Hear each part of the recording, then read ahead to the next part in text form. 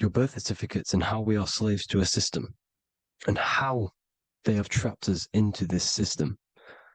Okay, so the first thing you need to understand about this system is there are two types of laws. You have the law of water, which is admiralty law, and the law of the land. So the admiralty law is the law of water, and this is what money is. Money is water. This is why we say liquidity, currency, the current. A current is water, something moving through something. Cash flow. And this is why banks are called banks, because a river bank is on either side of the water and it directs the currency. You see? So money is water. And as you can see here, Ripple, the cryptocurrency, Ripple, water Ripple, and they're building a bridge over water, overseas, international banking with cryptocurrency. So money is water, and this has specific laws about water, but water is the same everywhere, you see. What the difference is with the law of the land is that you can have different laws in different lands. I can't do certain things in the UK that people can do in America, for example. You see, that's the law of the land, but the law of water is the same because water is everywhere. Now, this is very important to understand when it comes to, these birth certificates. So, Pope Gregory, this is where we're going to start off. Pope Gregory in 1582 took the Orthodox Eastern sunrise calendar and changed it to his own Gregorian timeline, not a calendar, a timeline. This timeline was copyrighted by Pope Gregory under the name of the Vatican. So the Vatican owns the timeline that we are using today, 2023. They own it. They own the title of this Gregorian calendar. Okay. Therefore, anyone who is born under this copyrighted timeline, not calendar, they are subjected to Rome because Rome owns the timeline. They have a patent, a copyright for that timeline. What is on our birth certificates? That timeline. We are born underneath, we are subjected to the Vatican. This is why all birth certificates go to the Vatican. They own every single birth certificate. Okay? So when we use this timeline, we are subjecting ourselves to this timeline. Okay? Which the Vatican has a claim over. This calendar or timeline is set to sunset, not the sunrise, which is associated with death, darkness, and the moon, lunatics. You see, so this is a sunset calendar timeline. Okay, they've changed a couple things, right? They say that the new year is January the 1st. Okay, when we know this is in winter. January is winter, which is associated with darkness, death, the death of nature. So this is a death cult, people. These people are evil. They're so evil. The Vatican. And this is why we use April Fool's Day, because April is in Aries, and Aries is always the start of the zodiac. This is why Aries rules the head region. 12 zodiacs, 12 systems of the body. Each zodiac is associated with each part of the body, and this is why Aries is the head, cerebrum. But we're not going to talk about in this video. But yes, that is what April Fool's Day is. They're putting it in your face. April Fool's Day is the real start of the year, when the sun starts to rise again, when the risen Savior is resurrected, when it's born again. This is when the Jews celebrate the Passover. This is when the Christians celebrate the resurrection of Jesus, and they eat lamb. The Jews eat lamb because we're in Aries, the new year. The sun is now born again, our risen Savior, the light of the world. So yes, this is what April Fool's Day is. It's the first day of the year, which they changed. Pope Gregory changed. So you need to understand is that you are in the womb. You are inside of a ship, because every ship, literally a ship, every ship is female. This is why they say she delivers the product, because she does deliver the product, you, the baby. Same thing with a ship, they deliver products. They are a she. And when they pull up to the bay, like you can see on this picture, they're pulling up to the bay. This is now called the birth canal. The ship is now in birth on paper. Okay, this is law. And when they pull up, they tie up to the bay, and now they get a certificate of manifest certifying all of the products which are on the ship and what they are bringing into that nation. Okay, so you're bringing in this many of that, everything's on the certificate of manifest. And this certificate of manifest is also your birth certificate, because you are traveling through water when you are in the birth canal of your mother, because you are in water when you are in the womb, and you travel through the birth canal. And when you arrive, you get a certificate of manifest with the name, how many, the quantity, that's your birth certificate. Okay. And this is what it is. We are a well, we're not a corporation, but we represent a corporation, which is your name in full capital letters. That is your corporation.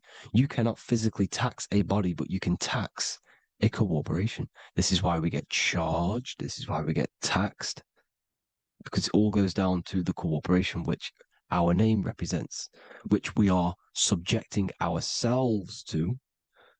We are subject, my name, I am subjecting myself to this name, and that name has a corporation which I represent, which I subject myself to.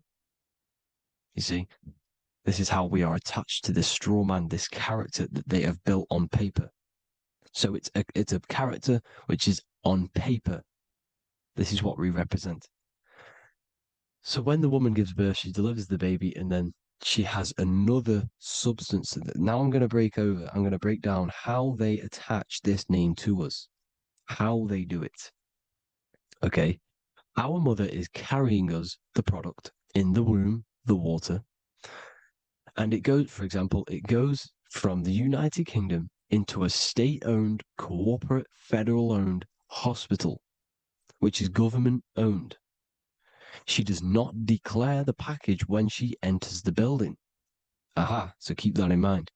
When she delivers the package in the federal territory, she does not declare the package either when she leaves. Therefore, there is no evidence that we exist when we arrive on paper. On paper, there is no evidence that we came into the building or left the building. We have not been declared. So we do not exist on paper at this point. When the woman gives birth, she delivers the baby, and then she has another substance, which is called the afterbirth material. Okay? This afterbirth material has the same DNA as our physical body, with the body, mind, and spirit. Okay. This is how they get this corporation. Hold on. The afterbirth material does not get claimed by the mother nor anyone. Therefore, they salvage that substance, because we are under the Vatican. Every state is all Catholic. Your birth certificate is Catholic. No matter what religion you think you are, every single birth certificate is Catholic, because we are subjected to Rome. All roads lead to Rome. Rome runs all of this. Okay. We're still under the Roman Empire. Okay. So Rome are Catholic, and they believe in salvation. This is how religion comes into this. This is how they use religion to get this. So they salvage the afterbirth material, and they claim it, and they salvage it and give it and charge it to Rome, and they give it a name. Here's the legal term: born alive. Here's what it says: each product of such birth is considered live, born, and fully recognized as a human person. So each product of such birth, so that could be anything, the afterbirth, the person who actually comes out, the baby. So your afterbirth, which we do not take with us, we take the baby with us. They keep that in the hospital. They collect the afterbirth and they salvage it and they give it the name, which it is us. We are a representative to that afterbirth material, which they put the name on. They claimed, which is subject to Rome. So we are walking around our whole lives as a representative to that claimed salvaged afterbirth material, which the federal state have. Okay. We are under the Catholic Church, Vatican. Therefore, the afterbirth material is a child of God. See, on paper, therefore, they believe in salvation and salvage the afterbirth material. This material has no mother or father. The state pick it up. It becomes a war to the courts and gets charged to the state. So we are a representative to that character they salvaged because it is the exact same DNA as you. Subject is the name or the title, and the matter is the physical aspect left behind in the hospital, which represents us. You see? So now we're moving on to Unum Sanctum. Unum Sanctum was in 1302, a very, very important year. Very important year. Unum Sanctum says this is basically how they claim everyone in the world. So the Vatican had all this power, all this gold, all these people under them. They need to get a claim for them so then they can rule over them and make them slaves. So what they did, they created Unum Sanctum. Pope Boniface VIII did this. And it says, the spiritual man judges of all things, and he himself is judged by no man.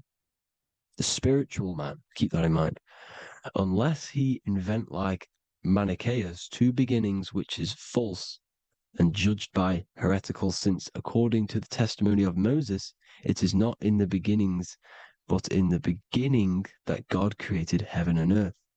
Furthermore, we declare, we proclaim, we define that it is absolutely necessary for salvation that every human creature to be subjected to the Roman pontiff. So they are claiming us in Unum Sanctum, and it's in the vaults in the Vatican.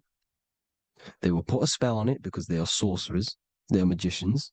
They put a spell on it, they lock it up, and whatever goes on that piece of paper goes. And this Unum Sanctum is claiming all of us. So what does it say in the beginning? The spiritual man judges of all things, and he himself is judged by no man. The spiritual man, the man with the body, mind, and soul, the first baby that comes out the birth canal. That's you, your body, body, mind, and soul. You have the Christ, which is I am, which is grace. Grace means here, now, in the present. You have the Christ, which means I am. Therefore, you have a soul. If you can say I am, you have the Christ. You have a soul. But a creature can be anything with no soul. You see? So no man can judge the man with the soul. However, as it says in the second part, we proclaim, we define that it's absolutely necessary for salvation that every human creature to be subject to the Roman pontiff. So they are subjecting the afterbirth, not the man with the body, mind, and soul, but the afterbirth to the Roman pontiff, to the Roman Catholic Church. We are the ones who are claiming to be the afterbirth material, which is our birth certificate, which is our representative. We represent that because it is our DNA. This is how we are stuck. We are stuck because we represent this DNA, which is on paper, recorded. You see? So we, being untaught, uneducated in these subjects, we are subjecting ourselves to this system, to this slavery, because we just want to live. We just want to live happily, just peaceful. Think about it. Where's all this coming from? Where's all this war, all this killing, deaths coming from? We just want to live. It's coming from the Catholic Church, these evil death cult, which has subjected us, which has used us as slaves, and we are still slaves, and it's just going to get worse and worse and worse. So this is how we have subjected ourselves to be the slaves to this system. It's a lot to take in, and there's a lot more deeper stuff which goes into this. I'm just going over the surface. I'm going quite deep, but there is little details that I still need to learn myself. But this is the general how that we've been stuck to this slave system. So we are batteries, okay? This is why we get charged. When you go in a court, you get charged, okay? Because you're a biological battery. This is why cities look like motherboards, because we are feeding energy to this matrix. Okay, when we look outside of ourselves, when we give power to so-called Jesus Christ, worshipping idols outside of ourselves, where attention goes, energy flows. We are feeding the matrix with energy. By looking within, placing your attention within yourself, you are taking back your power. Because the I am is Christ. The you, the soul, is Christ. It's God. The awareness is God. Okay? However, we are subjecting ourselves to this system. We're subjecting ourselves to this system and the feeding of our energy. So what we need to look for the future is that, think about it, with the end goal is to change our DNA, is to literally make us robots, transhumanism, slaves.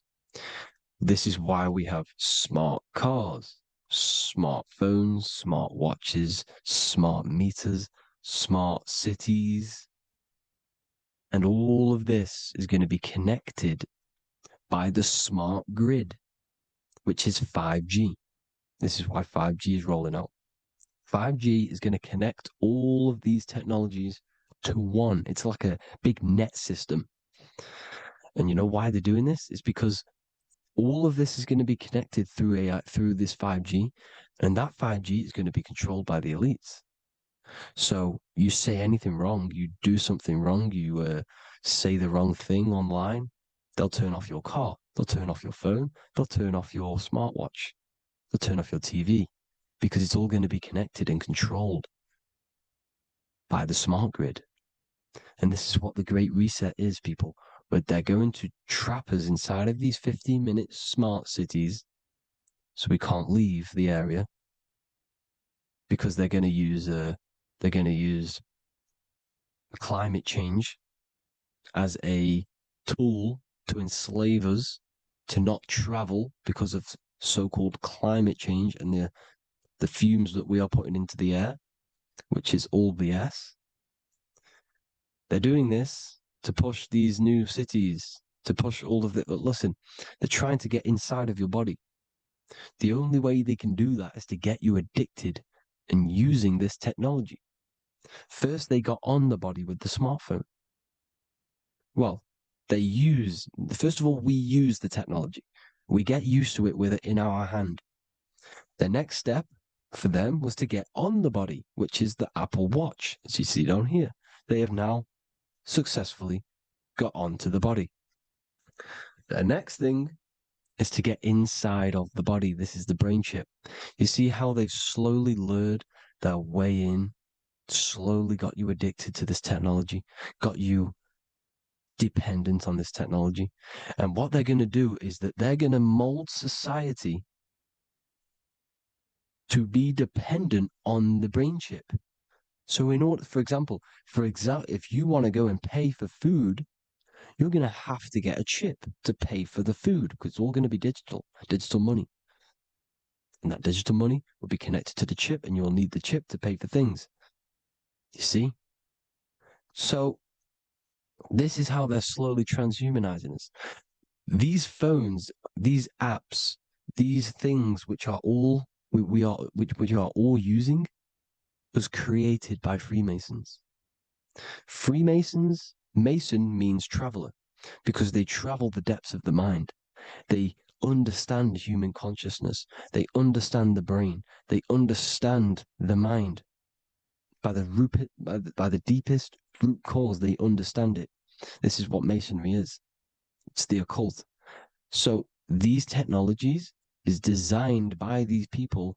This is why they're so addictive, because they understand how it works. They understand how to get people addicted because they understand human consciousness, the brain, the body, and the mind. So this is the advantage Freemasons have over us. And these secret societies, which have gone through the orders of Freemasonry and progressed onto these secret societies, which are the evil side, because I'm not saying Freemasonry is evil, okay? But the societies which they go beyond Freemasonry, because you can go beyond the 33rd degree into these secret societies, and they use this knowledge for the bad, to enslave people.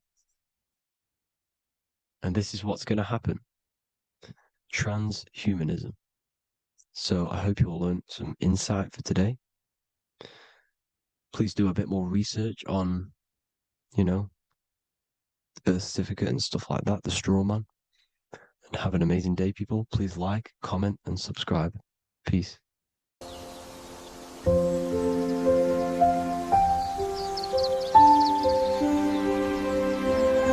bookofwisdom.com. Visit today.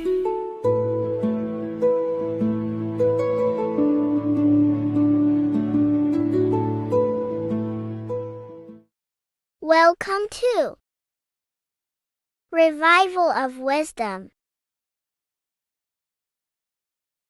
This video is going to be about the flat earth and the breakdown of the whole cosmology.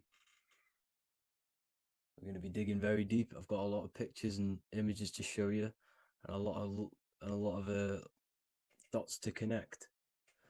So let's start with the Freemasonry art. So this artwork we have here is the Freemasonic cosmology as they know and believe. So what is it symbolizing? We obviously have to start off with the 4 pillars representing the 4 corners of the earth. The 4 corners with duality. You see, there's everything on earth. There's good and evil. Good, evil, positive, negative. Good, bad. This is the checkerboard. This is what it symbolizes. Okay. Obviously, we have the sun, the moon. The sun gives you energy. It's the anode. The moon is the cathode. It's the opposite. It takes your energy. So therefore, you become sleepy when the moon comes out. You see, everything on Earth, everything in the universe is balanced. There's complete balance symbolized by duality. There's always 2 opposites. We have the all-seeing eye, and obviously 7 stars representing the 7 planets, but not planets as in we know planets. They're not physical spinning balls of gas. They are energies. They are lights emitting from the realm above this realm. They are lights through the firmament, through the electromagnetic field. So let's go through that again. The 4 corners, duality, positive and negative, cold, dry. Everyone on Earth has an opposite. Everyone, there's 2. Okay, and then we have the sun, the moon, the 7 planets with a 5-pointed star. What's the 5-pointed star? Of course, it's the 5 elements: spirit, water, earth, fire, and air. Okay, that's what the 5-pointed stars symbolizing, the 5 elements of Earth. And then, most importantly, we have the compass. The compass is very, very important, hence why it's in the center. The compass is symbolizing many, many things. and one of the most important things, but we'll get into that after. We have a boat with water outside of the earth. So we have a boat on water, symbolizing the waters separated by the firmament, the waters above, separated by the firmament from the waters within the firmament, the earth. So this is what it's symbolizing. So the compass, what's the compass? This is where the compass comes from. The Polaris, the most important star there is, because it's in the center of Earth, the sun, the moon, and the black hole, black sun. Because all creation comes from center, the seed center. Okay, but we'll get into this after. But also, this is a very important Masonic symbol because they use this symbol a lot. This is one of their main symbols, hence why Neil Armstrong has the Masonic ring with the compass on it. The people who supposedly went to the moon, which obviously they faked to push this globe model, because the globe model is based upon fear. Because the globe model, if they can sell you the globe model, they can sell you anything then. You don't know where you actually are. The globe model is to push fear upon the masses, because the globe model means there's not enough resources. There's also risks of asteroids hitting the planet. There's also risks of space extraterrestrial invasions, global warming, asteroids. You see, this is all the fear that they can gain of selling you the globe model. Okay, because they don't want you to know that this is an intelligent design. And also, they're hiding God, the creator, the source. This is why they are satanic. They are opposites. They are lefty, Lucifer, right, righteous, godly. Hence why they do the symbolism on their eyes. 666. This is another famous, famous astrologer. Astronaut. This is another famous astronaut doing 666, showing that he's in the alliance of the occult. But even look at their 10th anniversary stamps. They have a Masonic compass on there. Also, the Order Out of Chaos. Order Out of Chaos, double-headed eagle. Okay, the Order Out of Chaos ring, which they wear. So all of these astronauts are in the occult. They are lying to you. They are in with this order, this Masonic New World Order, whatever you want to call it. So let's break this compass down a lot more. Because as I showed you here, the center, okay, this is what the compass is symbolizing. Let's go into the North Pole map. This is from 1595. This is a rough estimate of where this map came from. It's from around the 1500s to the 1600s, maybe 1400s. There's not an actual set date on this map because obviously our history has been tampered with. But let's break down this map and the symbolism that they use towards this map, because this map is the map of the North Pole. Okay, so in the center, we have the black rock symbolizing the tower, the pole, North Pole. And what's on top of the North Pole? Obviously, it's Polaris. North Pole and Polaris. Okay, with the 4 islands around the center. Okay, 4 islands around the center. And this is what blew my mind, right? They say that Santa sounds similar.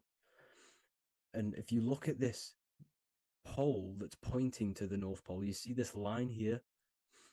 So this is obviously from the 1600s. What color is Santa?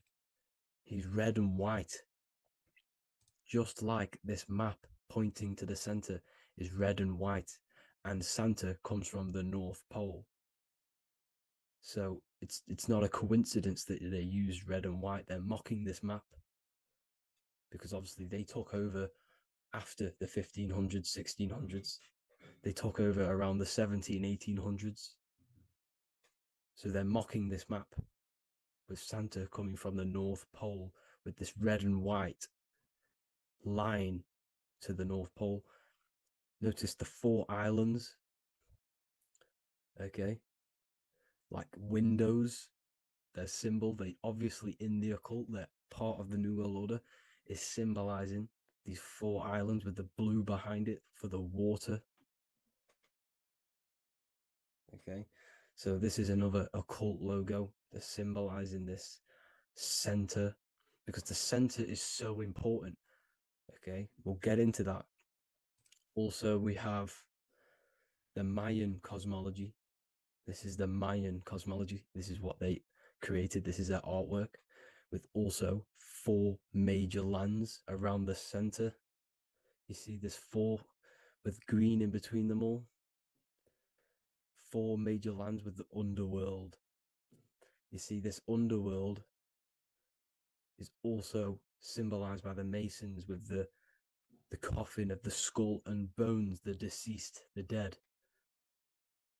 Okay, so this is also mentioned in the book of Enoch.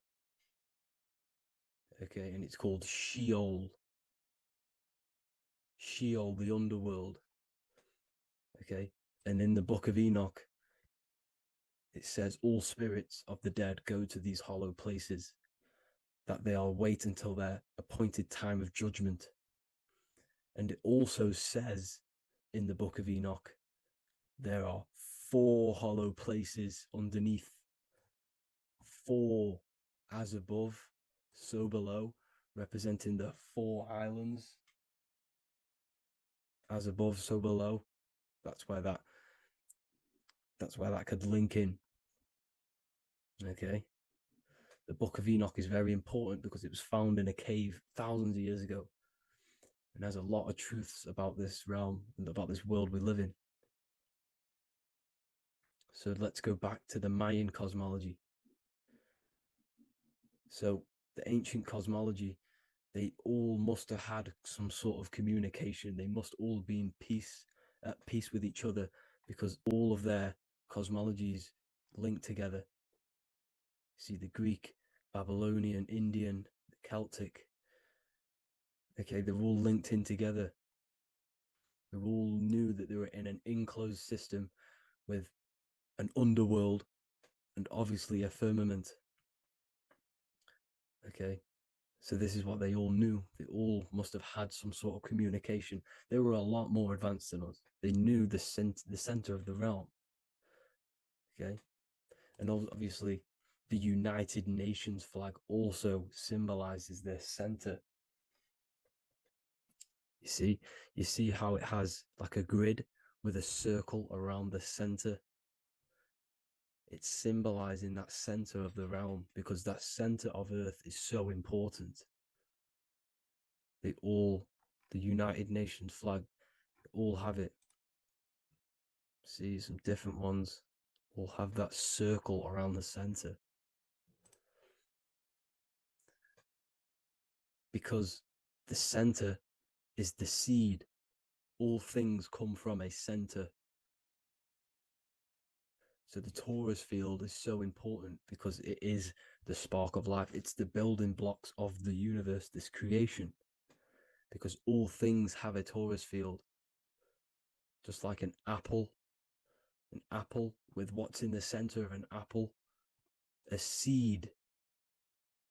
Because the center is where the energies hold, is where the energies meet. And it creates that spark of life. Just like your heart is the center of your body, and it has an electromagnetic field. Because the center, all things come from the center. So this is why the North Pole is so important, because This is why it's so important, because this is where the creation sparked from, the center. This is where the most electromagnetic energy is stored. So this is why the northern lights come from the center. It's electromagnetic energy. This is what the northern lights are. It's being emitted from this black hole in the center. Okay? And obviously, what else is on the center? Polaris. Polaris is the center star. Okay? So the center star is what sits on top of this North Pole, Polaris, because it's a pole of electromagnetic energy, symbolized as a black rock, a black hole, pole. You see, because all creation comes from void. Light is born from darkness. Without light, darkness can't be born from light. You see, but light can be born from darkness. This is why darkness is so important.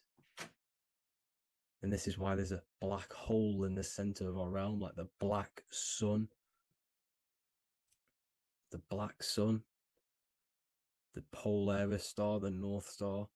You see, so this is this North Pole, Polaris. This is what they're talking about. And this is why compasses are an 8-pointed star, because Polaris is symbolized as an 8-pointed star. This is where a compass will point you to. It will point you to that center. So notice how a compass has this black hole in the middle, you see, and it will point you to this meeting point, the north, because in the center is the center of the torus field of the earth. This is where the most electromagnetic energy is. You see, everything gets sucked into the black hole. Okay, this whole reality is being projected from that center point, just like your eyes suck in light. It's a black hole. Your eyes suck in the light of this light being emitted from this center place, this electromagnetic energy at the center, which is the seed of everything, of everyone. You see, just like an apple has the seed in the center in darkness, because in the center of the apple, it's dark. It's black. It's pitch black. But that's where the seeds are. That's where the life is. But Polaris is so important because it's that center star which lines up. It is the pole. It's the top of the pole of the torus field. So Polaris would be here at the very, very top. And this is where the compasses point you to. And this is why the star of Ishtar, the 8-pointed star of the Sumerians, also talked about this 8-pointed star, and it's called the star of Ishtar. Okay, and who is Ishtar? Ishtar is the goddess. Okay, so she's not a male, she's a female, because every creation is brought through a female, a womb. Every single human on earth is brought through the womb, the sacred feminine energy. And the womb is pure darkness. There's no light in a womb, just like the center of our realm. It's a black hole. Okay, and guess what? She's the god of fertility and sexuality. She is responsible for all life. Okay, so the star of Ishtar is the star of Polaris, which is symbolizing the responsibility for all life, the center of our realm, the black sun, the black hole. Okay, So this is what that god of Ishtar of the Sumerians is talking about, the goddess, the womb, the seed of creation. So this would be the portal, more than likely, the portal in and out of our realm, because it's the top of the Taurus field. And what's above this realm is the heavens. So this is where you get sucked in from the heavens. Your soul gets sucked in and brought onto this plane of existence called Earth. These are some space NASA symbols. Look how much Polaris symbolism there is. And notice how it's at the center. You see this circle? This is like a half circle. And at the center is an 8-pointed star of Ishtar. It's the same thing. It's Polaris. It's at the center. And notice on some of these, look, this one is a bear holding the key and an arrow pointing to the Polaris star, so that they hold the key to Polaris. Another one with like a demon holding a key to the what? Polaris on top of him. Also an eagle, which is a Masonic symbol. The eagle holding a key on top of the center. You see, and notice how there's an arrow going up to the Polaris and an arrow down, as above, so below, to Earth. So you can go out to Earth, out of Earth, and into Earth through Polaris. And the eagle holds the key. You see? The eagle holds the key, just like this. This demon dragon holds the key to Polaris. And look at this one, Earth, with an arrow up to Polaris, an 8-pointed star. So Polaris is more than likely that portal which the Anunnaki used, the Sumerian gods used, because the Anunnaki symbol is also an 8-pointed star. Okay. And like I said, that center is the seed of creation. The center is the black hole. Okay, just like your pineal gland is at the center of your brain. The pineal gland is at the center of your brain. And that's what connects you to that spirit realm, to the source. That's it for this video, guys. Thank you all for tuning in.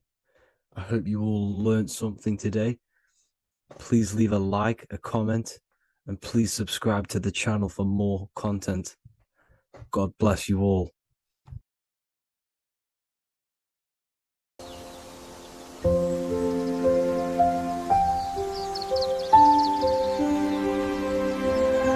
bookofwisdom.com.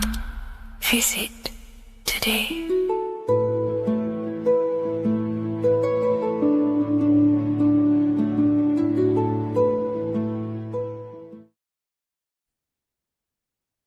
Hello, Seeker. Welcome to Revival of Symbolism, a channel devoted to the language of esoteric symbolism, guiding you to discover yourself and expand your consciousness into deeper realms of thought.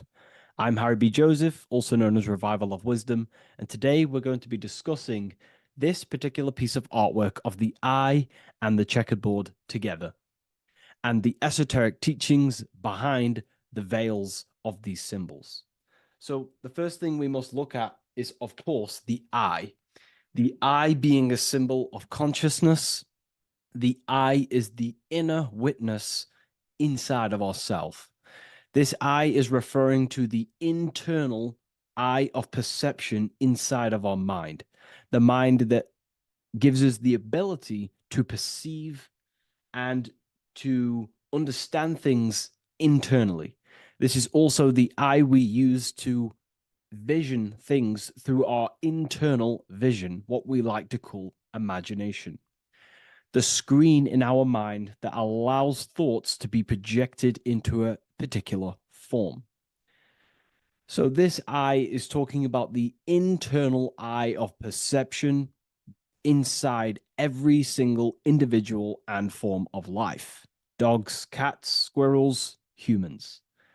Every single form of life has this internal dialogue, the inner being that no one else can listen to but themselves. This is a symbol of consciousness. And together, these two symbols reveal a grand teaching and understanding of the world and the universe, of how the universe is one consciousness, one observer. This is symbolizing the observer witness consciousness. Consciousness holds many vehicles and many dimensions that it exists in. As I've talked about previously in my previous lectures, we have a physical vehicle of consciousness, which expresses physical actions through the physical body. We have an emotional vehicle of consciousness, which is our emotional body or the astral plane. We have a mental vehicle of consciousness to express thoughts inside of, the thought body of consciousness. We also have a witness side of our consciousness. This internal witness, like who is the one seeing the screen of your reality right now? Who is the one seeing it? Not looking, who's perceiving the screen of reality through your eyes?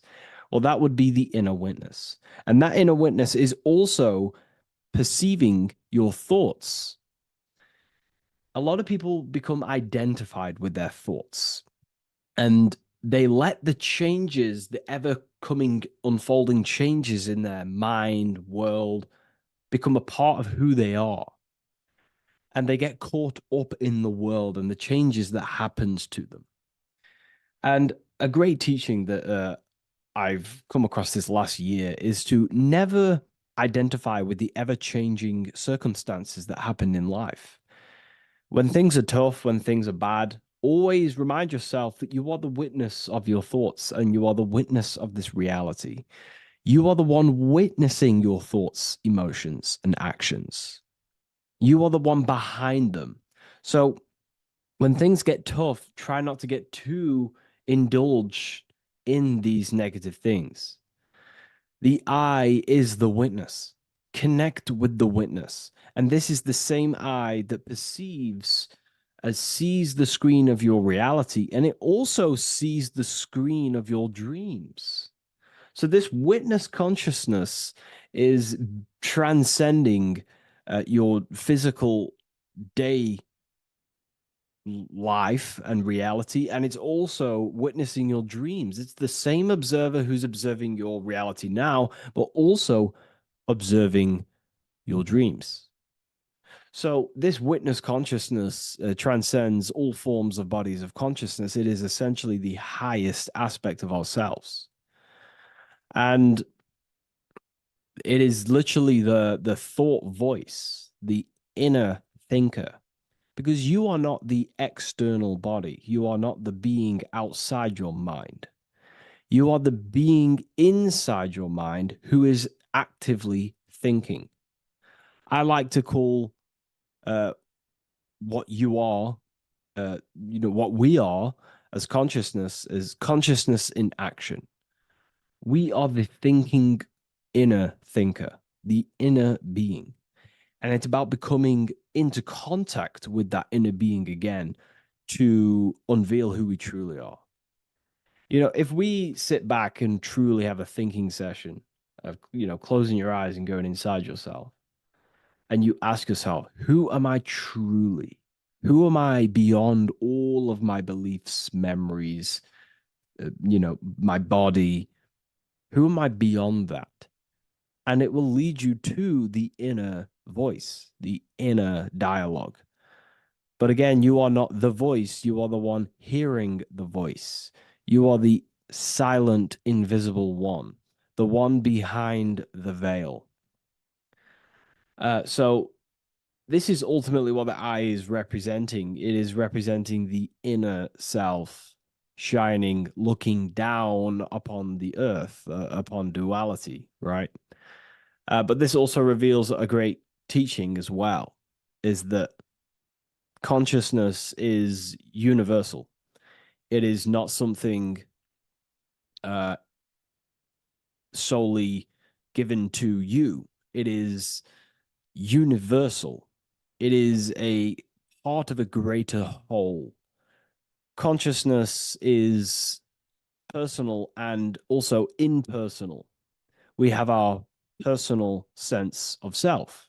We have this inner voice. We have this sense of who we are in this world. And that is our personal sense of self. But you can also transcend the personal sense of self by turning off the mind and fading into the collective impersonal consciousness, which is ultimately what you call transcended states of consciousness, altered states of consciousness, or astral projection. When you astral project, you are simply accessing this impersonal aspect of consciousness. And this is ultimately what the symbol is representing with the checkered board floor, because the checkered board floor is duality, division. There is many, many different forms, but the I is singular. This is representing how the universe is one witness being, one consciousness expressing itself in infinite life forms and into division. But ultimately, division is an illusion. Consciousness fades into an impersonal consciousness. So the checkerboard floor and the eye above symbolizes how consciousness fractals itself and crystallizes into many different forms of personalized consciousness. The self, the sense of self, right? And this is why we always say, I am. I. If we look at the word I and the word I, so we have I, which is I am, and you also have the word I, which is like the I you see here in the sky. The I, and if you look at the beginning of some words, you have inside.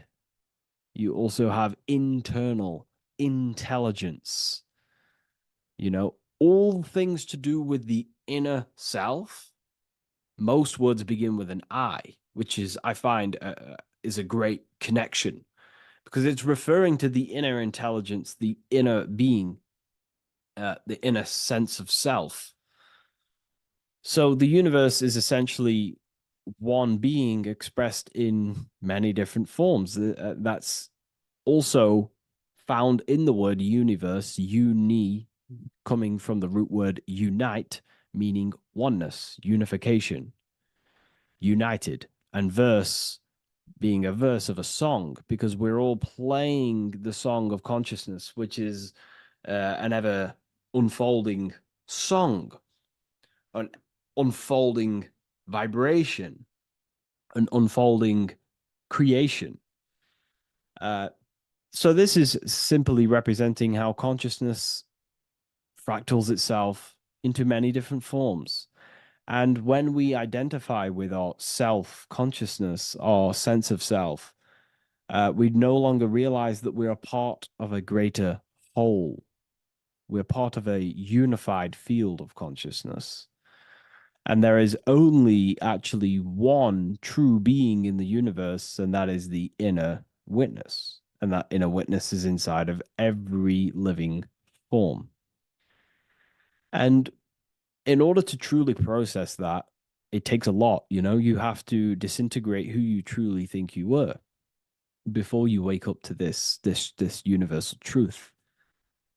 Before you understood this, you just think, I am me, you are you, and everyone is divided and everyone is their own being.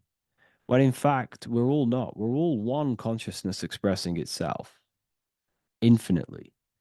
And it's kind of like a social system. Consciousness is always interacting with itself.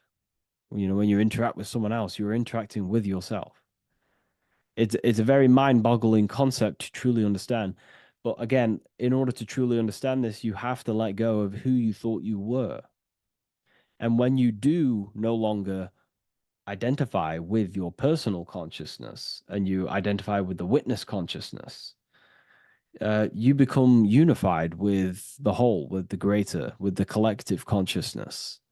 And this changes the way you think, you feel, and act, because you then realize that we're all playing a part of creation on this earth. You know, we're all contributing towards the building project of Earth. And your thoughts, emotions, and actions also hold a great impact on the building project, your contribution towards humanity and the collective. And you start to have empathy for other people and you start to care for other people naturally by understanding this concept. And it's a very important concept because if the whole world truly understood this, we would live in a better reflection in the material world. The world would be reflecting a better place because the world is simply just a reflection of consciousness. And the world today is so bad because people's thoughts and consciousness is not in the greatest state of mastery, of self realization, and people don't understand who they truly are. And a religion plays a massive part in this. Our whole lives, we're stuffed with someone's going to come and save us. Jesus will return and save the whole world. It's to me, to be honest, it's complete utter nonsense. We have free will. We are the ones holding we hold responsibility for the creation that unfolds on the earth. Us as a collective consciousness are God manifesting, unfolding this creation and steering it in the present moment. And that's another thing. Reality was never created thousands of years ago. God is creating the world right now through the present moment, and it's unfolding. It's in a continuous state of becoming, just like you are in a continuous state of becoming. Time is evolving. Time evolves our minds, it evolves our sense of self. And we evolve over time as an individual and as a collective consciousness. And so does the earth go through this change as we change. So it's important that we are becoming more self aware in the world so we can actually start to reflect a better world. But the checkerboard floor, again, is just reminding us of the duality and the illusion, because it looks like an illusion, a checkered board floor. It's an illusion. The physical world, if you only look at the world through the eyes, you will live in the veils of illusion and never see the light, the higher understanding of the world. You will see everything as divided. You will see everything as I am me, you are you, and live in division. But in truth, we are all one. We all come from the same source, and we're all the same infinite witness expressed in different forms. And this brings me back to the concept of love. Love is the force that unifies consciousness. It unifies yourself. It unifies your relationships with people. If you love your partner, you love your brother, your sister, whoever it is in your life, it unifies. If you have a care for someone, it brings you two together and you grow the relationship by expressing care into the other person, and it grows. So love is a very expanding, it allows things to grow and it unifies things. And when you start to love yourself, you start to unify with yourself. And when you start to when you start to love nature, you start to unify with nature. So if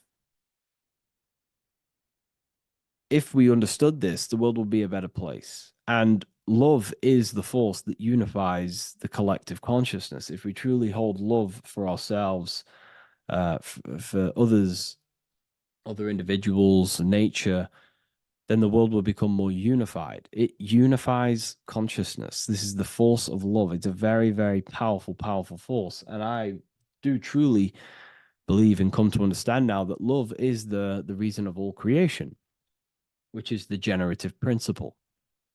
All action is coming from a place of love or care. We only take action on what we care about. So even the sun is a symbol of love. It just expresses life, gives away all of its light, life, and energy to the earth and asks for nothing back. It is love. It is the expression of care. And that is what unifies consciousness. So, again, this is just talking about the inner witness and how consciousness expresses itself in many forms.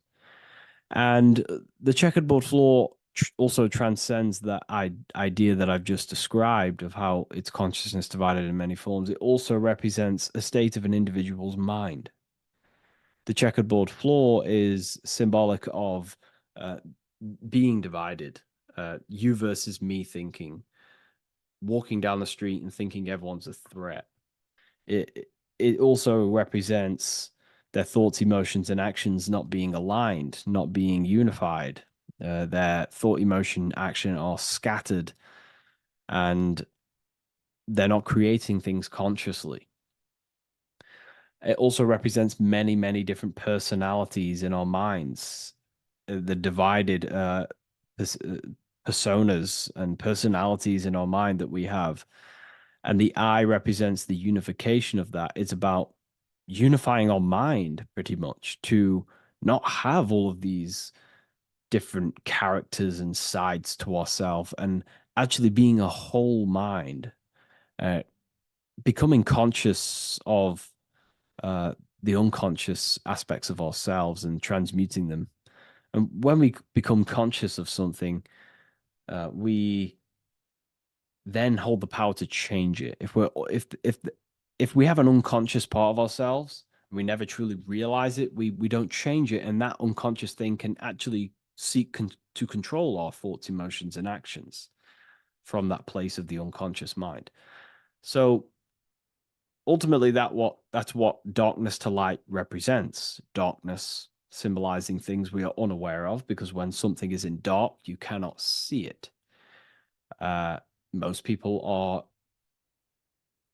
in darkness of their imagination. They don't realize the power of their imagination. They're unconscious of it. They don't use it. And to become conscious of that is to put it into light. Shedding light on something reveals something. If I shine a torch on an object, it's going to reveal it. It's the truth. So it's about becoming conscious of the aspects of ourselves that we may be unconscious of, and actually using them and transforming them as tools. And again, we have the eye with light, with white and black. This is duality. You are also the witness consciousness, as previously mentioned, and the witness consciousness thinks in duality. We think we are the hater and the lover. We are the deceiver and the truther. The truth is that consciousness thinks within duality, and within the mind, beyond the witness, there is duality in thought. But in truth, you are not either. You are neither the positive or negative thought. You are the witness of it. There's a great saying in the Gospel of John, and I can't remember exactly the words, but it goes something along the lines of, lift the wood, I am there. Lift the stone, I am there. It's basically saying that everything is the I am, everything is the same consciousness. No matter where you go in the universe, you're talking to self. You're talking to the same thing. You're seeing the same thing. It is the same consciousness that is everywhere. So consciousness thinks within duality, and it is the light and the dark, and we have the ability to transform between them. And some people think that, darkness is all evil. Darkness is not inherently evil. Darkness is not inherently evil. There are dark aspects of the world that help you actually progress into the light. Without the darkness, consciousness can't move into the light, into knowingness.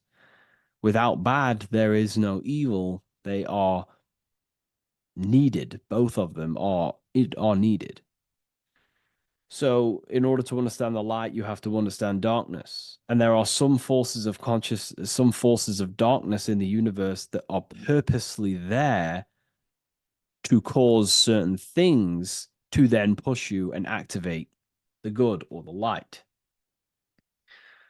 Some Gnostic texts talk about how there are beings that, very powerful beings that purposely descend themselves into darkness on purpose to make things happen in certain people's lives, so it actually pushes them towards the light, towards the good.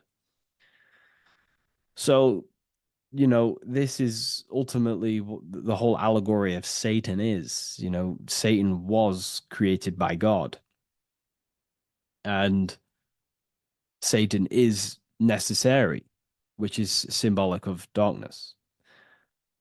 Is symbolic of evil, the evil forces of the universe, because the universe is simply just one force of consciousness, and that one force can express itself in good and evil. The power of the mind can be used to kill, or the power of the mind can be used to create amazing things.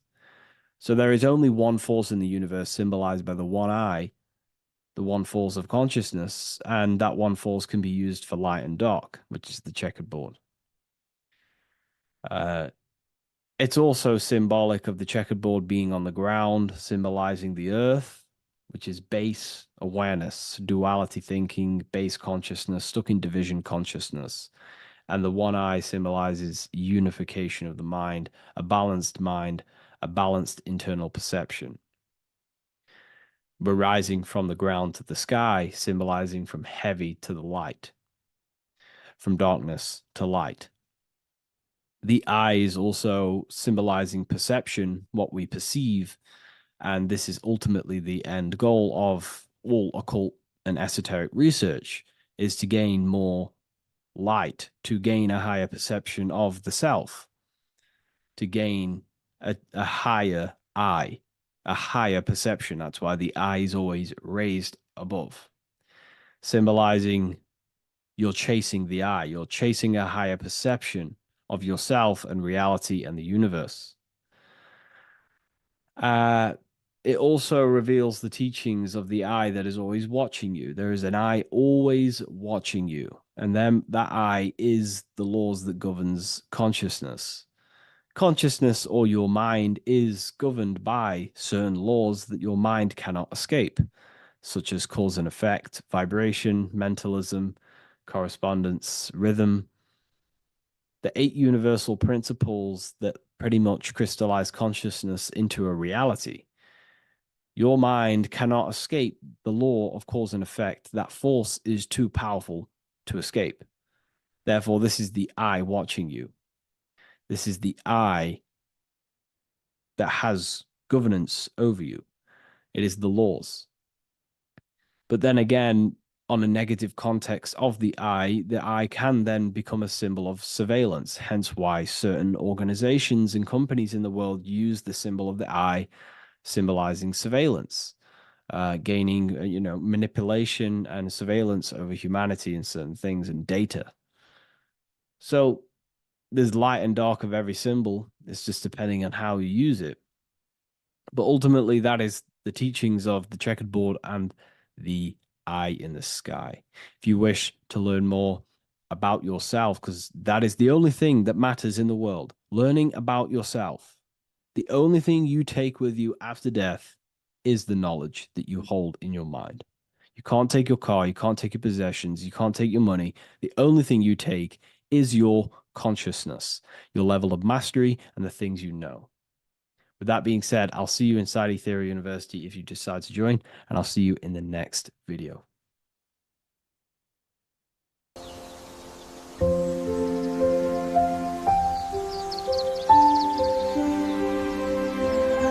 bookofwisdom.com. Visit today.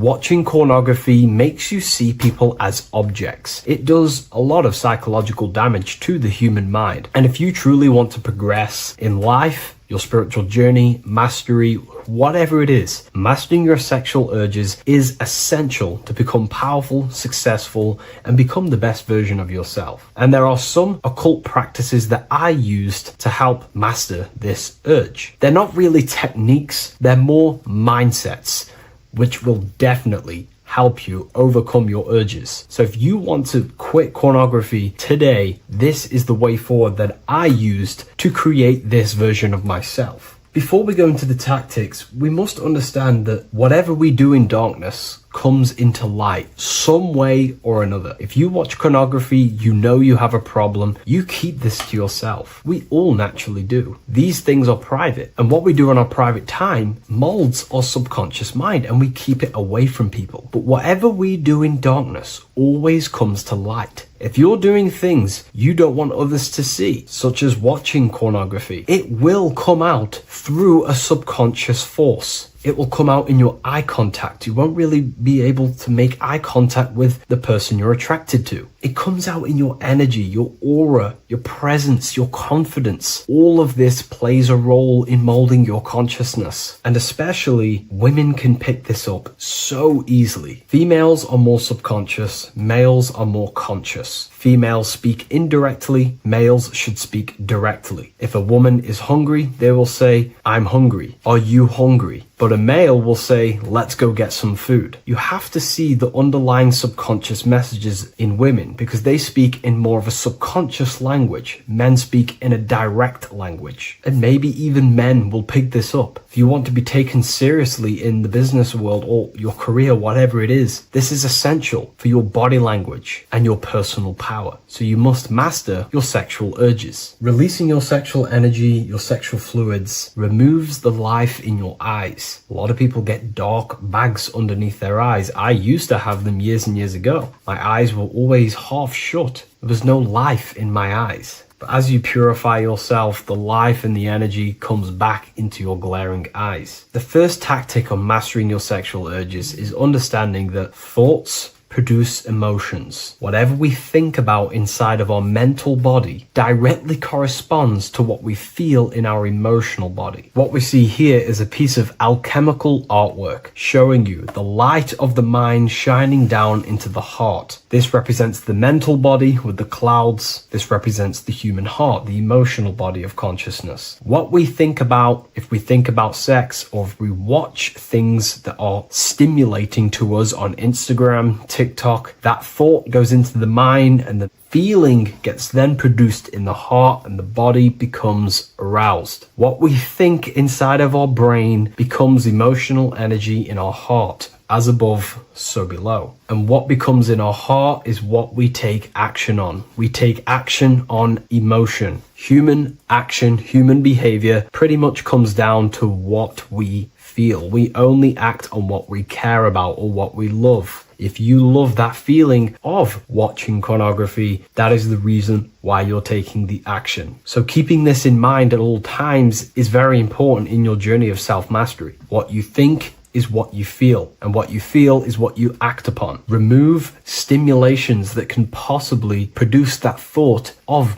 watching pornography. Unfollow the people. Purify your environment so these thoughts do not enter your mind. And if you do become stimulated, remember, thoughts produce emotions. Change your thoughts. Think about something else instantly. The more you think about it, the more you feel, and the easier it is to take action upon it. And the second tactic that I say to myself is that it's all mental. World, the universe, life is all mental. For example, unfortunately, my brother passed away recently. I've never gone through something like this in my life. It's tough. It's horrible. It's not nice losing a loved one. However, if I sit around and focus just on the negative side of that, yes, of course, I'm going to have my moments. But if I just sit there and focus on the negative, it will destroy my life. It will pull me down. The only thing that I can do to benefit from this situation is to become a better family person out of this, become more loving, spend more time with the people who mean a lot to you. You can always change and transmute the mindset of every situation in your reality. There's a famous saying I like to say, if you can change it, change it. But if you cannot change it, change the mental attitude towards it. Never just sit there focusing on the negative side of reality. This helped me with mastering myself watching pornography. It's all mental. You hold the power over the mind. And the next tactic is probably the best one ever. And I still use this today in everything in my life. Before I make any decision in life, I always say to myself, what is the effect of this cause? Is that effect going to push me towards who I want to be? Or is that effect going to pull me away of who I want to be and become and where I want to go in life? If the effect is not pushing me towards who I want to be, I will not take the action which is the cause. Consciousness cannot escape the law of cause and effect. It is an immutable,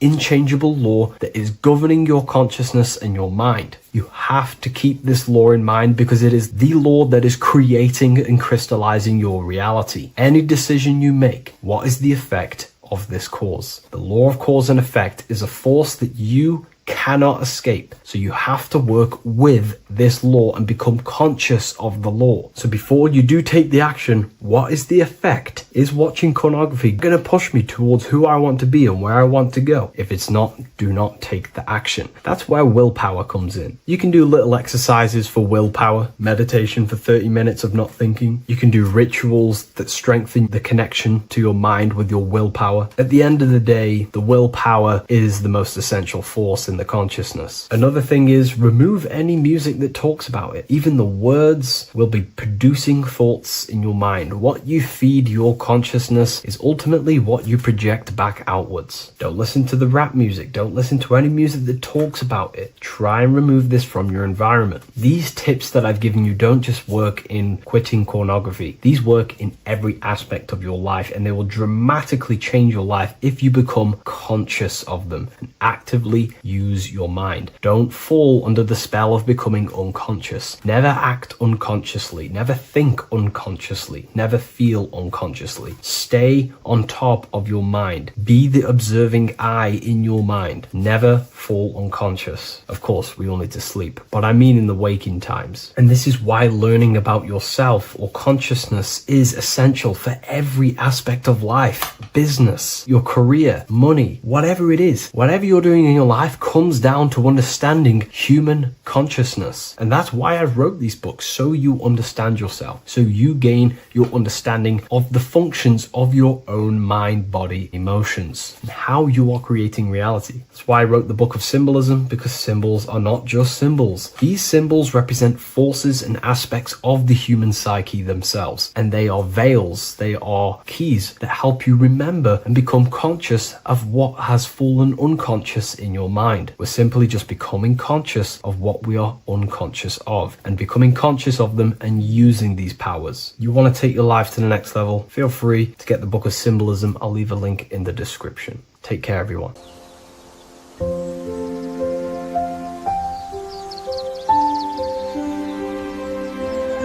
bookofwisdom.com. Visit today.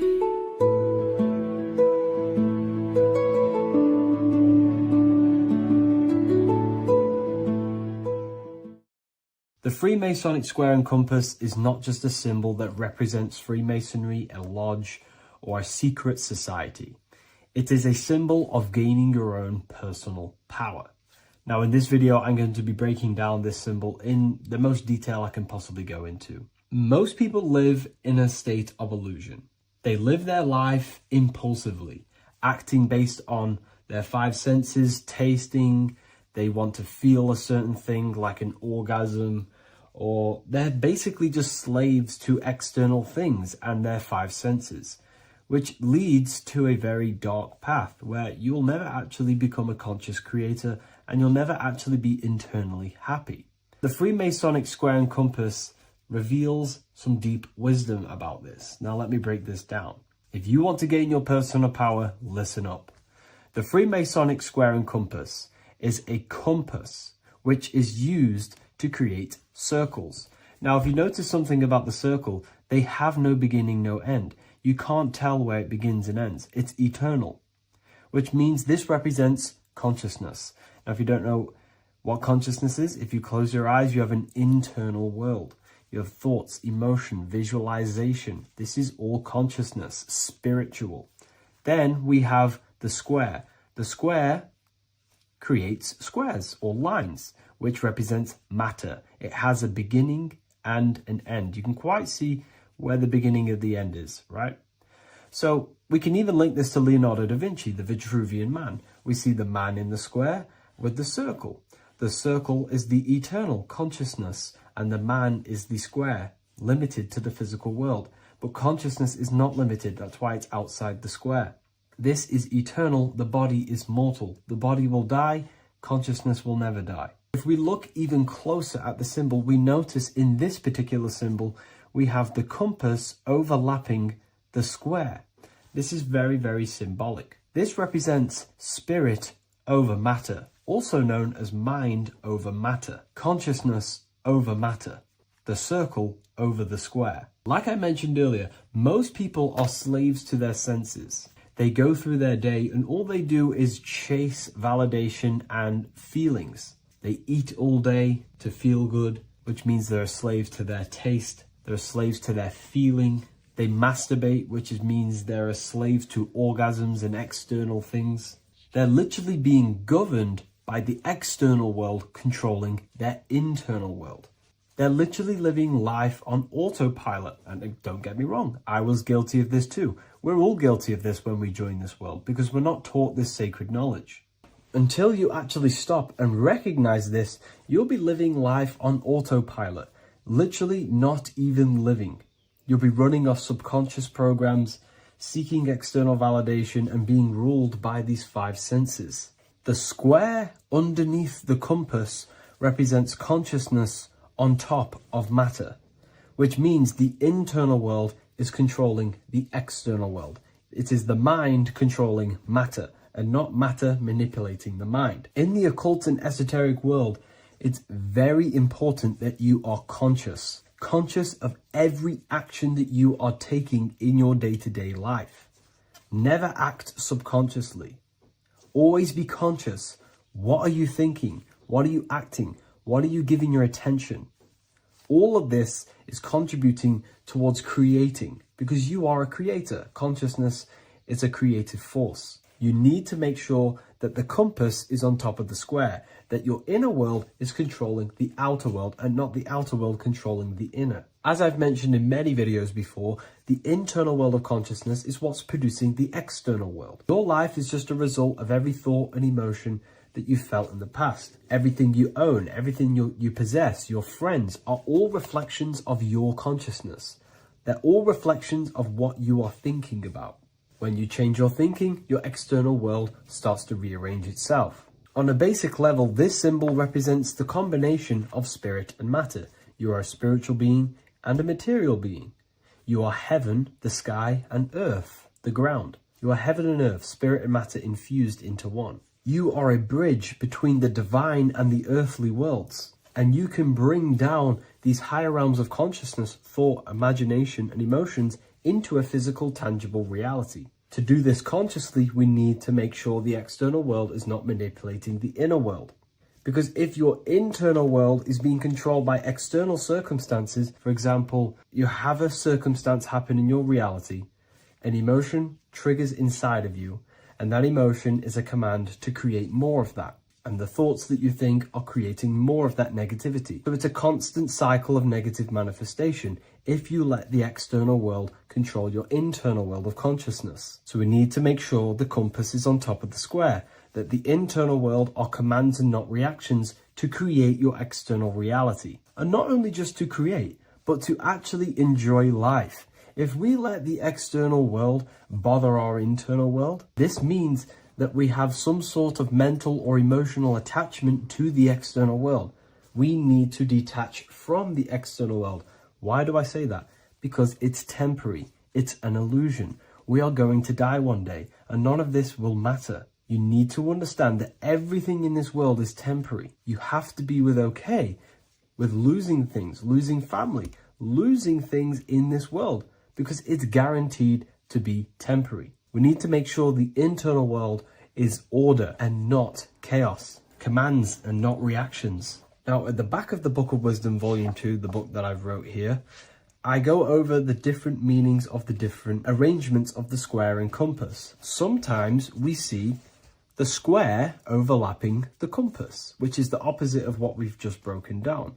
Or sometimes we see one leg of the compass on top of the square and one leg of the square on top of the compass. These are all highly symbolic. When we see the square overlapping the compass, this pretty much represents the beginning of the Freemasons' journey, when their internal world is being controlled by the external. They have a lot of spiritual growth and a lot of learning and inner work to do. Now, when we see half and half, one leg of the square on top and one leg of the compass on top, this represents the Masons' gradual emergence from the material realm into the spiritual. This interplay of symbols reflects the process of gaining greater light and knowledge as the Masons ascend from material concerns towards spiritual enlightenment. And of course, we've just broken down what this means. This represents spirit over matter. They're not chasing external physical things anymore. They're actually chasing and gaining validation and happiness from spiritual growth, more knowledge and deeper understanding of consciousness and themselves. Most people chase external material things, which actually don't make you happy in the long run. You could be given £1 million today. In a week's time, you would be back to the same original state of consciousness and actually chasing more and more millions of pounds. It's because nothing physical in this tangible world will ever satisfy your internal world of consciousness. So through spiritual growth, we can actually become happy and seek higher understanding, higher consciousness, which actually satisfies us eternally. So when we see the compass on top of the square, it symbolizes the triumph of spirit over matter. This arrangement not only signifies the mastery of spirit over the material realm, but also represents the resurrection, ascent, and dominion of spiritual principles over all earthly conditions. It's all about gaining personal power and spiritual growth. It's all about spiritual evolution, going from matter to spirit. The external world controlling the internal world, to the internal world ruling over the external world, where the mind becomes a powerful tool to actually create and command reality. The mind cannot create and command reality if it's being governed and tossed all over the place by external circumstances and thoughts. Here's a quick tip on how to know if your mind is controlling you. If your phone notification goes off and you're working on something, and you instantly go to reach and pick up the phone as soon as the notification goes off, that is an indication that your mind is controlling you and you are not controlling it. The mind is the direction of consciousness. The direction, it directs the flow of your attention, your energy, your consciousness. So to practice to gain mind over matter is simply just meditation, allowing the mind to sit still and focus on one thing for long periods of time. And over time, this will gain mastery over your attention and your mind. If you are on your spiritual path, this should be your goal. Your internal world becoming the master. The mind becoming a vessel for you and not a vessel controlling you. It needs to become a command center and not a reaction. Please like, share this with a friend, and subscribe to the channel if you're new. Leave a link in the description for the Book of Wisdom Volume 2. Welcome to Revival of Wisdom. Today we're going to be breaking down Saturn worship and how the occult are linked in with Saturn. Okay, so first of all, let's start with the celebrities. All these celebrities are doing 666. Okay, covering the one eye, which also symbolizes the all-seeing eye, which is another occult symbol. But we're focusing on the 666, the 6 with the 3 fingers. Also, we have CERN with the 666 within their logo. Also Disney, okay, as you can see here, 666 within their logo. Pepsi, Coca-Cola, and even Cadbury's. Monster Energy with the 666 in Hebrew numerals. Unleash the beast. So what is 666 to do with Saturn? Because on Saturn, there is on the north pole of Saturn, there is a six-sided hexagon. Okay, so Saturday is named after Saturn Day, the sixth planet. It is also the sixth day of the week, and has a six-sided polygon on its north pole, 666. Not only that, when you create a star out of the hexagon, you will create a six-pointed star. Okay, with 6 triangles within the star, and a six-sided hexagon, which all adds up to 666. Okay, so this is why all these symbols contain 666. So why do they worship 666? Saturn. Because Saturn is the god of time and death. Okay, and order and lessons. Okay, Saturn is a very cold and dry being. That is the 6th planet from the sun. Okay, Saturn represents the winter, which symbolizes death. Okay, because all nature dies within winter because the sun's not there. So it represents darkness and death. It rules the zodiac sign of Capricorn. Okay, so in the celestial cycle, Saturn is always opposite the sun. So it's the opposite of the sun. So they're worshipping this energy which is death-like. Okay, this god which is death and does not bring life. Okay, and also is the god of time. Okay, also in the Roman and in Greek it's called Chronos. Okay, which is just a translation for time. It's also known as the Father Time, aka the Grim Reaper. Okay, the Grim Reaper. Keep that in mind. We'll come back to this. Here are some more logos with Saturn. Okay, Nike, Internet, Wi-Fi. Okay, all these occult logos all worship Saturn. They are a satanic occult. They worship this death god, this evil god. Okay, this is where the cube now comes in. Okay, because what colour is associated with Saturn? It's black, because it's the absence of light. It's opposite the sun. So black is the colour associated with Saturn. Each planet has its own colour associated with it. Okay, so when you make the cube, okay, as you can see here, the cube out of the polygon, it creates what? A black cube. Okay, and the Kabbalah, okay, Kabbalah means cube, Allah means the god, the cube god. These religions are secretly worshipping this cube god, the god of death, Saturn, Satan. It's the same entity behind it all. Okay, so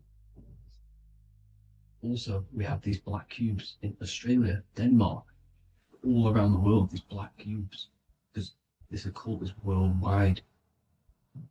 Saturn, Satan taking over this realm. Okay, also with this black cube, they walk around it like the rings of Saturn. It's around the black cube of Saturn with the rings, they walk around in circles. What are circles? Cycles. What is a cycle? Time. The time god. This is why it has a ring around it, because it represents time, cycles. Okay, and this is another depiction of Saturn, always depicted with this Reaper staff. Okay, keep in mind this staff, just like we associated it, aka the Grim Reaper. The Grim Reaper also wears a black robe, representing Saturn with the same staff. Can you see it?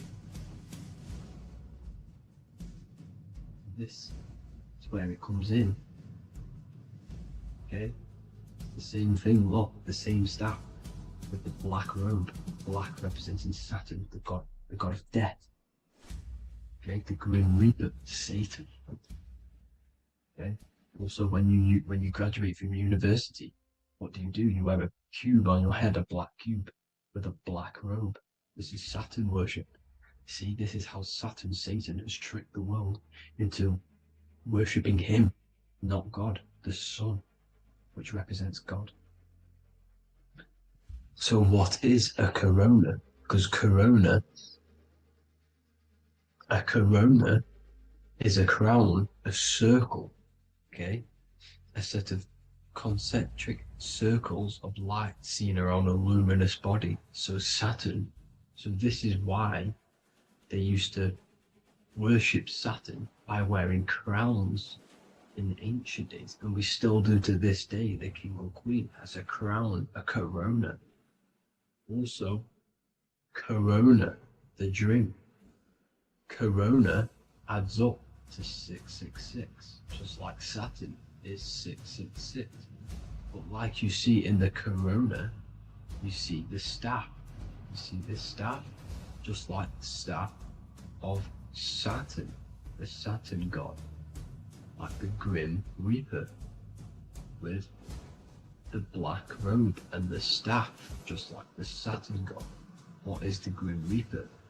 It's a killer. It represents death, just like Saturn, the god of death and time. So all these occults and secret societies all worship the 666 god, which is Saturn, Satan. All of our energy is being put into Saturn, okay? And Saturn, Satan, is harnessing all of this energy. So gradually, this is what the mark of the beast is. Like it says in the Bible, the mark of the beast, or the name of the beast.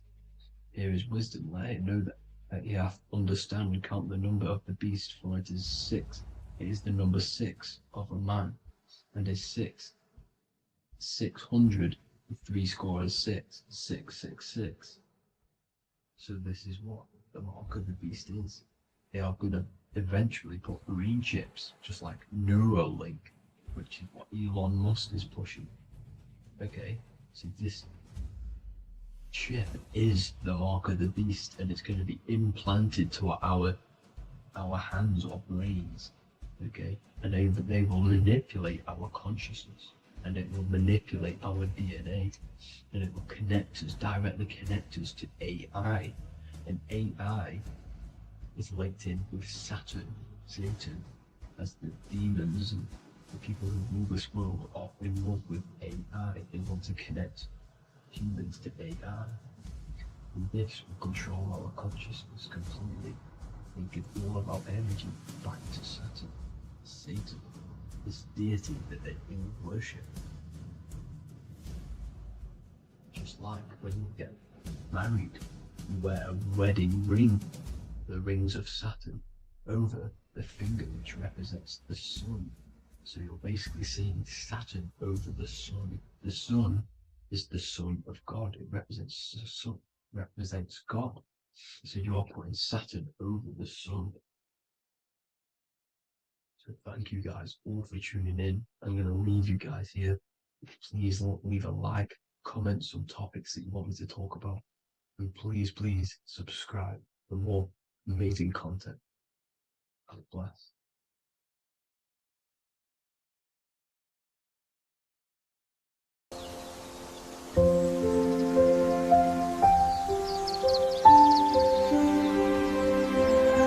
bookofwisdom.com. Visit today.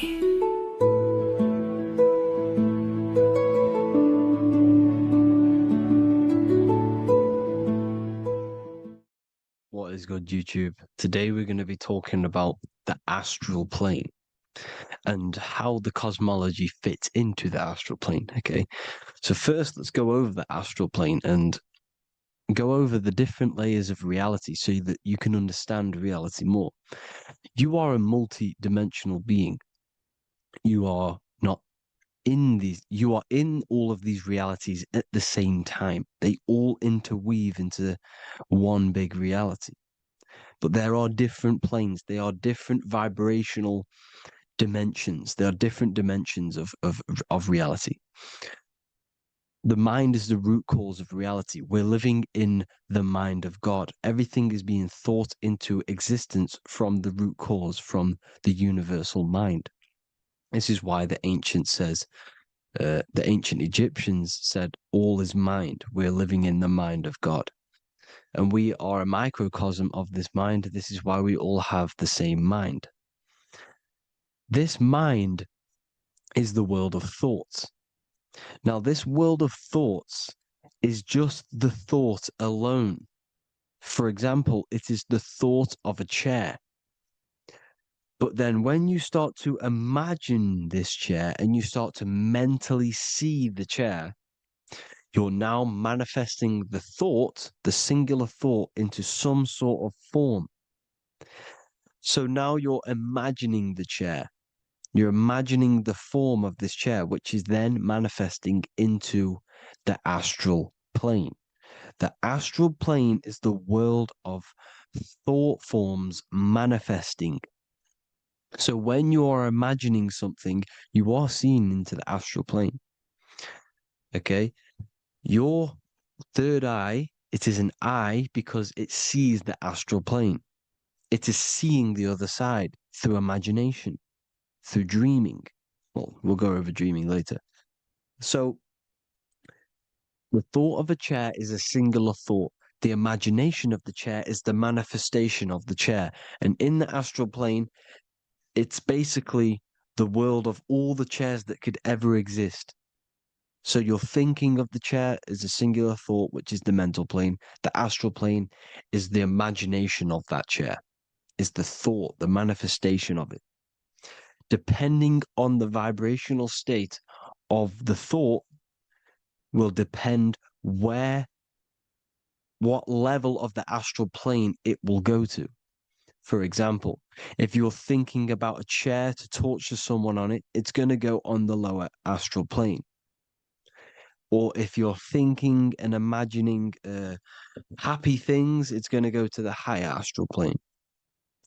So wherever your mindset is, that we call it a mindset because your mind is setting frequencies to certain things. Thoughts are frequencies.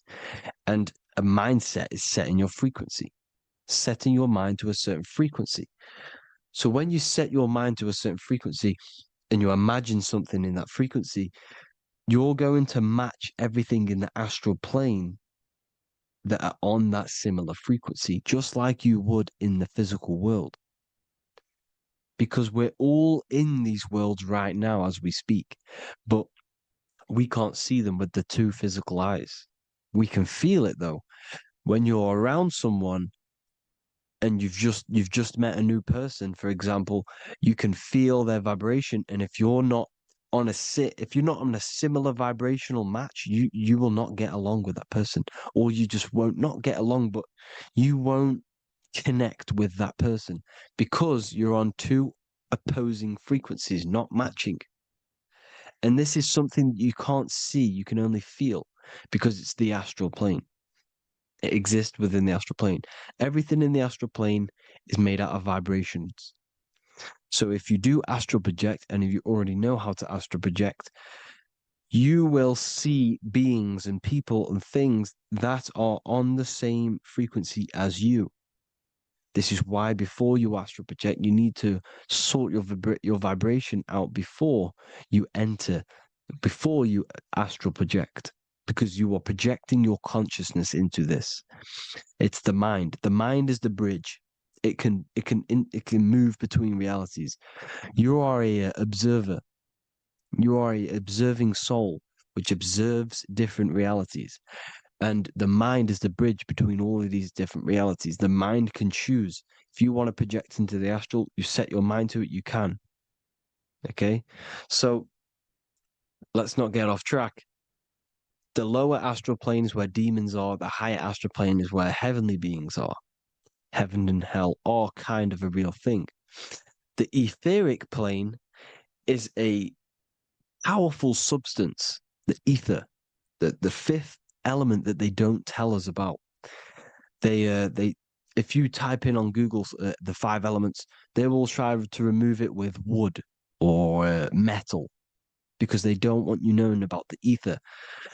Ether is the energy double behind all physical objects. So the ether is very important. It is the 5th element. It is part of the physical world, but it's also part of the astral world. It is on either side. You see how they're showing you the truth in the language? Ether and either are the same word. The ether has 1 foot in the astral and 1 foot in the physical world. It's a substance that connects the physical to the astral world. It is the either. It's on either side of reality. It's on the other side. Other, either, same word. Ether is connecting the physical to the astral plane. It's the world of frequency. Frequencies, EMFs, torus fields are in the etheric plane. It is the energy plane. It's where energy moves through the ether. Okay. So then you have the physical world, the world of effect. Everything you see in the physical world is the effect of the higher planes. Each plane is a product of the plane above. So, and it melts into each plane. The physical plane is the lowest plane, it's the most densest, and the highest is the most fluid. This is the most fluid, this is the most dense. This is where we get the saying, as above, so below from. As above, so below comes from the different planes of reality. And magicians understand this. This is why magicians always say as above, so below. Because they understand if you manipulate the higher planes of reality, you manipulate the lower planes. Because the astral plane is a direct copy of the physical world, but in the astral plane. It is mirrored. The physical world is mirrored in the astral plane. They are both the same world, but just different vibrational states of the world. Kind of. It's hard to put this in words, people. So just try and understand. The astral plane is the double. It is whatever happens in the astral plane happens in the physical plane. This is why magic works. This is why demons work. This is why spirit communication works. Because if you manipulate the higher planes, you manipulate the lower planes. As above in the astral, so below. Leonardo da Vinci showing you to look up, pointing up. You got to look up. He's telling you to change the mind, you change the physical world. You change your emotions, you're on the astral plane, you change the physical world. You change your reality by changing the higher planes. This is the Masonic 11, the 2 pillars. This is the 11 also symbolizing the 2 hemispheres of the brain here. But the 11 symbolizes the 2 mirrors. 11, 9, 11. 9, 11 adds to 11. 9 plus 1 plus 1 equals 11. The Twin Towers were in 11. Flight 11 was hijacked because it's a mass ritual within the astral plane. Now, we're going to go deep into that later, and I'll show you these rituals they do in order to manipulate the astral plane. So, this is what the 11 is. It's the mirroring of reality. If you contact spirits and conjure spirits, you can either summon or attract demons and spirits. Summoning is creating a spirit. You create demons. Okay? Like I said here, the mind is the root cause of reality. If you think of if you think of a traumatic event that happened in your life over and over and over and over again for years and years and years, where attention goes, energy flows. The mind is the director of energy. If you are directing energy into the specific emotion, the specific thing that is torturing you in your mind, that will manifest as some sort of being in the astral plane, which is called an elemental. And this elemental being that you have created through your thought forms and emotions will latch onto you and feed off this energy. So it's important that you get your mind right, okay? It's important that you sort that you file the mind and you discipline the mind. Make sure it's only entertaining positive things, because you are quite literally creating your own demons. The word demon has the word mon in it. And if you've watched my videos to know, mon means moon. The moon is your mind. The sun is your soul. The earth is your physical body. Demon is a mon means mind. Moon is mind. You create demons with your mind. Summoning. Now, this is where the rituals come in. 9/11 was a ritual because everyone was thinking about this big fearing, the death of 9/11. Everyone was thinking about it. And all of their minds thinking about this horrific thing will manifest and summon a negative energy spirit elemental within the astral plane. That's how all of this works. This is why it was a mass ritual. Okay. Chris Brown, new album name 11/11. Release date on the 11/11. This will be my 11th album and contain 11 songs. All of these people know the occult. This is Hermes Trismegistus with the star of Saturn, the six-pointed star, as above, so below. The mirroring of reality, physical and astral. The two Masonic pillars.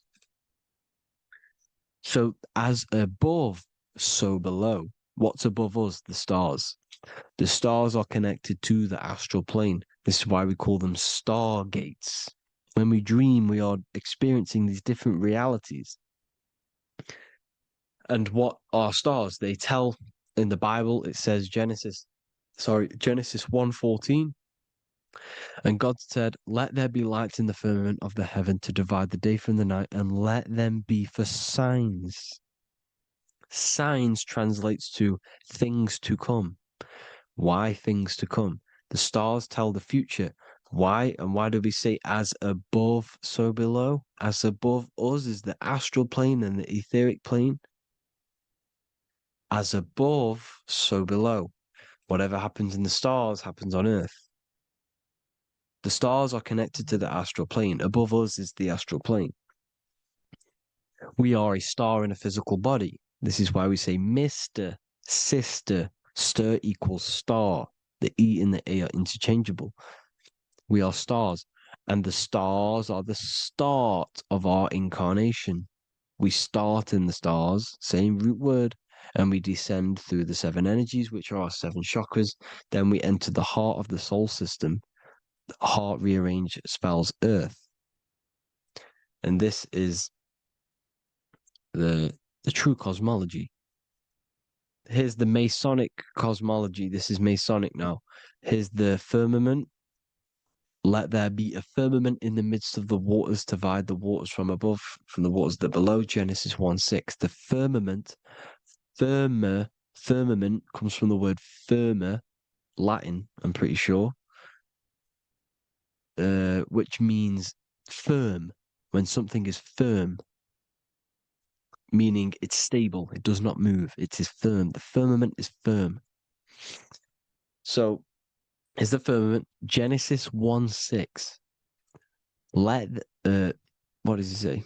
Genesis 1:3, sorry. Let there be light. This is before the sun and the moon was created. Let there be light. Before the sun and the moon was created, light was appeared. So what's that tell you? This is a holographic projection from some sort of light being, some sort of projector. And that projector is the all-seeing eye you see in the Masonic cosmology. This is the all-seeing eye projecting the light beams. Let there be light. Everything is made out of light. The universe is created out of light waves. The torus field is one unit of light. The light projecting this reality is Polaris. Okay, the famous all-seeing eye. Now, what else? Then we have after let there be light in Genesis 1:16, and God made the two great lights. This is the sun and the moon, electric, magnetic, male and female. Then we have the Masonic checkerboard, the black and white symbolizing dualities within the dualistic reality we're in, spirit and matter, light and matter, rest and motion, positive and negative, good and evil. Everything's dualistic here. Okay? And it's a dance. The universe is a dance between flickering of white and black light, which is the torus field. We're not going to go over that, but this is all connected to the astral plane. This is the true cosmology. The astral plane cannot work on a spinning monkey ball in the middle of space. Does not work. Cannot work. It's impossible. Okay? Impossible. So even in the Quran, it says, Allah has made the earth for you as a carpet, flat. Quran 15:19. And the earth we have spread out like a carpet, set there on mountains, firm and immovable. It is immovable. In the Quran, it also says 65:12, it is Allah who has created the seven heavens of the earth. The seven heavens, meaning the seven layers of heaven, the seven planets. And Psalms 104:5, he set the earth on its foundations and it can never be moved. Never. So here you see in Isaiah 40:22, he sits enthroned above the circle of the earth, and its people are like grasshoppers. He stretches out the heavens like a canopy and spreads them out like a tent to live in. We live in a tent. This is the tent. The projection of light. Here you see an ancient picture here. Here you see the ethereal barrier, meaning the firmament, the etheric barrier, and here you see his head popping out. Why is his head popping out? Because your head is heaven, your heel is hell. Your head has access to the astral plane. This is why your head is heaven. The pineal gland, when stimulated, has access to project itself, project consciousness into the astral plane. Here you see another ancient picture here with the Masonic Royal Arch, with the zodiac here, the zodiac on the top, arching, because there's a firmament above us. Here's God in the brain. Consciousness is God. Here you see the Masonic Royal Arch, symbolizing the firmament. George Washington above the Masonic Royal Arch. These are the stars. This is Polaris projecting reality. Here's ancient churches with the dome. Polaris projecting reality with Jesus. Disney World is under the dome. The seven layers of heaven, ancient paintings, all depict if you go and look at the ancient paintings, they'll all depict the firmament, the arch above us. This is where we get interesting. The Masonic Royal Arch has the 6-9, which is Cancer. The constellation Cancer, which is 6-9 is associated with portals because CERN is the 6-9. Okay, CERN is opening portals. They're trying to create a portal to the other side. Cancer has the word CERN within it, so there is a link between Cancer and the opening, the firmament opening above us to ascension. Here you see the Masonic art with the Royal Arch and the light and the opening. Here you see the light and the opening. This is the opening of the firmament. Here's the Hebrew cosmology with Sheol, the underworld, and the opening. So Cancer is definitely some sort of portal in and out of this reality. I'm just connecting dots here. Now, we're going to go change a bit now. These celebrities that you are seeing they have not sold their soul to Satan, okay? They have not sold their soul to Satan. Satan is a demonic, low vibrational energy that has been summoned over the thousands and thousands and thousands of years of evil occult arts. So since Babylon was summoning this demonic energy, and this demonic energy in the astral plane will grow and grow and grow. It has no form. It has no physical form. Okay, but you can see it in the rappers. If your third eye is open, you can see clearly that these people are demonic. You can sense the energy that they're manifesting. Selling your soul is not what you've been told. It is gaining, because your soul is pure love, okay? Your soul does not want to do anything bad. So when you sell your soul, you're gaining physical gain, you're gaining physical wealth, for example, like for these rappers, they will be given millions of pounds because the people in control of the music industry, which is the dark occultists trying to brainwash the masses, the people in charge, are they're dark occultists. They understand Satan and the energy. They are satanic energy, which has been summoned in the astral plane. They see that they have influence over the masses, so they will go to them and say, "I will give you this amount of money forever if you manifest this satanic, demonic energy through the music and through social media to blind the masses, to brainwash the masses into this demonic energy." Because when you listen to music, music is frequency. Whatever you listen to, you become that frequency. So if you're listening to these people, they're throwing energy, this demonic, satanic energy that they sold out to. Sold, soul, same word. When you sold something, you've got your soul involved.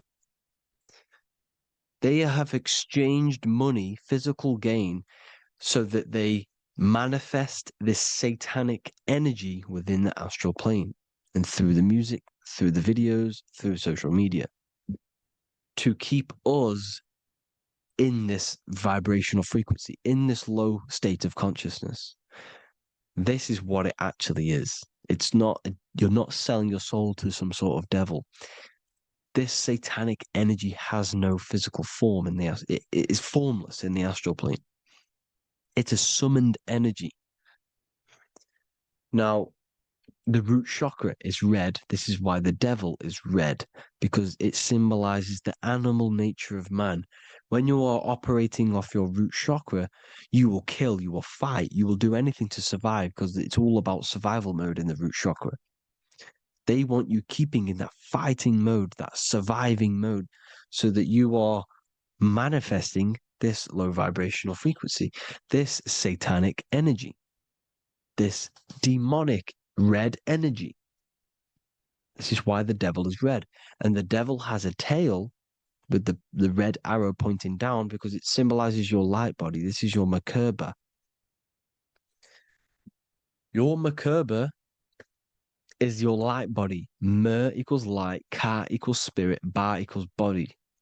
Merkaba, this is the devil's tail pointing down, the descension, your heel, up to your heel, hell.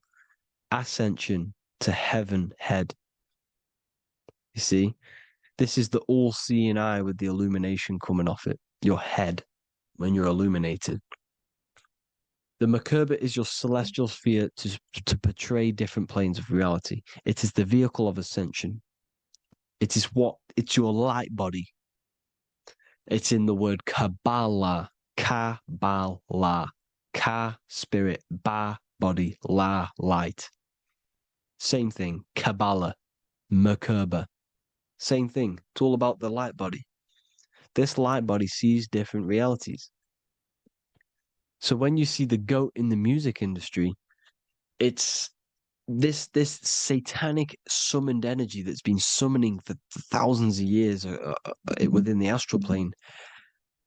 When it becomes to the physical plane, it will manifest through different things. A goat, an owl, Satan, Moloch, Baal, same deity, same demonic energy that's been summoning in the astral plane. And this is why the Baphomet has a goat head. Drake's new album is the goat. The Polo G, the Masonic G, with the goat. And here's Rylo Rodriguez in the mirror with the goat in the mirror and him in his physical body. It symbolizes, the mirror symbolizes the astral plane because he's manifesting the goat, the demonic energy. He's sold out to the demonic energy. And in the physical plane, he's his physical body. The mirroring, the Masonic 11, the mirroring of reality, the astral and the physical. And what do you call them when they're an amazing rapper, the best rapper? You call them the GOAT. because you're the goat because you're manifesting the goat energy, this satanic, demonic energy within the astral plane. So Baal, Moloch, all the same thing. Because in the astral plane, if you want to gain spirits to come to you and communicate you in the physical world, if you want to communicate with spirits, you have to gain their attention. You can either gain their attention or come together and agree to create some sort of being, which is Satan. Okay. You can, like I said earlier, you can create these beings, you can summon them or attract them. One way to attract them is sacrificing. In order for you to become God, man, to turn to God, you have to sacrifice your life. You have to sacrifice, not drinking, not doing things, not doing anything demonic, not doing anything bad, not eating meat. You have to sacrifice yourself to become the light. However, if you want quick, instant gains in the physical world, you can sacrifice something else to communicate with these spirits, because these demonic energies feed off demonic energy, your demonic energy. So these dark occultists will give away babies, they'll sacrifice, torture babies so that they gain, so that they can communicate with these spirits for physical exchange. Yes, you can do this. These powerful spirits, these powerful demons can give you powers. They can give you certain things. And this is what they are doing. They're summoning and attracting these demonic energy. This is why, trafficking is one of the most, Balenciaga. Baal is the demonic energy in the astral plane, which requires child sacrifice for his presence. Balenciaga, and they were trafficking children. They were trafficking, killing them, and offering them to the spirits. This is what they are doing. Balenciaga. It's in the name. Here you can see here a stick man with two horns. The goat, obviously, it's all the same deity. Baal, the goat, Moloch, Moloch, the owl, the Egyptian owl, because it comes from the owl of Moloch, which is Baal, which is Satan, all the same demonic energy. And it's on the dollar bill, a tiny dollar bill, on the $1 bill. All the same thing. Bohemian Grove, they worship the big owl, Moloch. It's all the same thing. It's all one big demonic energy which has been summoning in the astral plane. And it's trying to take over Earth, the physical plane. That's what it's doing. So I hope you all gained a deeper understanding of the astral plane and what's actually going on in the world. Please leave a comment if you can to help the algorithm. Drop a like if you like this content.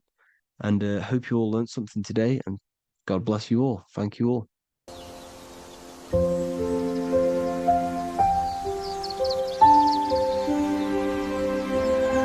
bookofwisdom.com. Visit today.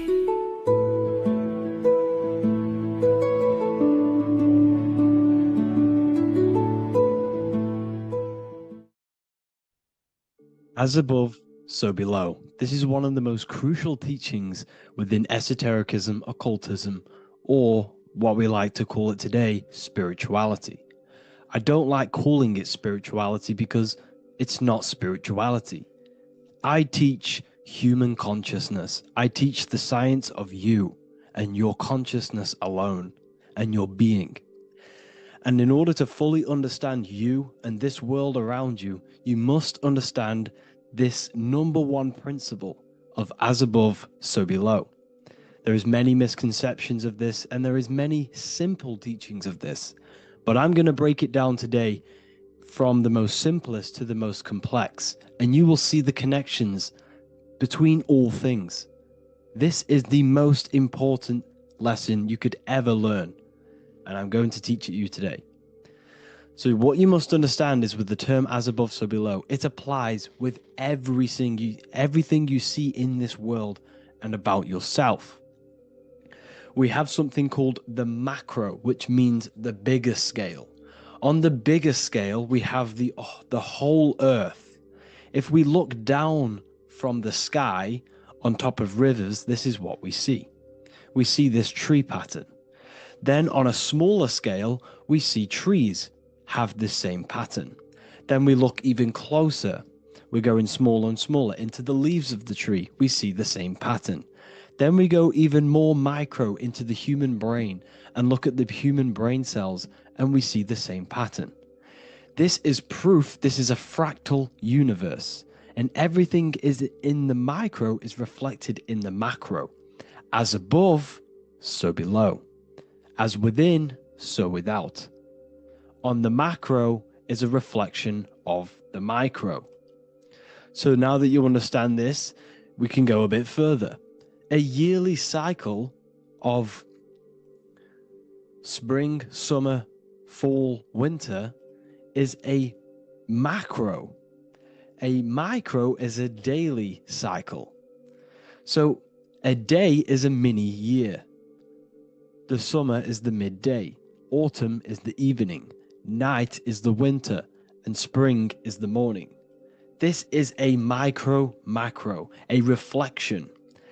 We have a miniature cycle of the zodiac every single day. And this cycle is also reflecting the cycle of life and death. We live, we are born, which is the spring. We live, which is the summer. We then age, which is the autumn. And then we die, which is the winter. And then we are reborn again. This is the cycle of life and death. And you do this every single day. You see, death is a macrocosm of sleep. This is why we say sleep is the cousin of death. Because you die every single night. You do this process of life and death every single day. As above, so below. What's in the micro is in the macro. So when you go to sleep, you are essentially dying. And then in the morning when you wake up, you are then born again. This is a fractal cycle that we live in. Everything in this whole world is fractal. Everything applies to as above, so below. We have the sun, we have the moon, we have the day, we have the night. We have the life, we have the death. We have the conscious, we have sleep. As above, so below. We have the conscious mind, because now we're diving into as within, so without. As above, so below more refers to the external world. As within, so without is referring to your inner world and the outer world. What you must understand is about yourself. You exist in two realms. You're an individual. The dual nature of you. You exist in two realms at once. You have an inner world of your thought, emotion. This is the inner world that no one else can see but yourself. And you have an outer world with a physical body which everyone can see. So you exist in two worlds. You have the inner voice, you have the outer physical voice, which I'm speaking to you with now. But I also have an inner voice, which no one can hear, only but me. So you exist in the light and you exist in the darkness. The sun represents your external self, your physical, conscious mind. The moon represents your shadow self, the inner self, the psyche self, the spirit self. There is an as above, so below. The sun is within you. The moon is within you. Everything is within you. Now that you understand as above, so below, what is your body? Your body is a miniature earth. Let me repeat, your body is an earth. Your body is the earth. Okay? Because like I say many times in all of my videos, you are not in the world. The world is you. You are the universe. Your brain is a computer creating this reality. What you see with your eyes is produced in the back of the brain called the visual cortex. You don't look into the world, the brain produces the world. The body produces the world. When you touch something, you're not actually touching something. This is the electrical nervous system. When you touch something, what you feel is actually electrical signals on your nervous system reporting back to your brain. Therefore, when this body dies, you leave the earth because this body is the earth. Okay? As above, so below. You have the mental plane, the astral plane, the etheric plane, and the physical plane. This is essential for understanding reality and the teaching of as above, so below. Everything in this material plane began in the thinking mind. For example, the microphone I'm speaking into, the phone you're watching this video off, or the laptop or iPad. Where did this begin? It didn't begin in the factory. The first ever place this item begun was in the mind of an individual. The invisible realms of mind is where all physical things and physical items begun. Essentially, this physical plane is the effect of the thinking mind. This world is the world of effect. It's the world of outcomes. When you see something, it is already manifest. It is already being manifested. It is an effect. And in the effect of the cause, which is the thinking mind. Therefore, the mind creates thoughts, which is the mental plane. Then after thoughts creates imagination, which is the astral plane. These two are spiritual. They are non-physical. So spirit kind of means non-physical. Then you have the physical planes, the etheric and the physical plane. As above, so below. What happens in the mind is manifest on the physical plane. Like I said, the phone that you are holding, it was a thought, and then it brought down into a physical reality. As above, so below. You change the mind, you change your reality. Your environment, the word environment has ment in it because your environment is mental. So now that you understand this, so what is the world around you? The world around you was created by the mind of God. It was manifested through God's thought. So you are living in the mind of God. You are a thought in the mind of God. God thought you into existence. But like I said, we are all fractals. Everything is fractal. If God exists, this means that you are God, as above, so below. God created you through the thinking mind, and he gave you a thinking mind. So God created the macrocosm. God created the macro, the whole world. He designed the whole world, the sun, the stars, the moving. He designed this. But then he gave you the thinking mind to design your own life and create your own life in his world. You are a microcosm of God's macrocosm.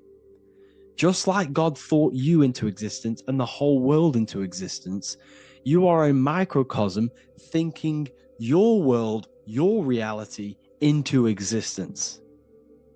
You see this now? Everything is a reflection. Everything is a mirror. Everything is fractal. So in order for you to change your reality, you must change these higher planes. Your thought and imagination are the two key aspects of creating physical reality.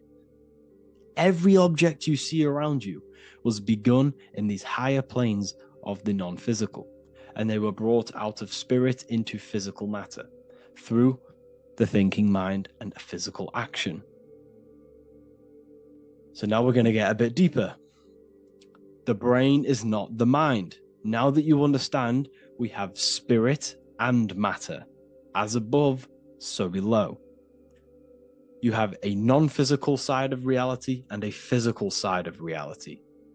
The mind is the spiritual brain.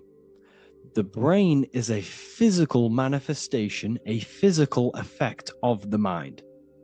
The mind uses the brain to operate in the physical world, and it's the same with the heart. The soul manifests itself physically through the heart. The heart is a physical manifestation of the soul, of the emotion, thought and emotion. the mind and the soul, the brain and the heart, heaven and earth. So you have the inner world and the outer world, the spiritual, non-physical, and the physical. So we are all on this process of awakening and expansion of our minds into new fields of thought, into new fields of awakening ourselves. Because essentially we are born into this world, but you are born many, many times. You can be born physically and you can be born spiritually. Like I said, everything is fractal. So just like when the baby finds out that there is a world outside of its mother, what does the baby do? The baby seeks a way out of its mother, and then the baby is now born into a new world, a world outside of its mother's womb. It's the same with you and your spiritual process. As your mind becomes aware that there are other realities beyond your physical body, it then seeks a way out. And this is why you are probably watching my YouTube, because you are now on the path. Something within you has guided you to this path of knowledge, truth, enlightenment, and expanding your consciousness. And it is your soul who brought you here. Your soul speaks through emotion, like guidance. Emotion is the language of the soul. When you feel very bad, this is your soul telling you you're not in the right place. You're doing the wrong things. Because the soul is always unfolding its purpose, which is expansion and learning. That is it. The mastery of the self and the learning of the mind is the only thing that counts in the end after this life. So you are on a journey of expansion, of learning, creating, and spiritual rebirth. As above, so below. What does this body tell you? When I see someone overweight, I don't see the overweight. I don't see the body. I see the mind. I see an undisciplined mind. I see a mind that lacks self-control. I see a mind that seeks external validation. That's what I see when I see an overweight person. I don't see his body. I see the result of his mind. Because what does the Bible tell you? You shall know them by their fruits. It's the same saying as above, so below. You shall know them by their fruit. The fruit is their manifestation. Your body is a direct correlation and manifestation of your mind. Your inner world projects your outer world. As within, so without. As above, so below. Now, what do you see when you see this man's body? I see discipline. I see strength, mental strength, not physical strength. I see mental resilience of pain.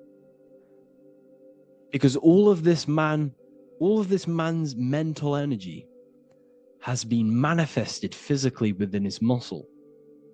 This body is a direct manifestation of this man's mind's pain and suffering. And it shows discipline. This is why people instantly respect you if you are in shape. You walk into a room and you are in shape, people will instantly give you respect because they know that you are mentally disciplined. The body is a reflection of your inner world, and it's the same with your friends, your family, your connections with people. If you think about yourself very negatively all the time, and you don't have a good connection with yourself, you don't have a connection with your true self, this will manifest into every single relationship you have in your life. If you don't have a good relationship with your inner self, you don't have a good relationship with the people and the friends around you.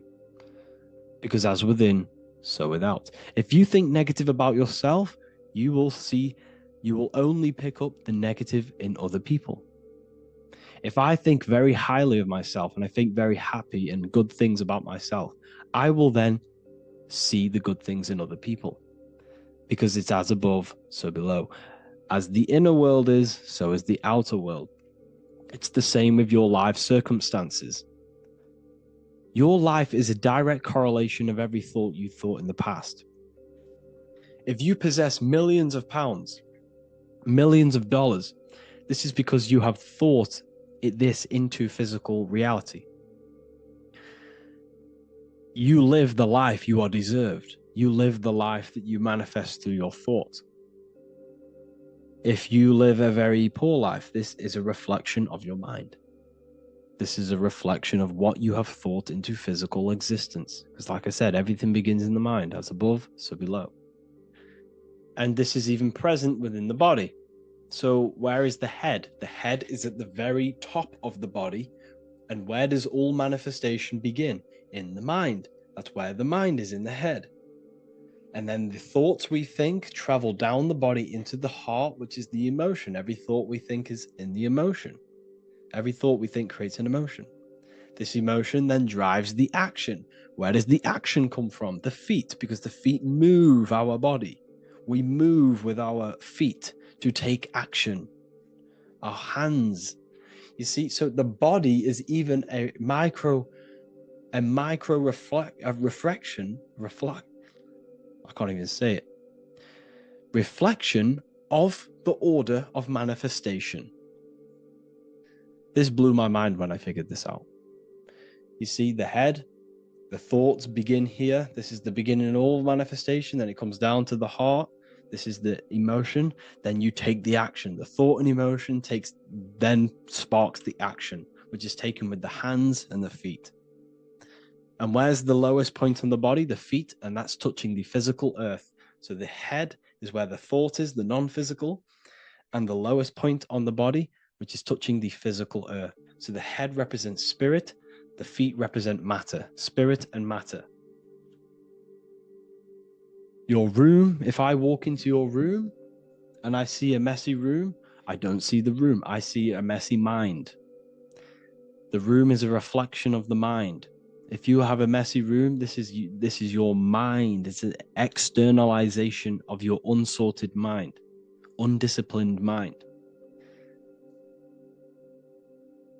So like I said, we are all God, and we must find the God self within us.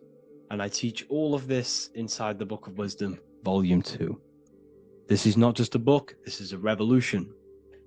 This is the beginning of a new age with this book. If you have read it, I congratulate you. You should feel very proud of yourself if you have an open mind. You should feel proud of yourself for watching these videos, because not many people have an open mind. Remember this, people. You are special if you're watching these videos. You have the mind. You have the ability to see through the illusion. And I take my hat off to you. You want to take this to the next step? Read the book. Or if you want to take it to the serious levels, join the university. The university, you gain access to every piece of my material that I've ever done, all of my books, all of my lectures that are hidden from YouTube, that are hidden from everywhere else, the lectures that give you real power. And if you feel alone on this journey, we have a conscious community where you can connect with like-minded individuals, because I've been there. I've been there when you feel lonely, because you feel like no one else is thinking the way you are feeling. You can't talk to people about these things because people just think you're crazy. That's why I put together this, so we can connect, so we can unite, so you can connect with people, so you don't feel crazy about thinking about this stuff, learning about this stuff. And if you truly want to level up your life, people, and take your studies serious, this is for you. We do live calls, we do lectures. There's a whole library filled with books you can read. It's the perfect place for the truth seeker. I thank you all for joining. Please leave a like, a comment, a subscribe. Let me know any future videos you want me to make in the comments. Thank you all. Have an amazing day.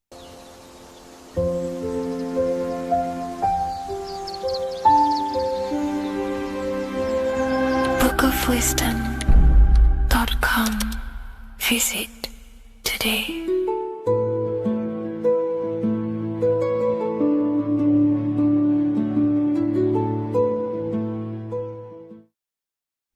Today's topic is the binary code behind the universe. You will learn the fundamentals of the binary code, deeper understanding of reality, which will give you more of a connection to the universe, evidence supporting the existence of this code, and how to use the binary code to shape your reality. This is an important one. We have 0 and 1. This is the binary code of the universe. It underlies everything. It is the source of all creation. The universe is binary in nature, meaning it exists as both something and nothing, on and off, male and female, light and dark. Everything has its polar opposite. At its core, all that exists is 0, representing nothingness, infinite potential, and 1, representing something, order. 0 represents the feminine, vast, formless, and infinite potential. It is the space from which all things emerge, the womb of creation, the receptive and expansive force. 1 represents the masculine, structure, form, and order. It is the active principle, the initiator, the force that defines and shapes reality. Together, they create the fundamental duality that underlines existence, the balance between chaos and order, the void and creation, yin and yang. We see this in the masculine and feminine bodies. This is deeply encoded into the fabric of reality. And once you see this, you will never unsee this. So please leave a like on this video if you love my content and you love the wisdom that I share with the world. So we see this with the masculine genital areas. Remember, this is the genital area. This is all to do with creation. These are the generative principles, the generative organs in the body that allow creation to continually outfold into new life. The genital areas are all to do with the code. The male is the 1, the action. He's the initiator. The feminine is the 0, which is the infinite potential, the womb of creation. 0 and 1. This is why we have 10 numbers. 0 and 1. Masculine and feminine. We even see this in the bodies. The feminine body is made out of curves, which is 0, curves. And the masculine body is made out of lines. So please leave a like and comment if you love this. And if you have any lecture ideas, feel free and I can make a lecture on any suggestions that you have. So look at the word masculine. Masculine, line. Line is just one line, which represents order. 1. Feminine. 9. 1 and 9 equals 10. 0 and 1. The binary code of all creation. Why is feminine? Why the number 9 for feminine? Because the moon has to go around 9 times to create a human in the feminine's womb. And look at this image of nature. All nature is zeros and ones. Now you can tell. The stick is a 1. It's a line, and here we have curves. It's curves and lines. Curves and lines create reality, creates matter. Everything is 0 and 1. We even see this with the sky. The sky represents zeros. They represent curves, the heavens, the heavenly bodies, the sun. These are circles, the moon, circles, the planets, circles. Down here is matter, representing the square. We have the Freemasonic square and compass, representing lines and circles, masculine and feminine. We see this with Leonardo da Vinci, with the circle representing the spirit, the void, the womb of creation, and matter, which is the body. This is the soul in matter, infinite potential in matter. This represents spirit over matter. This represents the architect of reality, zeros and ones, spirit and matter. This is all the same thing. Understanding this binary nature of the universe, where 0 feminine represents the infinite potential and 1 masculine symbolizes order and structure, can benefit you in several ways. Manifestation and creation is the first way it can benefit you. Now that you understand this, you understand that everything comes out of infinite potential. 0, infinite potential. 1, action equals manifestation equals creation. So you must pull things out of infinite potential. If you have ideas but don't take action, too much zero, nothing materializes. You'll never materialize if you sit there imagining all day, visualizing all day. You have to take action. They both come hand in hand. If you only take action without tapping into intuition and creativity, too much one, your actions may feel hollow and misdirected. Using both effectively leads to greater success in life, work, and relationships. This is the 33rd degree motto, or this is on the 33rd degree of Freemasonry Scottish Rite logo, and it's called Order ab Chaos, order out of chaos. Chaos is the zero, infinite potential. Chaos is the dimension of the imagination.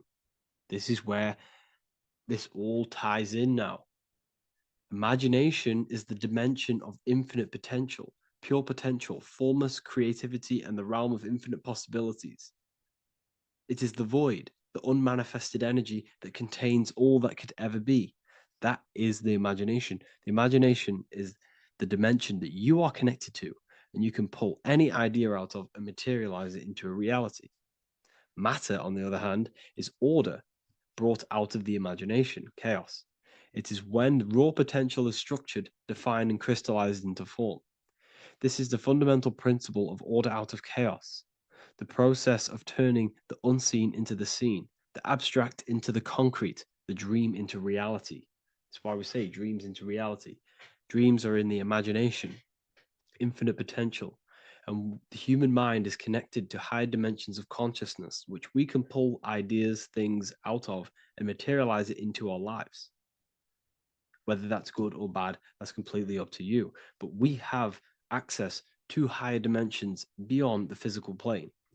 And this is the secret that the human mind is connected to, and that you are not just a physical body.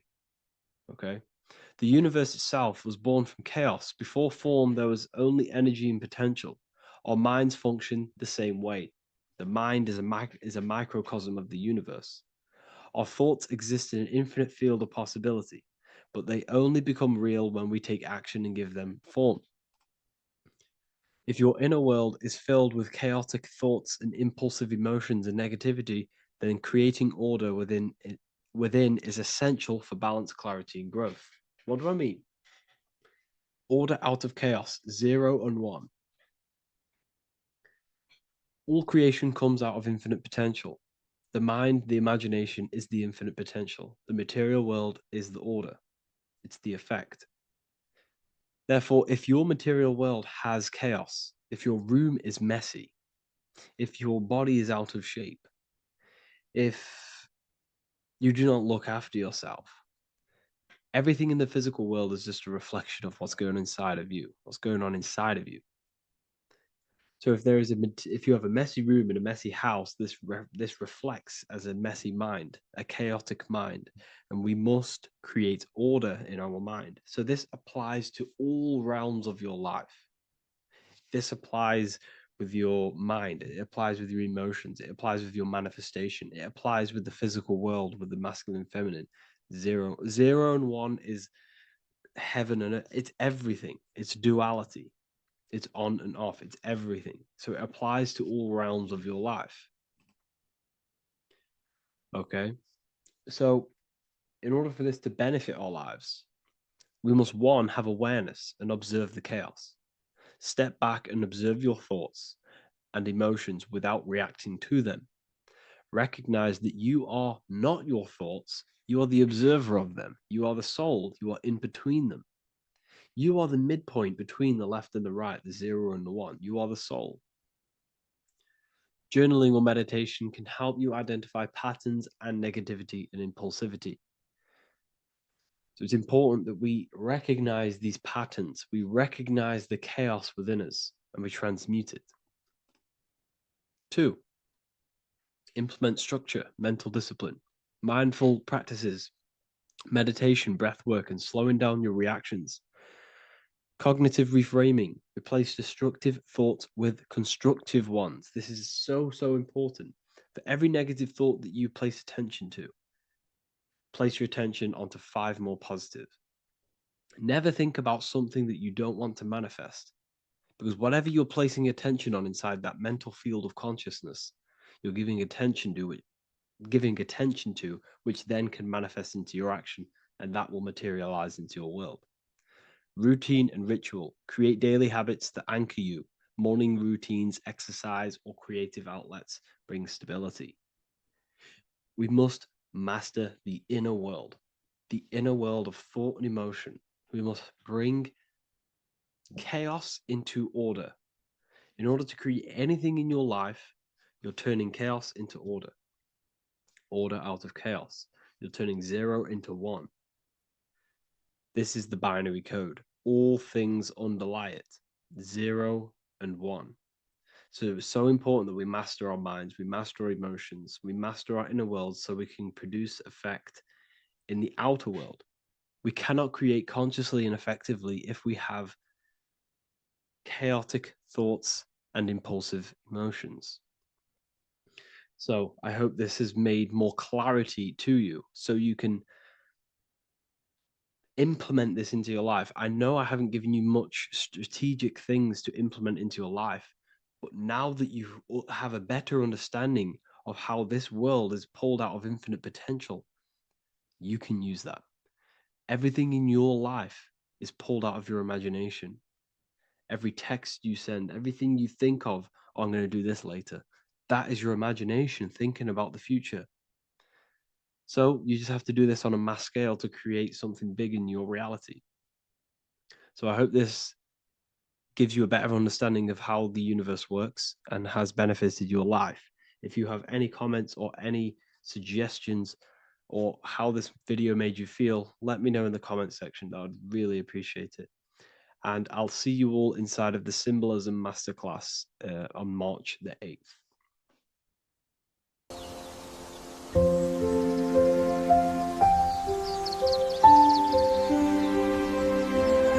bookofwisdom.com. Visit today.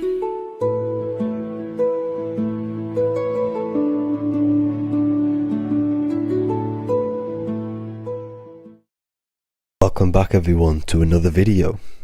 Today we're going to cover everything that you need to know about the mind, starting with the two aspects of the mind, the conscious and the subconscious. The male aspect of your mind is the conscious. This is the 10% of your mind. The conscious part of your mind is only aware of everything around you, your vision, your sight, your smell, your taste, your hearing, and your current state of emotion and thought. Every thought that you consciously think about has an emotion directly attached to it. That emotion is then impressed onto the subconscious part of the mind. The subconscious part of the mind is the female aspect of your mind. It is also a whopping 90% of your mind. Subconscious mind is controlling all of the subconscious processes which happen within your body. For example, your subconscious mind is controlling your heartbeat, your digestion of food, and all of the things that you do not have to tell the body to do. It is the hidden part of our mind which is controlling all of the hidden things. The subconscious mind is like a recording supercomputer. Everything that you have experienced in your life is all recorded and stored within the subconscious mind. One of the most important things about your subconscious mind is that it stores your mental programs. Everything in the subconscious mind manifests into behavior and actions within the body. Your daily basis routine and habits are all mental programs within your subconscious mind. These mental programs are created by mainly two ways. 1, repetition, and 2, emotional impact. The repetition is fairly simple to understand. The more you do something, the more it impresses onto your subconscious mind and becomes a program. That program will then manifest into your behavior. However, with the emotional programs, they work a bit different. The stronger that you feel an emotion, the stronger it is impressed onto the subconscious mind. And then that emotion becomes a program. For example, you had a very traumatic moment happen when you were a young child. The emotion that you felt was so strong in that moment that it impressed into your subconscious mind so hard that you can recall that moment like it was yesterday. That traumatic event that happened to you when you were young will still manifest into your daily basis behavior even to this day. However, it manifests subconsciously. For example, if you were in a car crash, you will be wary to enter cars with certain people, all because of that traumatic emotion that you felt and impressed onto your subconscious mind. Another example of the subconscious manifesting into our behavior is posting on Instagram. Most of the time, the reason why you post is because your subconscious mind is seeking gratification. So before you actually do something, question yourself and find out the root cause of why you are doing this. Another thing that you need to understand about the subconscious mind is that it takes everything you say in here literally. So for example, if you go and say, "You are an idiot" to someone, your subconscious mind will only pick up the word idiot. It only knows yourself. It doesn't know anyone else. You are casting a spell on yourself just by saying that to someone else. This is why the golden rule is to treat others like you'd like to be treated.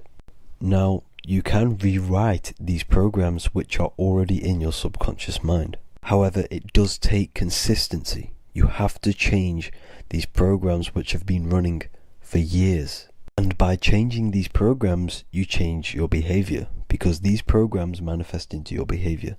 The best way to do this, personally, is to listen to affirmations first thing when you wake up in the morning, and do this for 10 minutes every single morning.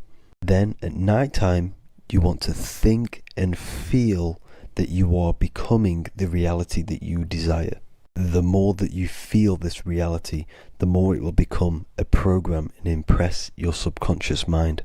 For example, you're trying to gain financial freedom. If you trick your subconscious mind into creating a program saying that you are financially free, this will manifest into your behavior. You will start doing more work. You will start looking for ways to make money. Your mind will be set on the frequency of money and financial freedom. Therefore, you will receive thoughts based around this program. If you take enough action, your life will dramatically change because of this program that you created in the mind. This is why we call it a mindset, because your mind is a frequency tuner which sets its frequency onto different thoughts, because thoughts are frequency. If you fill your mind with a specific frequency, you will gain thoughts and ideas based around that frequency. To create a stable mind, you need to master your emotions. You need to change your mindset. Everything that you experience is neutral. Based upon the mindset that you see it, you either give it a positive or negative charge. By understanding this deeply, you will then control your emotions. I hope you gained some wisdom and enjoyed this video. Please, if you can, leave a comment and a like, and subscribe to the channel if you like this content. Love and light to you all.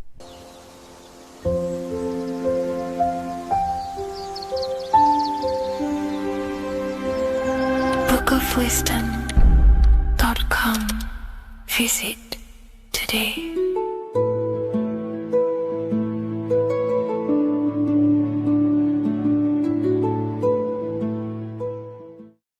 Welcome to Revival of Wisdom. Welcome people, we're back with another video, and this video is about Freemasonry and the connection to the Illuminati. Please, as always, to make sure to hit that like and the subscribe button and turn on the notifications to never miss a video. On May the 1st, 1776, the founder of the Illuminati, Adam Weishaupt, founded this secret organization, and this date can be found in Roman numerals underneath the all-seeing eye pyramid on the $1 bill. This $1 bill also says Anno Coptus Novus Ordo Secularum. This is Latin for announcing the birth of the New World Order. This New World Order will be headed by Lucifer, the all-seeing eye, and followed by the 13 layers of bricks for the 13 elite bloodlines. So your Orsini's, Rockefellers, Rothschilds, Soroses, and the other 9 elite families. So when Adam Weishaupt created the Illuminati, he made it consisting of high-level degree Masons, French and Latin philosophers, and many more powerful people to all become one society. So this is why you see Masons using the same symbol of the all-seeing eye inside the pyramid. But not all Freemasons are part of this Illuminati secret society. As the 33rd degree Freemason Manly P. Hall said in his book The Secret Teachings of All Ages, Freemasonry is a fraternity within a fraternity, an outer organization concealing an inner brotherhood of the elect. So what he's saying here is that Freemasons have to go up the degrees of Freemasonry, and once they hit the top, they either get elected or not into these secret societies like the Illuminati, Skull and Bones, and Knights Templar. So when you see celebrities doing this one-eye symbolism, either covering one eye, doing the triangle, or doing 666 over one eye, this is showing and reflecting the symbolism of Freemasonry. They have taken the oath to never speak on anything they learn about Freemasonry. Duncan's Ritual of Freemasonry book states the oath they have to take. Quote, I ... of my own free will and accord, that I will hail, ever conceal, or never reveal any of the secrets, arts, points of Master Mason's degree to any person whomsoever. All this most solemnly, sincerely promise and swear. Now, this is what happens when they break the oath, stated in this book, quote, myself severed in two, my bowels taken from thence, and burnt to ashes. So this states that Freemasonry comes first, before any law of the land. It has the right to kill you if you break your oath. This is the hand gesture they have to do every time they enter the ritual room inside the Masonic lodge. This is the cutthroat symbol, showing you and reminding you of the oath and what will happen if you break it. Now in this book, Richardson's Monitor of Freemasonry, it states, if you break your oath, binding myself under no less penalty than to have my throat cut across, my tongue torn out by the roots, and my body buried in the rough sands of the sea. If they do not decide to kill you, this book states this by pointing him out to the world as an unworthy vagabond, by opposing his interest, by dearranging his business. In other words, they have the power to frame you and destroy your reputation to the world, and destroy your business if you break this oath. So yes, they do kill to keep this truth hidden, because this truth of this reality is what keeps them in power. They have the ability to manipulate people, because people do not know what manipulates them. This is why they call themselves the government. They govern the ment, which is the mentality, because the mind is the root cause of reality. They control what you perceive to control what you manifest. By knowing the truth, you are set free, and you no longer need no controller above you. So this is why they are willing to kill and do whatever it takes to keep the truth concealed within these high-level degrees of masonry and these secret societies. However, going back to Manly P. Hall's book, it states, part of the symbols are displayed here to the initiate, but he is intentionally misled by false interpretations.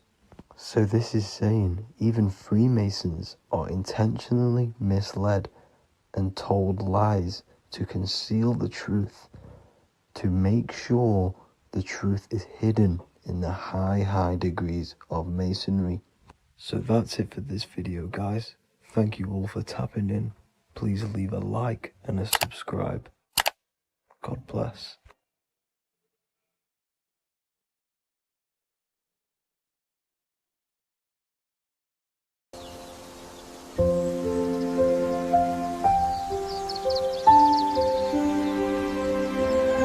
bookofwisdom.com. Visit today.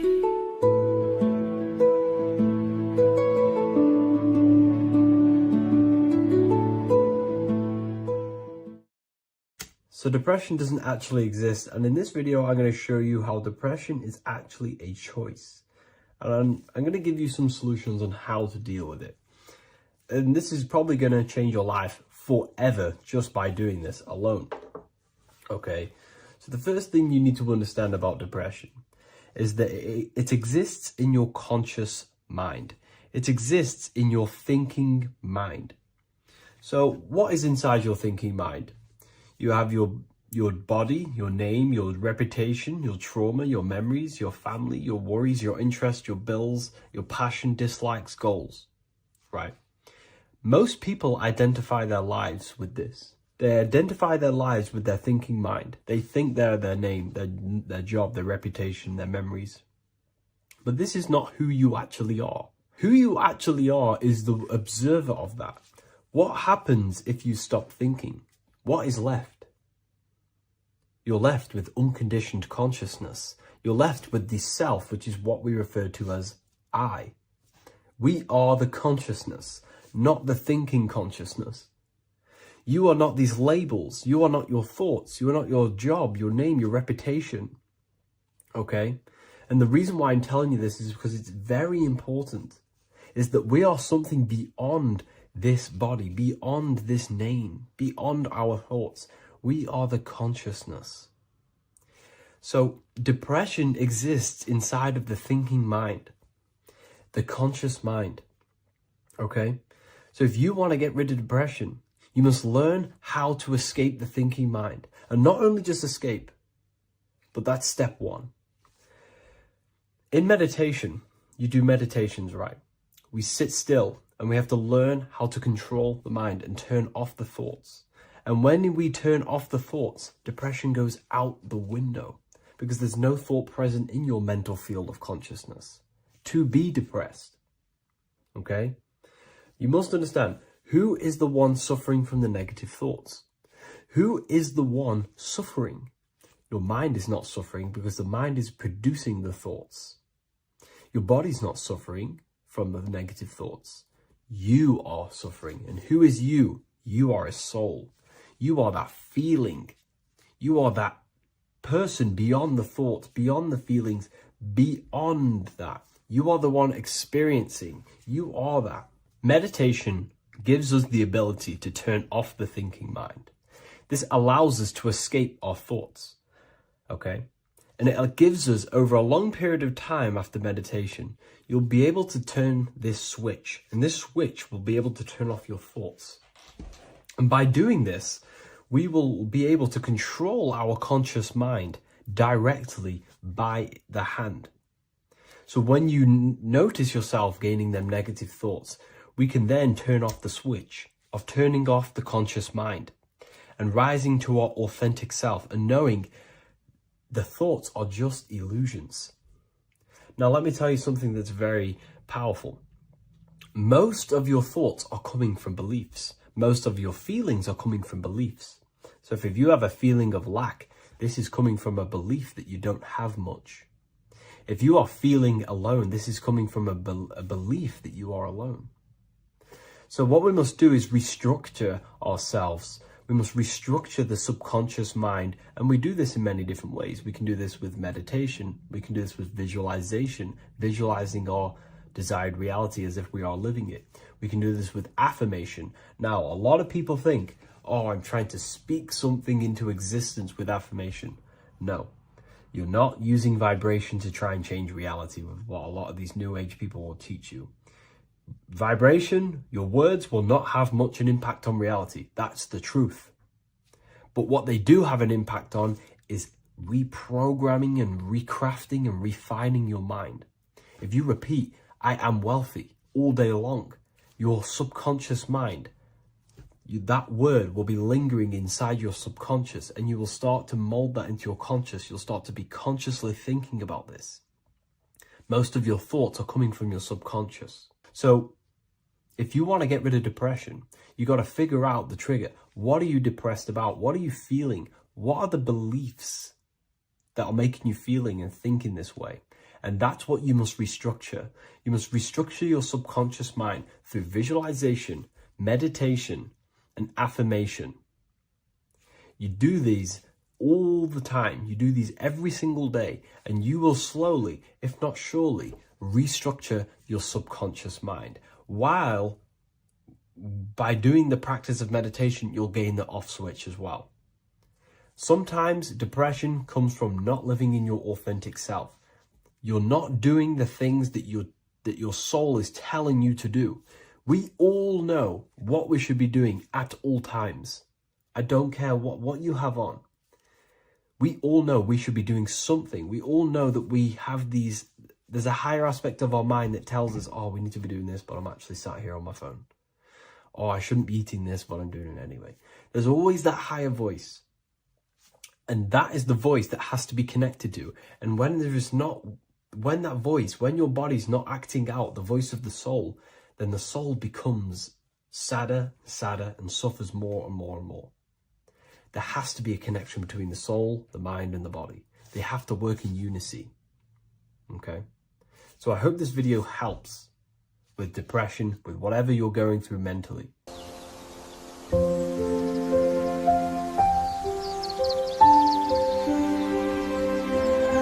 bookofwisdom.com.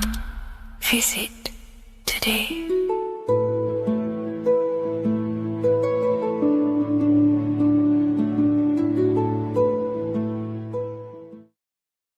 What are we all doing, people? Survival wisdom. Today we're going to be breaking down the Bible and its real, true metaphysical meaning. All of these slides within this video is taken from my book, The Book of Wisdom. So you can get all of these slides. So the Temple of Solomon, you are body, mind, and soul, which is the Holy Trinity. The moon, sun, and earth. The sun is your soul because the sun is its infinite source of energy. It is its own source of energy. And that is what your soul is. It's its own source of energy. The moon is mind. This is why you call people a lunatic. You're a lunatic. Luna means the moon. And inside of your mind, you have a specific mood. Mood is moon. And mind in German is Mond. And the word Mond means moon. And earth is your physical body because your body contains of the four elements, the four physical elements. Well, the Temple of Solomon is the temple of the soul and the mon, the soul and the mon, the soul and the mind. And it's the temple of the Holy Spirit in the Bible. Everything leads back to one singular point in the center of the brain. The brain is not the mind. It's mind over matter. Okay? The brain is the physical manifestation of the mind. The brain is the electrical computer which decodes the light waves given to it by the mind. This is why everything in the body leads back to one singular point. And we'll go over this in a minute. But this is controlling the physical body. This is the within. If you rearrange within, it spells high twin because within you is your twin, your true self. And it's just an entity in the center of the mind. And if you shut your eyes, you can feel it. Your awareness is in the center of the brain. So there's just an empty chamber in the center of the two cherubs, the two brains. They are two separate brains. They're two hemispheres. And the empty chamber, when scientists chop it up and see it's just an empty chamber, well, because you can't see in that plane of reality. You cannot see the mind. You cannot see thoughts. It is invisible to the human eyes, to the visible light spectrum, to the two eyes. The reason why we call it the third eye in the center of the brain, it's not the third eye, it's your true self. It's the mind and soul It's an eye because it does see. It's the all-seeing eye that you always see here. There's some Masonic artwork showing the two pillars, the two cherubs, the two hemispheres of the brain, and the inner eye. This is the eye that sees all things. What do I mean by seeing all things? Not physically. It sees the mind. It's what, because your soul is watching the mind. You can observe the mind. You are not the mind. And if you meditate deeply enough, you can go beyond the mind. It's the all-seeing eye. It sees the mind. It sees what emotions you're feeling. It sees what you're thinking. It sees what you're seeing with the two eyes. It's the all-seeing eye. It sees all things. It's omnipresent. It's everywhere. Because the mind can be anywhere. The mind can switch itself into any place it wants. There is no limitations with the mind. So there is two hemispheres in the brain. And in the Bible, there is a quote saying the most holy place between the two cherubs. The two cherubs is the two hemispheres of the brain, and the most holy place is between them, which is what the Masonic artwork is showing. This is the all-seeing eye, the soul and the mind in the center of the brain. And you will not see this with the two eyes. So when scientists come to seeing the empty chamber in the center of the brain, they wonder because they do not understand the occult side of the world. They do not understand the layers of reality. How the two eyes, everything physical comes from the unseen. Everything seen comes from the unseen. Now, the two hemispheres of the brain play a major role in our lives. The right hemisphere is the artist. The left hemisphere is the scientist. The right hemisphere controls the left side of the body. The left hemisphere controls the right side. So there's a crossover. Now, the right hemisphere is to do with your feminine energy, creativity, unification, metaphors, visualization, intuition. The left hemisphere is to do with sequencing, facts, materialistic details, language, and logic. So they keep us normally trapped within the male aspect of our mind, which is the left hemisphere. You know, if you listen to Spotify, Apple Music, and radio, they're all tuned to 440 hertz, which shuts down the right side of the brain, makes you left brain dominant. And we learn, well, 90% of people learn to write with their right hand. They're taught to learn with their right hand, which is to do with the left brain. You see, so we are being trapped within this left side of the brain, which is all to do with logic, thinking logical, not creative. You know, very analytic. But the right side of the brain is to do with your creativity. So the right side of the brain is perceiving reality as a holistic perception. Now, what do I mean? If you're riding through a woods, for example, if you're riding through a woods, your right hemisphere is seeing the whole woods as one unified woods. The left hemisphere's job is to break down the perception given to it by the right hemisphere and break it down into individual trees. So what am I saying? The right hemisphere is seeing humans and everything in creation as one unified consciousness. The left hemisphere is seeing individual egos. This is why the left hemisphere is the place of the ego, the right hemisphere is to do with the higher self. They're both needed, though. I'm not saying one's better than the other. It's balance. Now,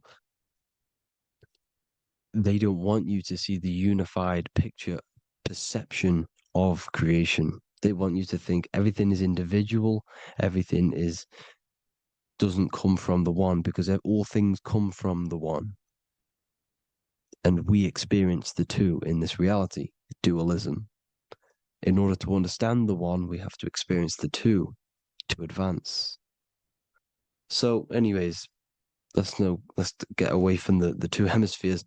The right hemisphere like I said, is to do with the higher self. And this is why in John 21:6, it says, cast the net onto the right-hand side of the boat and you will find fish. Meaning, cast your energy, cast your perception into the right hemisphere of the brain, and you will find God, unification, and higher self. You will see things from a unified perspective. How we are all one, because we are all the same consciousness. The same spark that is in me is in you. This is why I am you and you are me. We are all the all-seeing eyes of God, just split up into individual bodies. We are all made up of the same essence, consciousness. And that consciousness, that mind and soul, is in the center of the brain. You are just in different avatars. And until we see this, we'll forever be divided and conquered. Until we figure this out as a collective consciousness, we will forever be divided and conquered and ruled over. This is why the Bible says, ye are gods. You are the sons of the Most High, because we are. We are the Word made flesh. We are God made flesh. Mark 16:19. So then after the Lord had spoken unto them, he was received up into heaven, head is heaven, H-E-A, and sat on the right hand of God. God is the consciousness in the center of the brain. Heaven is the head, and the right hand of God is the right hemisphere of the brain, meaning he sees things in unification, creativity, intuition, the higher mind, the higher brain. When Moses crosses the Red Sea is the corpus callosum, moving from the left to the right hemisphere of the brain to see unified perception of reality. Head, H-E-A, heaven, same root word. This is why the ancients always depict God in the center of the brain. Here you see ancient Christian artwork showing God in the center of the brain, the light. Here you see it here. Here you see Ganesh, an Indian god, which is the brain. Here you see the Father, the Son, and the Holy Spirit in the dome, the brain. This is the brain, because you are God made flesh. That's what consciousness is. The upper room where Jesus meets the 12 disciples. It's the upper brain on the upper room. The upper room is the chamber, the empty chamber in the center of the brain. That's the room. And the 12 disciples are the 12 cranial nerves in the brain, which pretty much rule the body, all the cranial nerves. The tree of life, the cardiovascular system. This is why in Genesis it says the tree of life was in the midst of the garden. Midst meaning middle, because the middle of the body is the cardiovascular system, which is controlling all of the systems in the body. The tree of knowledge of good and evil is the nervous system. It's the spine and brain. This is what's detecting good and evil. The brain is the electrical computer with the left and the right hemisphere, decoding the dualistic world, decoding the light waves given to it by the external world. It is an electromagnetic computer. It is artificial intelligence. It is very intelligent, the brain and the nervous system, the human body as a whole. But the tree of knowledge of good and evil is the nervous system, because it is the tree that detects good and evil, makes you learn good and evil in this dualistic reality. Here you see Adam and Eve around the tree of knowledge of good and evil. Adam and Eve, male and female energies, but the serpent in the tree, and the tree of knowledge of good and evil. Well, this is the spine, the brain, and the serpent is the kundalini of the spine. The serpent is the S. That's why S, serpent, S, the letter S is the serpent. Sex and serpents make an S noise. You know, the Bible cursed the serpent. So we don't figure out the true religion. The true religion is raising the kundalini and becoming God-man and reaching our higher states, our true God self. Because once the kundalini is saved, and hits the pineal gland, it activates 100% of the brain when we're only using around 20 to 10% as of right now without the Kundalini awakening. So when you use it, you're activating 100% of the brain. You're activating all the dormant brain cells. You're regenerating the body. And this is the serpent in the tree of knowledge of good and evil. This is the spine, brain. This is Adam, Eve, the male and female energies.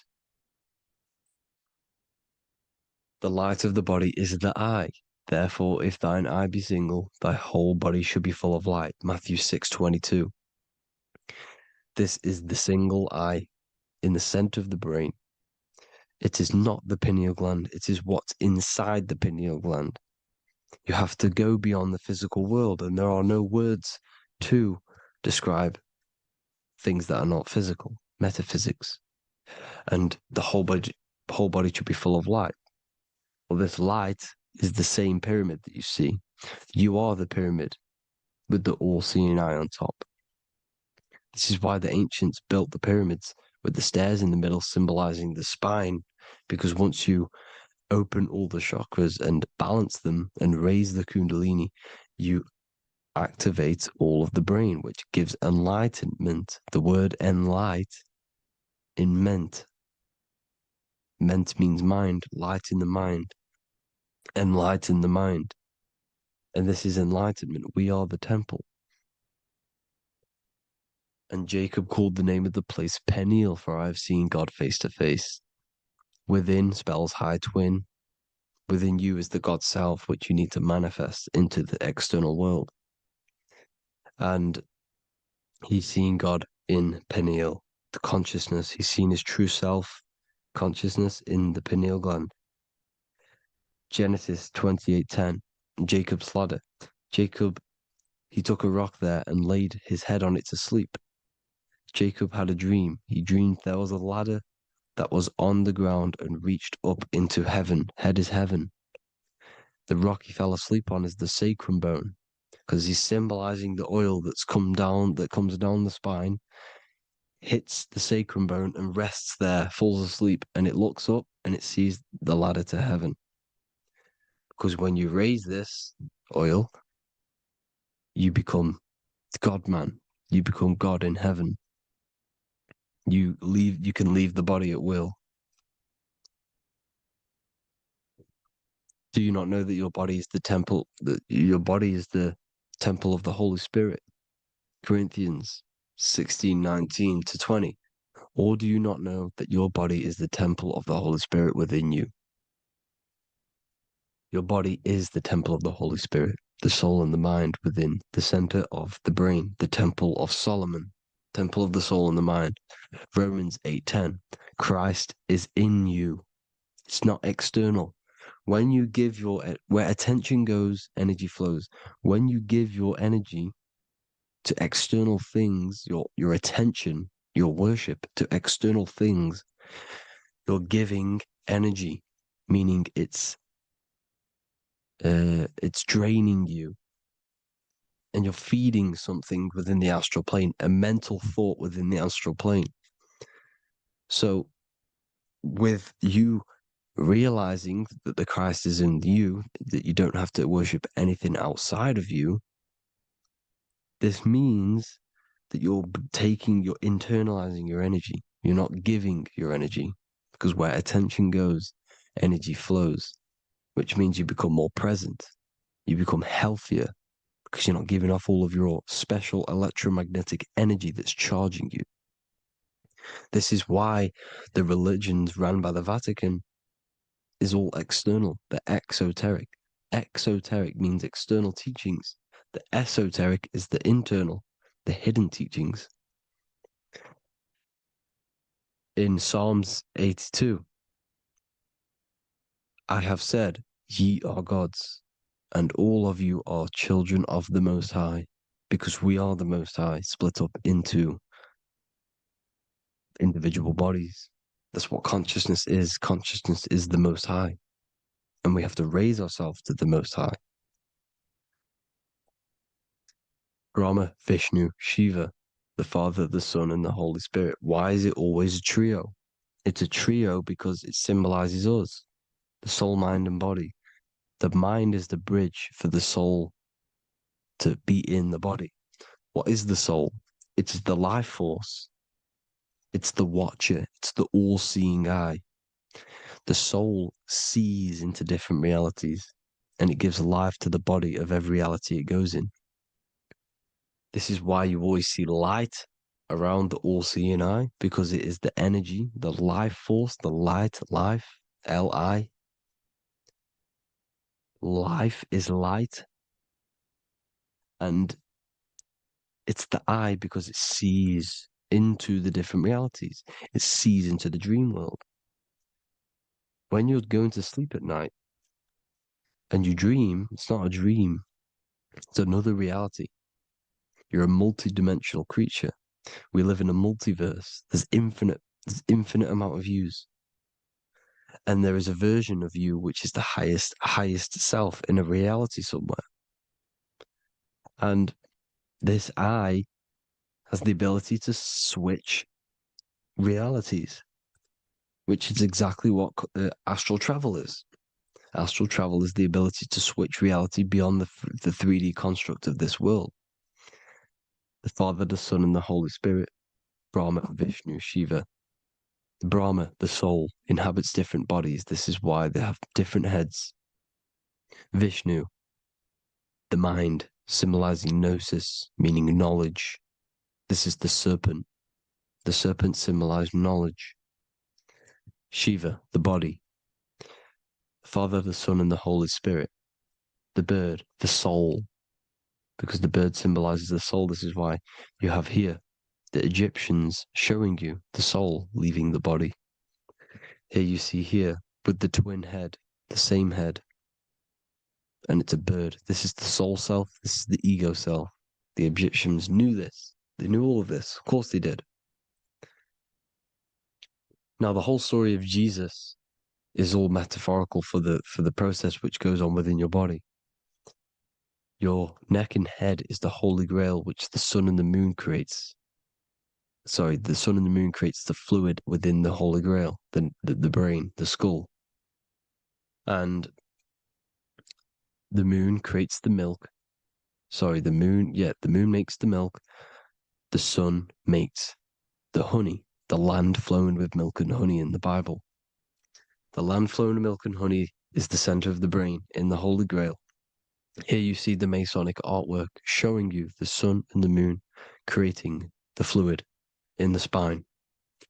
Here's the serpent. Serpent symbolizing the two Kundalini channels, the Ida Pingala up the spine.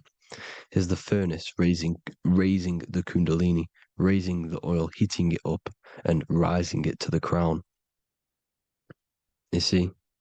So here you see more Masonic art, seeing the sun and the moon creating the holy fluid in the brain, in the cup, filling the cup. This is why it's a cup, because it's the Holy Grail. This is the holy oil in the center of the brain that gets released down the spine, which is Jesus coming down from heaven. It comes down the spine, down the River Jordan in the Bible. This is when Jesus goes from Nazareth to Jerusalem. He comes down the River Jordan, and Joseph and Mary are in Nazareth waiting for Jesus' return. Joseph and Mary symbolize the pineal and pituitary gland, which produce the two oils created by the sun and the moon.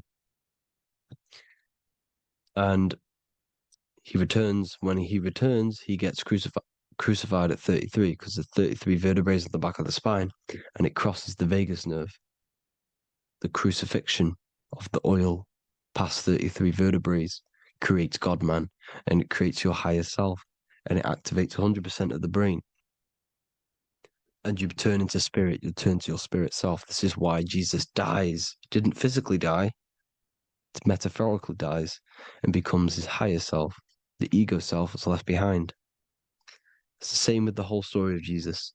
Jesus comes down from heaven, which is the oil. He dies in a cave for 3 days, which is the oil hitting the cave. Here's the cave. and resurrects after 3 days. If you resurrect the oil, comes up and gets crucified at 33 in Golgotha. Golgotha translates to a place in the skull. The 3 wise men from the east. Well, if you look at the Masonic artwork, they'll always show you a ladder up to the east. Okay? Here you see north, south, west. This would be east. Here you see east here. East here. The ladder up to the east. The east is the top, up. 3 wise men from the east. The thalamus, pituitary, and pineal gland in the center of the brain. The most important glands in the body.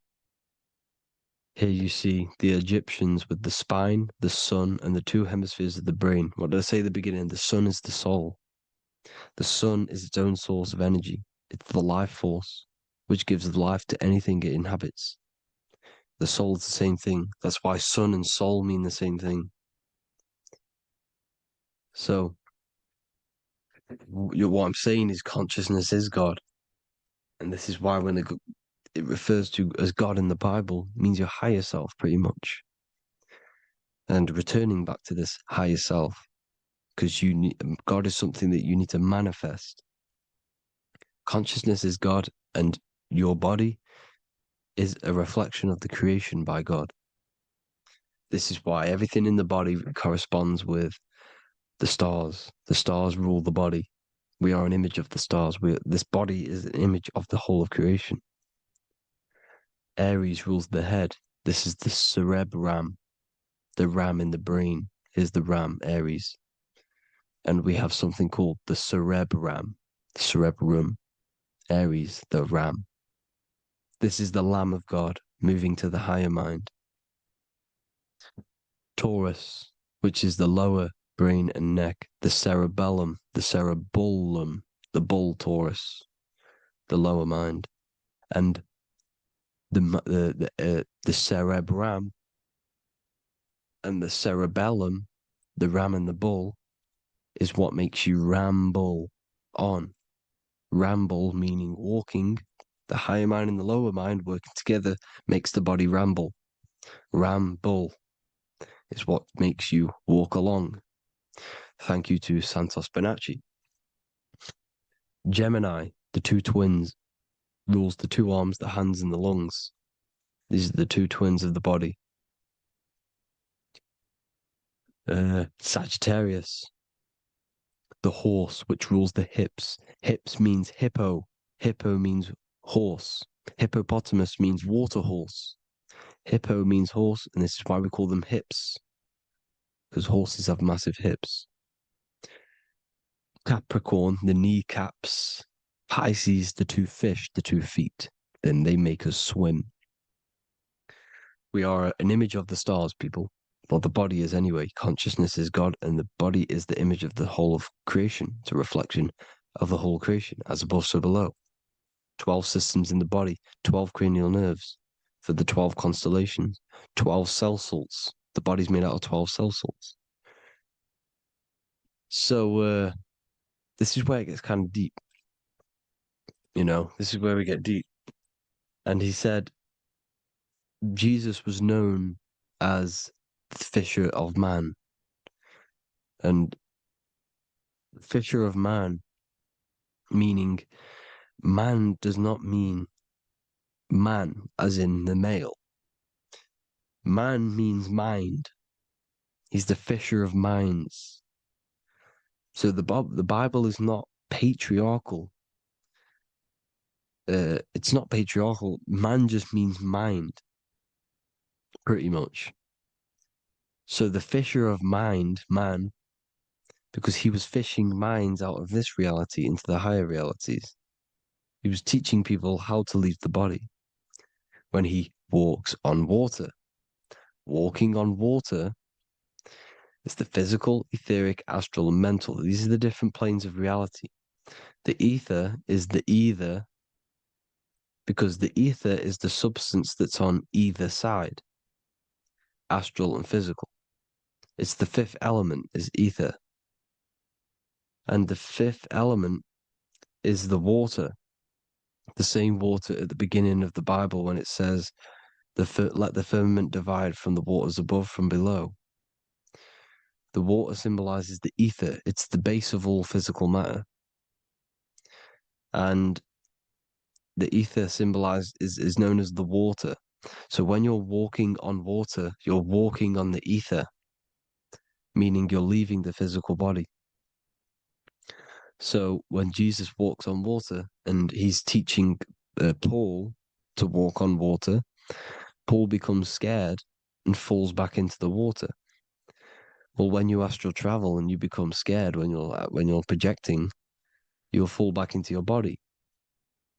So he's pretty much saying walking on water is leaving the body, walking on the ether, because the ether is the veil between the astral, and that's what devil means. Devil has the word veil in it, because the devil is trapping you between one veil, which is this world. They're trapping you in this world, this thin layer of reality. Your dreams are different veils. The ether, the astral, the mental are different veils. Devil is the veil. The veil. You need to escape being stuck in one reality and live in between realities. And this is when you truly become a multi-dimensional being, because your soul is just the eye. That's what you are. You're just an eye, and you see into different worlds.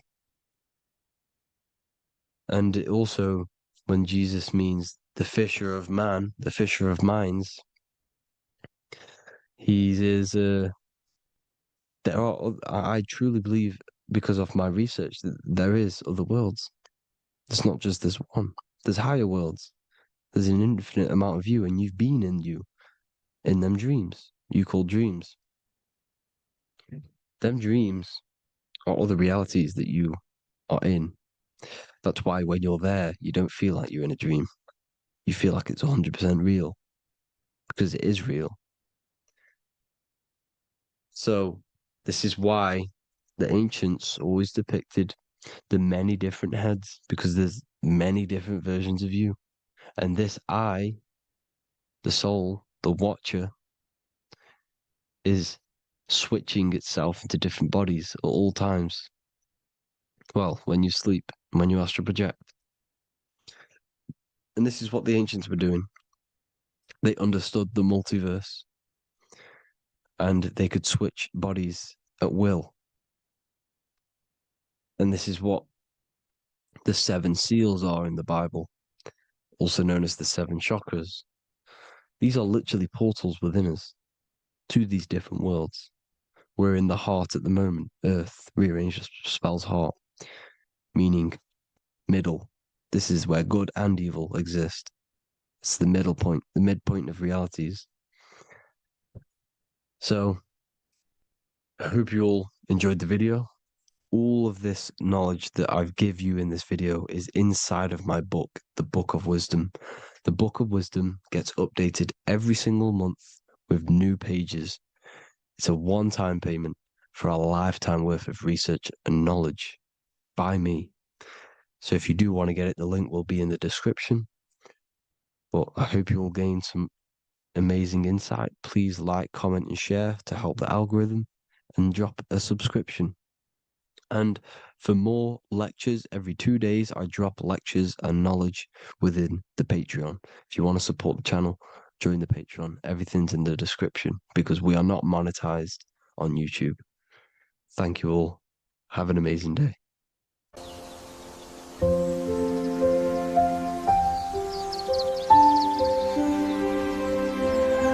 bookofwisdom.com. Visit today.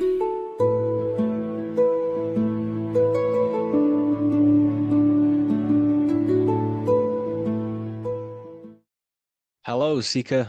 Welcome to Revival of Symbolism, a channel devoted to the language of esoteric symbolism, helping you discover yourself and expand your consciousness into new realms of thought. I'm Harry B. Joseph, also known as Revival of Wisdom. In this video, we're going to be breaking down the occult and esoteric meaning of the tarot card the magician. This contains many layers of symbolism. Let's get straight into this. So if we look at the card of the magician, the first thing we notice is this gesture, his hands. We have one hand up, one hand down. This corresponds to the teaching and the principle of the universe called the law of correspondence, also known as above, so below. As above, so below pretty much corresponds with everything in the whole world and life. Everything functions underneath this law. It teaches that everything below in the material plane does not exist on its own. Physical life does not create itself. It is not independent. It cannot sustain itself. Everything below in the material plane has its spiritual counterpart within the heavenly realms of higher consciousness dimensions. Everything above manifests that which is below. It's simply representing how reality is dual and you are dual. You have a self outside the mind, which is the physical body, and a self inside the mind, the spiritual self. While most people are fixated on the external self, the physical body, they never give attention to their internal self, the self inside the mind. The self inside the mind is limitless, has infinite potential, and is not bound to any true form or identity. The internal self is the immortal self, the higher self. It is the self that can turn anything, any thought, into a form within the realm of imagination. This is what we call the astral plane. The astral plane being a plane or a dimension that sits just above the physical plane, and it's the realm of imagination, emotion, and desire. Because in order for us to imagine something, we have some sort of emotion or desire to create it. Therefore, it is the astral energy, the desire and the imagination of something above in the higher realms and dimensions of consciousness that make it possible and physically created within the material realm. It is the astral forces of desire manifesting the actions of the physical body, because the physical body only moves to what we care about or we have a passion or desire. These forces, what we call passion and desire, are not just chemical reactions in your body. They are astral forces directly coming from your astral body. We think with thought. This is the beginning of all creation. We think, we imagine, we desire, then we act. It is the higher realms first, then the external realm, the material. Higher dimensions over the lower dimensions. This fits in perfect with the magician, because a magician is not someone, like Harry Potter shows you with wands casting spells. This is fantasy. The real magic is about changing consciousness at will, because consciousness above creates that which is below, the material. As within, so without. Reality is created from the inside out. So the magician understands that by changing consciousness, we change our external circumstances. You see this reflected in your life, and I've seen this reflected in my life. When you change your consciousness, for example, you start to spiritually awaken. You start to think differently, see the world differently. What happens to your external reality? Notice your friends start to say you've changed. You may not fit in with your current friendship circle. Your friends will change and you will outgrow them, and you will have to seek to find new friends that fit with your new internal state of consciousness. This is teaching that the internal world rearranges the external world. While most people stay in a cycle of trying to change the external world, not realizing that they must first change the internal. This is what magic is about. Magic is about changing consciousness at will. Because when a magician holds the ability to direct all forces of their consciousness to a specific reality within them, to create that form and reality within the internal self, they can actually start to produce change in the external reality. We have masculine forces of consciousness, feminine forces of consciousness. The feminine forces of consciousness are imagination, intuition, emotion. The active masculine forces of consciousness are willpower, actions, and intellect, thinking. When we combine the imagination, seeing the reality within our mind, forming the reality within our spiritual vision, the internal vision of the soul, because imagination is the expression of the soul. It is creating with astral light, astral vision. Freemasons, occultists call imagination spirit vision.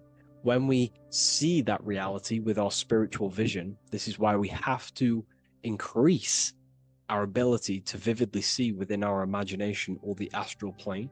If we do not develop these faculties of consciousness, we will struggle. This is what the esoteric is about. We have to increase and develop every part of our consciousness to develop spiritually, to try and reconnect with the internal world, while our whole past life we've been focusing on the external. When we combine the soul's vision of imagination with a feeling and a desire of creating that reality, that's then the internal world pretty much sorted. Then we have to combine that with willpower and actions. The masculine and feminine come together to give birth to a child. The masculine and feminine come together in your consciousness to give birth to a reality. It's about changing what's inside the self to produce change below. This is what true magic is. Look at the word magic, magi, and the word imagination, imagination. Imagination is about working with the forces of the soul and the forces of consciousness, producing change in consciousness at will to produce change in the external. This is what this represents. Changing above so we can change below. No point trying to change the external world, because the external world is already formed. It is a form, it is an effect. So to produce true change in the external world that lasts long term, we must first gain control over ourselves and produce change internally. This is why the magician is called to gain mastery in every element of their being. They have to gain control over every aspect of consciousness and develop every faculty of the soul. This includes developing strong imagination, developing a very strong willpower. We can do this through exercises such as imagination exercises, holding one specific vision for a long period of time, meditation, thinking on one specific thing for a very long period of time. This will increase the willpower. It's also about gaining control over the subconscious impulses, the subconscious thinking patterns that seek to control us. It's about gaining control over every aspect of our consciousness. This is what a true magician is. And this is what the true spiritual path is. Developing every faculty of consciousness. It's a never-ending journey of self-mastery. If we look at the magician, we see this infinity symbol rising just above his head, symbolizing the mind being filled with higher knowledge. The mind aware of higher dimensions. You see, the mind is the cause, physical reality is the effect. We need to raise our consciousness from effect consciousness to causal consciousness to truly become a magician and a master of our reality. What do I mean by effect consciousness? Most people live in the realm of effect and reaction. Their consciousness, their mind, emotions, and imaginations are constantly thinking, feeling, and imagining the things that have happened to them. Instead of doing this, we need to change this state. Instead of reacting, we need to become the cause. Instead of thinking and imagining and feeling the realities that's already gone past and things that have happened to us, we need to change this so we use the powers of the soul, the powers of consciousness as imagination, emotion, the intellect, as causes and not reactions. This is how we truly become a magician and apply this principle of as above, so below. We need to think, feel, act, imagine, and use all the faculties of consciousness and the creative powers of the soul to cause things, to create a better future, to imagine a better outcome, instead of dwelling in reactivity, because reactivity will create a constant cycle of negative manifestations. If we sit around and moan, complain, think, imagine, feel the things that have happened to us in the past, the mind is the cause. And if the mind is in that state of reactivity, it's just going to constantly create more negativity in your external reality. This is what it's all about, as above, so below. You can see the sword here. The sword cuts through the air. The air is one of the 4 physical elements. Fire represents the spiritual body of consciousness. Water represents the emotional body of consciousness. Earth represents the physical body of consciousness. Air corresponds to the mental body of consciousness. So this sword is a symbol of a sharp mind. The mind needs to become very sharp and very disciplined and very controlled, both consciously and subconsciously. What does this mean? We have to gain control over the mind. We have to become more conscious of the thoughts that are happening inside our mental field, because the mental field of consciousness is pretty much the birth of all creation. We think, imagine, feel, then act. So we must gain a sharp intellect, a sharp mind, a sharp, powerful mind. The sword is also a symbol of power. So this is a symbol of a powerful mind, a mastered mind. This is your sword. This is your tool to create, because you are a co-creator. As above, so below literally tells you that you are God itself. The same powers God used to think everything into existence, such as nature, the stars, the human body, the macrocosm, the world. God thought the world into existence. We live in a mental universe. All creation is first thought, then manifested physically. The same powers of thought God used to create the world is the same power that you use to create your world. You are cut of the same fabric of God. You are a microcosm, as above, so below. God is the macro, you are the micro. What is the wand? The wand is not real. This is not a real wand you cast spells with, but a symbol. The symbol of the wand represents direction of consciousness, willpower, and attention. We have 2 spiritual currencies which pretty much create our experience and reality: time and attention. That's why we say we spend time and I pay attention. These are your currencies. These are how you create and generate reality. Moving on to Jesus and Satan, we see there's an exact same symbolism within the ancient paintings. Jesus pointing up, Satan pointing down. Satan is the egoic force within one's consciousness. He is a symbol. Satan is not a real identity or being or entity. He is a symbol of a personality and a force within one's consciousness. Satan represents the negative forces of the ego that tells you to do things that is wrong. In your heart, you know what is morally right and wrong. Let's say you're thinking, you get a random thought of stealing an old lady's purse. You, in your heart, know that is wrong. But Satan is the force inside of you that says, do it anyway. Don't listen to the heart. Get the personal gain. I want the money. That's Satan. Jesus is the higher mind, the aspect of our consciousness that dwells above the ego. It's the part of our heart that desires the spiritual. Our heart is the generator of our reality. And whatever we desire is what we generate. You only take action and generate your life on what you care about or what you feel. If someone's talking about something you don't care about, you say, oh, I don't care about that. But if you care, you will listen. If you care about something, you take action towards it. If your heart desires the material, you have been taken over by the egoic force of Satan. Not a real entity, a part of your consciousness, a part of your nature, the dark side of yourself. Jesus represents a heart that desires the spiritual wisdom, the things that cannot be seen. The heart must desire the things that can't be seen, because this is what gives true satisfaction to ourselves. We feel void when we chase material things because nothing material can satisfy our hearts. So this is as above, so below. Jesus is the higher mind. Satan is the lower mind. We must place our hearts on the higher things and give our hearts and desires to knowledge, the things that we cannot see, because this is what gives us true fulfillment. We also see this symbolism in the Baphomet. As above, so below. The material realm below and the fire up here. The fire symbolizes spirit. The spiritual made manifest in the physical. This is all the same symbolism. It corresponds to everything. You can use as above, so below to determine truth. If someone tells you something, tries to make you believe it, and it does not correspond with the law of correspondence, then you know it's a lie. You can use as above, so below to manifest things. You can use as above, so below to see the world as a reflection of God. We are in God's kingdom.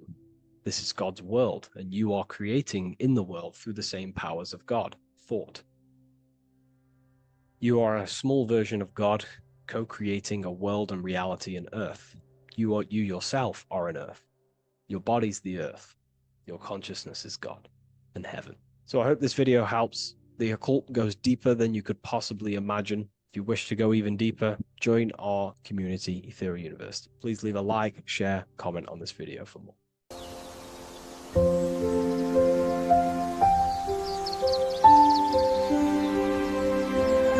bookofwisdom.com.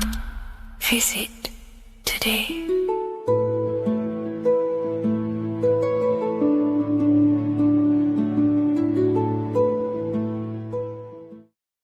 What is good, people? It's Revival of Wisdom. I hope you're all doing well. Now, this video is how to raise your holy oil or your kundalini. Let's get straight into this. So this is a monthly cycle. Every month, when the moon is in your zodiac sign, this oil is released.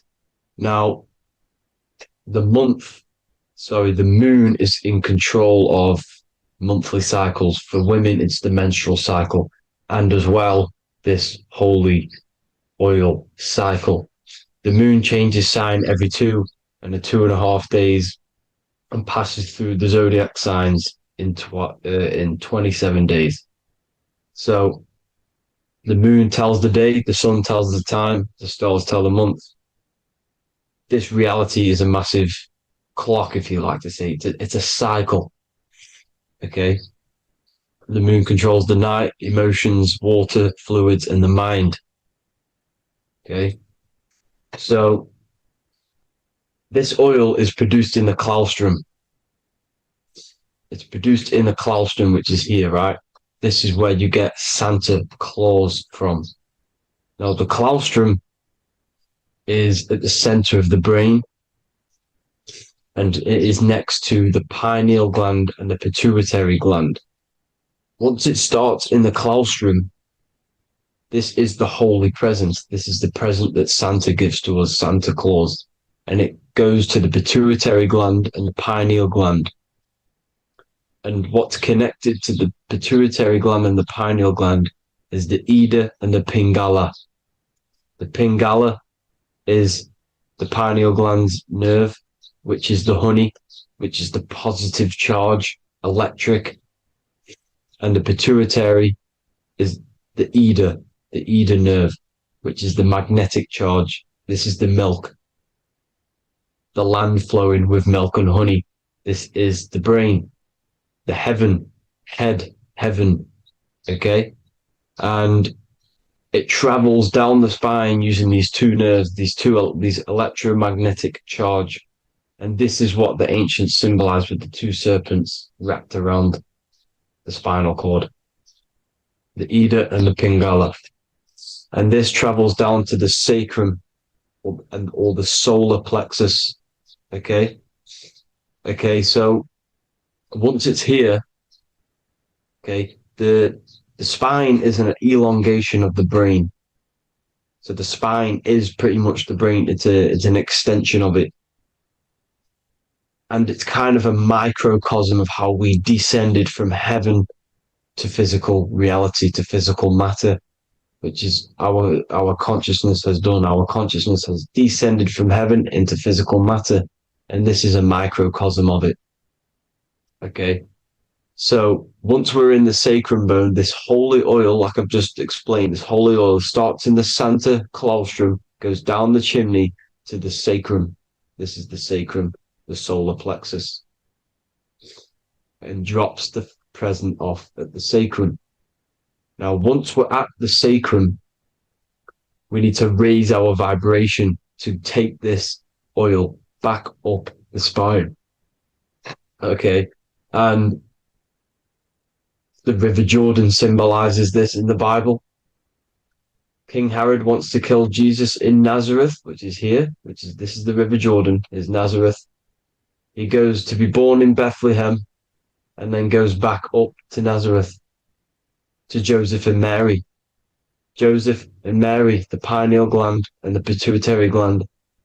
The Bible is huge symbolism. It's all metaphors for this sacred process which goes on inside of your body. You are the Temple of Solomon.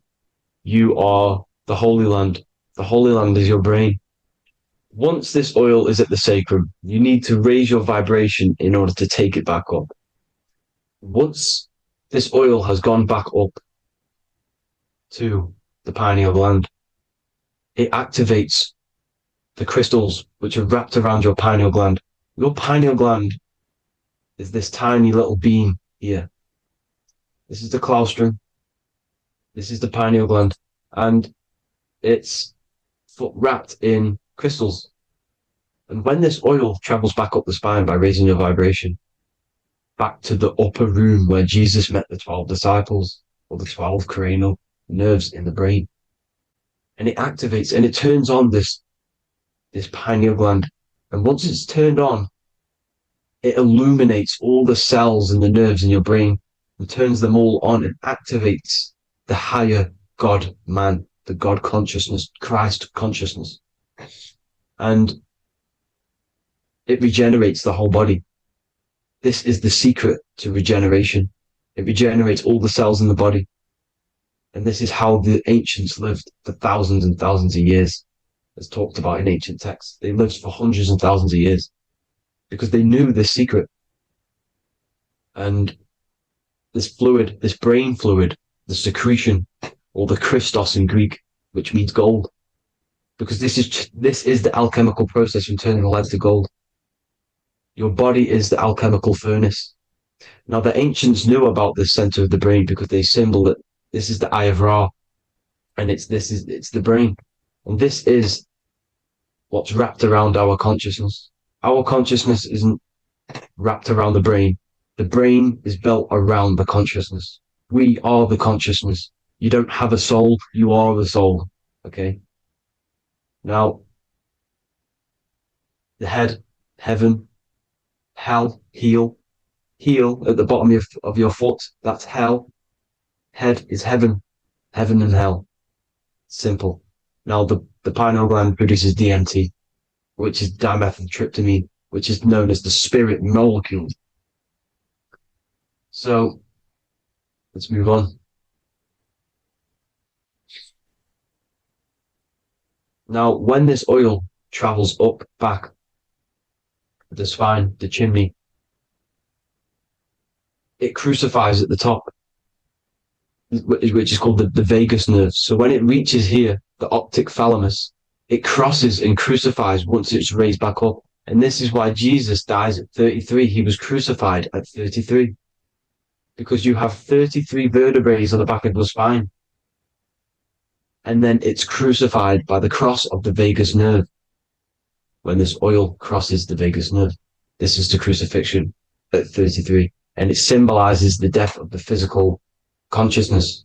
You then become spirit. You then become God consciousness, activating the Kundalini, regenerating the body and the mind. Okay. The Garden of Eden. You are the Garden of Eden. The land of milk and honey is upstairs. The pituitary, which is the milk, the pineal gland, which is the honey, which is DMT. It even says this in the Bible. As he brought us into the place, and he has given us this land, a land flowing with milk and honey, which is also symbolized as the sun and the moon. The Bible also says, the light of the body is the eye, not the eyes, the eye. If therefore thine eye be single, thy whole body shall be full of light. This is the activation of the pineal gland by raising this oil back up to the pineal gland, to the center of the brain. Neither shall they say, see that here, or see there, for behold, the kingdom of God is within you. So he's saying, don't look out there. Nothing is out there. It's all inside of you. Everything's inside of you. You're the universe. Now, how to raise this oil back up to the pineal gland every month, like I said. The moon controls the cycle. The moon controls monthly cycles. When the moon is going into your zodiac sign every month, this oil goes down the spine and you must raise your frequency to get it back up. You must retain your seed. This is the most important. Your fluid, your secret, your holy fluid, your life force. You can't let that go. That life force is the reason you're alive. This holy oil is the reason you're alive because it feeds all of the systems in your body. It feeds all the systems in your body. You have to retain your seed, alkaline diet, positive thinking, and meditation. Okay? When you retain your seed, you will live longer. The moment you release it, you're killing yourself. You're killing a piece of yourself every time you release your seed. Every single time. You're killing a part of yourself. Okay? Now, this could be why this could be the illumination, the single eye on the Illuminati's symbol, the Freemasonic symbol, the illuminated eye, the triangle, which could symbolize the body, mind, and spirit, but the eye illuminated. Now, in the Bible, it talks about the two trees, the tree of knowledge and the tree of life. The tree of knowledge is the tree of good and evil, which is the most important system in your body, which is the nervous system. The nervous system, the most important. The tree of good and evil, and the tree of life, which is the cardiovascular system. Now, this oil, when it's released every month, feeds these two systems, and these two systems feed everything. Now, it's important you understand that. Okay? The ancients knew all of this knowledge. The Bible's telling you this knowledge. But it's in a metaphorical way. You have to understand the context behind it so you can read it properly. Now, eating of the tree of life, which is when it talks about in the Bible, eating from the tree of life is actually symbolizing a bad diet, ejaculation, because you're eating from these two systems. You're killing yourself with a bad diet. You're killing yourself with an ejaculation. Okay? So, that's important to understand. Now, this is Jacob's ladder in the Freemasons. Jacob's ladder, which is the spinal cord, it's the stairway to heaven. And this is Jack and the Beanstalk when he goes up the beanstalk and finds the golden egg in the grey clouds. The grey clouds symbolize the grey matter in your brain. Now, the Garden of Eden talks about the 4 different rivers in Garden of Eden. As we see here, the North Pole map, the ancient North Pole map, because the center of the earth is the center of the torus field. Everything's the torus field. Atoms are torus fields. Everything's torus fields. You are the universe. Everything is within you. The North Pole is your spinal cord. This is why they say Santa Claustrum comes from the North Pole. This is the North Pole. And the Santa Claustrum is the center of your brain. Now, there's 4 rivers which come from the Garden of Eden. There's the blood, the Christ oil, which is the oil we're talking about, urine, and saliva. These are the 4 sacred oil, 4 sacred fluids in your body. And these are constantly abused in today's society. These secret societies are targeting these fluids. Okay? This is why porn is free. They sexualize society through Disney. Go and look at some of the Disney movies. There's so many subliminal messages which sexualize these children because they want you sexualized. So you release your seed, which is one of the holy fluids in your body, especially your semen, your sexual energy. So important you retain this. So important because it's your life force. It keeps you alive. Okay. Now, let's recap on this. If you want to raise your oil every month, you can't just retain your seed for the month. You have to retain your seed forever. Don't just do it for a couple of days. Have to do it. It's a lifestyle. You want to become God consciousness, you got to do what it takes. It's hard in this society because this society is made around, it's designed to kill you pretty much. It's designed to keep you in these lower states of consciousness with all the bad food, the chemicals in the food, the chemicals in the water, the sexualized TV programs, sexualized adverts, sexualized TikTok and apps, videos, subliminally stimulating you because that is your weakness, sex. It's a weakness. Now, you have to retain your seed, meditation, and an alkaline diet. Why alkaline? Because acidic is low vibrational. This is the color spectrum. And what's the highest vibrational color? Violet. It's the lowest, red. You have to have an alkaline body in order to raise this oil.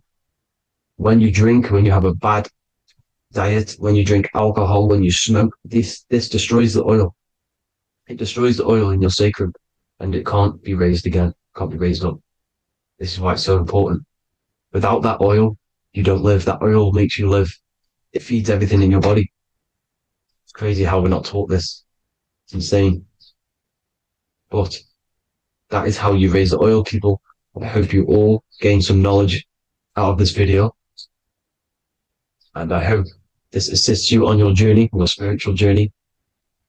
And please like and share this video. We need this knowledge out to the public to wake up humanity. Thank you all, people. God bless.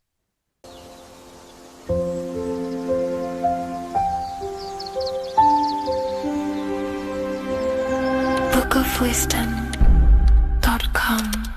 Visit today.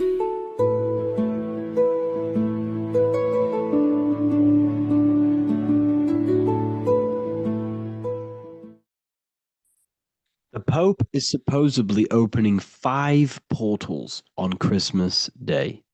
Now, I know this video is a bit late, but I'm going to be commenting on what I think this symbolism and this ritual truly means and what they are trying to do to society with this symbolic ritual. So the first thing we must understand is that everything these people do on a mass scale, all of these major events that they take place on, are all symbolic. They're all ritual. They all have purpose. Okay?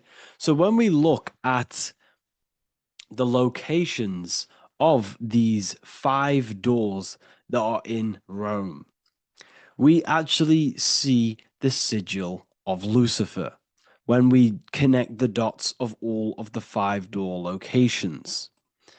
This is the sigil of Lucifer. Lucifer is not what you think. Lucifer, sigil of Lucifer, represents the outline of the human brain and our visual perception field. Now, the human perception field is how our brain interacts with the external reality. Our external reality is not physical. The only thing that exists outside of you is pure energy, formless, vibrational energy and light. Your brain is an energy decelerator.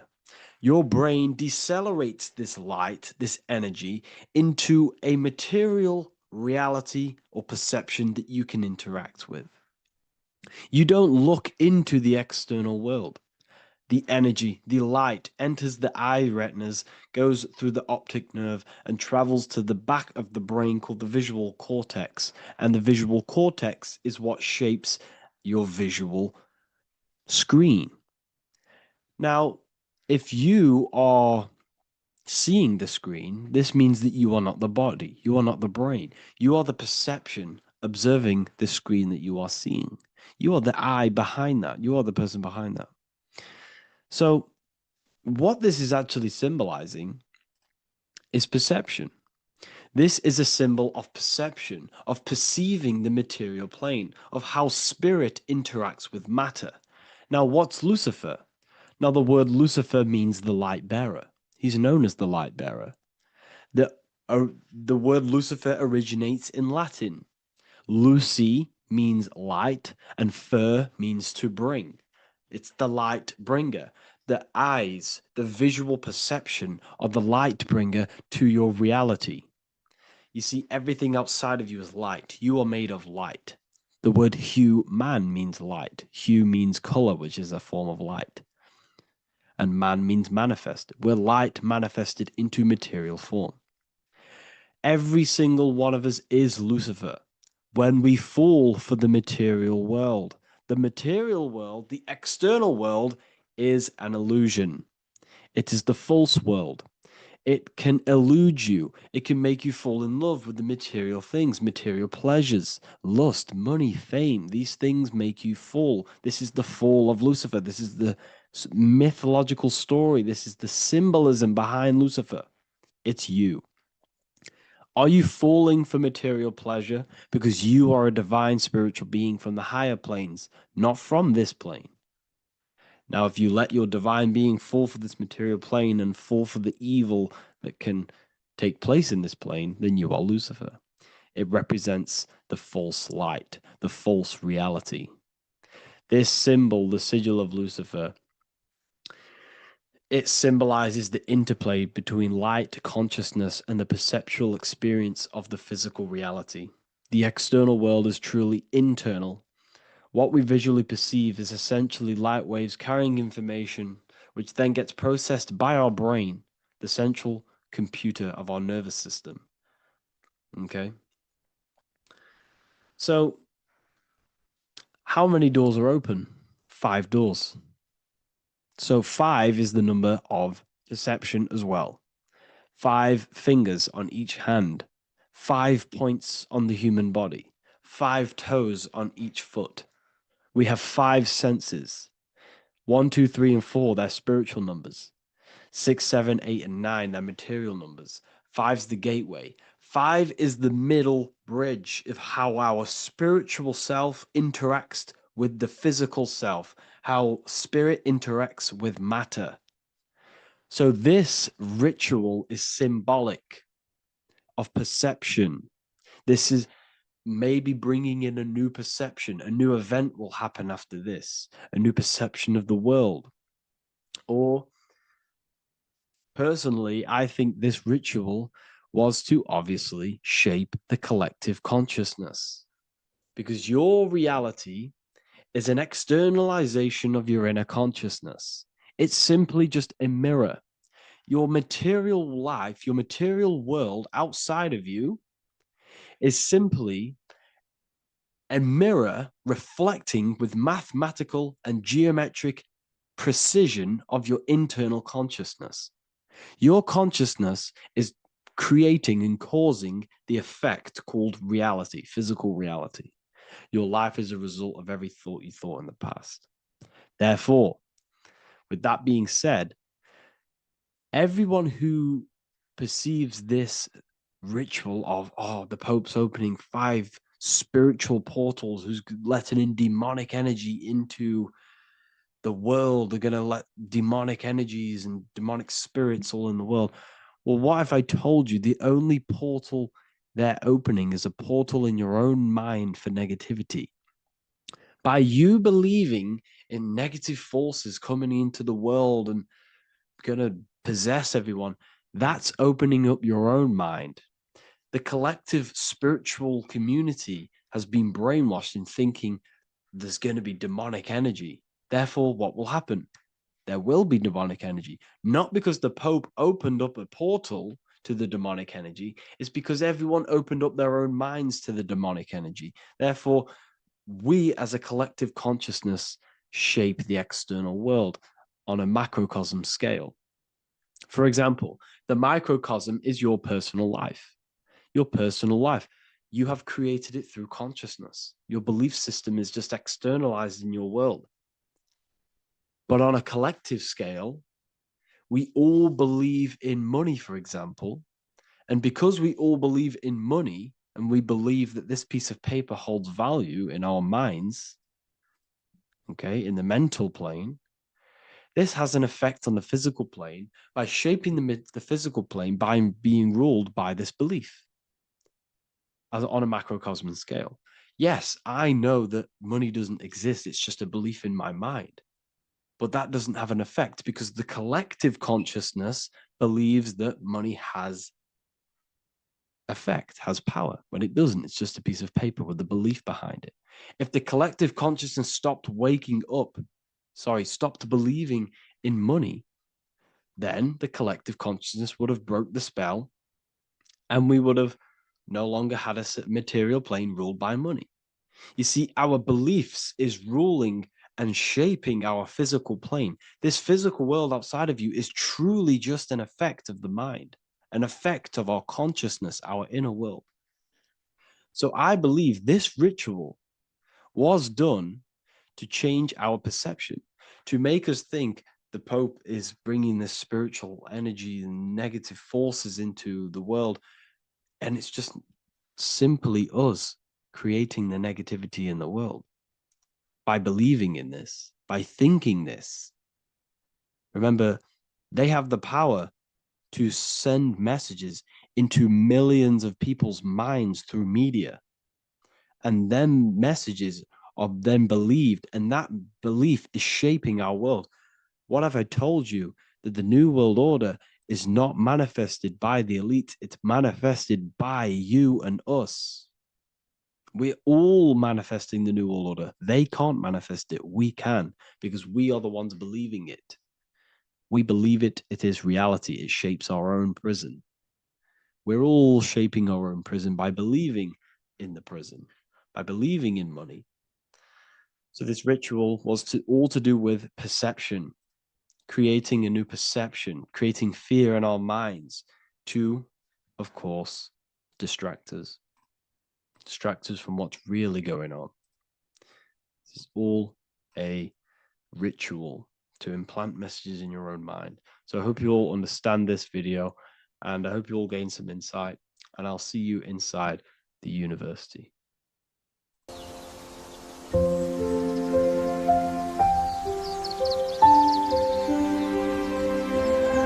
bookofwisdom.com. Visit today.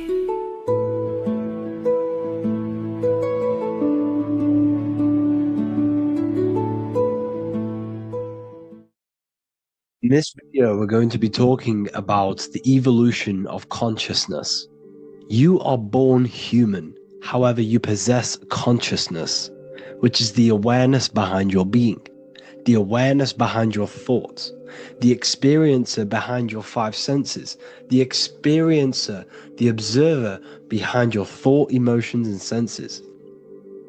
You are an eye, an invisible consciousness looking through a lens, which is your body. Your body produces this physical world that you experience. Your brain produces this world. Your brain and body is a technological computer. However, you are an infinite, ever-expanding consciousness behind this physical body. And there is an evolution of consciousness, a cosmic journey of expansion. And this is why we see so much pyramid symbolism in the occult and esoteric world, and especially within Freemasonry. Because the pyramid represents climbing, an evolution, a raising state of consciousness, a journey. Steps symbolize a journey upwards. This is the raising and the evolution of consciousness, our inner world. The transmutation of our inner selves, of our souls and consciousness and our minds.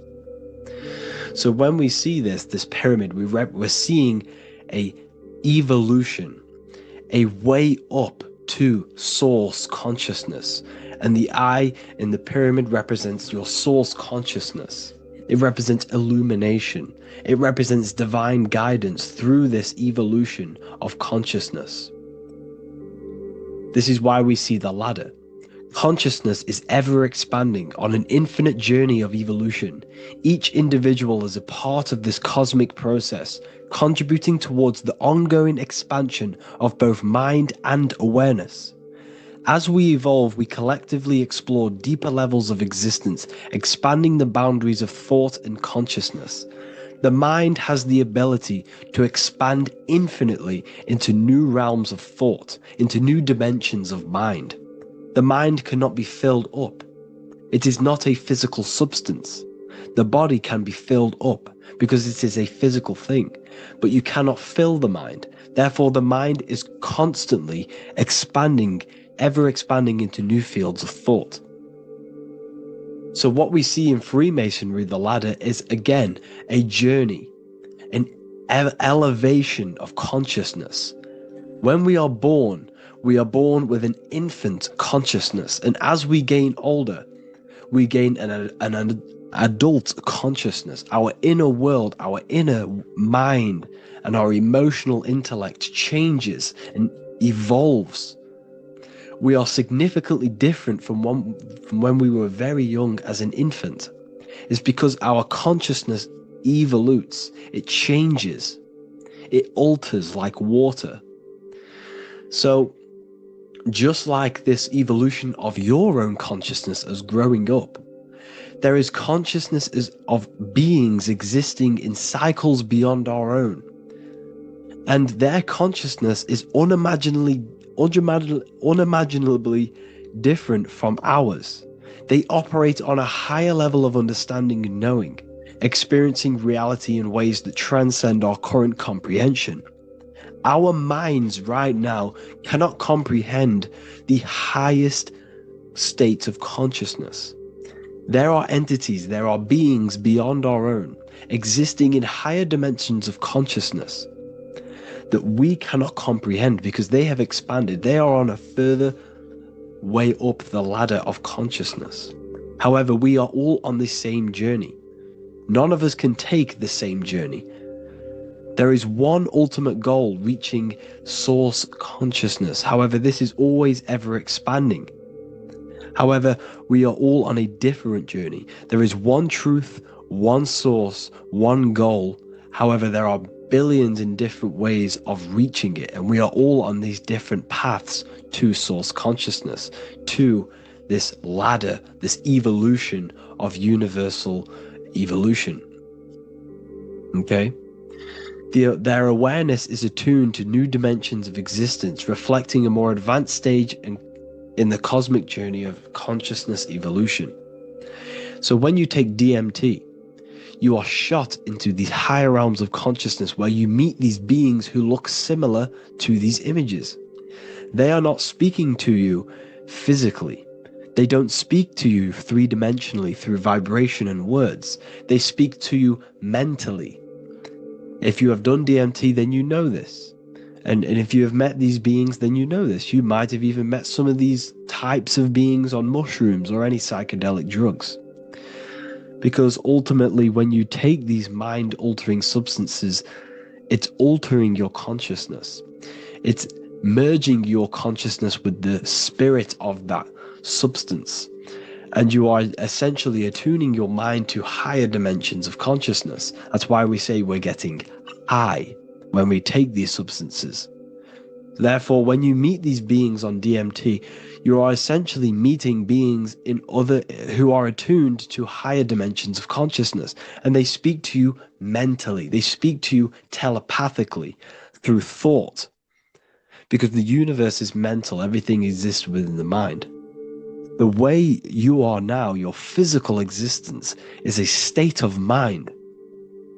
Mind, thought creates matter. Spirit and matter are two opposing ways of thinking. If we have a very spiritual mind, we have an expanded mind, we are a spiritual person through the mind. However, if we have a very low state of consciousness where we think about food, sex, lust, and all physical things, then we have a physical consciousness. Matter and spirit are two opposing forces, two ways of thinking. The mind attunes itself to different levels of understanding in different dimensions. So, essentially, this is what we're looking at. The body is a vessel for the fluidic, formless consciousness, a temple that houses the essence of our awareness. While the five senses are limited to perceiving only the physical plane, the mind transcends these limitations, capable of perceiving the full scope of reality. It is through the mind that we access deeper truths beyond the material, tapping into boundless nature of existence. Physical existence is a thin, band, a thin layer of reality. It's like 0.001% of reality. And your five senses are only tuned into this layer of reality. But the five senses are, by design, only allowed to perceive physicality. But the mind has the power to expand beyond this physical five sense state. The mind has the power to expand and evolute. It is a conscious decision whether you want to take this path or not.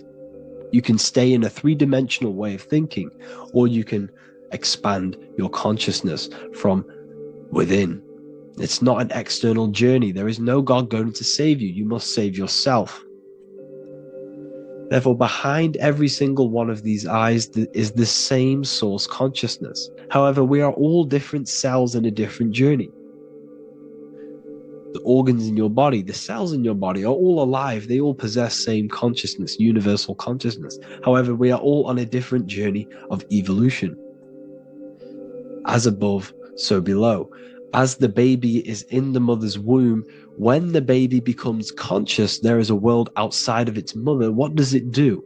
It presses and seeks a way out to be born in the other world outside of its mother.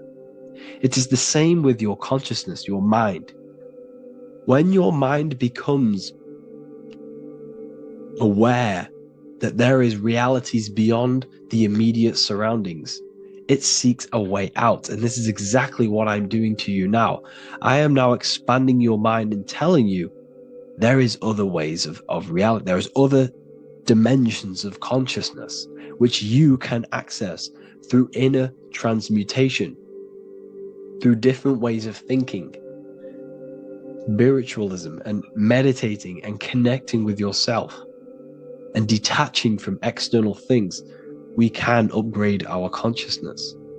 Your body is a womb. Why Jesus says you must be born again to see the kingdom of God, because you are born physically and then you must be born again spiritually, awakening your inner consciousness. So like I said, as the baby is in the womb, it's the same principle. As above, so below. You were a baby, you were in your mother's womb, and you figured out there is a world outside of your mother, so you seek to weigh out your mother to be born in another world. It's the same now. You must do this now. This is your spiritual evolution. This is the evolution of consciousness. It's ever expanding. When you die, this is a transition. You must learn to not fear death. This is another part of your spiritual journey. You must master death. Therefore, like I said before, the mind has limitless capacity to expand into new realms of thought, continuously exploring uncharted ideas and concepts without boundaries. The mind can ever expand. It can never be filled. It can never ever know everything. There is infinite fields of knowledge, infinite fields of thought. Your current state is just one stage on an infinite pathway. You won't remain human forever. The human experience is a crucial phase where we learn to balance polarities, master the fundamental laws of the cosmos. It is a period of growth and transformation, preparing us for the next stages in our cosmic evolution. The goal is to strive for perfection, yet the true perfection is unattainable. It's like a tunnel, and there is a light at the end of the tunnel. And as you walk through this tunnel, the light is ever moving backwards. You should forever seek to meet that light, but you will never meet that light because consciousness is ever expanding. You should strive for perfection, yet knowing that perfection is forever unattainable. The journey is endless, with each step revealing deeper layers of understanding and experience. The pursuit of growth and expansion is itself the essence of our evolution. You can find all of this knowledge in the amazing book that I have read for years. I have read this book, The Emerald Tablets of Thoth, the Atlantean, by M. Dorial, translated by M. Dorial.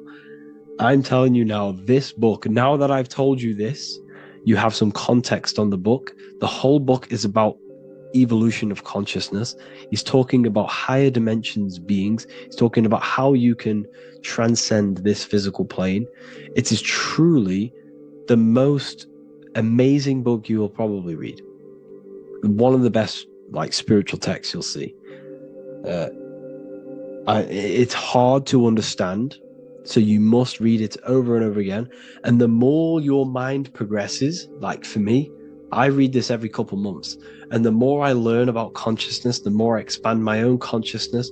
And every time I read this book, I pick out something new that just completely blows my mind, because you can only understand this book to your level of consciousness, to your level of understanding.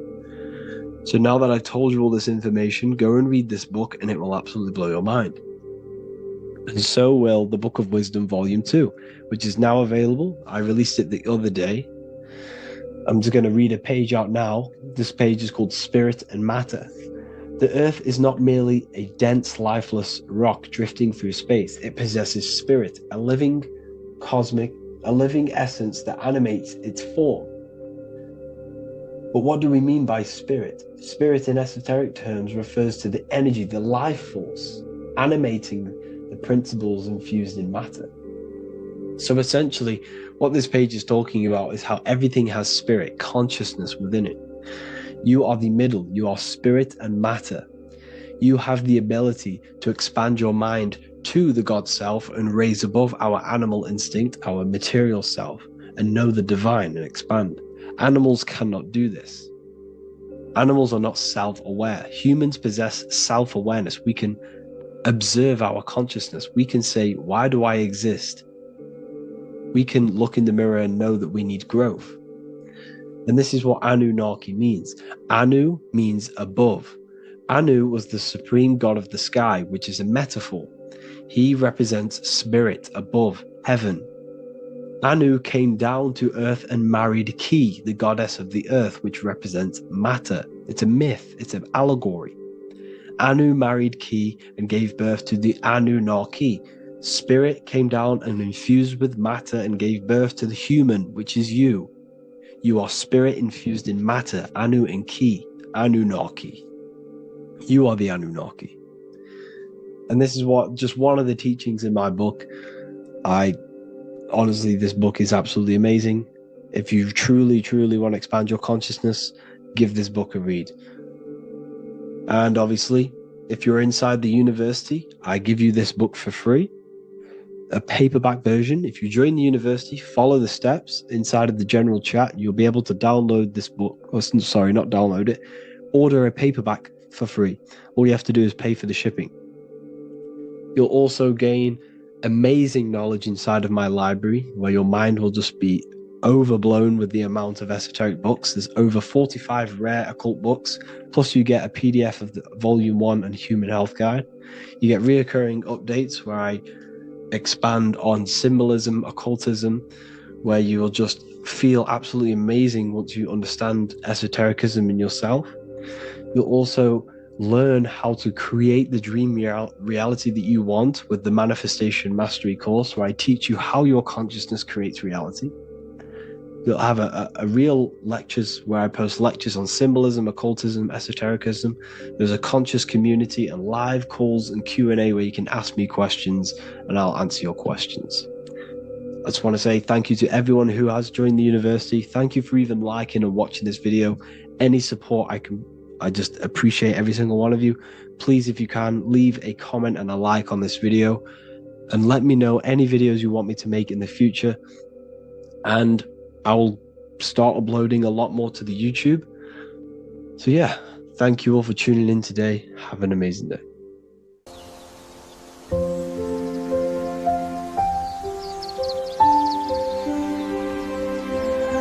bookofwisdom.com. Visit today.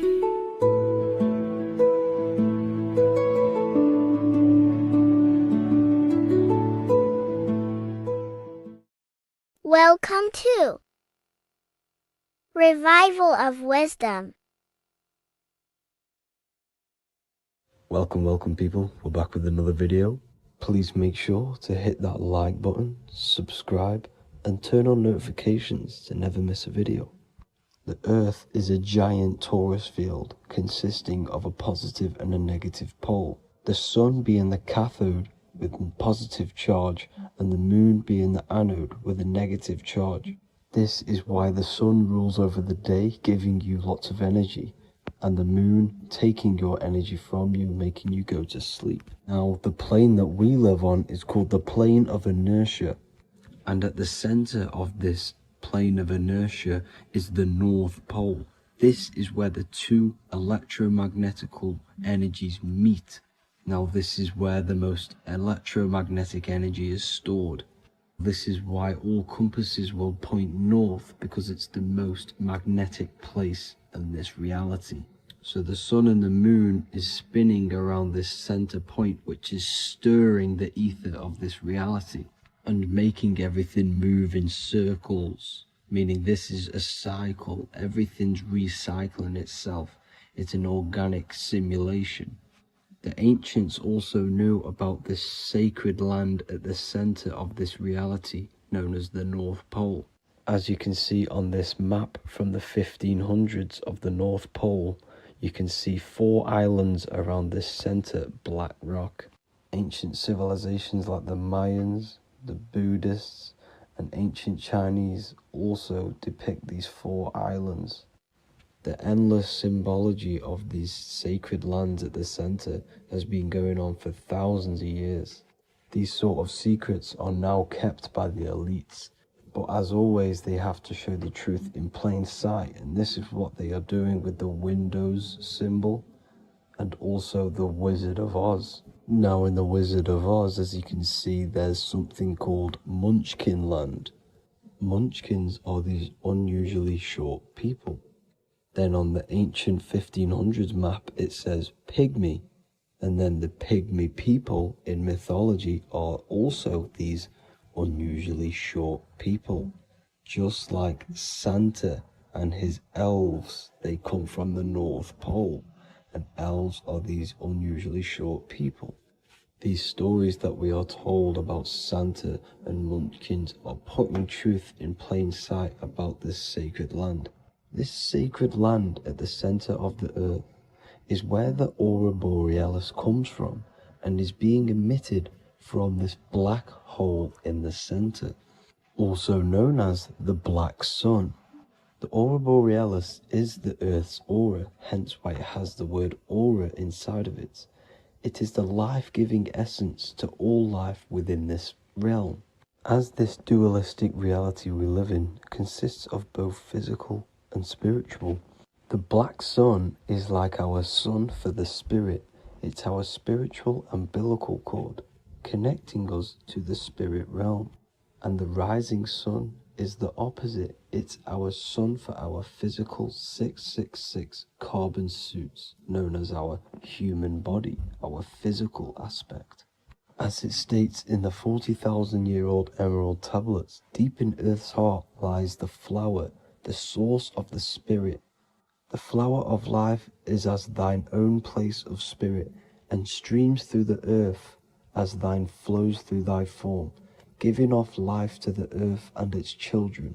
So the North Pole is the core of this spiritual reality, and the closer you get to it, the more spiritual and lucid it becomes. So the elites have covered this up in order for us to forget the true nature of this reality. And they did this cover up by introducing the globe model.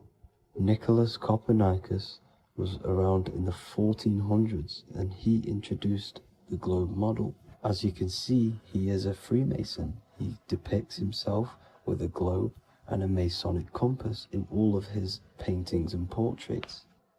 Galileo was also a Freemason, as you could see in all of his portraits with a globe and a Masonic compass. He was also a massive part of introducing the globe model after Nicholas Copernicus. So yes, the globe model was a spiritual and political move to gain more control over the masses. After the globe model was then introduced, they introduced the theory of evolution by another Freemason, Charles Darwin. See how these two theories go hand in hand? They both degrade humanity and they make you confused of where we actually came from. By hiding the true form of this divine creation and hiding the true power of each and every one of us, they maintain control over the masses. Now this is order out of chaos, known to be the 33rd degree slogan of Freemasonry. Now this is the Masonic cosmology, and as you can see you have the checkered board for the duality, the 5-pointed star for the 5 elements, the 4 corners for the 4 pillars, the all-seeing eye, which is Polaris, the sun, the moon, and the 7 stars. So even Freemasons are taught the flat earth cosmology and the true form of this reality. Now the true nature of the sun, the moon, and the earth is shown and reflected through the Masonic compass. The Masonic compass is the sun, the moon, Polaris at the top, and the black sun at the bottom. It makes sense why all the scientists who introduced the globe model all used the compass and the globe together, because it's truth in plain sight. As I explained in my other video, all Freemasons have to take the oath, so it goes to show, why are we all learning these theories from Freemasons who can't talk about certain topics that they learn about? Why should we believe their theories when they're holding back the real truth about this reality? Now going on to NASA. NASA means to deceive in Hebrew, and they are also funded by the government. They are not a private company.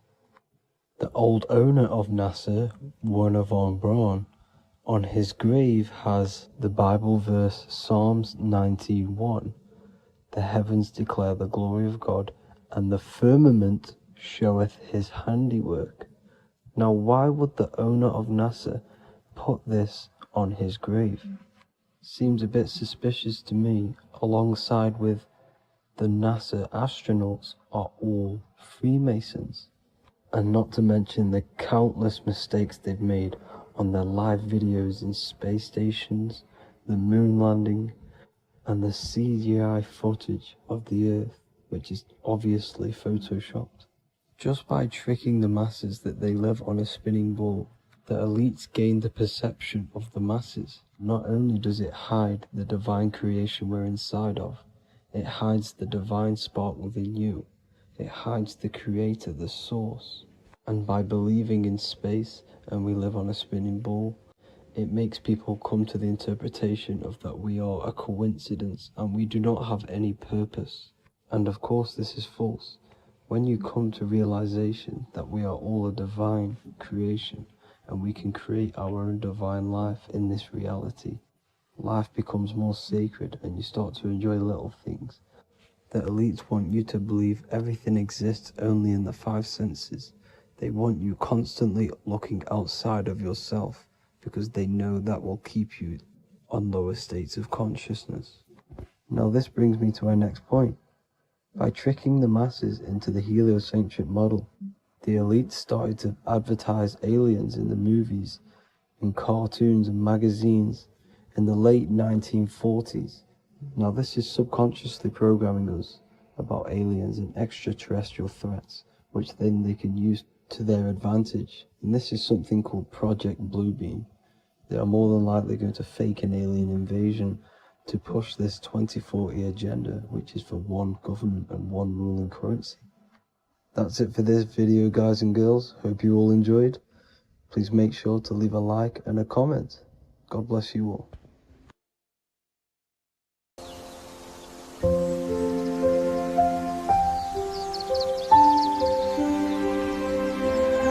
bookofwisdom.com. Visit today.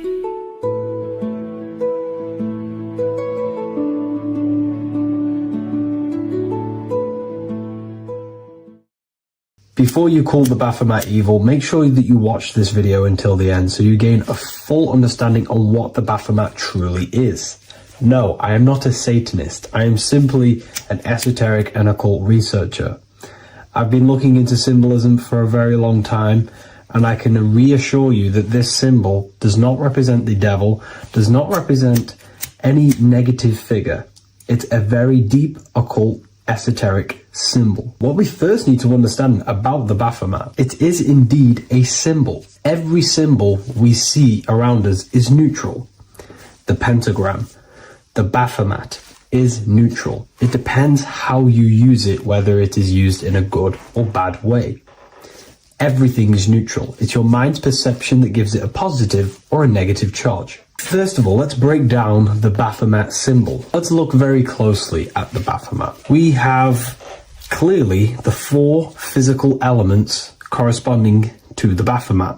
Here we clearly have the fire element. The wings represents the air, the flapping in the air. The fish scales, which is the water. And this dome figure representing the earth. The soul is incarnated into 4 bodies. We have a mental body of consciousness, intellect. We have an emotional body of consciousness, which is all to do with intuition and energy. We have a spiritual body of consciousness, our astral body, and a physical body of consciousness for the physical earth. Earth corresponds with your body, air corresponds with your mind, fire corresponds with your spirit, water corresponds with your emotions. So the Baphomet is showing you the 4 elements of the soul, the 4 bodies of the soul that we are incarnated in. Now, let's look at this moon figure. We have the moon. The moon represents the internal world. It represents what we cannot see. The sun represents our conscious mind, what we can see, what we're aware of, the physical world. The moon represents what we are not aware of. It represents our internal world. Remember, we have 2 worlds. You're an individual. You have a dual nature. Individual.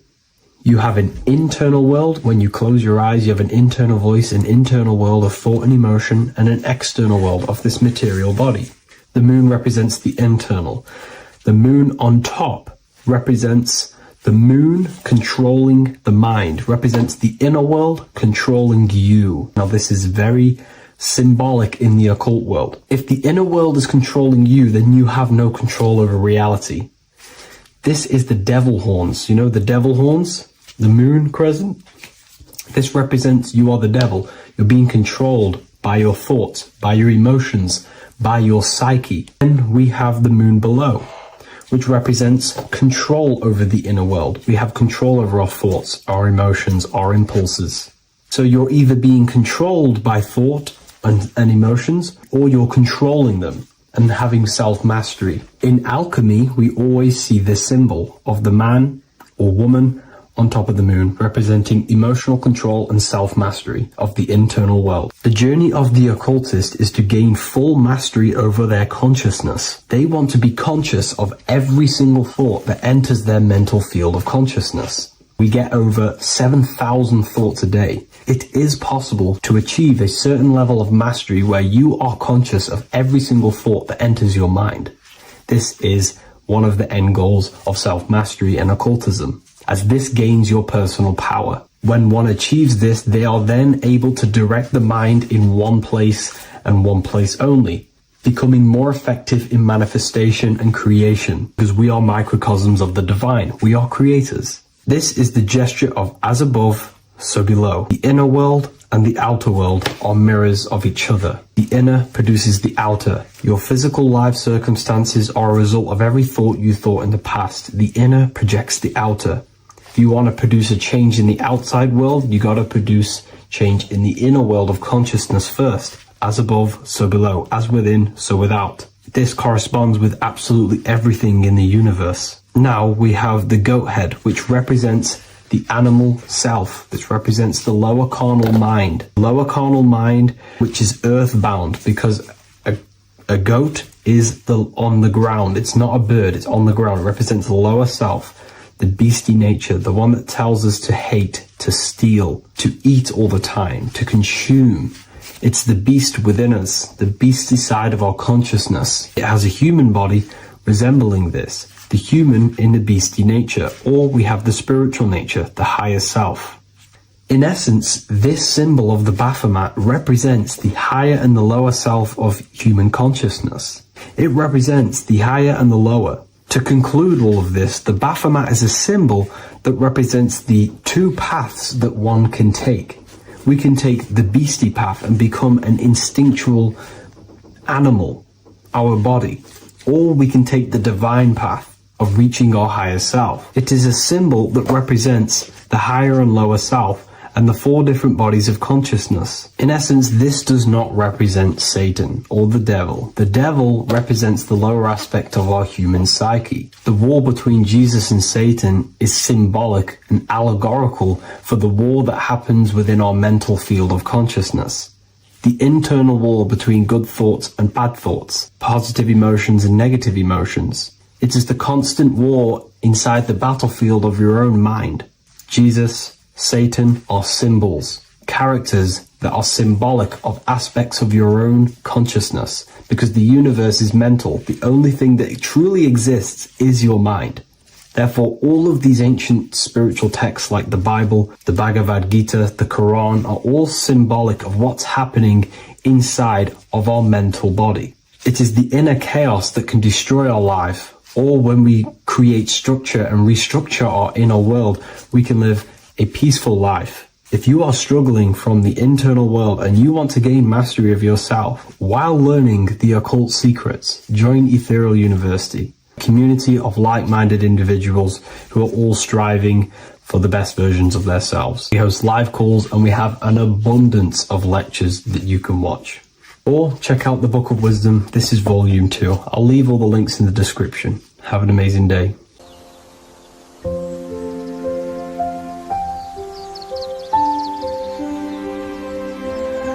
bookofwisdom.com. Visit today.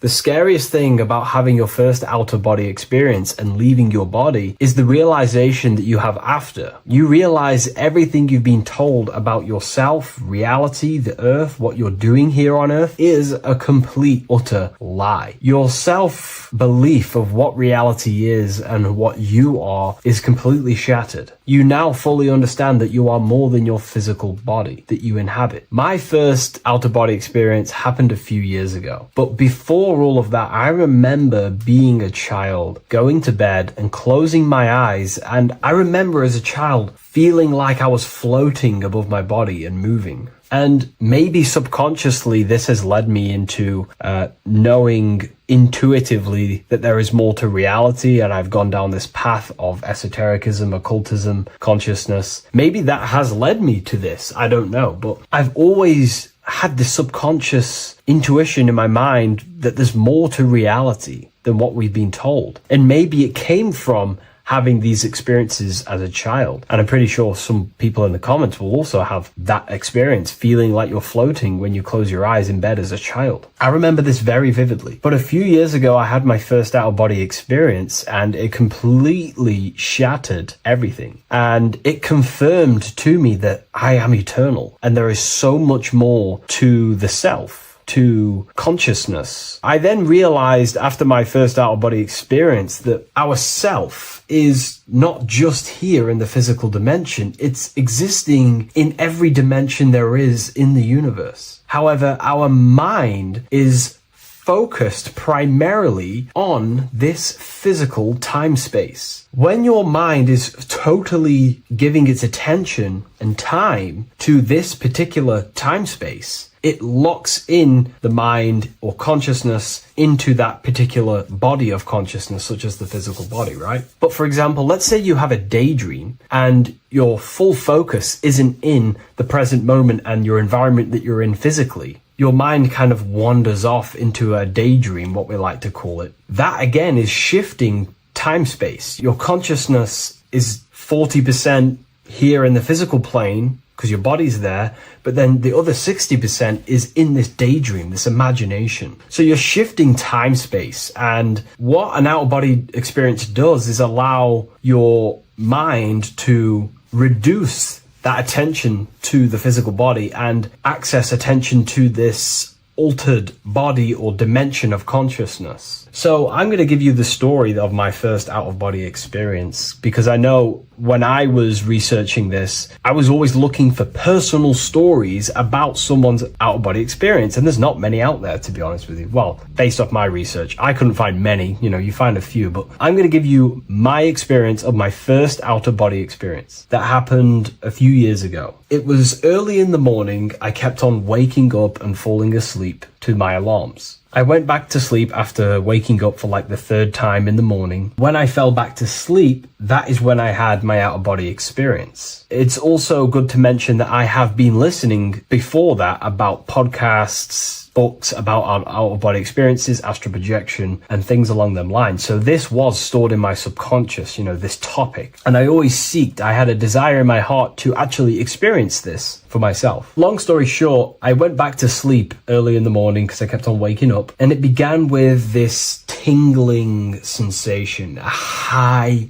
energy sensation. It was like bursting, intense, high frequency energy. My attention was no longer in the time space of my body, but my attention shifted into this energy body, which I now understand. I didn't understand at the time properly, but I now understand that as my consciousness started to feel like it was being pulled upwards, right now, our time space, our attention is in our body, and you feel all the data of the senses, right? And that's what I'm feeling right now. That's what you're feeling right now. But imagine that was completely stripped. My attention was no longer feeling the sensations of my body, because my body kind of just dissolved as I fell back to sleep. So this was a natural out-of-body experience. I didn't force it. I didn't meditate. I didn't do anything. This was just a natural out-of-body experience that I had. And a lot of people get these that I've read about. So my attention started to feel like I was being pulled upwards, and I no longer felt my body, but I felt this intense energy, frequency, sensation all around my body. It felt like this, it felt like illuminating energy that's moving very, very, very fast. So my conscious awareness was now shifting. I now understand. My whole body faded into this sensation. My whole mind faded into this energy sensation, this tingling, free, and it was very, very intense. I was not feeling my normal senses anymore, only this energy. This energy was also pulling me up.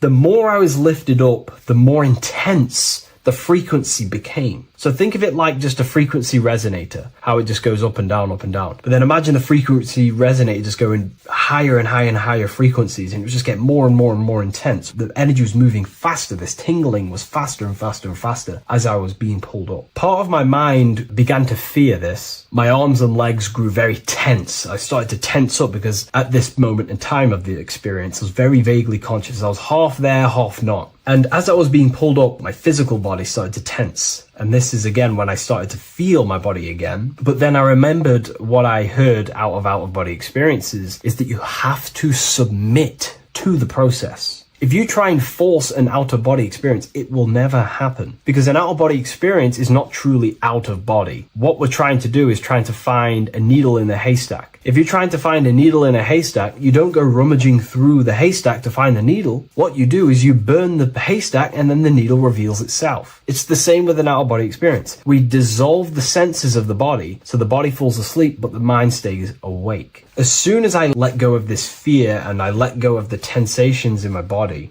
I started perceiving through another state in this energy body, but I didn't see my body. It was just like perceiving and seeing, but no body, like a camera. When you look at a camera view, you don't see what the camera looks like. You're just seeing through the camera. It's the same as that. I had no form, but I was just seeing. I was just like a floating eyeball, seeing into this altered state of consciousness. I was just seeing. I first saw my street outside my house with lots and lots of people walking on the street, but I could not see the people directly. Everything was black and green. The background was black, but I couldn't see the people. I could just see a glow of light around the people, like an egg shape. They were just walking on either side of the road, other directions. I could just see more and more people moving faster and faster and faster. I didn't realize then, but then I did start to realize later on in my journey that that was more than likely the etheric plane that I saw. The etheric plane is the plane of life force and vitality and electromagnetic auras. So that was my awareness shifting from physical into then the etheric plane, the plane of life force and energy. Now, the etheric plane is very, very, very difficult to actually access consciously. The etheric plane acts as a bridge between the physical body and the astral body. To actually access the etheric plane alone is very, very, very difficult, and only certain trained individuals can do that. The etheric plane is not really a conscious plane where you can stay there and be conscious. It acts as a bridge between the physical and the astral plane. I could see the glowing auras around people moving along the pavement. The people moved faster and faster until the scene started to just dissolve as these people were just moving faster and faster. It was not very clear at first, but I subconsciously knew that I was having an out-of-body experience. This is when I really started to realize that I'm being shot out my body. When I realized this, I submitted even more. I started to just let go. The more and more I let go, I kind of like split through a veil, and everything became super clear. Before, in the etheric plane that I think it was, the ethereal plane, things weren't very clear. I could only just see glowing auras. However, as I split through the veil of the etheric, this bridge, this place that I was going to, I then split and everything just came super, super clear. I was floating in the sky. I subconsciously knew that I was having an out-of-body experience when I realized this. As I was still being lifted upwards, I then split through the layer where everything just suddenly became super clear. But then I was awake, fully conscious, but I was not in my body. I was just like a camera in the sky. I had no body, no form. I could just see. When I entered this plane, there was some sort of voice guiding me through this whole process. It was a male voice, and it was basically guiding me where I was going. It was telling me what I can do here. This voice was pretty much saying, you can fly, you can think things into reality, you can do this, you can do that. While he was saying this voice, there was no being around me, but I felt a presence of another being. But this voice was just speaking to me mentally. Like, you can't hear it, but I just knew what it was saying. It was so weird to describe. It was like telepathy. You couldn't hear it, but I just knew what it was saying. But it was a male voice. It's so hard to describe. I still could not see any form of myself. I was not seeing my astral body or any shape. I was just perceiving a point of awareness like a floating eye, like I said earlier. While this voice spoke to me, I saw fractal patterns as he was saying, you can do this, you can do that. And while he said, you can fly, I remember just seeing this line like splitting and creating fractals. It was like this black line that was just splitting off into duality, creating fractals. But then my physical body just went through this line, split, and then split into fractals again. So strange, very difficult to explain because it's 4-dimensional. To explain it in physical language, it's very difficult to actually explain what was going on. So as he was saying what you can do, I was seeing these fractals dividing and then creating fractals. When he says you can think things into reality or something along them lines, my awareness just did a full 360 as if I did a backwards flip. I had no conscious control over this. That's something that you later develop as you keep having these out-of-body experiences. Your first out-of-body experience, you probably won't be able to control what's going on, but you will have an out-of-body experience if you seek them. I could see all around as I rotated. I looked all the way down and then back to my original angle and point of awareness. During that rotation, when I started to turn upwards to do the backflip, I looked up and it kind of looked like the sun in the sky. It was very dark and gloomy. Now I know that was more than likely the lower astral plane because very dark and gloomy, and it was very kind of dense there. I looked up and I could see this. It was like the sun, but it was white, pure white light, and it was shining down over the astral plane, and that was the only light in that place. That's why it was so dark and gloomy there. And I then realized in that particular state at that time, I thought that was God. I don't know what it was. Maybe it was, maybe it wasn't. Maybe it's the light of the higher mental plane shining through into the astral. But I looked up at it and I realized that was God. That was the source. That was the higher dimension beyond the astral plane, which is the mental plane, the higher astral planes and then the mental planes. the planes of thought. Then once I saw that, I was in complete shock. As I rotated backwards even more, I then get the view of seeing down, completely down, like a bird's eye view. And I could see like an old medieval gloomy town. It was dark, almost night, with very little light. The only light present was the light from above. The town was old-fashioned, gloomy, misty. I looked over it from above. Then the experience began to fade. I don't remember anything after that process. But I'll be honest with you, the process of leaving my body for the first time was extremely intense. The frequency, the energy were overwhelming but powerful. Letting go and choosing to have no fear was the key to that experience. Just to give you a little bit more wisdom on what I actually experienced now, what I realized what was happening, I now understand that the voice that I was hearing was not an external being guiding me. It was actually a higher aspect of myself, a part of my own consciousness that is not focused in the time space of the physical world. My physical mind is focused here in this timeline, but once I exited this timeline and focused elsewhere, the higher part of myself guided me towards that experience. This higher version of ourselves that we call the higher self is a higher dimensional being, but we're just unconscious of it. This being exists beyond our ordinary thinking mind. Our self exists everywhere in the universe, and we can unlock higher versions of ourselves as we progress on our journey of awakening and self-realization. Because let's say right now, only 10% of your awareness is actually in the physical plane. Science tells you that 90% of you is actually in your subconscious mind. 10% of your awareness is your conscious mind. So there's 90% of you that your conscious mind is not aware of. But our conscious mind becomes so addicted with the physical world and distracted with the physical world, it just gets totally locked in with the physical.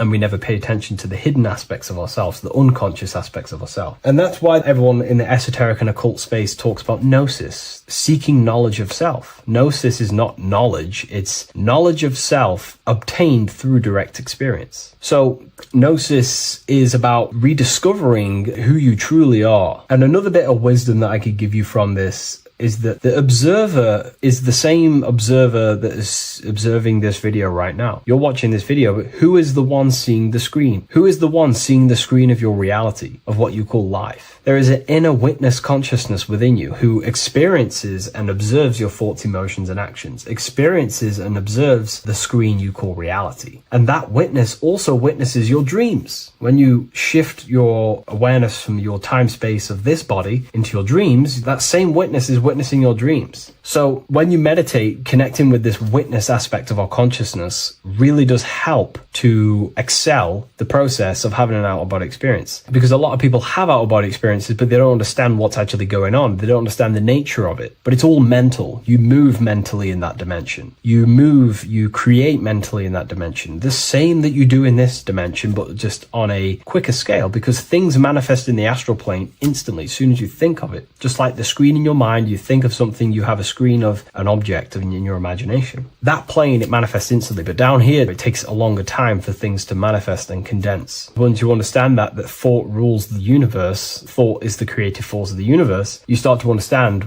these different dimensions and these experiences that you have. But really connecting with that witness consciousness, that part of yourself that observes everything, really does help with excelling the process of having an out-of-body experience, or mystical experiences, or lucid dreams. Because connecting with that witness consciousness just makes you more conscious. Even in your physical life, staying conscious. Most people aren't conscious. They think, feel, and act unconsciously throughout their day, and they unknowingly create their reality. Connecting with that witness consciousness allows you to actually stay conscious over your thoughts, emotions, and actions, because they are giving birth to realities. That's pretty much my experience, my first out-of-body experience. What that did for me was make me so much more confident and powerful. Most of my fears just disappeared overnight. The fears of death, the fears of unknown, the fears that I had of things shattered, disintegrated, because I understood that I am eternal. No one can use death against me to control me, because I know I am eternal. I now take riskier actions because I know I am eternal. I know that I will never truly disappear or die. So it really, really does help you, and it gives you a lot of internal power, because no one can make you scared of anything. You should not fear someone who can hurt you physically. You should fear someone who can corrupt your soul. That is the worst thing, who can corrupt your internal world, because that is what truly matters. So I hope this helps you understand out-of-body experiences. Hopefully this can help you move along in your journey. It's good to hear other stories, because this is exactly what I was seeking when I was researching this stuff. Maybe in the future I can share some more stories about my out-of-body experiences now I'm a bit more advanced. But yeah, please leave a like, comment, and subscribe on the video, and thank you all for watching.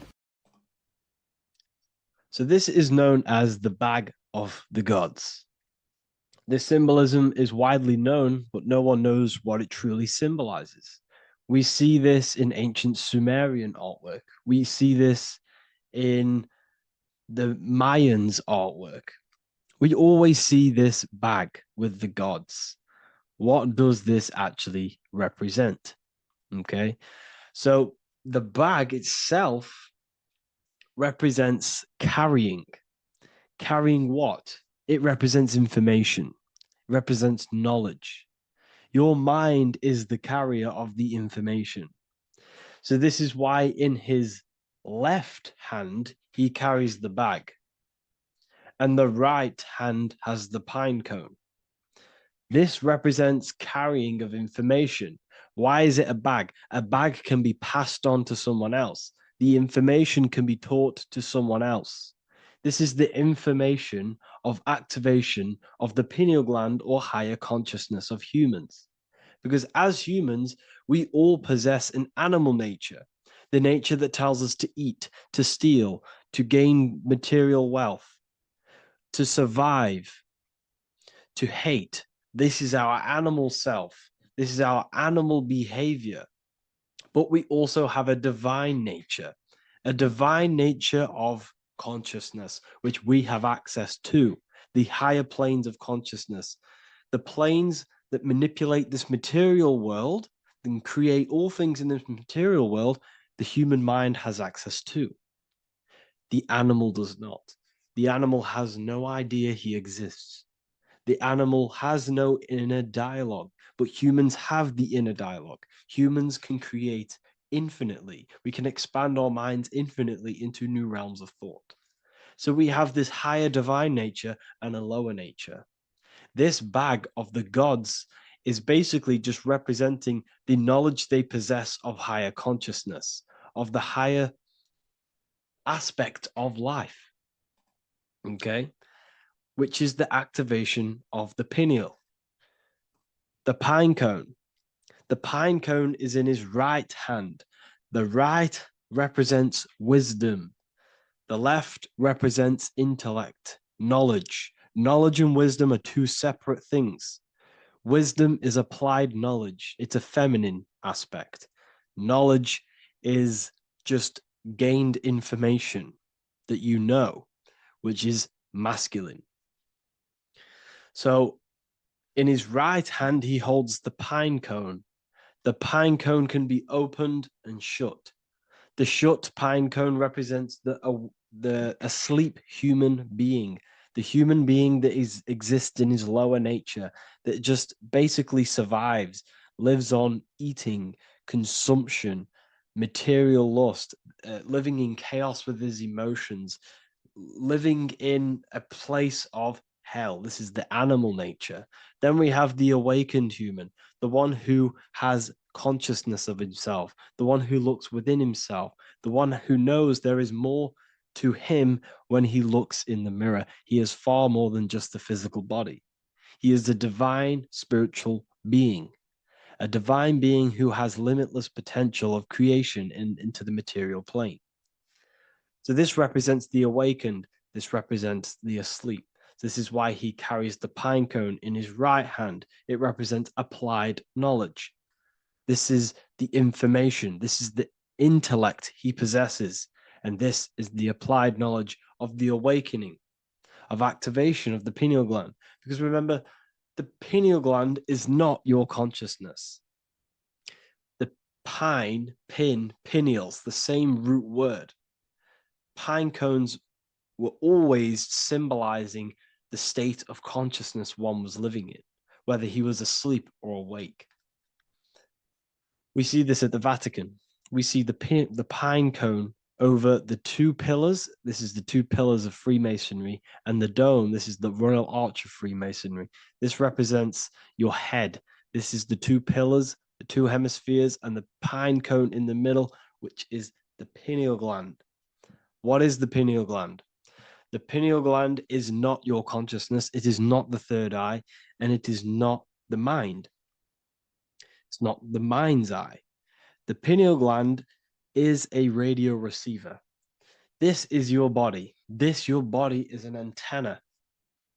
Most people think they are this body. This body is nothing but a receiver and a downloader of consciousness. Your brain does not produce consciousness. You are not this brain in your head. This brain is a downloader of consciousness. Consciousness comes from a way higher divine plane, which is what this image is showing here with the clouds. The mind is light. Consciousness is light. And this light is coming down into the material plane, and your body is basically a crystal antenna which is receiving and downloading this consciousness. So you can experience a three-dimensional reality. So God can experience himself in a divided, separate state. This is what this represents. Now, the pineal gland can be activated, okay, and stimulated, because the pineal gland has phytoluminescent crystalline jagged shaped cells on it. And obviously these are crystals. Crystals are on your pineal gland. And what do crystals do? Radios use crystals. Your phone uses crystals. They tell you that crystals are woo-woo and pseudoscience because they don't want you to know the power of crystals. Your body is basically a giant crystal. Your pineal gland is a radio receiver for your consciousness. So if they can ruin your pineal gland and damage it, this will damage your connection to the divine, to your true self, to consciousness, to God, whatever you want to call it, the source. There is all one source consciousness, and we're all collectively connected to it. And this is our connection. This is our antenna. So what a radio does, a radio has an antenna, and the frequencies are all around us because all the radios are playing in your ear right now. But what the antenna of a radio does is tune into a specific frequency to pick up that frequency and play that frequency. It's the same with your consciousness. You're all a fraction of God's consciousness. So that is essentially what we are looking at here. We're seeing knowledge, intellect in the left hand, and applied knowledge, activation of waking up to higher consciousness, to the higher human form. Because we can reach beyond our physical form. We can turn our animal self into a divine being, into one of these so-called gods. These gods are nothing but human beings. The Anunnaki were not gods. They didn't come from the sky. These are normal, regular human beings who activated their higher consciousness. This is what we have here. This represents spirit. Birds represent spirit. So do we have any questions? I'll take some questions now. That was just a short lecture on what that symbol truly means. Okay, so if we have any questions, feel free to go ahead and ask some questions. Anything that you don't understand, anything that you want to know. Okay.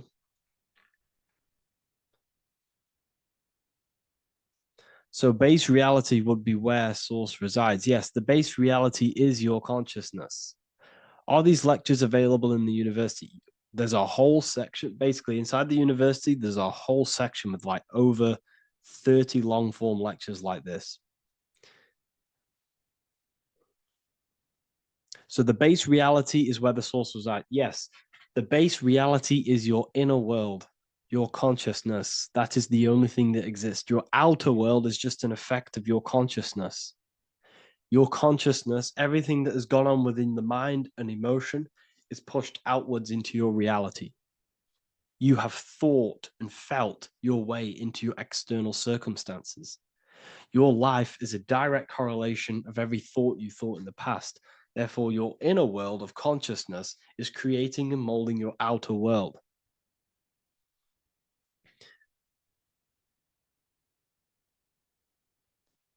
The best way to keep connection consistent, the best way to keep your connection to the divine or the higher planes of consciousness is through meditation and through imagination. Imagination is the fourth dimension. It is the astral plane. That screen that you have in your mind is not a physical screen.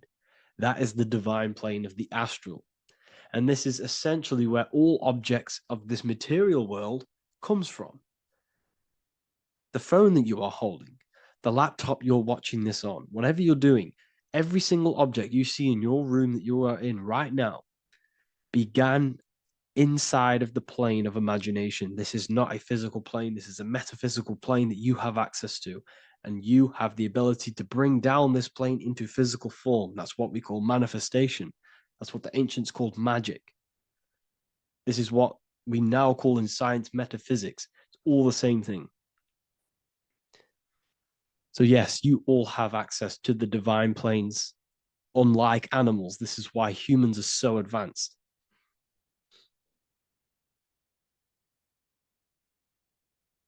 Okay. Is the pineal able to constantly activated, or is it just a temporary experience? I don't fully understand that question, unfortunately. Maybe you could word it in a different way. The real meditations on the university legit, y'all, yes. In order to connect to consciousness, you need to sit in meditation and turn off your feelings, and the feeling of unity will come. Do I understand correctly? Yes, that is correct. So when you sit in silence and in stillness, I highlight the word stillness because stillness, when you are still, no information from your nervous system is being decoded by the brain. So when your body is still and does not move, your nervous system starts to relax and comes to a balanced state. Your brain starts to relax, it comes to a balanced state. The left and the right brain stop working, the nervous system stops working. Then, once the body, the material body is shut down, you then have access to consciousness. You can't access consciousness if the body's in such a busy state. If electricity is being fired every 2 seconds, your whole body's electrical.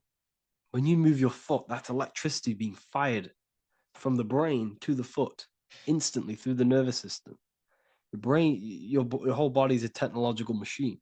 So you must shut down the technological machine to access the divine that exists beyond the technological machine. Do you understand that? Did we create ourselves from the higher plane? When you say yes, you created yourself, you manifested yourself in this material form for a reason in this specific time and place. Wisdom books, are these available inside the university? Yes, they are. So anyone who joins the university, they all gain 50% off the store. So you can get anything off, anything you want inside the store for 50% off. Plus, you get the Book of Wisdom Volume 1 PDF for free. You get the Human Health Guide. Plus, you get all of the library books. There's a loads of different books on occultism, symbolism, esotericism. Do you need to place your attention somewhere specific during meditation? You can do. Okay, you can do. So if you struggle, when you first start to meditate and you struggle to turn off the thoughts, think of the back of the brain, the back of your head. Don't think of it, place your attention on it. Okay, so when you place your attention on the back of the brain, this now shuts off thought because the back of the brain doesn't have any activation to do with thought. The front brain does, the neocortex. That's all to do with activation of thinking. So place your attention on either the back of the brain or your breath. What's more important, creating yourself or finding yourself? It's balance of both. So in order for you to create fully, you must have awareness of self and awareness of thought and control over the mental dialogue, the inner voice inside of you. Okay. When you control that inner voice, that is when you gain power. That inner voice is what brings commands into physical reality. Before you kick a football, there is a change in consciousness. There's a decision made in consciousness before the body takes the action. Therefore, every physical manifestation is a change of inner consciousness before it's a physical reality. You can have the reality you want through consciousness before physically having it. That's the secret to creating. But you must believe it like you know the sun is going to rise in the morning. That's how much you should know that you have that reality in consciousness through feeling and thought and imagination. And that's how you can truly create in your reality. Shrooms help with consciousness or ego. I can't really talk about that because I'm maybe uploading this to YouTube, unfortunately. But we need to clean our pineal gland first from calcification. Yes, definitely. You should go on a detox the body. Because you can't really connect with consciousness if your body is in such a dirty state. Because the brain is, your nervous system is in a state of fight or flight, trying to fight off all these toxins. So when you meditate, you're probably going to be having thoughts all the time because your brain's firing, your nervous system's being attacked through toxins. So you must detox to have a true connection with the divine. Your diet plays a big role in your spirituality and mentality. What is the most optimal food for pure consciousness? Fruits and vegetables. They possess consciousness. So when you place them inside of you, they're syncing with your consciousness. How to check the cleanliness of your body, your skin, your teeth, your tongue, your mouth. If your skin has spots, different colors on it, you're not clean because your skin is a reflection of your inner organs. Coffee's not the best for you. Coffee gives you fake energy. Okay. So what coffee does, that buzz you get off coffee is actually the toxic effect of the chemicals reacting with your body. If I'm inside the university and wanted to buy your book, you said it would be 50% off because we are your student. Is that automatic or we need to have a code? You will have a code. Yes, I'm going to releasing a code for all the students after this. Caffeine equals neurotoxin. Yes, it fries your brain, it fries your nervous system, it fries your dopamine receptors. Will the Q&A last week about money symbolism be posted? Oh, I didn't post that. That's my bad. I totally forgot. I will post that after this. Thank you for reminding me. How to detox the body. The best way to detox the body is going through a week cleanse of fruit. So only consume fruit, sea moss, and cayenne pepper, and lots of freshly pressed juice. Do that for a week or 2 weeks, depending on how you feel, and then start to fast.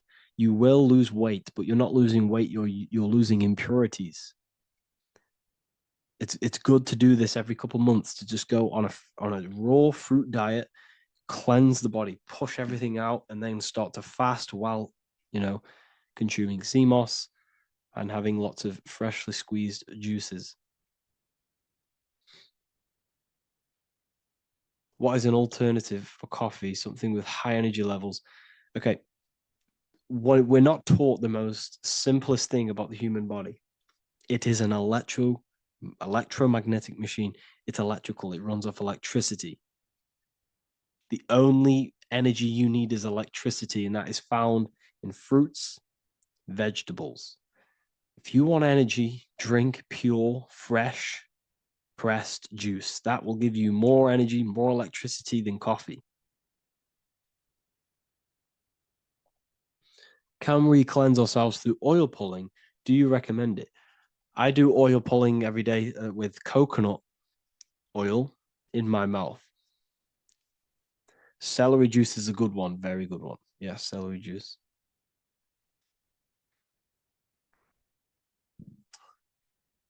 Any more questions? What kind of music do you listen to when lifting? For me, rap, hip hop push me work harder, but I know it's terrible for my subconscious. Yes, very. At least you're aware of it. You should be definitely try and stay away from the hip hop music. Try and stay away from anything that's talking about anything negative because this is all programming your subconscious. And your belief system is your reality, people. Your belief system is your reality. Okay. So look after your subconscious. That's what's controlling your actions. 90% of your actions on a daily basis are controlled through your subconscious beliefs. Okay. I listen to a lot of Pastel Ghost. I listen to a lot of let me get my playlist up. It's all like background music for TikTok. Do you know what I mean? Like Pastel Ghost. That's mainly what I listen to.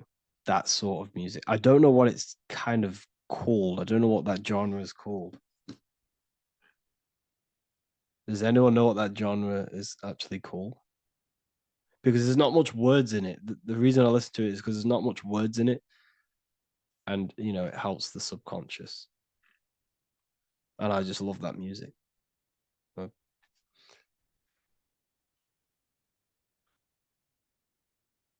Like lo-fi, yeah, a bit of lo-fi.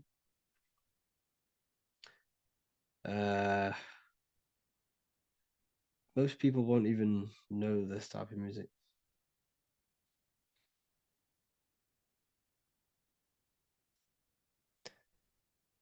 Can you tell us how you use cayenne pepper? So I mix it with freshly squeezed orange juice every morning. So the first thing I have, empty stomach, I have a teaspoon of cayenne pepper, mix it in and just down it every morning. And sometimes at night. The feeling you get in your stomach after putting cayenne pepper on an empty stomach is absolutely amazing. It tingles in your stomach. It kills parasites. It kills all horrible organisms.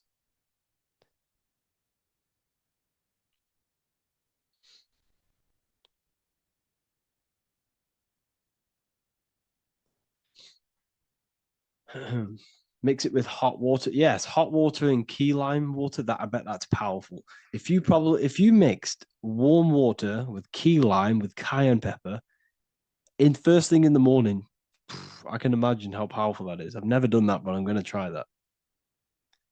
Do you use sea salt? I don't know what to think about sea salt, to be honest. I try and stay away from it. I don't know whether it's good, don't know whether it's bad. I'm kind of mixed on it. Mixed information.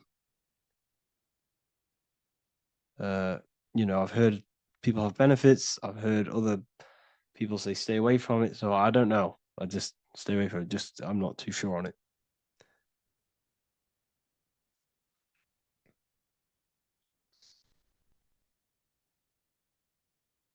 I drink fresh pressed celery juice every morning. Yeah, definitely. Is there any chance we could move to esoteric occult questions? The only reason I say that is because I might be posting this to YouTube, so it's like I don't want them. I don't want them thinking I'm giving health advice because I'm not. This is what I do. I'm not giving anyone medical advice. This is what I would do to myself. Because I can probably get in trouble for that. So the subconscious is the all-knowing. It is the all-seeing eye. The subconscious knows everything. Your conscious mind does not. Your subconscious knows every single cell in your body. Your subconscious is making your heart beat. It's talking to your heart. It's talking to every organ, every cell in your body is being connected and spoken to by your subconscious mind.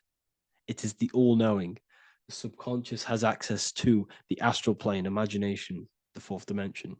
It has access to the mental plane, thoughts. It has access to the ethereal plane, energy. and has access to your physical body. It's the door, it's the portal. The subconscious is the portal to the divine. You must go through the subconscious in order to access the divine. Any coupon codes for book 2? Yes, inside the university, there will be a 50% off coupon code. Speaking of ancient civilizations, why did they use symbols to give us true knowledge? This is a very, very good question. Very good question indeed. The reason they use symbols is because symbols are their keys. They hide meanings. They hide things. For example, if it was written down, if all of this sacred knowledge that I'm speaking now was written down, it can be easily taken. It can be easily misused. Someone can take it, read it, and steal it and misuse it and abuse the world and create horrible things. The reason they use symbols is because they're hidden. They hide the teachings. Only the ones who possess the key, that possess the knowledge, can read the symbol. So the symbols act as a guard towards this higher wisdom, this higher knowledge, which gives you power. All of the knowledge I teach you gives you power. And you can misuse it. You can misuse your imagination. You have no clue, unless you've put this into action, how powerful your inner consciousness is. You can become a Okay, listen. If you hate your job, it's not the job that you hate. Think about it. It's not the job that you hate. The hate is coming from your inner consciousness. It's the state of consciousness that you hate. So what does that tell you? You can change that inner consciousness to another reality, the feeling of another reality. You can become that consciousness within before you actually externally have it. And by becoming and knowing that reality, that's what produces effect on shaping your outer world. When you really, truly know that reality inside of you, of being free, of being wealthy, of having abundance, your outer world has no other choice but to rearrange itself to your new inner state of consciousness. That's what magic is. It's manipulating your inner state of consciousness. It's convincing yourself that you already have it, not believing it, knowing it. Okay? Knowing is different than believing. Believing is a lie. You should know thyself. Okay? So we can say that human overpopulation is intentional. There is no human overpopulation. We're all cramped in these cities. We're all cramped into one little place. We're not supposed to live like that. We're not supposed to live so cramped. This is why there's so many weirdos out in public. So many weird people doing weird things. This is when things start to go weird, and we shouldn't be living in this state, in this condensed state. We should be spread out. Okay. There is no overpopulation. It's just an illusion, because we all lived in such. Have you ever been on a plane? Have you seen how much land there is? It's crazy. There's no overpopulation. And how many people do they say there's in the world? There's not that many people in the world that they say. I think it's like 8 billion. I think they say there's 8 billion people. There's not 8 billion people. There's probably more like 2 billion. And the reason I say that is because I have a friend who only has like 300K followers. That's a lot of followers, okay? And he gets recognized everywhere he goes. And he's into all this stuff. And he says, listen, the population is definitely not 8 billion or whatever they say. I think it's like a couple billion. It's probably more like 1 billion. How to properly manifest intentions. Thought, emotion, and imagination are the key. You must know that you have that reality. Don't believe it. Become that reality within your consciousness. All day long, as much as possible. Feel it. Imagine it. Say it. And have zero doubt. How to have zero doubt. You can't, well, okay, so the doubt, that little voice that will seep into your mind saying, you can't do that. You can't do this. That's your old voice of your subconscious program. Listen, the reason why most people fail in life is because they have trained their subconscious that they will fail. They have told and believed that they will fail. The reason I will succeed for the rest of my life is because I have trained my subconscious to say, I will win, I will succeed, I will solve any problem. That's my belief system. And if my belief system is that, then my external reality, my conscious mind will seek a way to fulfill that belief. It will seek to control and create that belief in my external world. It will seek to solve any problem. I've trained my subconscious mind to know that I already have the reality, to know that I'm abundant, to know that I have everything that I already need.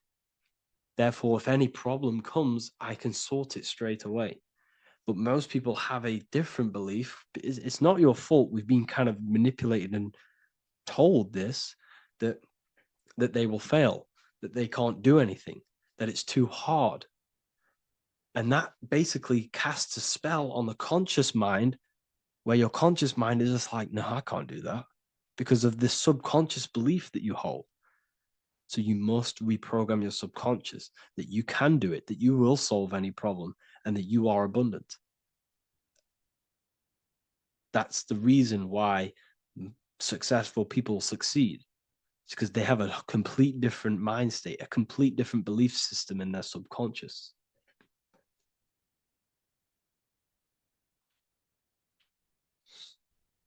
Do you offer mentoring? Yes, I do offer mentoring, but it's mainly for people who want to grow their online presence, and for the amount of value and transformation that I can place into your life, and the time that, well, the price of my time, it will be a higher price tag, but your life will completely change if you join my mentoring, because I will transmute your life. I will transmute your mind, and I will transmute your whole reality, because I could tell you exactly what you need to do. How to have super genius power pulling information from the source. Okay, so you can do this. I talked about this in Book of Wisdom, Volume 2, if you've read it. This is a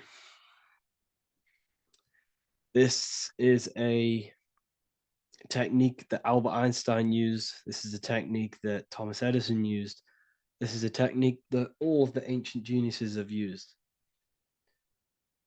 So you get on a chair, you place metal below you or plates, and you hold a metal ball in your hand, and you fall asleep. And every time you fall asleep on the chair, you're going to drop the ball because your body will become unconscious, and you will basically drop the ball, and it will wake you up because it's going to hit and make a loud bang on the plate.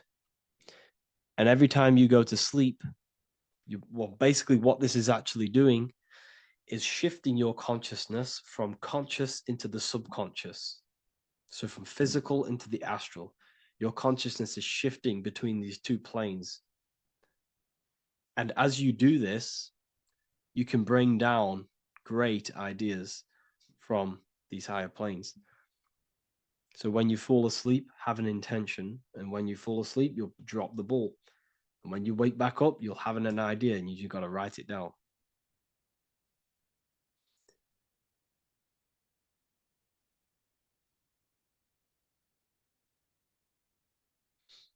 How to balance chakras. Don't focus on balancing your chakras Focus on the mind.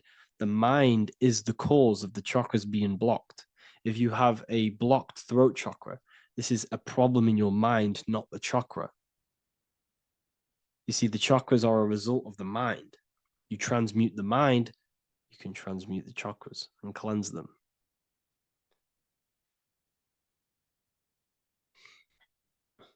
So was Jesus a real man that walked? Okay, so I'm going to tell you something. Like, some of the things that I say in my reels, they are to catch attention. So if I say the first thing on the reel, Jesus never existed, straight away, you see that, it's going to trigger you. It's going to trigger Christians. It's going to trigger people. So yes, I do say things to catch attention. The reason I do that is because I have to in order to catch attention. Maybe there was a Jesus who walked. So in the past, I have said Jesus never existed. Yes, this is to catch attention, to boost the reels, views, and comments and stuff like that. Maybe there was a man who was called Jesus and walked the earth. But listen, he was not the Son of God. You are all the Son of God. Jesus represents an archetype. He represents morals. He represents a way of living that you should embody in your life, not to worship. We shouldn't be worshiping this man. We should be embodying his qualities into our lives so we can become Christ consciousness, so we can live in harmony with our mind, emotions, body, and spirit. Okay? He was not the Son of God. You are all the Son of God. We are all God experiencing himself in a three-dimensional divided form. God is oneness, and he created a divided world so he can experience himself. Why do you quote from the Freemasons oft times? I don't recall me looking at Freemason quotes and quote them. I just simply, when I post a quote, I literally just, whatever comes to my head, I just whack it into Telegram or Twitter. Are dreams tied to your subconscious, and how do you understand them? Okay. Dreams and astral projection are two different things. Astral projection is your soul leaving this plane into the collective consciousness, into the collective mind, the collective astral plane. But dreams are basically the astral plane, but it's your personal astral plane in your personal subconscious. So when you dream, you're entering your own consciousness, you're entering your own subconscious. Every character, every event that happens to you, everything that is said to you, everything that happens to you in your dream is yourself pushed outwards, and you're basically experiencing your own mind.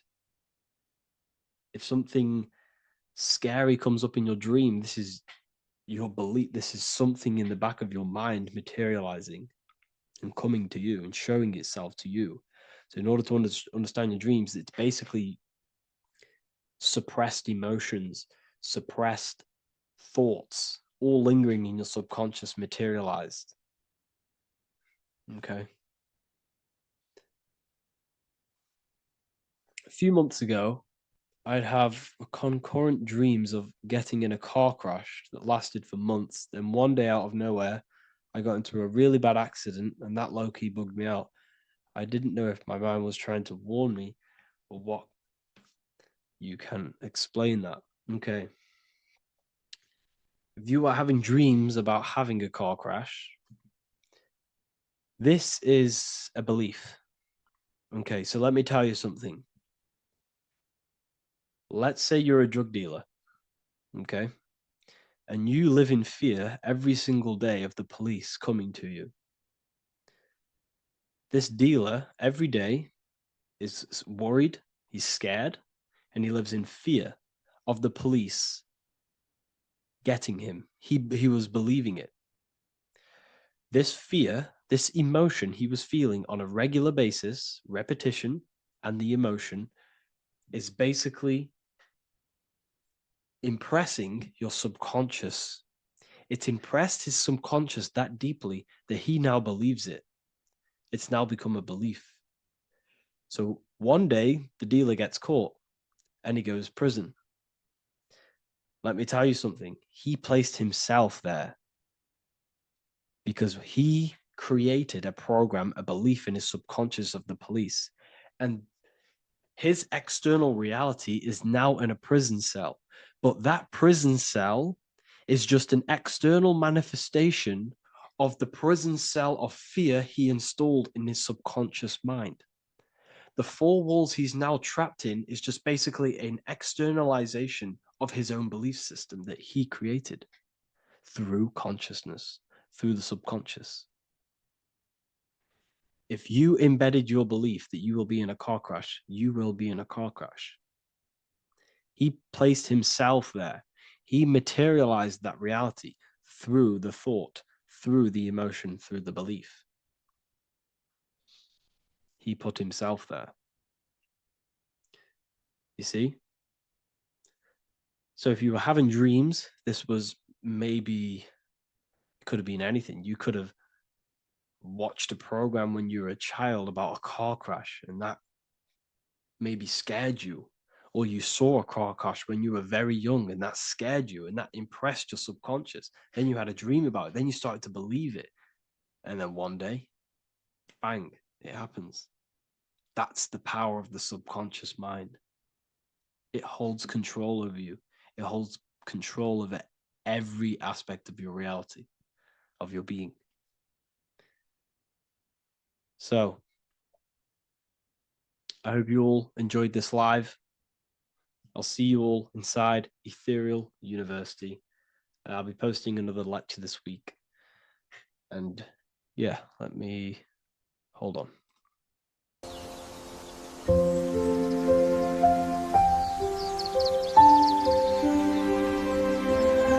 bookofwisdom.com.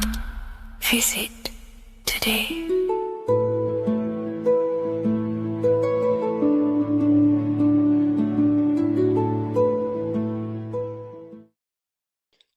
What if I told you you don't have one body? You in fact have four. There's a secret hidden right in front of you, and most of you overlook it. And by learning these teachings today, this will change your perspective on life, on yourself, and completely change the conception of yourself. This is the key to your highest potential.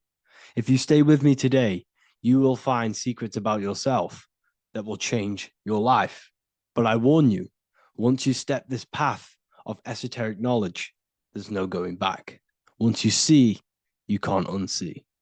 So stay with me, and we will discuss the four bodies of your soul and how you can master yourself to reach your highest potential. The first thing we must understand is that there is a sun. And just like the sun gives life to the earth, there is this life force within the sun that gives life to all matter. We must understand that that matter itself is dead. It has no life potential. It has no ability to create or destruct anything. All of the life comes from above, from the sun, from the life-giving power of this infinite energy source we call the sun. No matter what model you believe, the sun still gives power to this physical realm, giving life to all of the crops, giving life to animals, giving life and growth to all things that the rays come in contact with. This is a macrocosm process. We must understand the teachings of as above, so below. This means that the macrocosm repeats itself in a microcosm form. Now, what do I mean? Humans are made in the image and likeness of God. You are a miniature version of God, a spark of the divine consciousness made in human form, in physical form. Just like the sun gives life to all physical matter and growth to all crops on the earth, your soul is a miniature sun. And your soul is giving life to the body. Your body is a miniature earth, which also goes through the cycles of the 4 seasons of the sun. We feel different in each one of these seasons. It's because our body does not only go through these cycles externally, but these cycles happen within ourselves, within consciousness. Your soul is the sun. The sun you see in the sky is an externalization of your soul. Your soul is the life force. You are the soul, not the body. And like the sun gives power to the earth, the soul gives power to your body. So first, let's look at the etymology of the word sun. The word sun comes from it's a Latin word solis or sol, which means the sun. Sol then became soul, sun, soul. And in fact, S-O-N and S-U-N in the old etymology dictionary mean the exact same thing. They are interchangeable.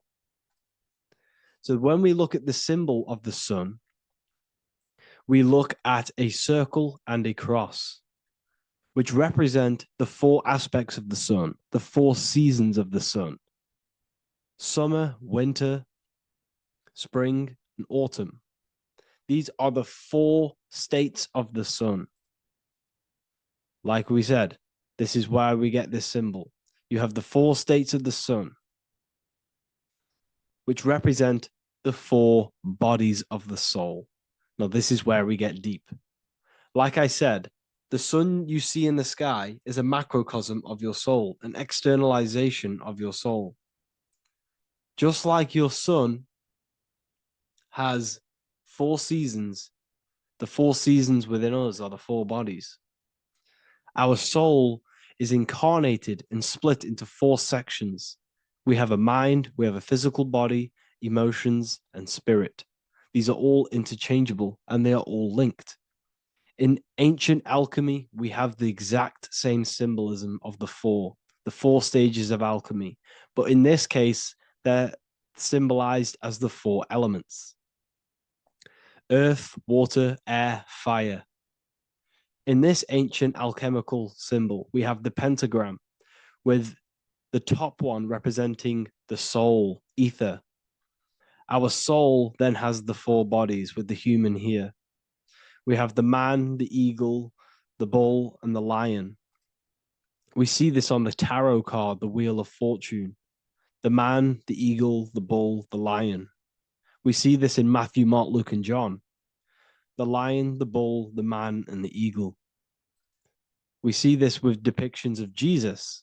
Jesus, the man, the bull, the lion, and the eagle. These represent the four fixed signs of the zodiac: Taurus, the bull; Scorpio, the eagle.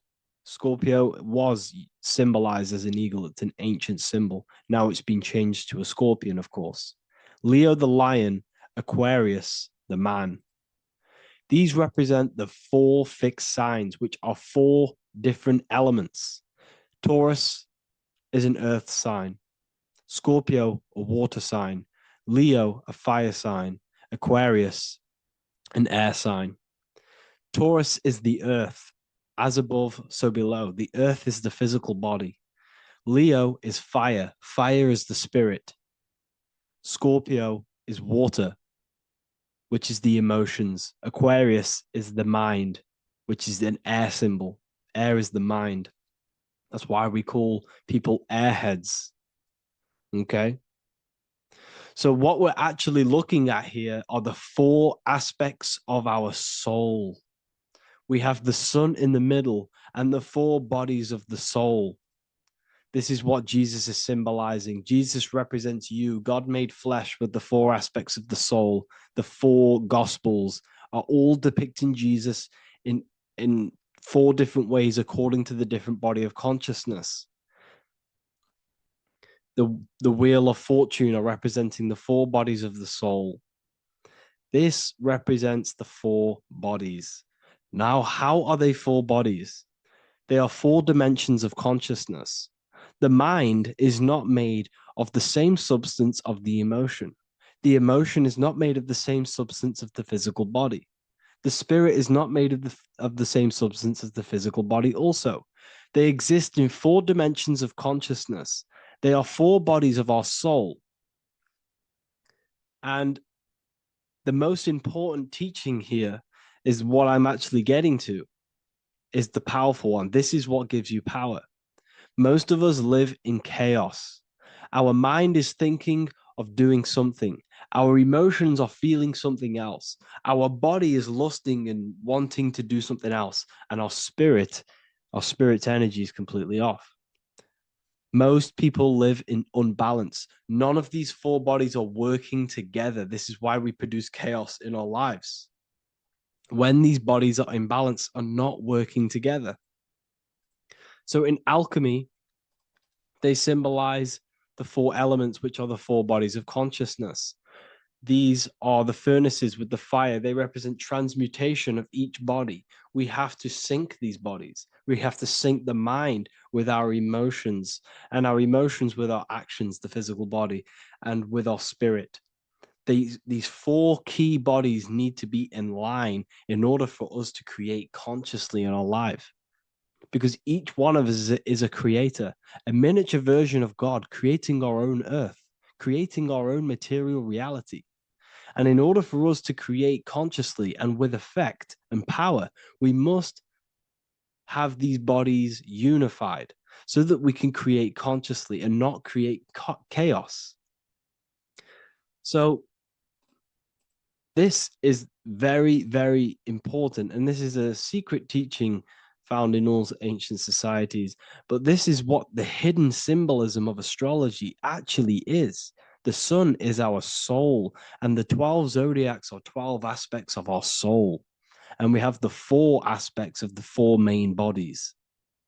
This is what we're looking at. We're not looking at the sky. We're actually looking at aspects of ourselves, aspects of our soul that we must master and transmute in order to become our highest potential. So I hope this makes sense. And it may take a while for you to fully understand this, but the key knowledge in order for you to understand any of these teachings that I've gone through today is the major teaching of as above, so below. What is above is below. What is within is without. Your inner reality projects the outer reality. What is inside of you is outside of you in some form or way. Whatever roots that go down will always shoot up. When you throw a bouncing ball, you shoot it down, it will go up. As above, so below. As within, so without. God did not make a creation separate from himself. We are all extensions of the divine made in physical form. And we are incarnated into 4 sections. Our soul is separated into 4 sections. These are the 4 corners of reality. These are the 4 pillars of reality that we must control. So in order to access our soul in meditation, we must turn off these 4 things. Turn off the mind, the emotion, the spirit, and the body. And then we access the soul. So I hope this video helps today. And you can learn all about this in the Book of Wisdom, Volume 2. This book is a revolution in consciousness. I do not recommend everyone reads this book. This book is only for people who are serious and want to transform their lives. This book is a book that will change the scope you see reality. It will change your perspective on yourself because you will resonate with this. This book does not just give you information. It gives you a sense of well-being. It gives you truth, and you will find your power from this information. This information is not just information, it's a key to your path of enlightenment and transformation. So you can find this book in the description of this video. And if you are part of the university, I will see you on the live calls. Thank you, everyone. Please leave a like, subscribe, and a comment, and let me know whatever videos you want me to make next. Anything that you fail to understand or have any confusion with, I can make a video on it. So let me know in the comment section any reviews or anything I should do. Thank you all, people. Have a great day.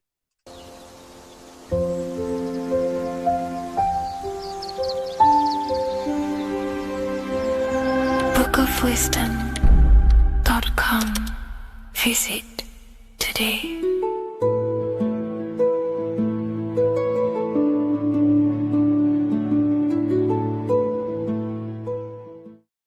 Do the elites actually worship Saturn? In this video, we're going to be discussing the occult and esoteric meaning of the 7 planets and the abuse of the Saturnic energy within today's world. This will help you gain a deeper understanding of reality, yourself, how you create reality, and what these 7 planetary energies actually truly are. In order to understand anything within the universe, we have to understand the law of correspondence, the law of as above, so below. There is one consciousness expressed in infinite forms. Me, you, the squirrel, everyone who possesses consciousness within this universe is an expression of the one divine consciousness, what we like to call Source, God, or the grand architect of the universe. We have to understand there is a large scale, but the large scale is mirrored in the small scale. If we look at lightning, this is a large scale. This is the macrocosm. Then we go a bit smaller to the trees. We see the same pattern. Then we look a little bit smaller into the human body. We see the same pattern of the nervous system. Then if we zoomed into the microcosm, brain cells, we still see the same pattern. This reveals the universe is a fractal universe. The large is reflected in the small. And this is the symbol of the Fibonacci sequence, which represents this as above, so below principle. The big spiral represents the macrocosm, but then this spirals into the tiny spiral. This symbol goes for eternity, never touching, never finishing. The large is mirrored in the small. With understanding this, we can realize that we are a microcosm of God. We are our own universe. We are our own world. Your body is the earth. Your mind is the mind of God, just in a smaller version. You are a drop in the ocean of the vast collective consciousness. With that being said, everything you see outside of you is inside of you. As above, so below. The 7 planetary energies on a macrocosmic scale are the 7 energies that form the physical world. The physical dimension is crystallized thought. Everything you see around you was thought made manifest. Thought imagined, then created in the physical reality.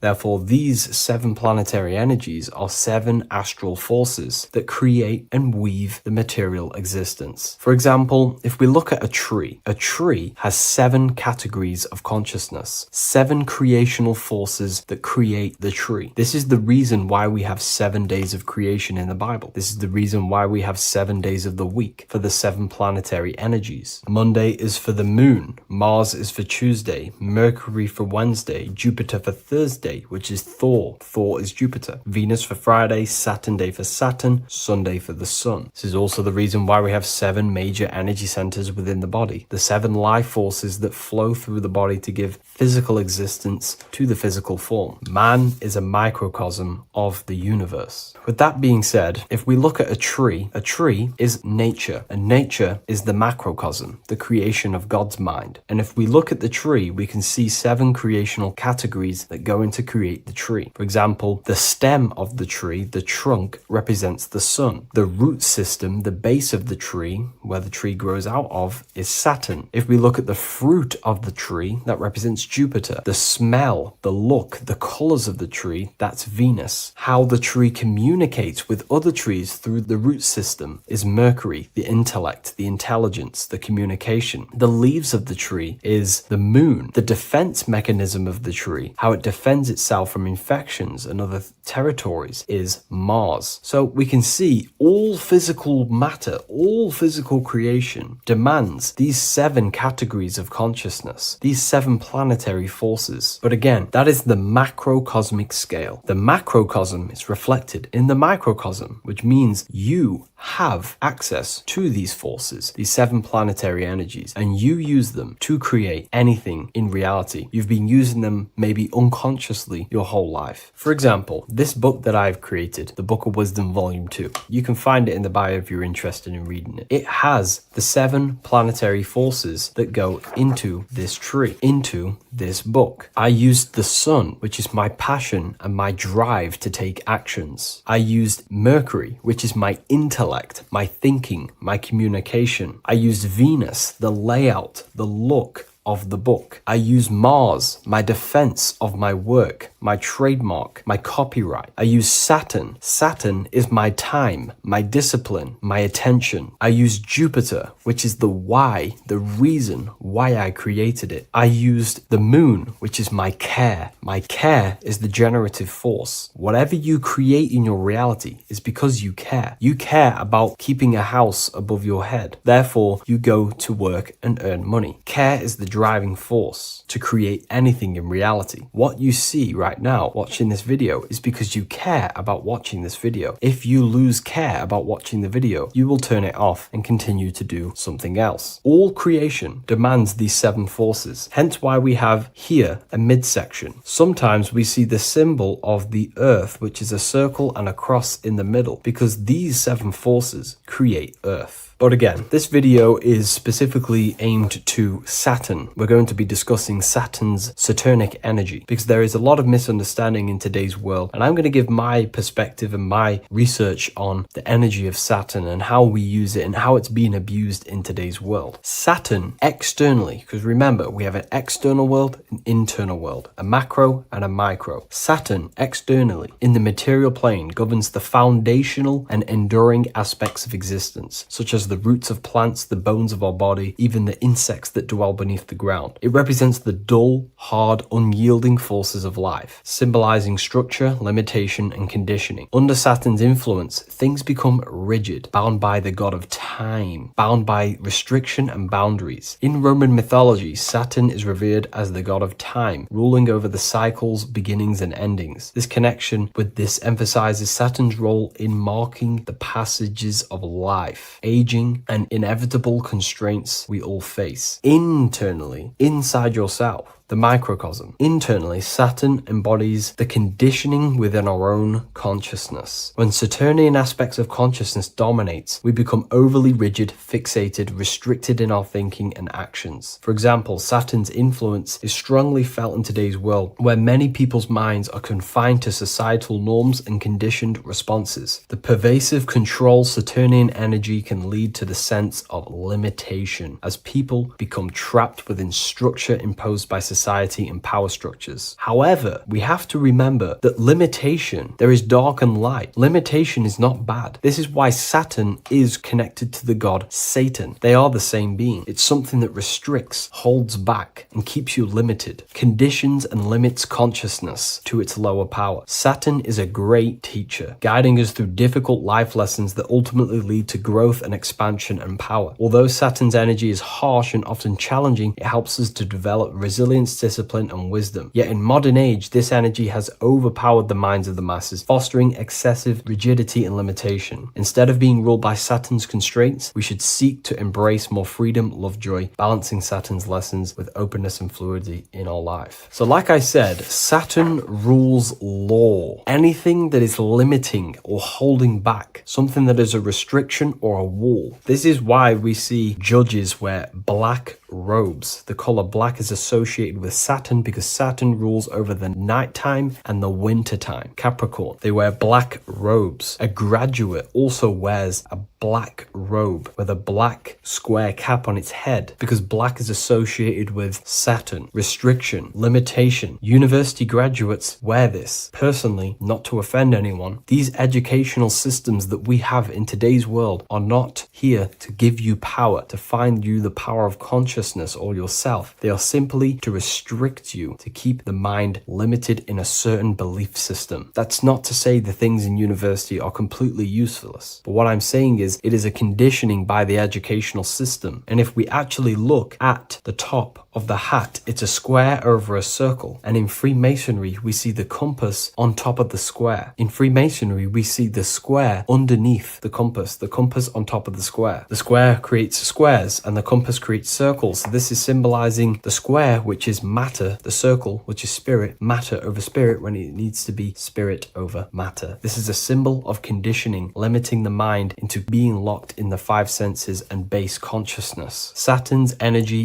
is keeping people restricted. This is why there is so much Saturn symbolism in today's world, because Saturn is anything to do with limitation, restriction, and time. All of the systems in place are to limit our minds, to keep us on base consciousness, only thinking in a limited box, only thinking and aware of the five senses. In base consciousness, in animal nature, one only thinks according to their senses. When they have a sense, their mind thinks. This is an affect state of consciousness. They're living in the affect. We need to understand that in base consciousness, we have no true power to create. We're simply living in cycles of affect. Now, what do I mean? The physical world is the effect. It's already manifested and cannot be changed. Our consciousness needs to rise to become a cause instead of playing around and being lost in the effect, to become a co-creator. And this is what the system does not want you to do. It does not want you to become a conscious creator.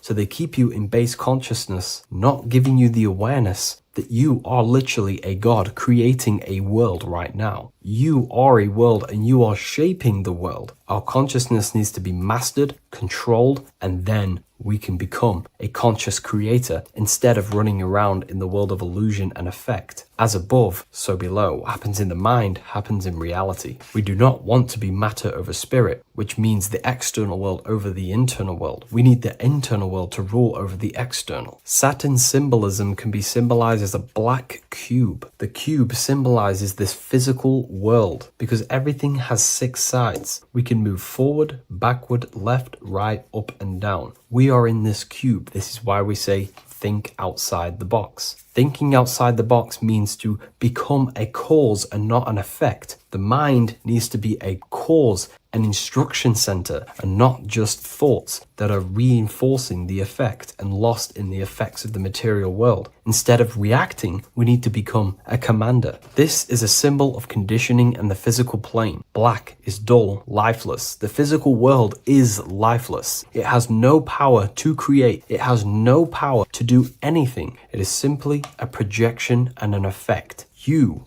the mind, consciousness, are the cause. You can create the effect. In today's system, Saturn's energy is heavily relied on, which is just simply man-made laws, restrictions, time wasting, and keeping people in base consciousness, only aware of the physical 5 senses. Let's get something straight about the elites. They do not worship Saturn. There is nothing to worship. They simply use the energy of Saturn to keep people limited. They're not using the planet Saturn, but they're limiting people in their belief systems and physically where they can go, restricting boundaries, countries, restricting people's minds through mass media, which is all symbolism of limitation and restriction of Saturn. They're not worshipping it, they're using it and abusing it. Saturn could be anything in your mind that keeps you limited. If you have a limited thought that does not allow you to take action on something, that is a Saturnic energy within your own mind. Anything that is indoctrination, anything that is boundaries on you, that is a Saturnic energy. Some people say that the Saturn and the moon are working together to trap our soul. This is highly symbolic. Saturn and the moon are not forming a matrix to trap your soul and keep you reincarnated. Again, this is symbolic, and in the esoteric version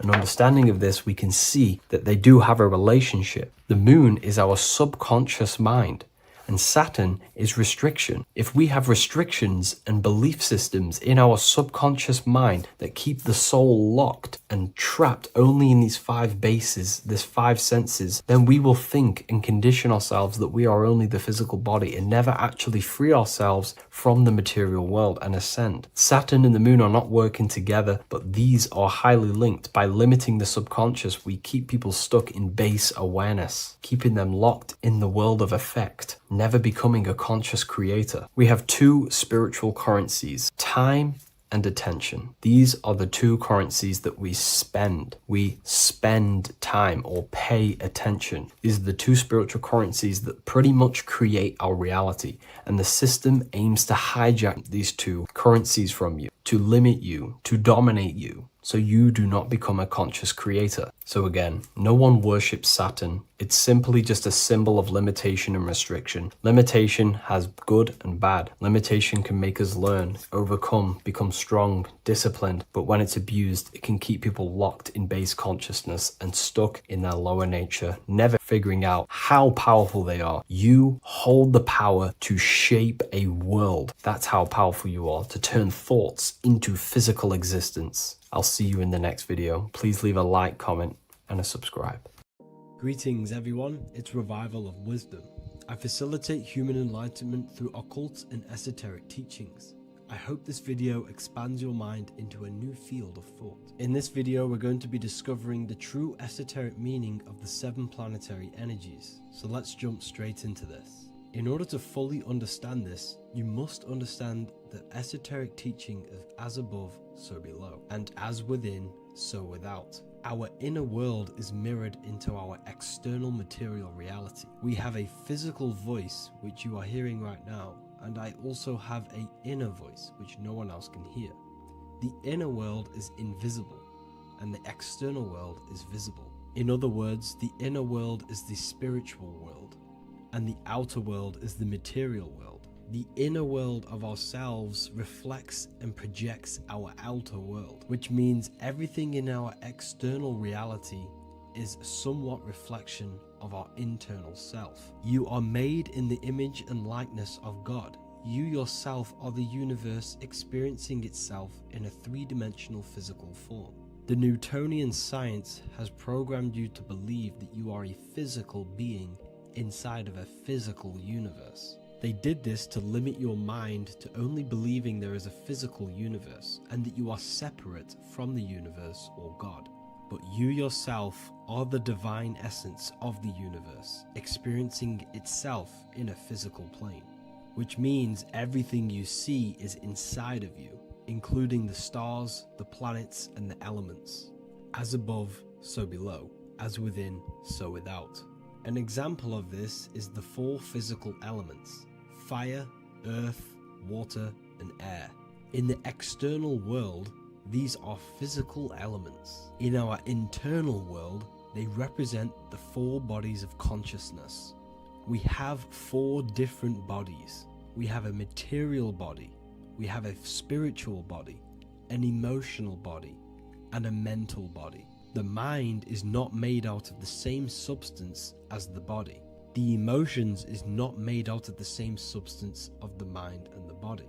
These bodies exist in 4 different dimensions, 4 layers of consciousness. With that being said, the 4 physical elements are inside of us. The earth is our material physical body. Fire represents our spiritual astral light body. Water represents our transformative and emotional body. Air represents the mental body, the communicative and thinking body. This is the teaching as above, so below. If that resonates with you and you can comprehend it, please leave a like and a subscribe to this channel to see more content. And feel free to leave a comment on any video suggestions.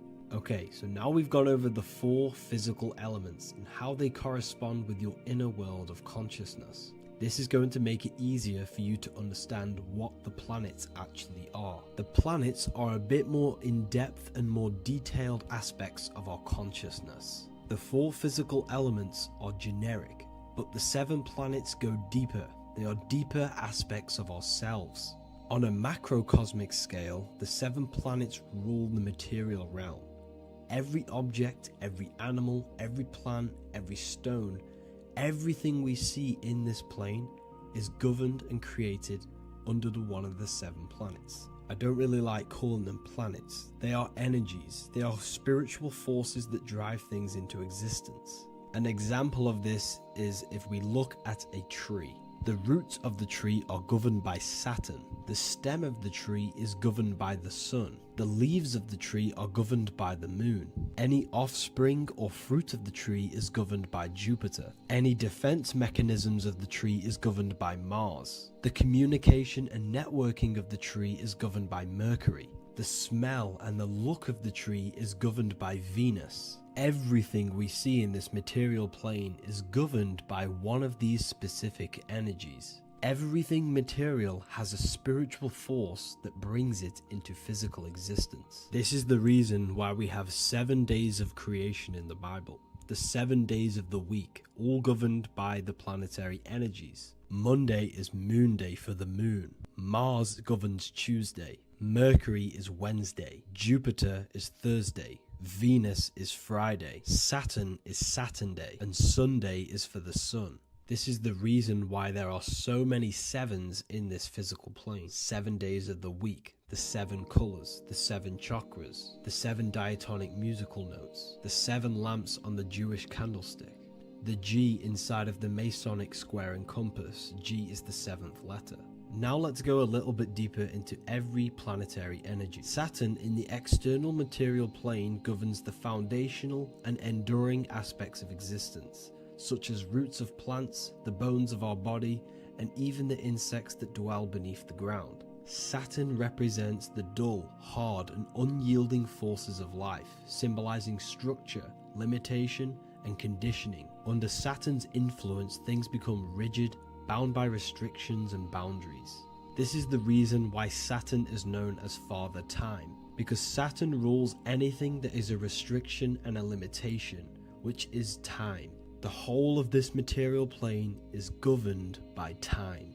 You will be born and you will die. This explains why there is so much Saturn symbology in this material plane. Saturn is one of the most important planetary energies. You are a spiritual being in a physical body. Your light, your consciousness is bound to the physical body until you learn how to escape the physical body. The body is a limitation for our infinite minds and spiritual bodies. Our infinite mind is stuck in this material body, governed by Saturn's limitation of time, matter, and space. Now let's dive into what Saturn means to our consciousness within our internal world. We've gone over what Saturn means in the external world. What does it mean to our consciousness? Internally, Saturn embodies the conditioning within our consciousness. When the Saturnian aspect of our consciousness dominates, we become overly rigid, fixated, and restricted in our thinking and actions. For example, Saturn's influence is strongly felt in today's world, where many people's minds are confined to societal norms and conditioned responses. Saturn is the aspect of our consciousness, our minds, such as limiting belief systems and limiting thoughts and emotions. This is the negative thought that you can't get rid of, that's holding you back. This is a Saturn aspect of our consciousness. However, this is not a negative thing. The Saturnian aspect of our consciousness is a great teacher, guiding us through difficult life lessons that ultimately lead us to growth and expansion. Saturn's energy allows us to experience and overcome fears and limitations so our minds can expand into new fields of thought, into new life. Although Saturn's energy is harsh and often challenging, it helps us develop resilience, discipline, and wisdom. However, in the modern day, this Saturnian energy has overpowered the minds of the masses, fostering excessive rigidity and limitation. This is why we see so much Saturn symbolism. It's literally everywhere because our minds are being dominated by the Saturnian limiting aspect of our consciousness. Now, let's move on to the moon.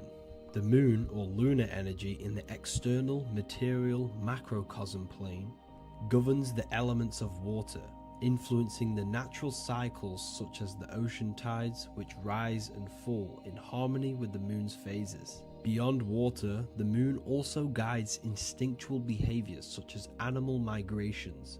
Birds, insects, and other creatures rely on the moon's subtle energies to navigate their journeys. For example, dung beetles use polarization patterns in the moonlight to orient themselves and travel safely home. The moon creates the months. M-O-N is moon. There are 28-day cycles, and this 28-day cycle of the moon is reflected in the woman's body, known as the menstrual cycle. The moon is a feminine energy, governing the feminine elements such as water and the feminine cycles of the body. The moon is the womb. This is why eggs have the same color as the moon, because eggs are ruled by the moon's energy. Now that's the external world. The internal world, the moon, symbolizes the emotion aspect of our consciousness. It represents the subconscious mind, the seat of intuition and psychic abilities. Just like in the external world, things are born out of the moon, such as eggs and the womb, the subconscious mind acts as a womb for our conscious mind. Our deep subconscious emotions and programs are born into light into the conscious mind and controls the conscious mind. The moon represents our hidden psyche, our shadow self. Now let's go on to the sun. The sun represents the life force. In the material external world, the sun is ruling over pretty much all life. The sun gives life to all things. Without the sun, animals could not exist, the human body could not work, and plants would not grow. The sun is the life force. It's the soul of the world. Now, in our internal world of consciousness, the sun represents our passion, our drive, our conscious mind. The aspect of our internal world that wants to drive things and give life to physical manifestation. Now we go on to Mars energy. Mars is well known for being the god of war. Mars energy manifests into the material plane through anything that seeks to protect or defend itself. For example, the holly tree. The holly tree leaves are very sharp and they defend itself. Anything that is protective in the material world has Mars energy and is governed by this specific aspect of consciousness. For example, any predators or animals such as hedgehogs with spines on their backs for protection. Mars represents all things that is driven by conflict, aggression and defense. Now internally, inside of our inner world, Mars symbolizes the aspect of our consciousness that is focused on self-preservation and protection. Mars governs our ego, the instinctual urges of anger or maintaining reputation. Mars is not evil, it's necessary. Sometimes it's necessary for us to protect ourselves. Mars is the aspect of our consciousness that is anger, rage, the desire to fight or conquer. When this energy is activated within our consciousness, we become defensive, assertive, and even combative, ready to dominate others and destroy obstacles in our way. Now let's move on to Venus energy. Venus in the external material world manifests its energy through the aesthetics of creation. This planet governs the beauty and harmony found in nature, including the nurturing environment of a mother's womb where life begins. Venus embodies the essential love, not only in romantic relationships, but also in the bonds between family members and all living beings. Venus represents relationships. We have relationships between plants, animals. They all depend on each other to give life. Plants provide food and medicine, while living creatures contribute to their own growth and pollination.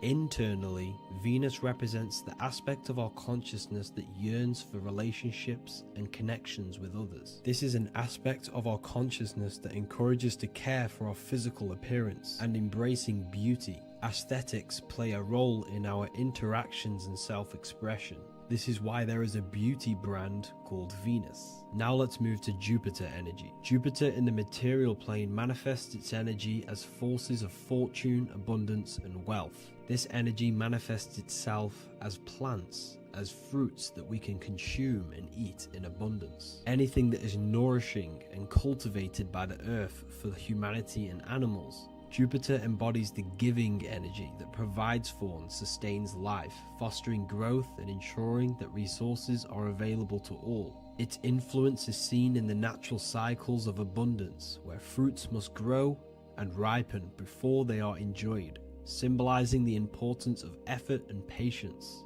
Internally, in our spiritual world, Jupiter represents the aspect of our consciousness that yearns for abundance and seeks growth in various aspects of our lives, including wealth, knowledge, and personal development of the mind, spirit, and the soul. This is the aspect of our consciousness that wants to gain wealth, that wants to gain expansion and abundance in our lives. However, when Jupiter's energy dominates our consciousness excessively, it can lead to feelings of stinginess and greed. It represents material possession. The last planet is Mercury. Mercury in the external world governs the vital elements such as seeds, air, communication, education, and electricity. Known as the messenger of the gods, Mercury rules over intellect, communication, and the transmission of knowledge. Mercury's states of consciousness manifests itself in the material plane as the network between trees and plants, how they all communicate together. It represents the intelligence behind all physical things. It's the intelligence behind the seed that allows it to grow into a plant. Mercury's creative energy is manifested in the nervous system of the human body and all living animals, the intricate messenger that transmits signals from the body to the brain and then to the mind. This intelligence within us allows us to facilitate thought and movement. Internally, in our spiritual aspects of consciousness, Mercury is the state of consciousness that seeks knowledge, understanding, and intellectual growth and expansion.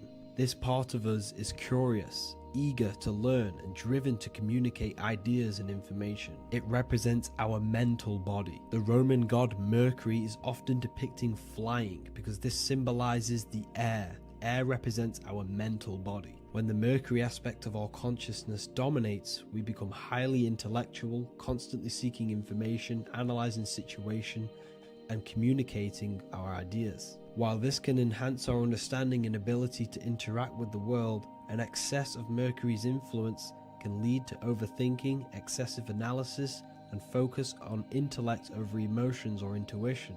Okay, so they are the 7 planetary energies in the external world and your internal world of consciousness. These energies are manifested in the Roman mythology as human beings. They are depicted as human beings, but this is nothing but symbolism. These gods never existed physically. They represent aspects of our consciousness and spiritual forces that govern the material plane. Every material object, every intelligence, every piece of life in this universe is governed and brought into existence by one of these spiritual forces. Now, I hope this video has expanded your mind into a new realm of thought. Make sure to leave a like, a comment, and subscribe to the channel for more occult and esoteric information. You can read more about this topic and many more occult and esoteric teachings inside of my books, the Book of Wisdom Volume 1 and the Book of Wisdom Volume 2. I honestly advise that not everyone reads these books. These are books which will completely transform your view on reality. You will feel a lot better reading these books because you will find a connection with yourself and the universe. Understanding truth and knowing thyself gives you a sense of well-being. Like I said, this is not just a book. This is a beginning of your journey of expansion and growth. Reading them can be life-changing. Inside my university, I host live calls where you can ask me questions, and you can watch all the pre-recorded live calls. You also gain the ability to manifest your own reality through the Manifestation Mastery course. There is also a library with all of the PDFs that I've read in the past of occultism, symbolism, and esotericism that you can gain access to. There is a whole lecture section where you can watch all of my occult lectures. This is a place of transformation. The price of the university will be going up very soon. If you join now, you will gain a free sexual alchemy course which will teach you how to transmute sexual energy into creativity. I'll leave all the links in the description for the university and also my website where you can get my books. I hope you enjoyed this video. Take care.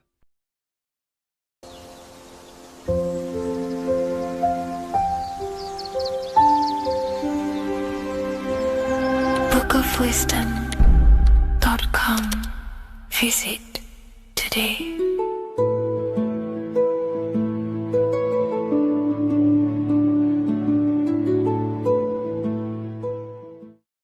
What if I told you that the pentagram can unlock the secrets of creation and make you manifest any reality you want? Hence why the pentagram is used heavily in magic and witchcraft. We have to understand that the pentagram has been heavily demonized. Religions, churches claim that this symbol is associated with Satanism and witchcraft. I personally believe this was intentionally done so that people do not gain their personal power over reality and their life. The pentagram reveals so much about you, and it is one of the most important symbols to understand inside the occult studies. It is one of the most common symbols that you will see across all occult esoteric orders and different occult traditions. such as Freemasonry, Kabbalah, Rosicrucianism, alchemy. You will see this symbol everywhere. And in fact, you even see this symbol, the pentagram, on old church buildings, statues of Jesus next to church buildings.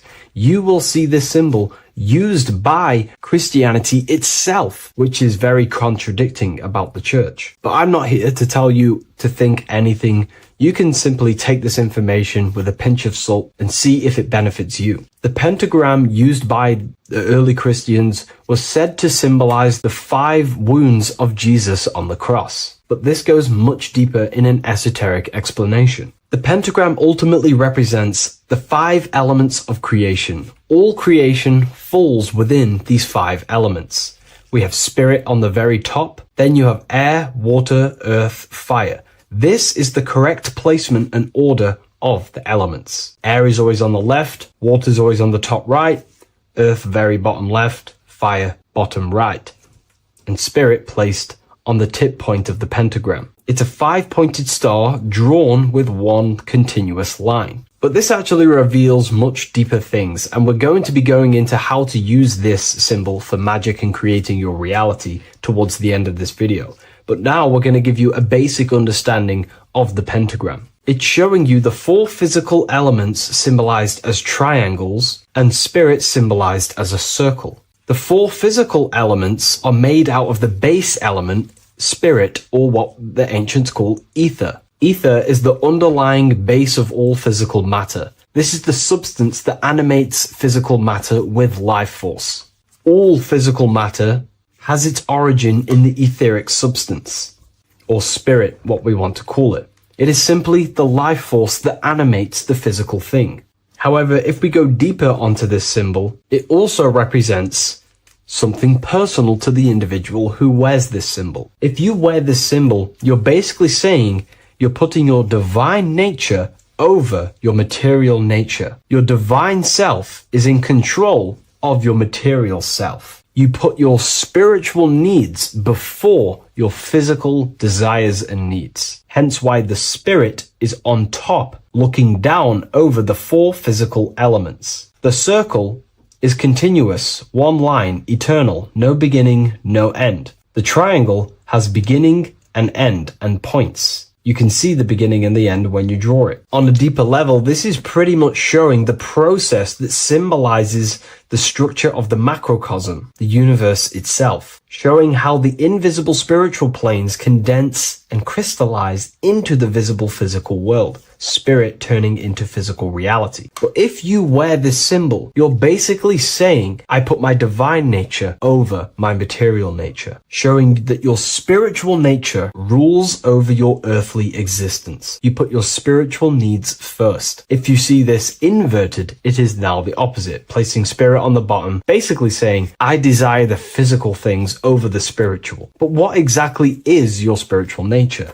Well, your spiritual nature is simply your internal self.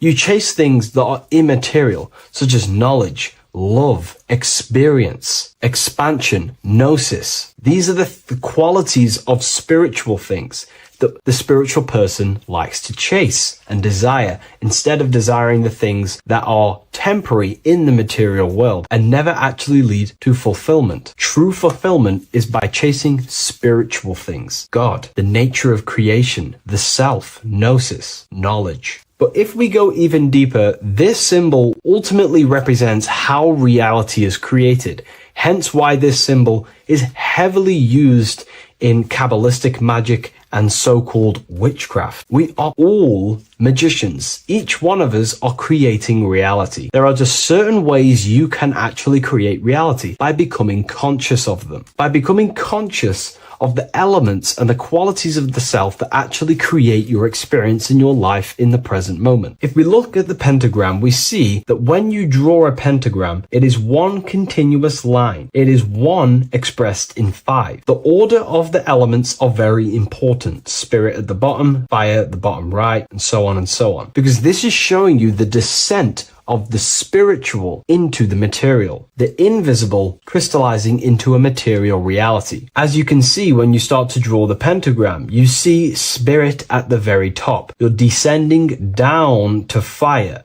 fire is the closest element to spirit. Hence why in magic and witchcraft, people like to use candles. So you're descending first into fire, then into air, then into water, then into earth, then back into spirit. Because of course, the cycle of creation unfolds itself. When you die, you return back to spirit, and then you reincarnate yourself back into physical reality if you wish and desire to. Everything is under this process of matter spiritual. In the daytime you wake up, you're in your material body. When you go to sleep, you enter your astral spiritual body. Everything's in this continual process, renewing itself in spiritual, then material. But the reason why this is associated with magic so heavily is because each one of these elements corresponds to a different body of consciousness, a different vehicle of consciousness. Consciousness has many different vehicles it uses to create the tangible self, the physical reality. For example, consciousness has a spiritual nature. The spirit element in this case symbolizes the emanation, the descent of the one power, the one force that we are all using. Each one of us is using this one power, the power of the source consciousness, unfolding its creation in the present moment. This represents the source, the emanation, the descent of this continuous flow of energy through us that we are tapped into, like a live stream in the present moment. This descends first, the force descends into fire. Fire symbolizes the willpower, will. In this aspect or vehicle of consciousness, the will is the being that directs intention, initiates action, shapes reality through focus, determination. It sets direction, holds intention, projects a desire into form, and aligns your inner world with the outer creation. The will comes out of the force, spirit. Then the will goes with intention to air. Air symbolizes the mental vehicle of consciousness, the mind, the psychic man. The psychic aspects of your consciousness is thinking, imagination, mental images, logic, using the thought or the mental vehicle body of consciousness. Then that thought has an emotion, which is then water. So it goes from the force to the will to the intellect to the water, the emotional body of consciousness. The emotional vehicle of consciousness amplifies the thought into an emotional desire that you want to take action on. No one takes random actions, and if we do, we say we're very bored and we don't care. The water is the energy, the emotion you have to fulfill something. And that emotion then descends into earth, which is the physical body to take the physical action in the present moment, to fulfill that desire, to fulfill that will, that thought, that desire. And that is how reality is created all the time. Now, there is much more that you can go into with the pentagram, because true magic is about changing consciousness at will, not casting random spells. It's the ability to change the direction of consciousness using the power of the will to direct these forces to create change in the internal world so it can project outwardly in the external world. Because consciousness creates the external reality. What happens within us, we see change outside of us. So true magic is about manipulating the forces and the vehicles of consciousness that exist within our own mind to produce a change in the material world. There are other ways you can use magic, by purifying each body of consciousness or banishing each body of consciousness. Other forms of magic, you can dissect each body of consciousness and work with that specific body. If you think you're using your mind too much, you can start using banishing rituals to banish the power of the mind, to stop overthinking, for example. Or if you have lack of emotional connection with your emotional vehicle of consciousness, we can dissect this body, tap into this body, and invoke this body and strengthen it. We're dissecting each body and vehicle of consciousness so we can work with it to create a specific change inside ourselves, then to be mirrored outside of us. So pretty much this pentagram represents the descent of the spiritual turning into a material reality. Hence why sometimes we see a human figure standing in the point of a pentagram, because it ultimately represents the microcosm. You are the microcosm. You represent the entire process of spirit into matter, the invisible into the visible, the formless into form. The pentagram, drawn in one unbroken motion, captures this divine act of creation, showing how consciousness flows downward through the elements or the vehicles of consciousness to bring forth the material reality. The Book of Symbolism will teach you all about this. It was released November 17th. A lot of people have taken advantage of this. You also gain a free ebook with this copy. Every order comes with a free ebook. And if you wish to get your copy of the brand new Book of Symbolism, you can find it in the description or revivalofwisdom.com. Thank you, everyone. I'll see you in the next video. How are we all doing today, people? It's Revival of Wisdom, and today we're going to get real deep. This video is going to get real deep. A lot of people are not going to be ready for this sort of knowledge. Okay, you really have to do is to really deprogram the mind, because everything we've been taught is a complete lie, is to keep us trapped. Okay, this is really advanced knowledge. Now, let's get straight into this. All of the ancients depicted other worlds, and they called this place Midgard. Midgard is the mid-garden, the middle garden. This is why the Masonic symbolism on the floor is always a black and white checkered board, symbolizing the polarity here, the good and bad, because we're in the middle garden, the heart. Earth rearranged spells heart, because we're in the heart of this system, or whatever it is, a super quantum computer, whatever you want to call it, simulation. Now, in the Quran, it talks about the 7 layers of heaven. All of these ancient artworks are depicting these different layers of reality.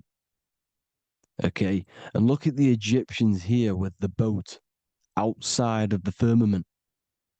Boats travel on water, and this is exactly what the Masons are doing. So they're still using the same symbols. Why? Because it's the same knowledge, just hidden. The Egyptians have the same knowledge as the Freemasons.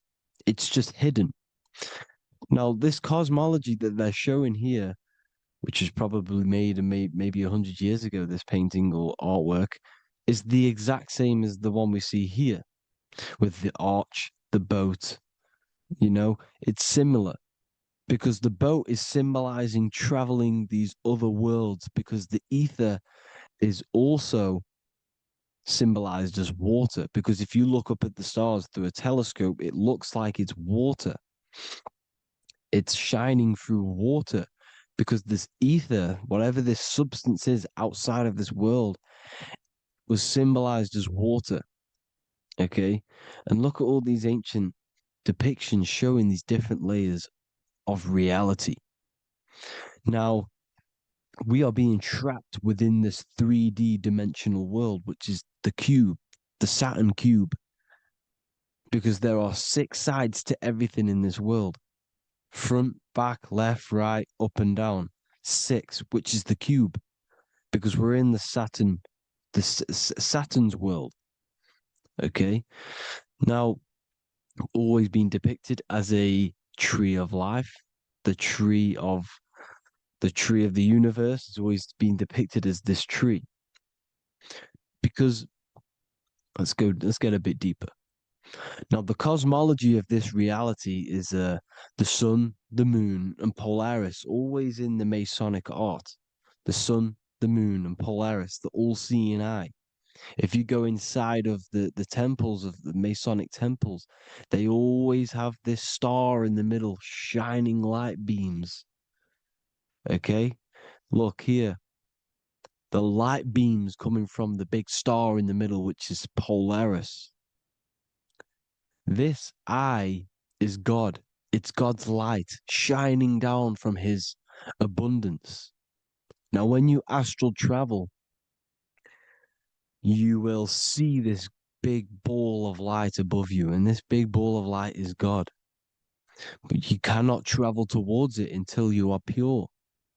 It doesn't work like that. You have to become formless. You have to become pure before you can become one with the light. In all these Masonic artworks, it's all depicting the star in the center. This star is Polaris because Polaris is the way out of this place. And this is why you see the stairway to heaven all the way up to the light beam, the light source. What does it say in the Bible? God is light because everything is made out of one substance, and that substance is light. And it symbolizes the eye because God is an eye. All things that are alive have an eye. And we all say, I am. We all see these realities through eyes. God is an eye. He's the all-seeing eye. He sees all things at all times. And he is projecting this light. And this light comes down to create all the different levels of the worlds. And this is what the two pillars symbolize the number 11. 11, the number 1, is just a vertical line. It's the one. It's a 1 point. 11 symbolizes the mirror nature of reality. Everything's mirrored. As above, so below. Now, the 11 also symbolizes openings, doorways. And as you can see here, an opening to the all-seeing eye. And you see here again, an opening to the stairway all the way up to the light. This light is the light of God in the astral worlds, beyond this world. Now, Polaris has also been symbolized as the UFO. They put the truth in plain sight. So, you know, in the films, how the UFOs suck people up. That's what Polaris is doing. If you ascend beyond this world, if you do not ascend beyond this world, you will be reincarnated in this world. The whole thing is to outgrow this consciousness to the plane above. And I'm not just making this up. I'm going to be bringing in scriptures after this. But you can see with the Christmas tree, we always put a high, big star at the center, at the top, which is the star of Polaris, which is exactly what the Masons are doing here. The star at the top. And it's on top of our Christmas trees. And all of these symbolize the other stars, because Polaris is the most high star. And all the other stars are wrapped around the firmament lower than Polaris. And that's exactly what the Christmas tree is. And it's a triangle. It's a triangle, just like light beams travel from one point in the triangle, just like the all-seeing eye. It's a triangle. The light is coming from one point and sending its rays downward. You see, it's kind of like you see here with the water. And the lower you go, the darker it gets, the more evil it becomes. And this is what the ancients would call hell. Now, this all-seeing eye is Polaris. And below Polaris is Mount Meru, the North Pole, the magnetic North Pole. The Tower of Babel, which is in the Bible. The etymology of the word Babel, Ba meaning spirit, which gives the ability to move the soul through the worlds, that's the ancient Egyptian description of the word Ba, meaning of the word Ba. You have the Ka, the Ba, the Ak, but the Ba is the one that gives the ability for the soul to move through the worlds. Your soul can't speak into a world without incarnating into it.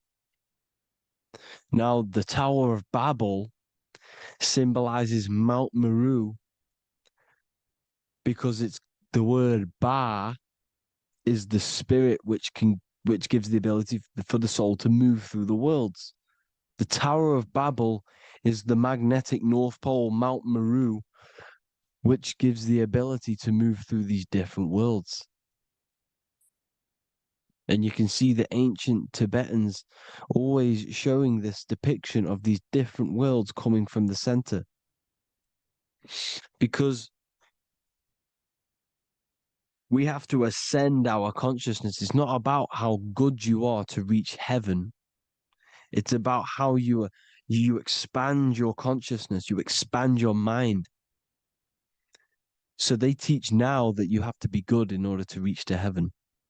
It's about expanding the mind, expanding your consciousness to these different planes, these different realms.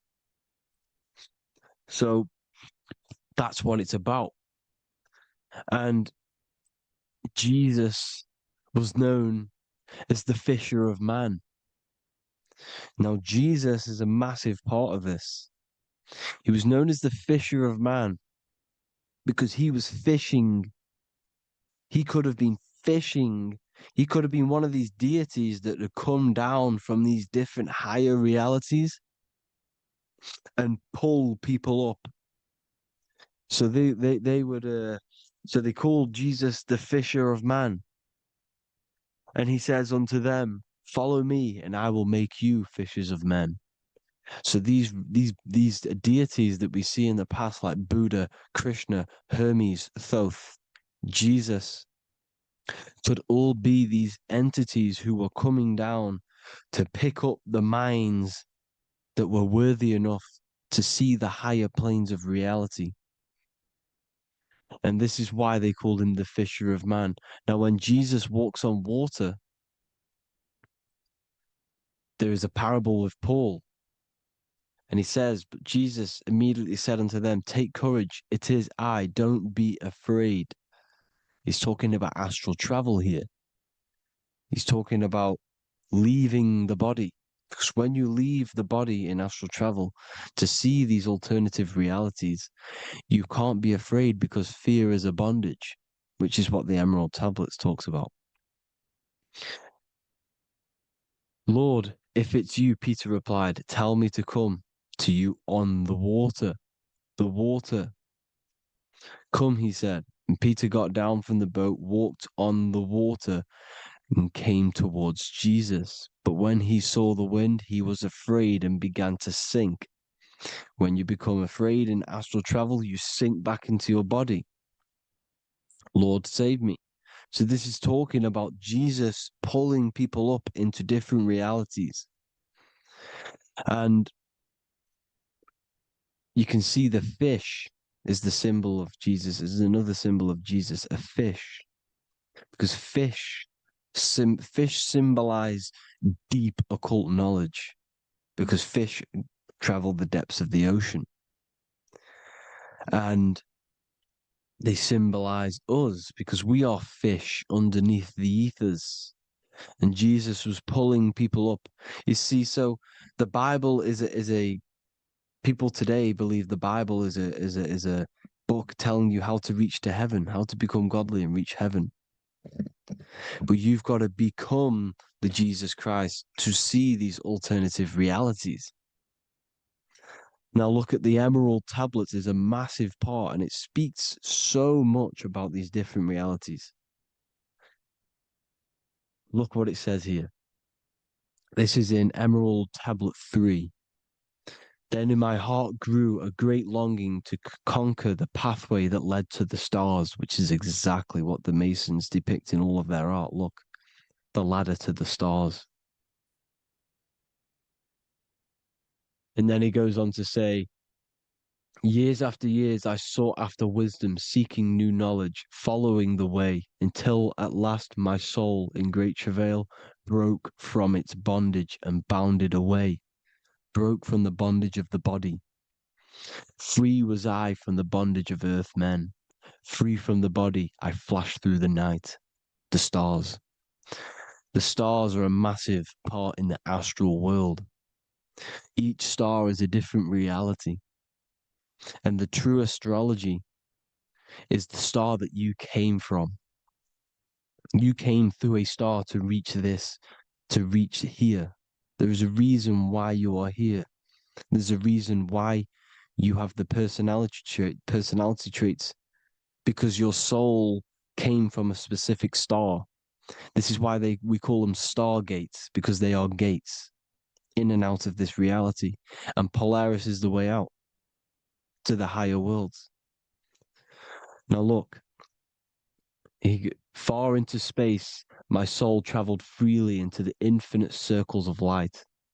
Beyond knowledge were some planets and great gigantic beyond dreams of men. Then he goes to say, lift up your flame from out of the darkness, fly from the night and ye shall be free. Lift up your flame. Your flame is your soul, because it has to be lifted up out of the darkness. This is the darkness, this world, this body's the darkness. Because it's a bondage. You need to break free. You need to learn how to astral travel, people. You have to learn this. If you want to get out of this world, you have to learn how to astral travel and see the other realities.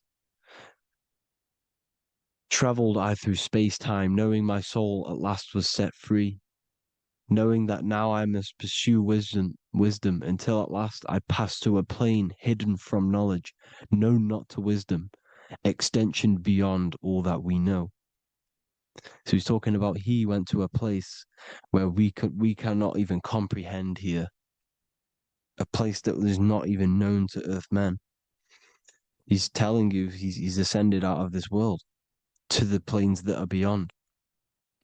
And it says here in the Emerald Tablets, man is in process of changing to forms that are not of this world. Grows he in time to the formless, a plane on the cycle above. Know ye, ye must be one, ye must become formless before ye are one with the light. The light, the same light that I was talking about, the Masonic light, with the triangle, God, the one source. Ye must become formless before ye are with the light. Formless, you have to leave the body. You have to leave the body. You have to gain the ability to leave this body and travel to these other worlds. Now, it says here, not as man am I, for free have I become of dimensions and planes. In each I take on a new body. In each I change my form. Know I now that the formless is all there is of form. You see, all things created come from the things that, all things that you see come from the things that you cannot see. All of us have the same spark of consciousness, the same I am. Every dog, every animal, every human has this same I, this same thing which sees through the eye. It's formless. It takes this formless entity is the same entity of us. We are all the same entity in different bodies. And this entity it was represented as the flame, the cosmic flame, which is inside of all of us. And this is why the Masons depicted your spine as a candle or the Holy Grail. You would either see this or a candle with a flame on the top, because the Holy Grail is your consciousness, which is on top of your spine, which is the candle. Now, Jesus, Thoth, Buddha were all these deities which were coming down to lift people up because they were fishermen of men.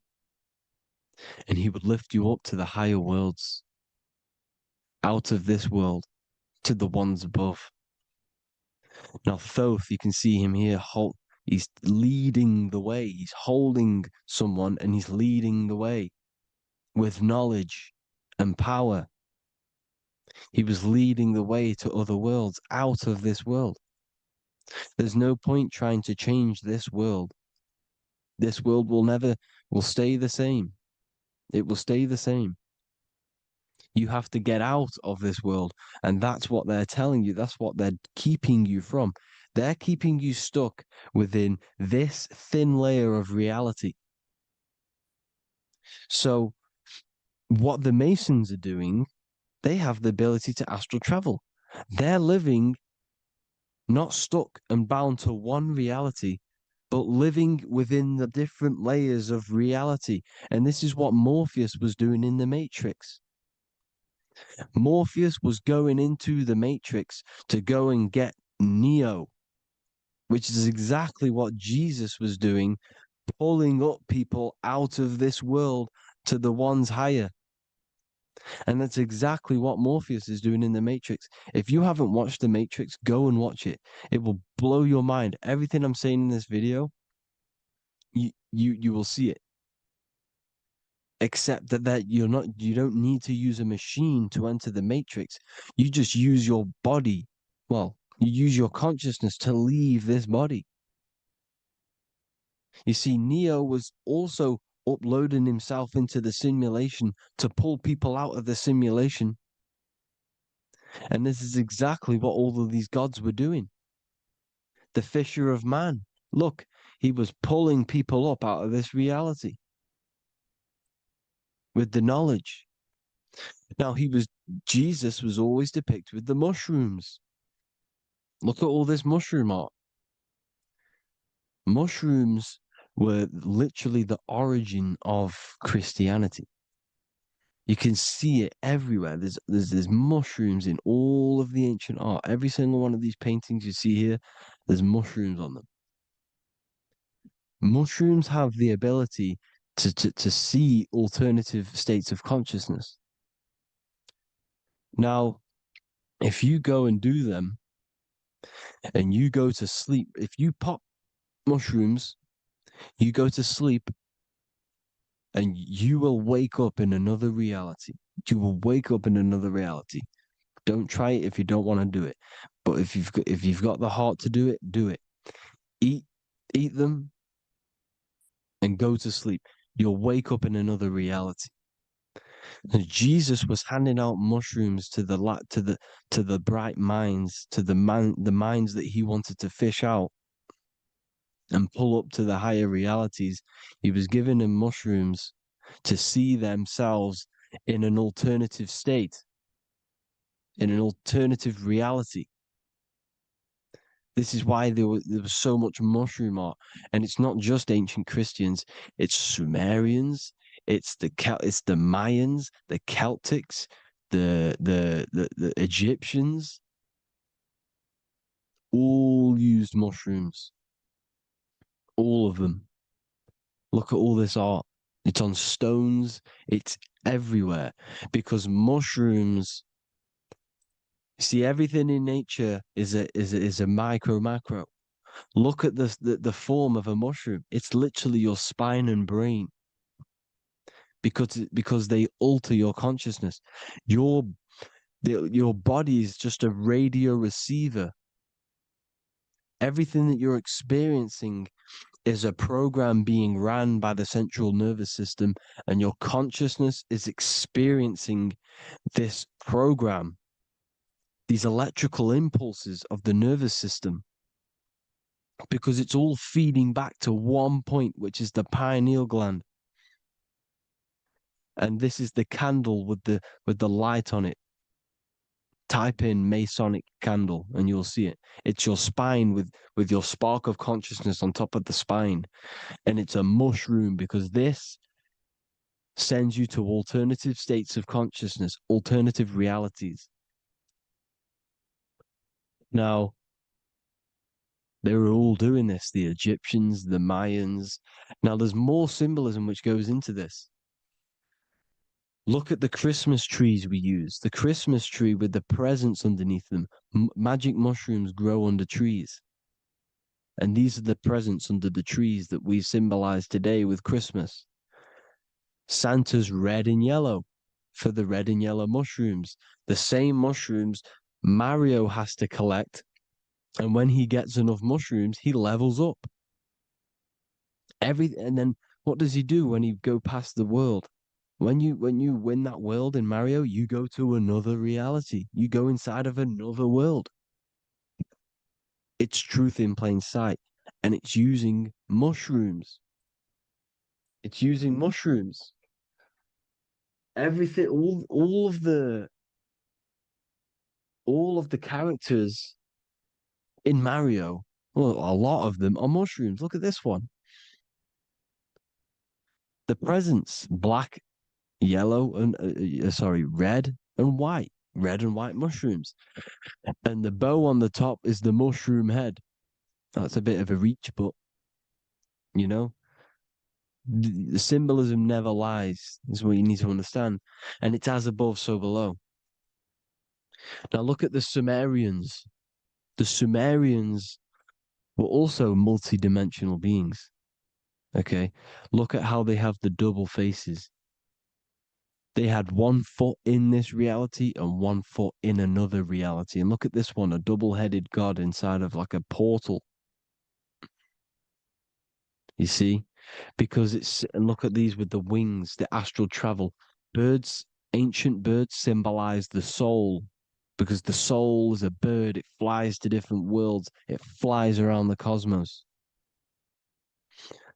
And mushrooms gave you the ability to see these alternative states of consciousness, these alternate realities, because you exist in infinite realities. You exist in infinite realities.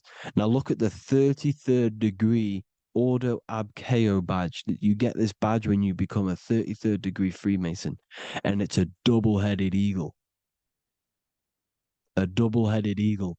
And you can see this in Sumeria first. Sumeria have the same symbol, a double-headed, well, bird. You can see it here as well. And the Masons are still using this symbol today.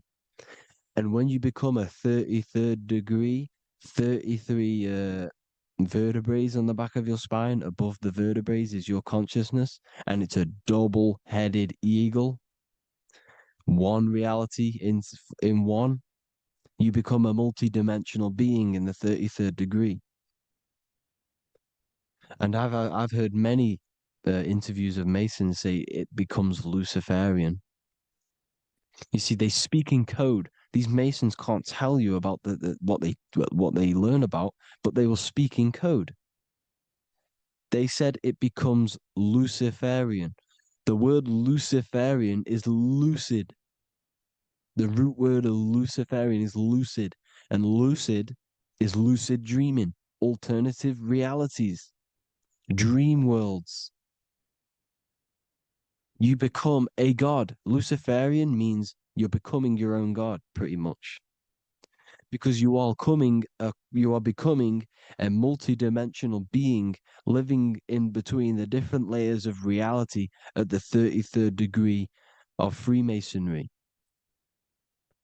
And look at the double-headed eagle, because the birds symbolize the soul. And they reach high, they fly high, just like the soul wants to fly high to the light, to become one with the light, like the Emerald Tablet says. Now look at Janus. Janus was another god, and he's known as the god of doorways. Janus always depicted with a double head. Janus is why we say janitor or January. And January is entering a new year. Janus is known as the god of doorways with keys, always got a key, because keys open doors. That's why the janitor holds all the keys. And Janus always has double heads, because he had 1 foot in this reality, 1 foot in another. He was a multi-dimensional being, a Luciferian, living between the different layers of reality, except from instead of being stuck in one like we are. Well, a lot of people. And that's the whole point. You see, all of this stuff is about like changing the world and stuff like that. This world will probably never ever change. It's probably been like this forever. Well, forever, for a long time. But it's about moving out of this reality to the higher states. And the Masons always depict the ladder to the luminaries, the stars, with a key, the same key of Janus. The Vatican is a key, and it's in charge of all the religions. Why is it a key? Because they're holding back the key. They're keeping you stuck within this reality, keeping you stuck as identifying yourself with the body, identifying yourself with this world. You are not in the world is within you. This is a program being ran by your central nervous system, and your consciousness is experiencing this reality. Now, this is going to be a mind-blowing video for some people. You have to have an open mind. You have to let go of all the programs. I'm repeating what the ancients are talking about and the ancient symbolism. Look at Janus with the double-headed god. He was just another god coming down, giving keys to people who had the worthy mind to be pulled up out of this reality, to be pulled up to heaven, just like Jesus was teaching how to reach heaven. But really, it's an encoded scripture. But anyways, hope you all gained some insight on this video. Have an amazing day. Please like, share, comment. All the links are in the bio for the PDF, for the Manifestation Mastery course, and all the other amazing stuff. And if you want to support the channel, I'd greatly appreciate if you became a Patreon member. Hope you'll have an amazing day, people. God.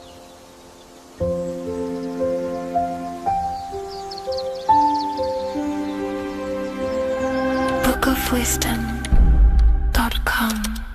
Visit today.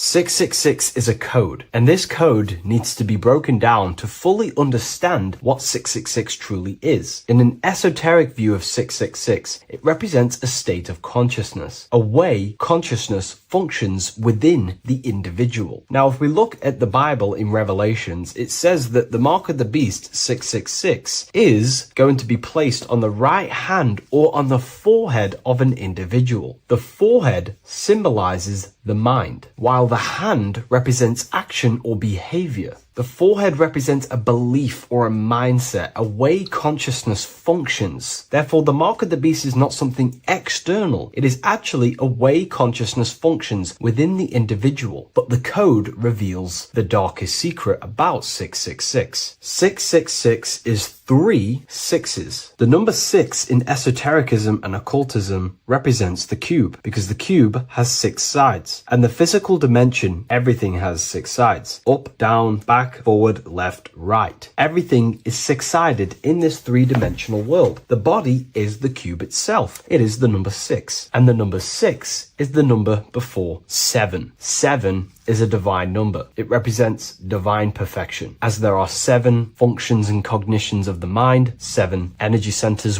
along the spinal column, 7 major planets for the 7 days of the week, 7 days of creation, 7 visible light spectrums, colors. The number 6, therefore, is often understood as imperfection, as the body is imperfect. The physical form is imperfect compared to our divine spiritual nature. But let's decode the 666 code properly so you can understand this. Now you understand that the number 6 represents the material 3-dimensional world, or the physical body of consciousness. We can then look at the number 3, because there are 3 sixes. The number 3 represents the 3 ways consciousness functions. Consciousness thinks, consciousness feels, consciousness acts. We have a mental body, an emotional body, and a physical body. Most people confuse these things to be all one. They think their mind is their emotions and their mind is their brain, and they interlock all of these, but these are actually 3 different bodies of consciousness. Consciousness has many vehicles or bodies it expresses itself in. So the 3 ways that we ultimately create our life, the 3 ways that shift our reality, and the 3 full things that we have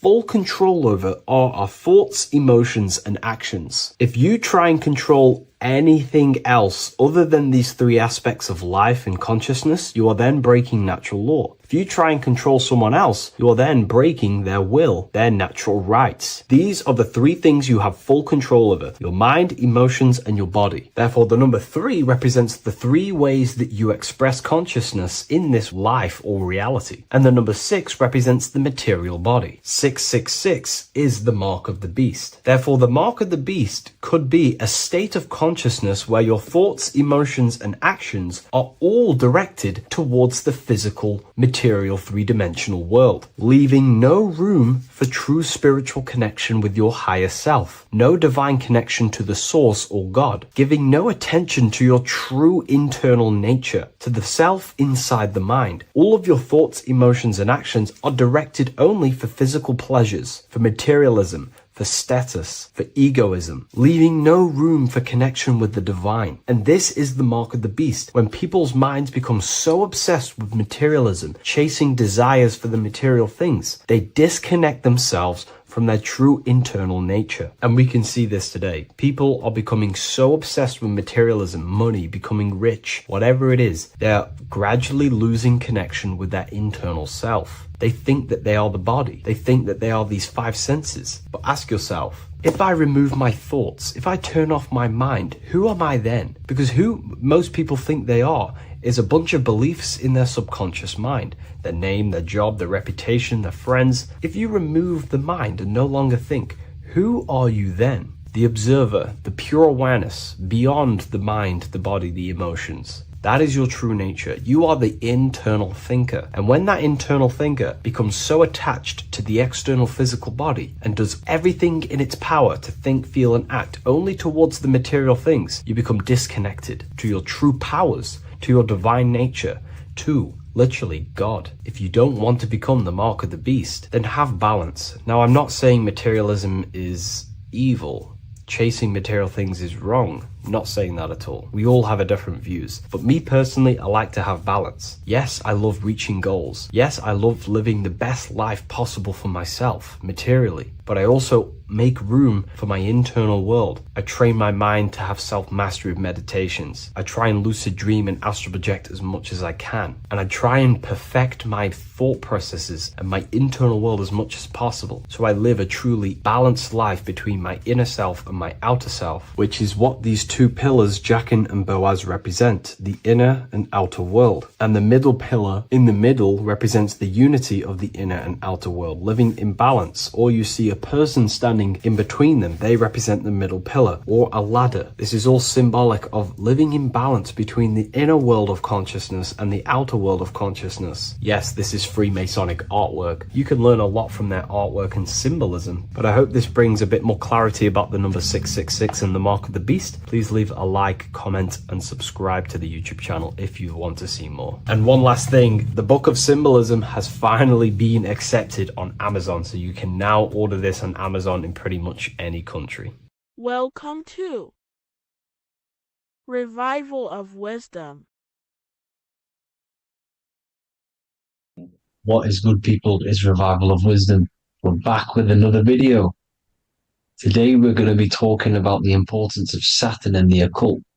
Let's jump straight into this. So Saturn is the god of the earth, right? It's the time of God, change, destruction, physical matter. He creates and destroys, because the energy of Saturn is the key to crystallization. It wraps things in physical matter, right? He creates everything, all life forms, and he takes things back, because the day that you're born, that's the day that your expiry date is coming. The time is ticking until Saturn takes your life. This is why he's known as the Reaper. Okay? As he's personified as eating his child here in this ancient Roman painting. As you can see, he's eating the child. We are all children of Saturn, right? He creates physical matter, our physical bodies, right? He's the god of time because he's the slowest moving celestial body. He's the Lord of the Rings, as you can see here. He's the last one on the ring. He's the slowest one moving. Okay. So he is the Lord of time, of destruction and creation. Okay. This is why his name is Satan. He's the devil. Okay. But I'm not saying Saturn's evil, guys. It's a part of life. Everything lives and dies, right? He's the key to crystallization. Now, as we have the clock here, our god Saturn, or Chronos in Greek, just means time. He's also the god of time, as I've already said.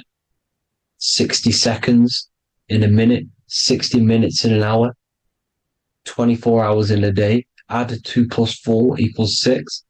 60 seconds, 60 minutes, 2 plus 4 equals 6. That's 666. Okay.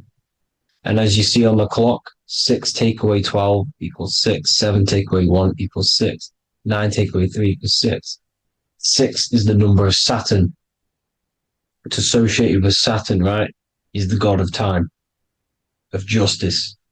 Everything goes back to the Reaper in the end. Everything lives and dies. Now, the artwork of him, he's always got the Reaper staff. You see, it's personifying death. Now, when you see this, the Romans were not saying Saturn was a real person, a real god in human form. No, this is personification. This is what the ancients always did. They personified, just like the Bible. It's all personification. So the personifying Saturn eating its children because it eats, it's the Reaper. No one can escape the Reaper. No one can escape death. Now, Saturn is 666, which is in the Bible, the number of the beast, right? The number of the beast, Satan, 666, right? So on the North Pole of Saturn, you have a hexagon, which makes a cube, right? Now this hexagon, when you join up all the corners, creates the 6-pointed star known as the Star of David, right? In the Jewish religion. Now, as you can see, the 6-pointed star has 6 points, 6 mini triangles, and a 6-sided hexagon. That makes 666. And also, you have Saturday is named after Saturn, the 6th planet, the 6th day of the week, and has a 6-sided polygon in its north pole. That's also 666. Now, this Star of David, this symbol goes back thousands of years, and it originates from Saturn. It's not the Star of David, right? It originates from Saturn. It symbolizes the physical and spiritual aspect combined into one, which makes us humans, right? Also symbolizes the male and female combined into one.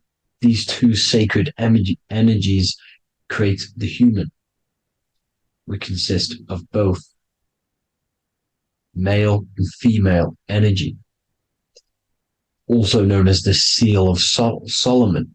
And we all know if Solomon was a real person, he talks about communicating with 72 demons.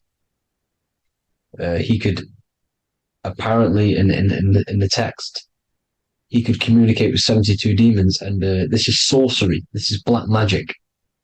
Now, this symbol is associated with hexing people. When you place a hex on someone, that is a form of witchcraft, which a hex is just a curse. When you're cursing someone, this is black magic.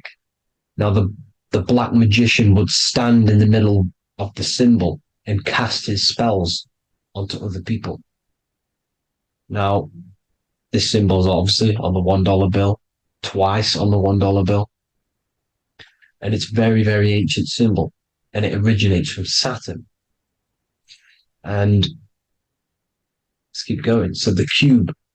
So I've just said how you see the cube on the North Pole of Saturn, right? The cube is limited. It's a 3D shape. It symbolizes limitations to the physical 3D dimension, the third dimension, the physical realm which we are in. Now, as you can see, the color associated with Saturn is black, right? Black is infinite potential. Black is the creation of all things before there was light. Light is born out of blackness, darkness, okay? Now, black is physical matter. And as you can see, the black cube, black symbolizing physical matter, the cube being limited, as the physical realm that we are in is limited. It's not like the fourth dimension where everything can exist in a thought. The third dimension is limited, right? And this is what Saturn is. It limits you to the 3D 666. Your body limits you to your physical body. Now, these black cubes are placed everywhere. As you can see, Australia, Denmark, Manhattan. There's one in New York. As you can see, the Apple have a cube. The Nintendo GameCube. Trump Tower is a black cube. This is worshipping the energy of Saturn, the god Saturn. Okay, it's not a god, it's a celestial energy. However, it rules over Earth because it pretty much created the physical realm. Now, as you see, when you go to a funeral, you wear black, a black suit symbolizing Saturn, which is the color associated, black. And as you see in Mecca, they walk around the black cube in rings. As you can see here, they're stood around in rings, like the Saturn, the rings of Saturn. The Mercedes symbol. You probably wouldn't notice that, but yes, it's Saturn. And when you graduate from university, you wear a black cube on your head. This is all symbolizing Saturn. Okay. Now, as you can see, the Jews here have a black cube on their third eye whilst they pray. Notice how he's shutting his eyes into blackness, darkness, and he's wrapped around a black strap around his arm. This is symbolizing the wrapping of physical matter, of how physical matter wraps things into existence. And as we all know, the Star of David is a Jewish symbol. So he has the black cube and the Star of David, right? So all of these religions are secretly worshipping Saturn. Okay, this is all Saturn worship, Kronos, the god of time and destruction, the physical reality. Now, as you can see, it's symbolized everywhere in all major corporations. Pepsi, internet, that's obvious. NASA, of course, NASA. NASA means to deceive in Hebrew. Universal, Walkers, that one's so obvious. Nike, Toyota. So many different ways they symbolize it. You either see the rings of Saturn or the black cube, as I just showed you here, the Nintendo and the Mercedes, right? It's absolutely everywhere. Now, they also use 666 to symbolize it, as I've just broken it down to you. 666, the World Economic Forum. We all know how they're trying to enslave us into this new world agenda. Google Chrome, CERN, Disney, Coca-Cola, Cadbury's, all of these have 666. Now, every UPS barcode has 666. And even www. Is Hebrew for 666, as you can see here. Monster. It's the same Hebrew letter that means 666. Drake, 6 God. That's his God, Saturn. Why? Because they love physical realm. They love the physical dimension, the third dimension. Because they can rule here through riches. They can build an empire here. It's not like the fourth dimension. They don't want to ascend. They want to stay down here in the physical realm. Okay? Now, this is why they're cloning. They can move their consciousness into other clones to live forever. This technology exists. This is why they love the third dimension. As you can see, all of these sellouts here, Drake, Leonardo DiCaprio, you know, all of these people doing 666 because this is their God. This is their God. They love the physical realm. They sold their souls for wealth and fame in this physical realm. So why would they leave? You see? Now, this isn't all just evil, okay? So you have 7 chakras, right? You have 7 days of the week, 7 solfeggio scale notes. These are frequencies, the solfeggio scale. Now, it's called the Saturn moon matrix because the moon symbolizes your mind, because you're created out of the Holy Trinity, which is body, mind, and spirit, right? That's the triangle, the equal triangle, body, mind, and spirit. Now, the 3 main celestial bodies are Earth, Moon, and Sun. The Earth being your physical body, the Moon being your mind, and the Sun is your soul, hence why it's called solar. It's a solar soul. Now, these symbols are alchemical symbols. So when you're doing alchemy, you use these symbols to obviously symbolize what we're talking about. Now, as you can see, these are all the symbols of the planets. Of Saturn is created out of the moon on top, the moon on the bottom and the earth on top, as you can see here. You see? And this creates the number 5. Now, with the moon being your mind and the earth being your physical body, this is mind over matter, because the earth is your body's matter. This is matter over mind. You don't want to be matter over mind. This is low states of consciousness. You won't be mind over matter. You see, to manipulate matter, to create your own reality. Now, obviously, we all know Saturn is associated with the lowest chakra, which is the root chakra. This is to deal with your animal instincts. When you're down here, you identify as the physical body. You don't know anything spiritual. You're you have a pure physical mind. You don't believe in anything spiritual. This is survival mode, consumption.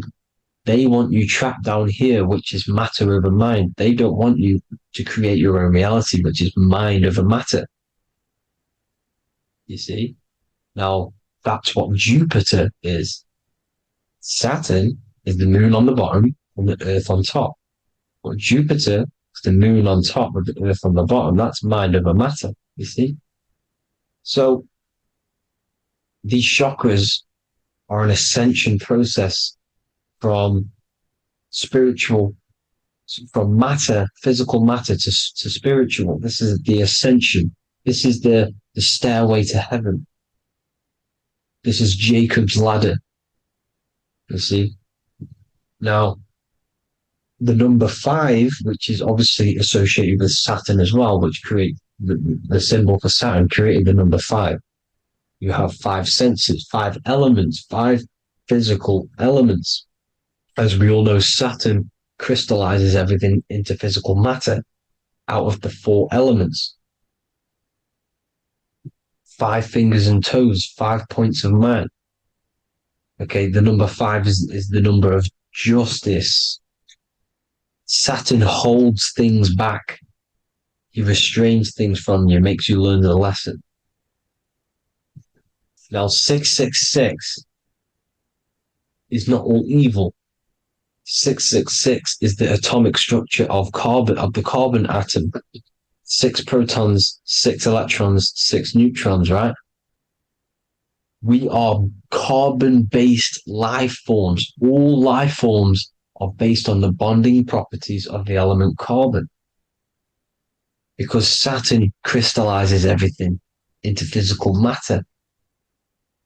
Now, the Masons symbolize this with the checkered boards. They have the black square, which is obviously matter, as I just said, the black cube, and spirit is the white square, because white is eternal light.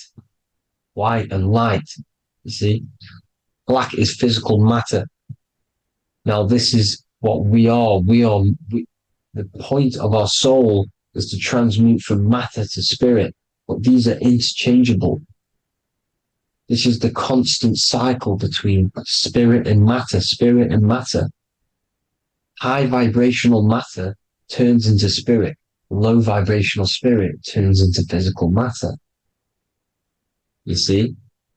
Now, we are carbon-based life forms. This is what 666 is, the number of the beast. Well, when I say we, the physical body is the beast. It's the animal. It's the carbon suit to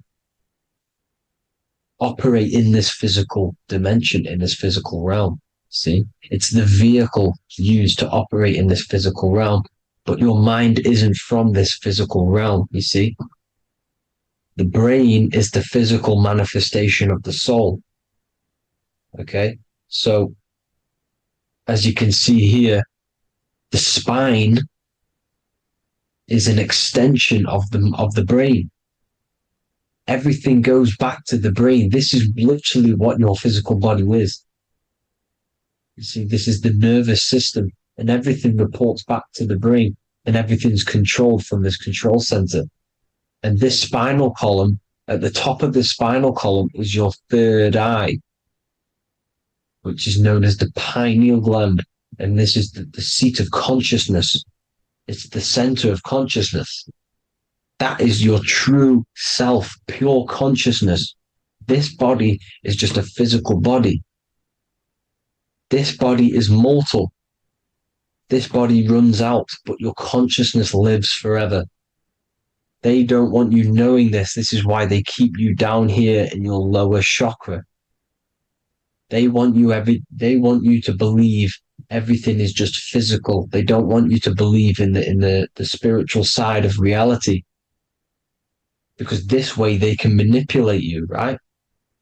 They want you matter over mind because they know your mind creates reality. They know your mind is the root cause of reality. You manifest your own reality from the inside out.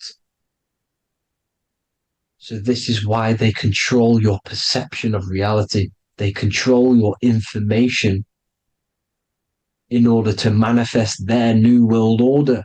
You, who are ignorant to knowledge and wisdom, you who are ignorant are manifesting their agenda because you accept their information and their perception of this reality.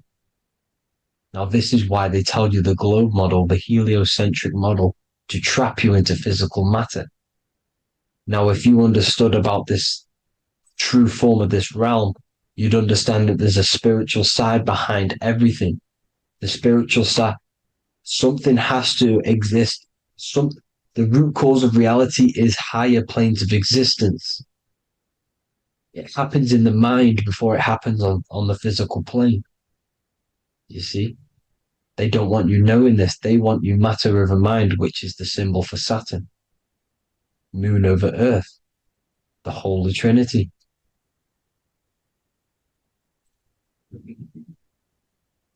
Now, as you can see, the cube also makes IXXI. This is Roman numerals. This is Roman numerals, and when it's translated from 911. Yes, 911. This is the secret code of the One World Order. The two twin towers, when the two become one.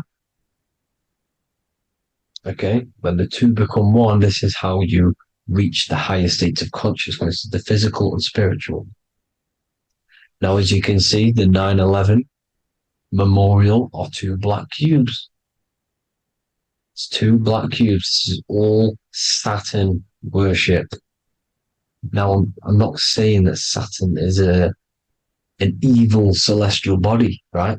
No, everything has a good side and a bad side, right? It's duality. The spirits of Saturn on the dark side are the most evil demonic spirits. Now, these are the spirits that these are invoking through these rituals, right? Yes, 9/11 was a massive ritual. It's a satanic ritual, okay? Now, we all know Elon Musk. Elon Musk is coming with the mark of the beast. And English gematria, this equals 666, right? 666, as I said, is the number of the beast. You are the beast, your physical body.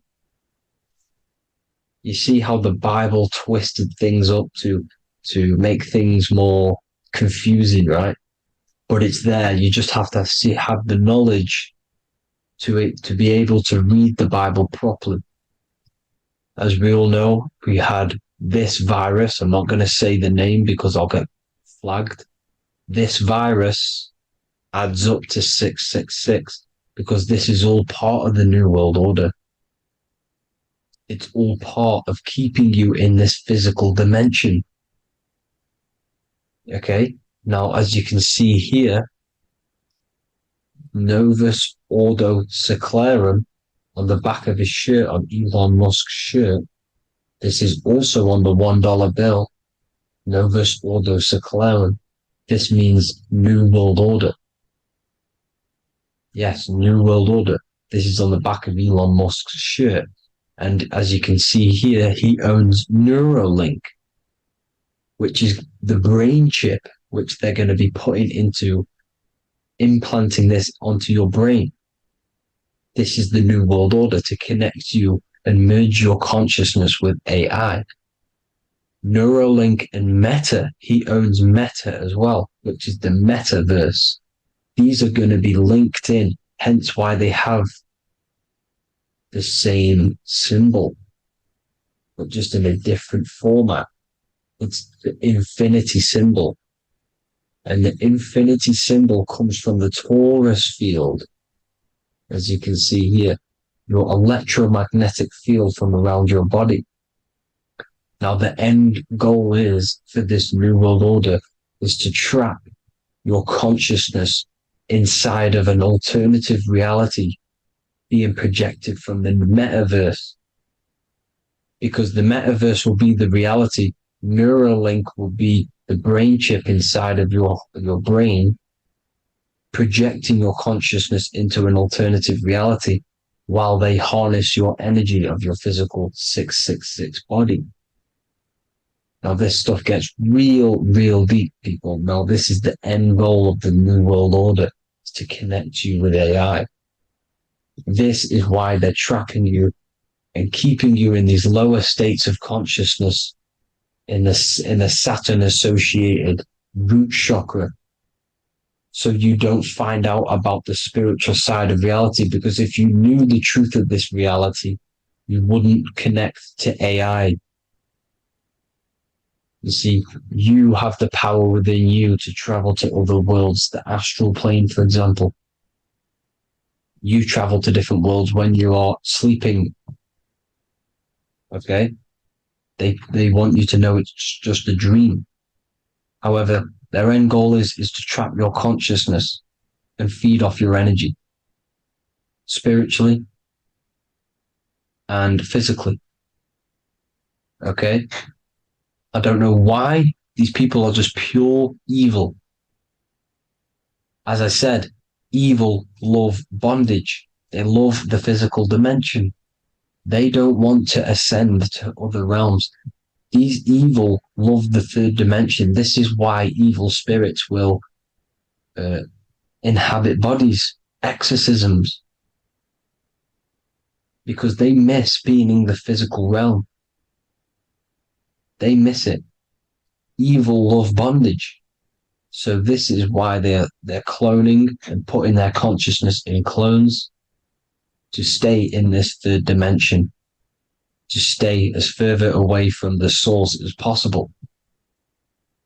Okay? This is why they're doing it. And this is how it's all linked in. So I hope you all enjoyed this video. Hope you gained some wisdom. Please feel free to join the Telegram. And please leave a like and a subscribe. Thank you all, people. God bless.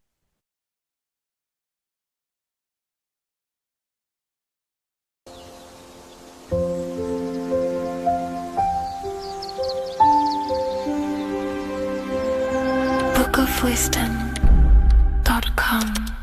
Visit today.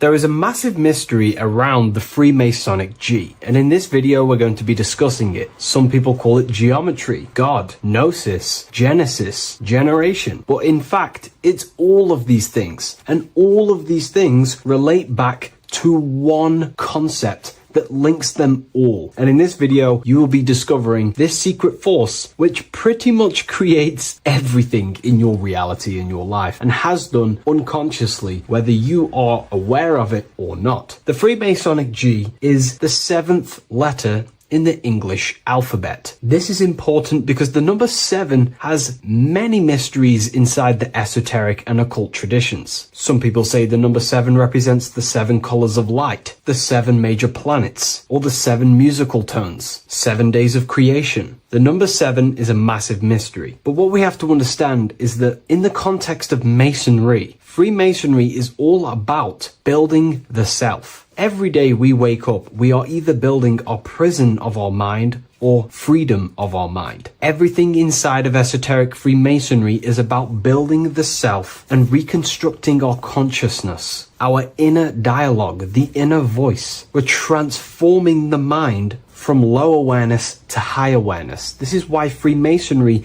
uses the allegory of stonemasonry, stones, chipping away at stones. The stone is in fact you, and we are perfecting the stone, which is your very own mind. Because the universe is a mental construct. Life is happening to us inside our minds. We are all the universal mind expressed and clothed in a different body. Therefore, now we understand that everything is about the internal inside of Masonry. This G relates to something inside of you. Hence why you see the G inside of the square and the compass. It's something internal in you. G is the 7th letter of the English alphabet, and the number 7 symbolizes the 7 cognitions of the mind. In esoteric and initiatory traditions, the 7 psychological cognitions of the mind refer to the 7 distinct modes through which human consciousness perceives, interprets, and transforms reality. Different schools use different names, but across Hermetic, occult, Gnostic, and mystical systems, the same underlying pattern emerges. The mind has 7 functional powers, each representing a layer of awareness and a stage of inner development. Number 1 would be perception. The first cognition is the raw reception of sensory and subtle impressions. It is the gateway where the outer world enters the inner world of our minds. Perception involves learning to see without distortion, to notice the symbolic dimension behind ordinary appearances in an occult interpretation of perception. The second one is interpretation. After perception comes the act of making meaning. The mind organizes impressions into patterns, beliefs, and judgments. Esoterically, this cognition determines whether a person interprets life through the ego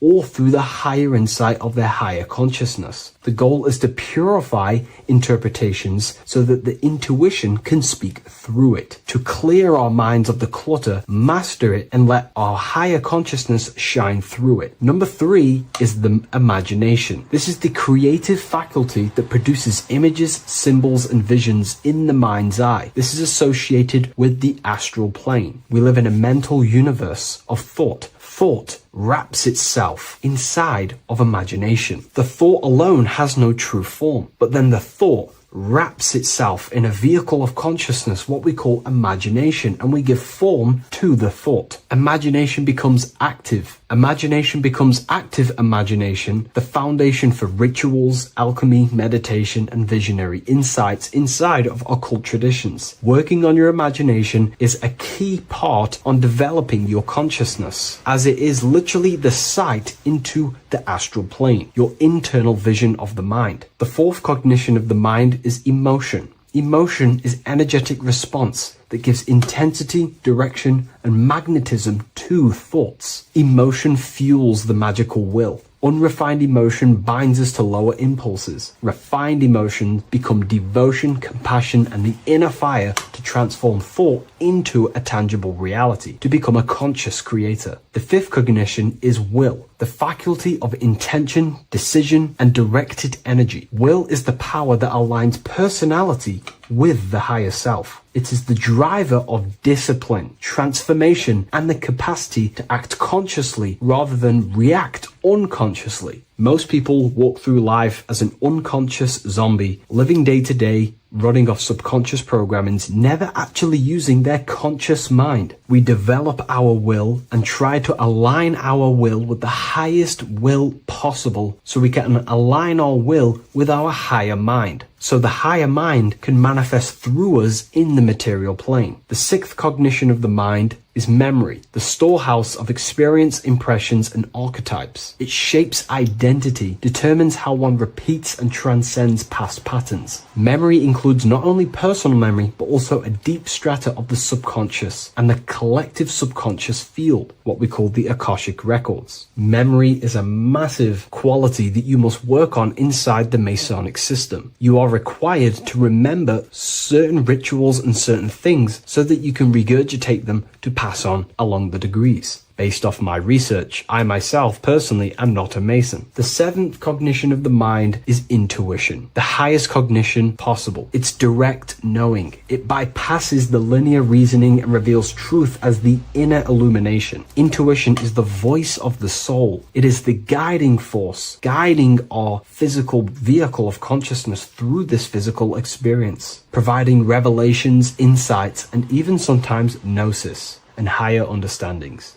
They are the seven principles and cognitions of the mind that we should work on. Sometimes they're symbolized as seven luminary planets, because lumen is light. The planets are light. Light is consciousness. Consciousness is light. Now moving on to the true understanding of the G, the higher understanding of the G, as I mentioned previously. This is what we call the generative principle, the care principle, the human heart principle, the female aspect of consciousness within yourself. All creation is built upon a care. All action is built upon a care. You only act on what you care about. You care about paying the bills and staying inside your house and looking after your family, for example. Therefore, you take the action to generate the reality and generate money to pay the bills. Them actions are driven by the force of care. If you care about a plant, you take the action to water the plant and it grows. If you care about your partner or relationship, you give them attention and care and love, and you grow the relationship. As soon as you stop providing care, watch the relationship crumble and the reality destroys itself.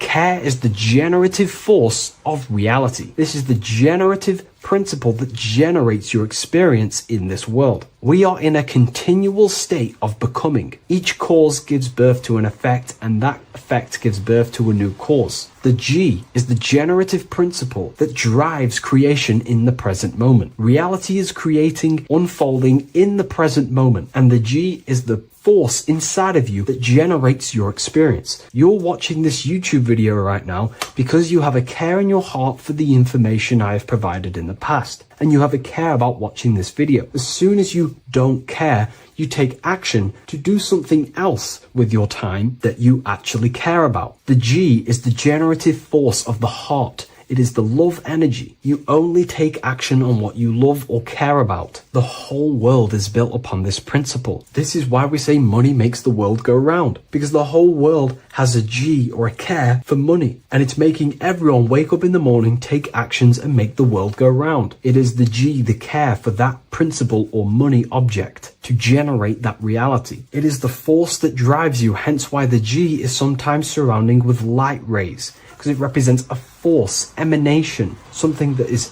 invisible but driving the physical body. The G is the internal force that focuses thought into an action. We can think many thoughts, but the thoughts you don't care about, you don't take action on. But the thought you care about, that you have a G for, intensifies that thought, focuses and directs it into an action to generate that experience and reality. The whole world is built upon this principle. The sun is a perfect example of the generative principle. The sun gives all of its life, light, never asking for anything back, making everything grow and generate on the earth. Everything in your life is built upon this principle, and gaining control over your care gives you control over your actions and your reality and what you generate. Once you see this, it is truly beautiful that the world is actually built upon love. This is why they say love is the force of God. It is. Truly. This is the reason why God begins with a G. It's about Genesis. Genesis means creation. G, generation. Anything that generates and creates is all to do with a care or a love energy. But don't get me wrong, people can love sick and twisted things, and they act upon them sick and twisted things. This is why purification of ourself is important by understanding this principle, as it is a very powerful principle to understand. This is the reason why the word gift begins with a G. You're giving something. I care. I'm going to give you something, a gift. Or guidance. This is what guides you into becoming something, what you love. This is why also gnosis begins with a G. Gnosis is not actually knowledge. Gnosis is knowledge obtained, attained by direct experience or through direct experience. For example, you're not believing you're watching this video right now. You know you're watching this. Know, gnosis, same phonetic sound. It's about knowing. Gnosis is about gaining knowledge of the self. Self-knowledge through direct experience. Instead of believing in God, I seek to know God through direct experience, by altered states of consciousness, transcendent meditations, understanding human anatomy, understanding the laws that govern my mind, understanding creation. That is direct gnosis, knowing that God exists instead of believing he exists. By going within the self, questioning the self, and gaining a deeper relationship with the inner observer, you start to gain gnosis, self-knowledge through direct experience. And in order to gain gnosis, you have to care, because gnosis requires action. It requires you to meditate and go within yourself. It requires you to study yourself. It requires you to go within yourself. And in order to do that, you have to care. If you don't care about knowing yourself, you won't take the action to generate the gnosis. If we take a look at this piece of Freemasonic artwork, we can see a whole lot going on here. But if we focus down here with the temple with the letter G on, and when you walk through the temple, there is a pathway leading up a hill towards the light. The light reveals things. If something is in darkness, you can't see it, but the light reveals something. It's symbolizing truth, the light of gnosis, knowingness. And in order to walk this path, you have to go through the temple, which means entering in yourself. This is symbolic of the path. The Masonic path is about the self, reconstructing and learning about the self. In order to walk up that hill, it takes a lot of effort. It's not easy walking up a hill. You're going to be tired. It's not easy. It's horrible. Who likes walking up a hill? I know I don't, but people like hiking and stuff. I understand that, but it's symbolizing this is hard work working on yourself, because the labor of working on your mind is the hardest labor you will ever do. It's called the great work or the Masonic work. And in order to climb that mountain, you go through the G. You have to have the care. If you do not have the care, you will not walk up that mountain. You will not generate the gnosis. You will not get close to the light. You have to have the G to walk that path. path of self-mastery and working on your mind. This is very, very important. If you want to gain the light, you have to have the G inside of you. You have to have the care to generate a higher consciousness. If you want to earn more money, you have to have the care, or else you will not take the action necessary to generate that reality. This is why we have to master ourselves and write down everything you love. It could be even the bad things. It could be lust. It could be anything you're wasting your care energy on. Try and remove them one by one. Master them and become disciplined. And then you'll have more G energy, care energy to direct towards something else in your life to generate and grow that experience or reality. Again, the word grow, G. It is a growing force. What you place your love and care into grows and expands. What you have a G for is what you spend your time and attention on, your two spiritual currencies. So this is the Masonic G, and I hope you gain a deeper understanding of this. So that is pretty much everything about the Masonic G that you need to know, and hopefully this has helped you. If you wish to learn more and gain guidance through your life and understand yourself on a deeper level, the book I've used today is called The Book of Symbolism. I'll leave a link in the description. Welcome to Revival of Wisdom. Today, we're going to be talking about portals, portal symbolism, what portals are, okay, and how they show them to us, because they have to tell you the truth, guys. This is the thing with the universal law. They have to tell you the truth, and they tell you through symbols, they tell you through movies, and different things like that. But let's jump straight into this. So first, I want to talk about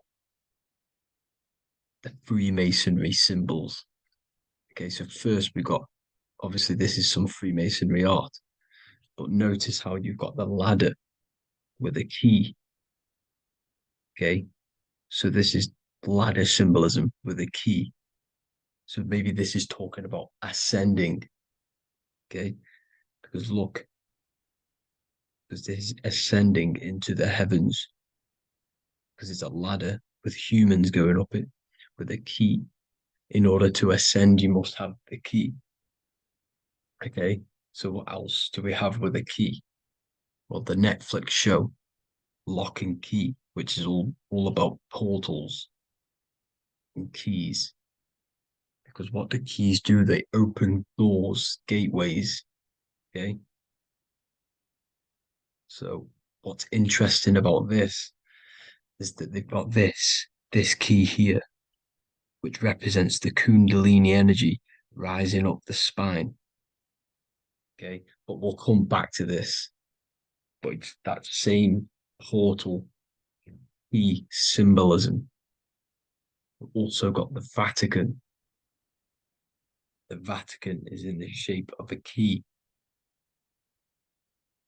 Okay, so you can see the start of it here and the end. So this is key symbolisms. Keys open doors. And notice how it's got the 8-pointed star. Okay, what is the 8-pointed star? Okay, we'll come back to this. This all ties in, guys. I'll break it all down for you. But then you've also got the god Janus. Janus, okay, is known as the god of the doorways. He's an ancient god of Rome, and they worshipped him. However, he's not a god, he's more like a high-level ranked demon. Because he is the god of the doorways. And notice how he's got two faces. Because doorways always have two sides.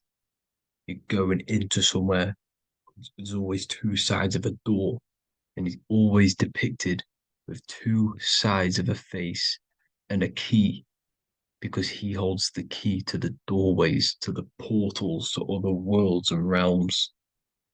Okay, as you can see, he's always got two faces and a key. Okay, so now we have the Sumerians, the Anunnaki, and they are always depicted with the two faces. Why do they have the two faces? Because they're symbolizing doorways, and the Anunnaki come to Earth through doorways and portals. So these are what these gods are symbolizing in their artwork. But they always have the eight-pointed star. Okay, what is the eight-pointed star? You see how they always have. Look, let me try to find another one. It's the eight-pointed star. This eight-pointed star is Polaris.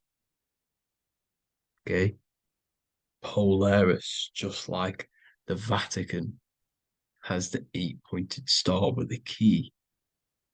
Polaris is the center star. Polaris is a fixed star. It doesn't move. Okay. So the Anunnaki's symbol is also the eight-pointed star. So this is symbolizing the portals and doorways that they come through in order to get to the Earth. But Polaris is that center star which does not move. It's always symbolized with the eight-pointed star, just like a compass. Why is a compass the eight-pointed star? Because at the center of our realm is where the most electromagnetic energy is stored. As you can see, we have an aura field, an electromagnetic aura field. So does the Earth. And in the center, so like our heart, for example, is where the most energy is stored. And like the center of the Earth, this is why all compasses point to the center, because this is where the most electromagnetic energy is stored. It's at the center of our realm. Okay. So like I was saying with the lock and key series, see this here? The Kundalini energy rising up the spine, just like your Kundalini energy rising up the spine. Let me try. I can't zoom in. But you know what I'm trying to say here. Let's go back to Polaris. Because at the center is where hold. Can you see the pole of electromagnetic energy? Polaris, the North Pole. It's symbolized. The truth is in the words. It's like a pole of electromagnetic energy. And this is where the aurora borealis comes from. Notice how it's got the word aura in it, because it's the Earth's aura, electromagnetic field. Just like you have an aura, also known as the northern lights, because it's coming out of this center hole in the center of our realm, where the black sun is. And this is where the electromagnetic energy is coming up from. And this is what the aurora borealis is, or the northern lights. It's just electromagnetic energy. And it's symbolized through our symbols, the original O. Okay, because it's like a pole through the middle. Polaris. So this Polaris is the sky vault. It's the portal into this realm. Because this is what the Anunnaki are always talking about. Always symbolize it with the eight-pointed star. And just like a compass is the eight-pointed star, pointed to the center, to Polaris. Okay. See here on the Sumerian tablets with the eight-pointed star again. And how we know it's talking about portals with this eight-pointed star is because CERN 666 are opening up portals to the underworld, letting in demonic entities into this realm. How do we know it's a portal? Because their Hydra Collider has 8 points, just like the eight-pointed star. So they are creating synthetic portals to the underworld to let these demonic entities into our realm. what is the key? Because if we're talking about ascending through Polaris, notice how here on the masonry art, this luminary here, so this is the sun, that's the moon. This is Polaris because it's a luminary with what? 1, 2, 3, 4, 5, 6, 7, 8 beams coming off the luminary, just like the 8-pointed star. So you see the ladder with the key going up to Polaris. It's symbolizing ascending out of Earth. So what is this key that they're keeping from us? Because it's a human holding a key going up the ladder to Polaris. Well, chakras. We have 7 chakras. Okay, so this is what they are telling us in the lock and key symbolism. The Kundalini energy rising up the spine. Okay, just like they have 33 vertebrae on the back of your spine. Okay, this represents the Kundalini energy going up your 33 vertebrae, just like in masonry has 33rd degrees. Okay, so what is the key? Your chakras.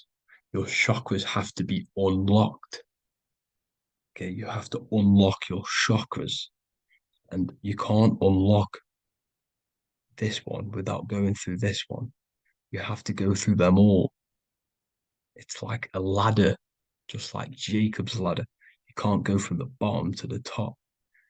You have to unlock each one. Okay, just like you have 7 chakras, you have 7 layers of your aura. Okay, you have to unlock your chakras to the highest point in order to reach Christ consciousness. And this is the key that they're talking about. They're symbolizing the organic portal within each and every one of us to ascend out of this realm. Okay, so this is the key that they're talking about, and they're holding back this knowledge to keep us trapped in this 3D realm. Okay, so like I was saying with the 33 vertebrae and the Kundalini energy coming up the spine, 33 vertebrae, you can see this sort of symbolism going up to the light, because it's the light. You see here, your crown chakra turns on and becomes enlightened, just like the Illuminati symbol. Can you see it? But also, Jesus also died at 33. So this is symbolizing, okay, they're symbolizing the death of the ego, the body. So once you open up your chakras and reach Christ consciousness, which is your 33rd vertebrae, once your Kundalini energy goes up your 33rd vertebrae, your body technically, not physically, but spiritually dies, because you then become formless. You reach Christ consciousness. So then you can travel other worlds. Okay. This is what they're talking about with Vatican, 8-pointed star, and the key. Janus with the key. The Sumerians with the 8-pointed star. Anunnaki, the 8-pointed star. Polaris, 8-pointed star. So Polaris is the way out of this realm, which is at the center. Pole, North Pole. Okay, so the key is that they're hiding from us is the knowledge to unlock our chakras.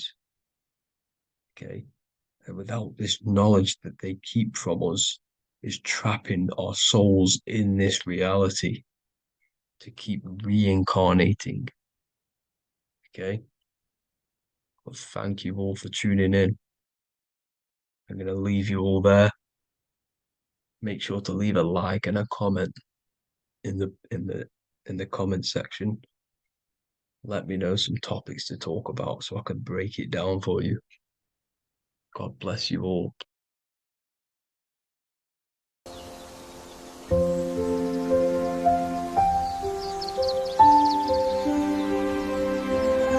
bookofwisdom.com.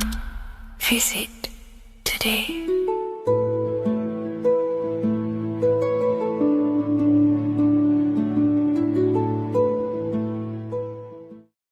The scariest thing about having your first out-of-body experience and leaving your body is the realization that you have after. You realize everything you've been told about yourself, reality, the earth, what you're doing here on earth is a complete, utter lie. Your self-belief of what reality is and what you are is completely shattered. You now fully understand that you are more than your physical body that you inhabit. My first out-of-body experience happened a few years ago, but before all of that, I remember being a child, going to bed and closing my eyes, and I remember as a child feeling like I was floating above my body and moving. And maybe subconsciously this has led me into knowing intuitively that there is more to reality, and I've gone down this path of esotericism, occultism, consciousness. Maybe that has led me to this, I don't know, but I've always had this subconscious intuition in my mind that there's more to reality than what we've been told. And maybe it came from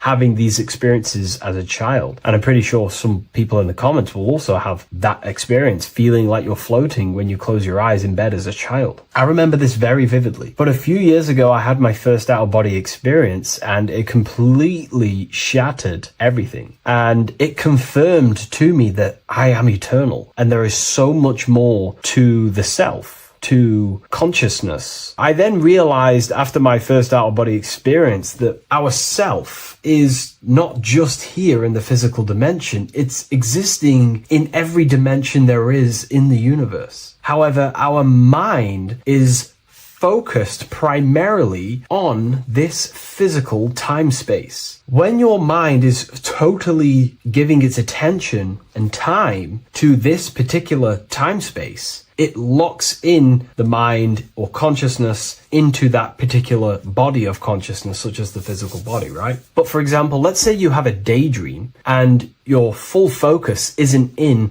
the present moment and your environment that you're in physically. Your mind kind of wanders off into a daydream, what we like to call it. That again is shifting time space. Your consciousness is 40% here in the physical plane because your body's there, but then the other 60% is in this daydream, this imagination. So you're shifting time space, and what an out-of-body experience does is allow your mind to reduce that attention to the physical body and access attention to this altered body or dimension of consciousness. So I'm going to give you the story of my first out-of-body experience, because I know when I was researching this, I was always looking for personal stories about someone's out-of-body experience, and there's not many out there, to be honest with you. Well, based off my research, I couldn't find many. You find a few, but I'm going to give you my experience of my first out-of-body experience that happened a few years ago. It was early in the morning. I kept on waking up and falling asleep to my alarms. I went back to sleep after waking up for like the third time in the morning. When I fell back to sleep, that is when I had my out-of-body experience. It's also good to mention that I have been listening before that about podcasts, books about our out-of-body experiences, astral projection, and things along them lines. So this was stored in my subconscious, this topic. And I had a desire in my heart to actually experience this for myself. Long story short, I went back to sleep early in the morning because I kept on waking up, and it began with this tingling sensation, a high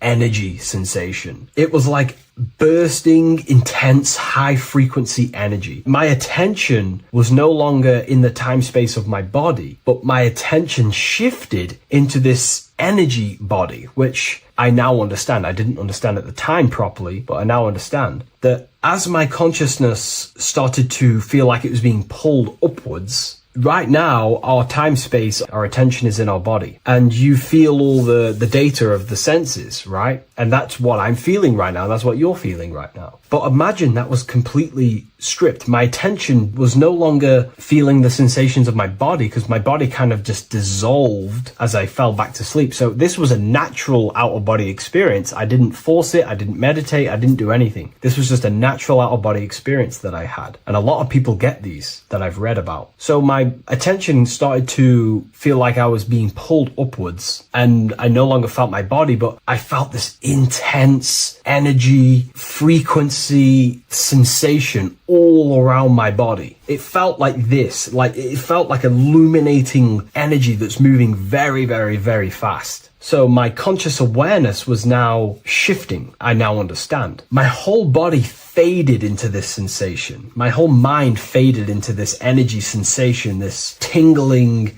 it was very, very intense. I was not feeling my normal senses anymore, only this energy. This energy was also pulling me up. The more I was lifted up, the more intense the frequency became. So think of it like just a frequency resonator, how it just goes up and down, up and down. But then imagine the frequency resonator just going higher and higher and higher frequencies, and it would just get more and more and more intense. The energy was moving faster. This tingling was faster and faster and faster as I was being pulled up. Part of my mind began to fear this. My arms and legs grew very tense. I started to tense up because at this moment in time of the experience, I was very vaguely conscious. I was half there, half not. And as I was being pulled up, my physical body started to tense. And this is again when I started to feel my body again. But then I remembered what I heard out of body experiences is that you have to submit to the process. If you try and force an out-of-body experience, it will never happen, because an out-of-body experience is not truly out of body. What we're trying to do is trying to find a needle in a haystack. If you're trying to find a needle in a haystack, you don't go rummaging through the haystack to find the needle. What you do is you burn the haystack and then the needle reveals itself. It's the same with an out-of-body experience. We dissolve the senses of the body, so the body falls asleep, but the mind stays awake. As soon as I let go of this fear and I let go of the tensations in my body,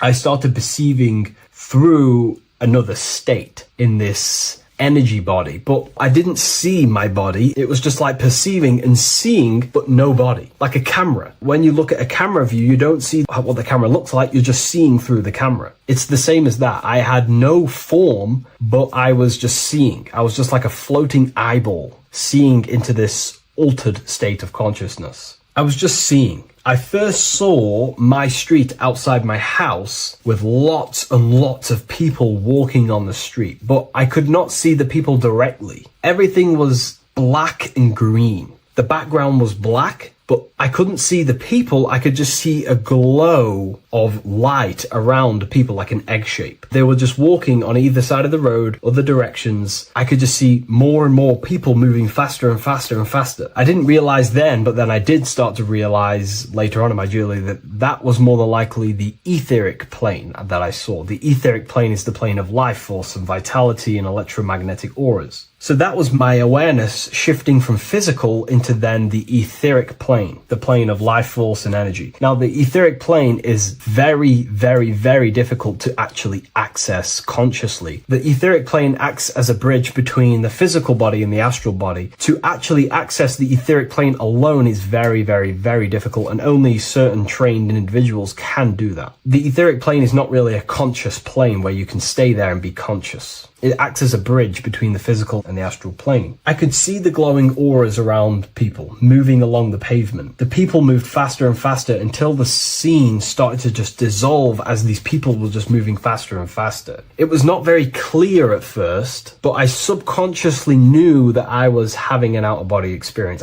This is when I really started to realize that I'm being shot out my body. When I realized this, I submitted even more. I started to just let go. The more and more I let go, I kind of like split through a veil, and everything became super clear. Before, in the etheric plane that I think it was, the ethereal plane, things weren't very clear. I could only just see glowing auras. However, as I split through the veil of the etheric, this bridge, this place that I was going to, I then split and everything just came super, super clear. I was floating in the sky. I subconsciously knew that I was having an out-of-body experience when I realized this. As I was still being lifted upwards, I then split through the layer where everything just suddenly became super clear. But then I was awake, fully conscious, but I was not in my body. I was just like a camera in the sky. I had no body, no form. I could just see. When I entered this plane, there was some sort of voice guiding me through this whole process. It was a male voice, and it was basically guiding me where I was going. It was telling me what I can do here. This voice was pretty much saying, you can fly, you can think things into reality, you can do this, you can do that. While he was saying this voice, there was no being around me, but I felt a presence of another being. But this voice was just speaking to me mentally. Like, you can't hear it, but I just knew what it was saying.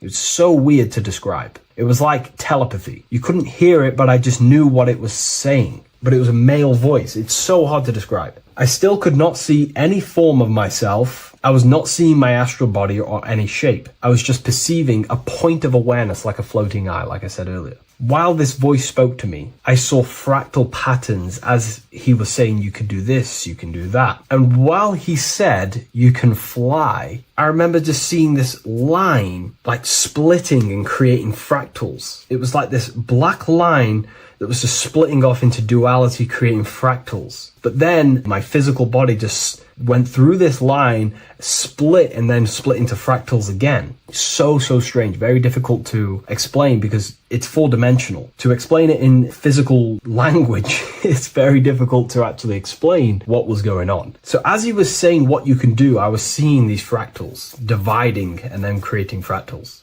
When he says you can think things into reality or something along them lines, my awareness just did a full 360 as if I did a backwards flip. I had no conscious control over this. That's something that you later develop as you keep having these out-of-body experiences. Your first out-of-body experience, you probably won't be able to control what's going on, but you will have an out-of-body experience if you seek them. I could see all around as I rotated. I looked all the way down and then back to my original angle and point of awareness. During that rotation, when I started to turn upwards to do the backflip, I looked up and it kind of looked like the sun in the sky. It was very dark and gloomy.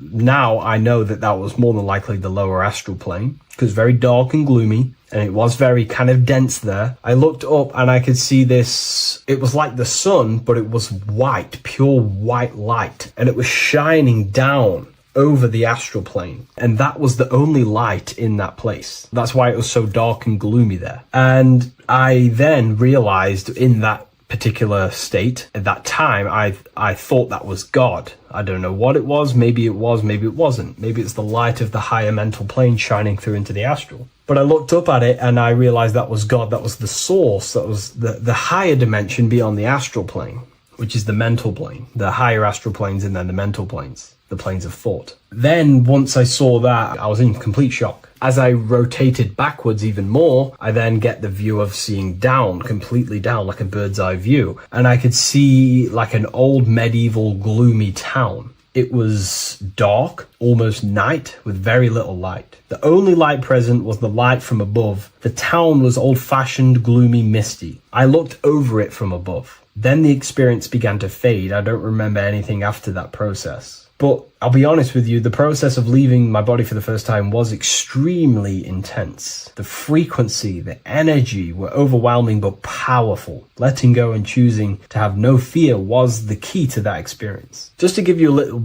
bit more wisdom on what I actually experienced now, what I realized what was happening, I now understand that the voice that I was hearing was not an external being guiding me. It was actually a higher aspect of myself, a part of my own consciousness that is not focused in the time space of the physical world. My physical mind is focused here in this timeline, but once I exited this timeline and focused elsewhere, the higher part of myself guided me towards that experience. This higher version of ourselves that we call the higher self is a higher dimensional being, but we're just unconscious of it. This being exists beyond our ordinary thinking mind. Our self exists everywhere in the universe, and we can unlock higher versions of ourselves as we progress on our journey of awakening and self-realization. Because let's say right now, only 10% of your awareness is actually in the physical plane. Science tells you that 90% of you is actually in your subconscious mind. 10% of your awareness is your conscious mind. So there's 90% of you that your conscious mind is not aware of. But our conscious mind becomes so addicted with the physical world and distracted with the physical world, it just gets totally locked in with the physical.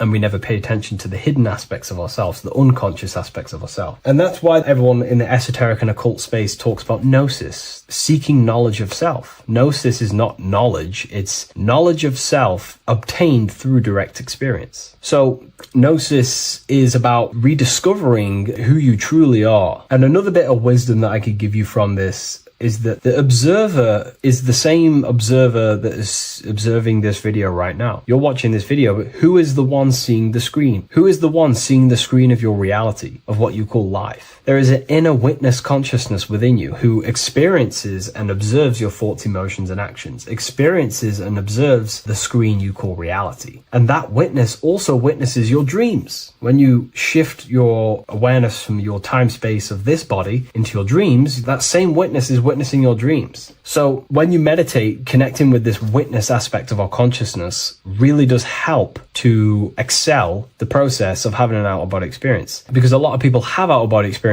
but they don't understand what's actually going on. They don't understand the nature of it. But it's all mental. You move mentally in that dimension. You create mentally in that dimension. The same that you do in this dimension, but just on a quicker scale, because things manifest in the astral plane instantly as soon as you think of it. Just like the screen in your mind, you think of something, you have a screen of an object in your imagination. That plane, it manifests instantly, but down here, it takes a longer time for things to manifest and condense. Once you understand that thought rules the universe, thought is the creative force of the universe, you start to understand, these different dimensions and these experiences that you have. But really connecting with that witness consciousness, that part of yourself that observes everything, really does help with excelling the process of having an out-of-body experience, or mystical experiences, or lucid dreams. Because connecting with that witness consciousness just makes you more conscious. Even in your physical life, staying conscious. Most people aren't conscious. They think, feel, and act unconsciously throughout their day, and they unknowingly create their reality. Connecting with that witness consciousness allows you to actually stay conscious over your thoughts, emotions, and actions, because they are giving birth to realities. That's pretty much my experience, my first out-of-body experience. What that did for me was make me so much more confident and powerful. Most of my fears just disappeared overnight. The fears of death, the fears of unknown, the fears of that I had of things shattered, disintegrated, because I understood that I am eternal. No one can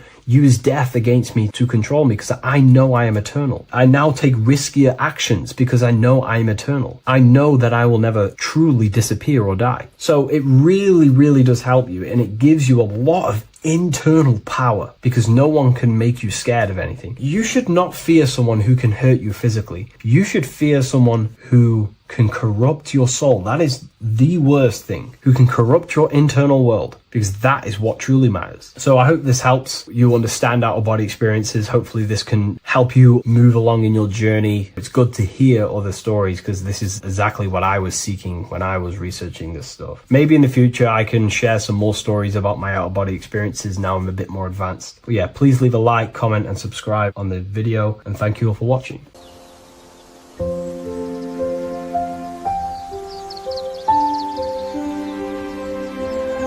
bookofwisdom.com. Visit today.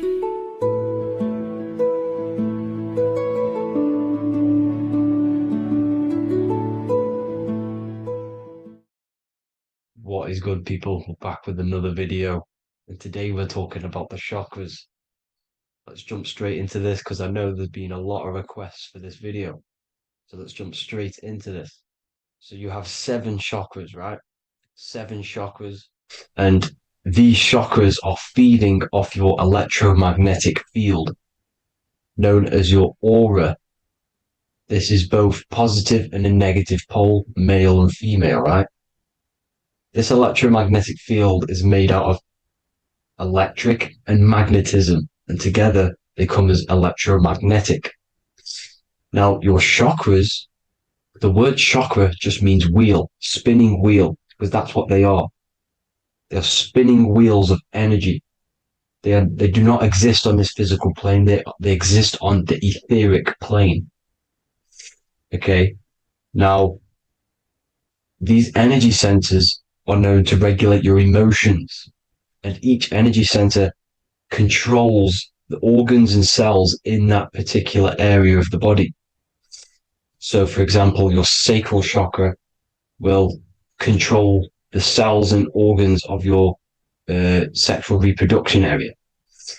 Okay, the navel chakra or solar plexus will control the digestion in your body. Same with the heart, same with the throat, right? So they are like mini brains for each center of your body. They run along up the spine, but notice the crown chakra exists outside the body. It's just above the head. Now, this process of the chakras is obviously the 7 colors of the rainbow, starting from red, which is the lowest vibrational color, all the way to violet, which is the highest vibrational color. This, like I said, these energy centers are feeding off your electromagnetic field. So if these chakras are unbalanced, they are taking too much energy from your electromagnetic field, making it weaker. Now, this is the North Pole. As you all know, the Earth is flat, and we live inside of a giant torus field, and the North Pole is the Earth's heart chakra. And this is why the aurora borealis, or the northern lights, whatever you want to call them, that's why they are green, and they are being emitted from this center point of the Earth, because it's symbolizing the heart chakra, which is green, right? Now, you do work your way up to these. However, this is a torus field. You are a torus field. You have different layers of this torus field, right? And you need to balance all of these chakras, but you can't move up these chakras until you open the one below it. So it's like a stairway. You can't go to your solar plexus without going through your sacral. You see? So you have to work up these. However, you have to work up these and then live from the heart, because the heart is the center of the torus field. It's the balance between male and female poles, positive and negative poles. So you have to balance all of these chakras and then bring them all into one, which is the heart chakra. Now, they exist on the etheric plane.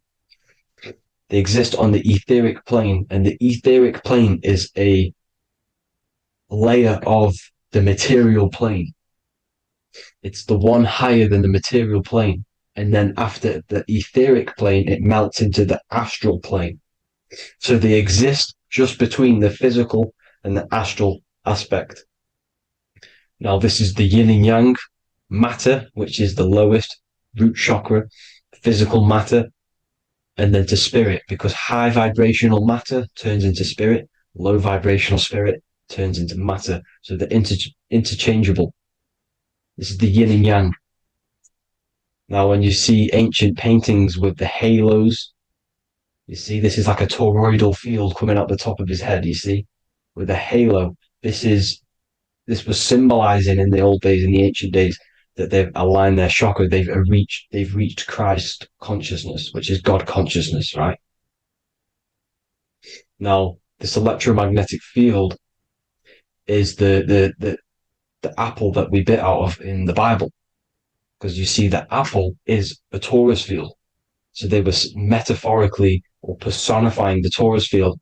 That's what the Bible is. It's a massive personification. It's all metaphors. You have to read it properly. It's got a greater meaning behind it. Now, when we bit from the apple, we ate from the tree of knowledge, which is good and evil. Our lower mind took over, so we materialized to feed our physical bodies. We materialized through Saturn. That's what Saturn does. Now, if you don't understand that, go and watch the video previous to this one called Occult Secrets of Saturn, and that will show you how Saturn is the materializer. Now, this is one of the secrets behind the Masonic compass: electric and magnetic, male and female, duality, positive and negative. Now, like I said, they teach you about the torus field, about a magnet in school, but they don't teach you about your electromagnetic field. Everything alive has a torus field. It is the building block of this creation. Absolutely everything has a torus field. There's not one thing without it. And as you can see here at the center of the apple, that's where the seed is. That's where the life is. The reproduction of that organism. As you see, this is where the most electromagnetic energy is stored, in the center, because this is where the two duality, this is where the field meets, at the very center. This is why the seed is at the very center. Now, your spine is a elongation of the brain. The brain is heaven, and the bottom of the spine is hell. So this is Saturn, which is the root chakra. The 7 planets are associated with each chakra. Moon equals mind. Okay. Now Saturn is physical matter, as I've just explained. This is the lowest vibrational color. And they want you trapped down here, which is your hell state, your animal nature, your physical nature. They want you to identify as the physical body. They don't want you to reach these higher states of consciousness. Okay? Now, in the brain, you have 12 convolutions.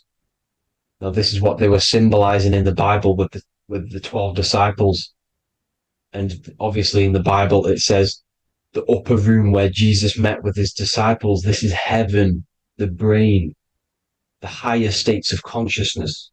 Now, this is your North Pole. This is Jacob's ladder. Okay. This is why you have 33 levels of Freemasonry, because it's symbolizing the 33 vertebrae, which are these little things here on the back of your spine.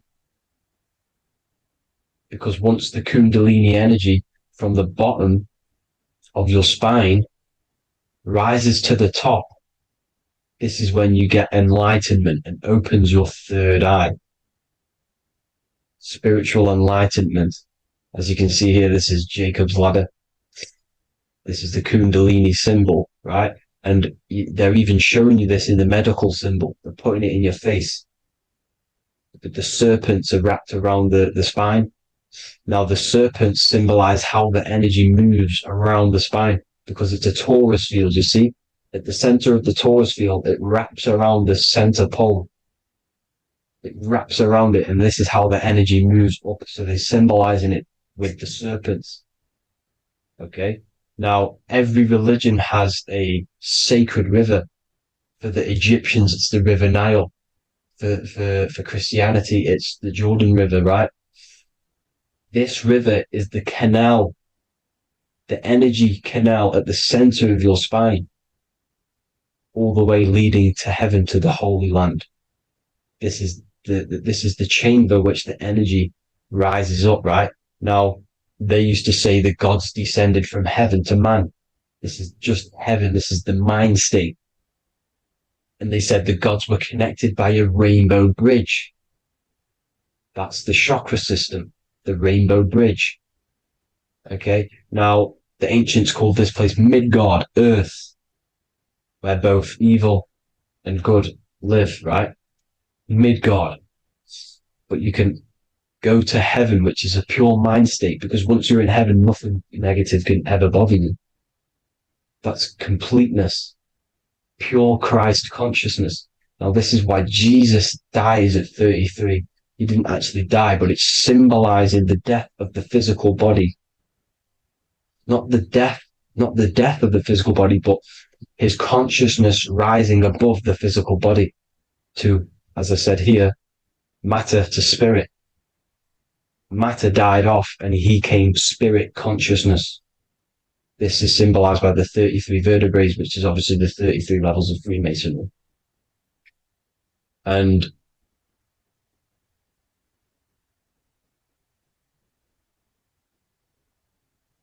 Now, the pineal gland, which is at the very top of this Jacob's ladder or the River Jordan, the canal, your 33 vertebrae on your spine. This is where the pineal gland sits, right? At the very top, at the center of your brain. Now, there's multiple ways this was symbolized. The Eye of Ra, which is used by the Egyptians. Now, this pineal gland is the seat of consciousness. This is where your consciousness is stored, right? And the ancient Sumerians used the pine cone, hence why it's got the word pineal gland, the seat of the soul consciousness. It produces DMT, dimethyltryptamine, which is known as the spirit molecule. And the pineal gland is wrapped in microcrystals, and we all know crystals transfer frequency and energy. Now, radios use crystals. A radio is a frequency transmitter, turning a frequency into a frequency that we can hear with our ears, right? Because all the radios are actually playing right now in your ears. However, our ears can't pick it up, so the radio transmits it into a frequency that we can hear using crystals. So this is the power of crystals, and this is what our third eye is wrapped in, crystals. Now, this third eye is not actually your third eye, it's your first eye. When you're being materialized in your mother's womb, this is the first gland that is produced, and everything's built around it, because it is the consciousness. It is your consciousness. Your consciousness never dies, ever. It's an eternal essence. It lives forever. You never actually die. Only the mortal body dies. Now that's what we call life. Life is abided by time, and time is change.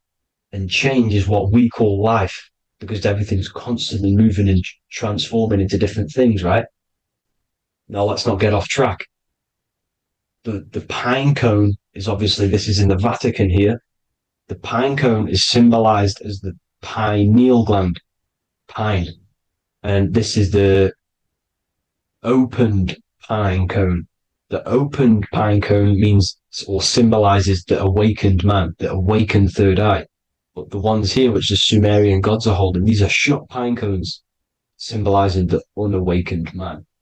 But let's not get confused, people. These gods were not gods. They are human beings just like you. They reached Christ consciousness. They are nothing more special than you. They just had the ability to reach Christ consciousness. And obviously their knowledge was far more intelligent than ours, far more advanced than ours. They knew the truth about this reality to the depths. Now, the ancient Hindus had a goddess called Kundalini, which is said that she descended by the means of a ladder or a cord from heaven, which is symbolizing the spinal cord. Now, this is what Hickory Hickory Dock, the mouse went up the clock and came back down. This is all these stories, like Santa as well. Santa comes up and then down the chimney. This is symbolizing the Christ oil. There's an oil which is produced in your pineal gland, right? And this oil travels down the spine.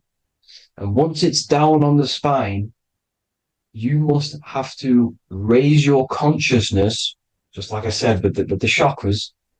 You have to raise your consciousness, raise your vibration to heat up this oil and turn it into a gas. And it travels back up the spine through like the serpents up the spine, and this awakens the third eye once it's coming back up the spine and hits the pineal gland. This is the secret behind Santa and Hickory Hickory Dock, because Santa comes down and feeds the presents and goes back up the chimney, and he lives in the North Pole, the positive pole. This is the North Pole, people, and the presence is your sacred oil. This oil, your physical body is the furnace. It's the spiritual furnace, which you have to heat up this oil by raising your frequency and turning it into a gas to rise up this chamber. the River Jordan to your third eye, right? Now, this is an alchemical process. Your body is the alchemical furnace. It says in the Bible, if therefore thine eye be single, thy whole body shall be filled with light. I shouldn't have cut that out, but that's what it says. The light of the body is thine eye. If therefore thine eye be single, thy eye shall be filled, their body shall be filled with light. This is symbolizing the pineal gland enlightening the body, the spiritual body, filled with light. Now, as I said, they want you kept down here, which is the root chakra, which is your animal nature, which is obviously mind, matter over mind. This is the symbol of Saturn, right? As you say, we're built of body, mind, and spirit, the Holy Trinity. That is the sun, moon, and earth. The sun's your soul, solar. Moon is your mind. Earth, which is the cross, which is your physical body, the five elements, right?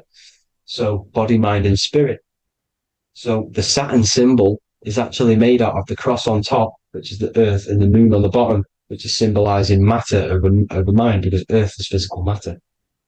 You don't want to be matter over mind. You need to be mind over matter.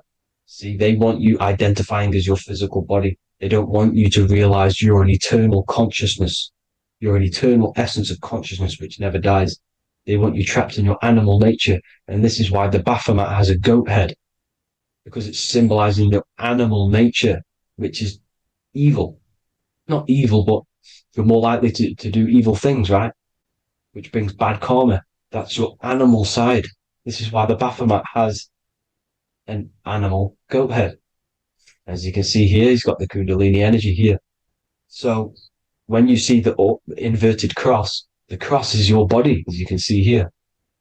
The inverted cross means your chakras downwards, down here. Your head's down here. Your mind is down here. But your mind needs to be up here, which is the upwards cross, which is Christ consciousness. And as we all know, 7 colors of the rainbow, 7 planets, 7 chakras. Red light is low frequency and long range. This is why Saturn is the slowest moving celestial body. And it's the lowest chakra, because it's low frequency, long range. The moon being the crown chakra, which is high frequency. This is why the moon moves around the quickest. The moon is your crown chakra, which moon in mind. See, so there are multiple ways of your chakras becoming blocked. Now, each chakra has a specific intelligence. It has a specific thing that it's doing for the body, right? Now, this can be overused. It can be abused. For example, masturbation. That keeps you down here in your sacral chakra, because you're abusing the energy center. You're abusing your sexual energy, which is then becoming unbalanced. So this is how energy, this is why these centers are pulling more energy out your electromagnetic field, because these centers are wheels. The chakras just mean spinning wheel of energy. So when you're abusing these certain centers, you're pulling energy out of your electromagnetic field, which is making your field weaker, which is making your frequency lower, which makes you prone to diseases, prone to lower negative energy, right? So you need to align these chakras. You need to unbalance them. And as you can see here, you can screenshot these to see how they're blocked. I'm not going to go over each one because it'll take me forever, but have a little read yourself. This is why they're blocked. Now, the ancients used to say Aum when they meditated. Now, these are the 7 vowels. There's not 5 vowels, there's actually 7. Now, when they say Aum, they're aligning all their chakras by saying this when meditated. This is where the Aum originated from. Now, emotion is energy in motion. So if you're feeling a certain way, that's the energy you've put in motion. It's a reflection. We live in a mirror reality. Everything's mirrored. Everything's mirrored. As within, so without, as above, so below. Everything's a reflection of some sort. So whatever you're feeling, you're doing something wrong. It's telling you you're doing something wrong from the root cause. because your energies are the effect. You're feeling the effect of something you've caused. The law of cause and effect. Nothing escapes it. Now, the Jehovah's Witness believe that exactly 144,000 faithful Christians go to heaven or be resurrected, right? This is not true. This is symbolic. 144,000 go to heaven. Now, the petals on the chakras, this is the root chakra, this is the crown chakra. Now, if you add up the first 5 chakras, the petals, add up the petals on the first 5 chakras, you get 48. And then you get to the third eye, which has 2 petals. 48 times 2 equals 96. 96 plus 48, which you got from here, equals 144. The last chakra has 1,000 petals. Times 144 times 1,000, you get 144,000. This is a frequency. This frequency is the frequency of the ascension up your chakras. This frequency is a high frequency which turns that oil into gas, which rises up the spine, activating your third eye. Right? So this is all the religions are all symbolic for this sacred secret of Christ consciousness. As it says in the Bible, the kingdom of God is within. It's not out there, people. You must look within yourself. You are God. You are a spark of his consciousness, infinite consciousness, right? So 144,000 is a frequency, and you must achieve this. Like I said, these people in the past, they're not gods, people. These were just humans. Nothing special. They just reach Christ consciousness. Now, they keep you in these lower vibrational states with the food, right? And as you can see here, all of these fast food restaurants are mainly are red and yellow, which are these lower states, these lower 2 chakras, lower vibrational colors, because they want you trapped down here in matter. And these foods are so low vibrational, they will keep you down here because your gut produces, I think it's like 80% of melatonin. Melatonin is your feel-good hormone. These foods will not make you feel good. This is very low vibrational. Meat. It's not meat, it's raw flesh. These animals are stripped from their family, put on a conveyor belt, watch their friends be tortured, and then get slaughtered in a slaughterhouse. Think of all the fear that's running through their blood, all the hormones, all the fear, and you're going to go and eat that very low vibrational energy. As you can see here, this is the light photons within fruit. You can see the life force in this fruit. You must think, feel, and do positive to raise your vibration. As you can see, earth equals heart. If you rearrange it, everything in nature is green, right? The aurora borealis is green.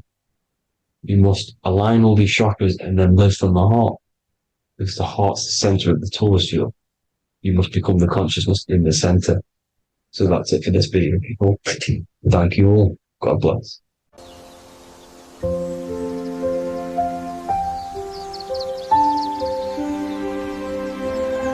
bookofwisdom.com. Visit today.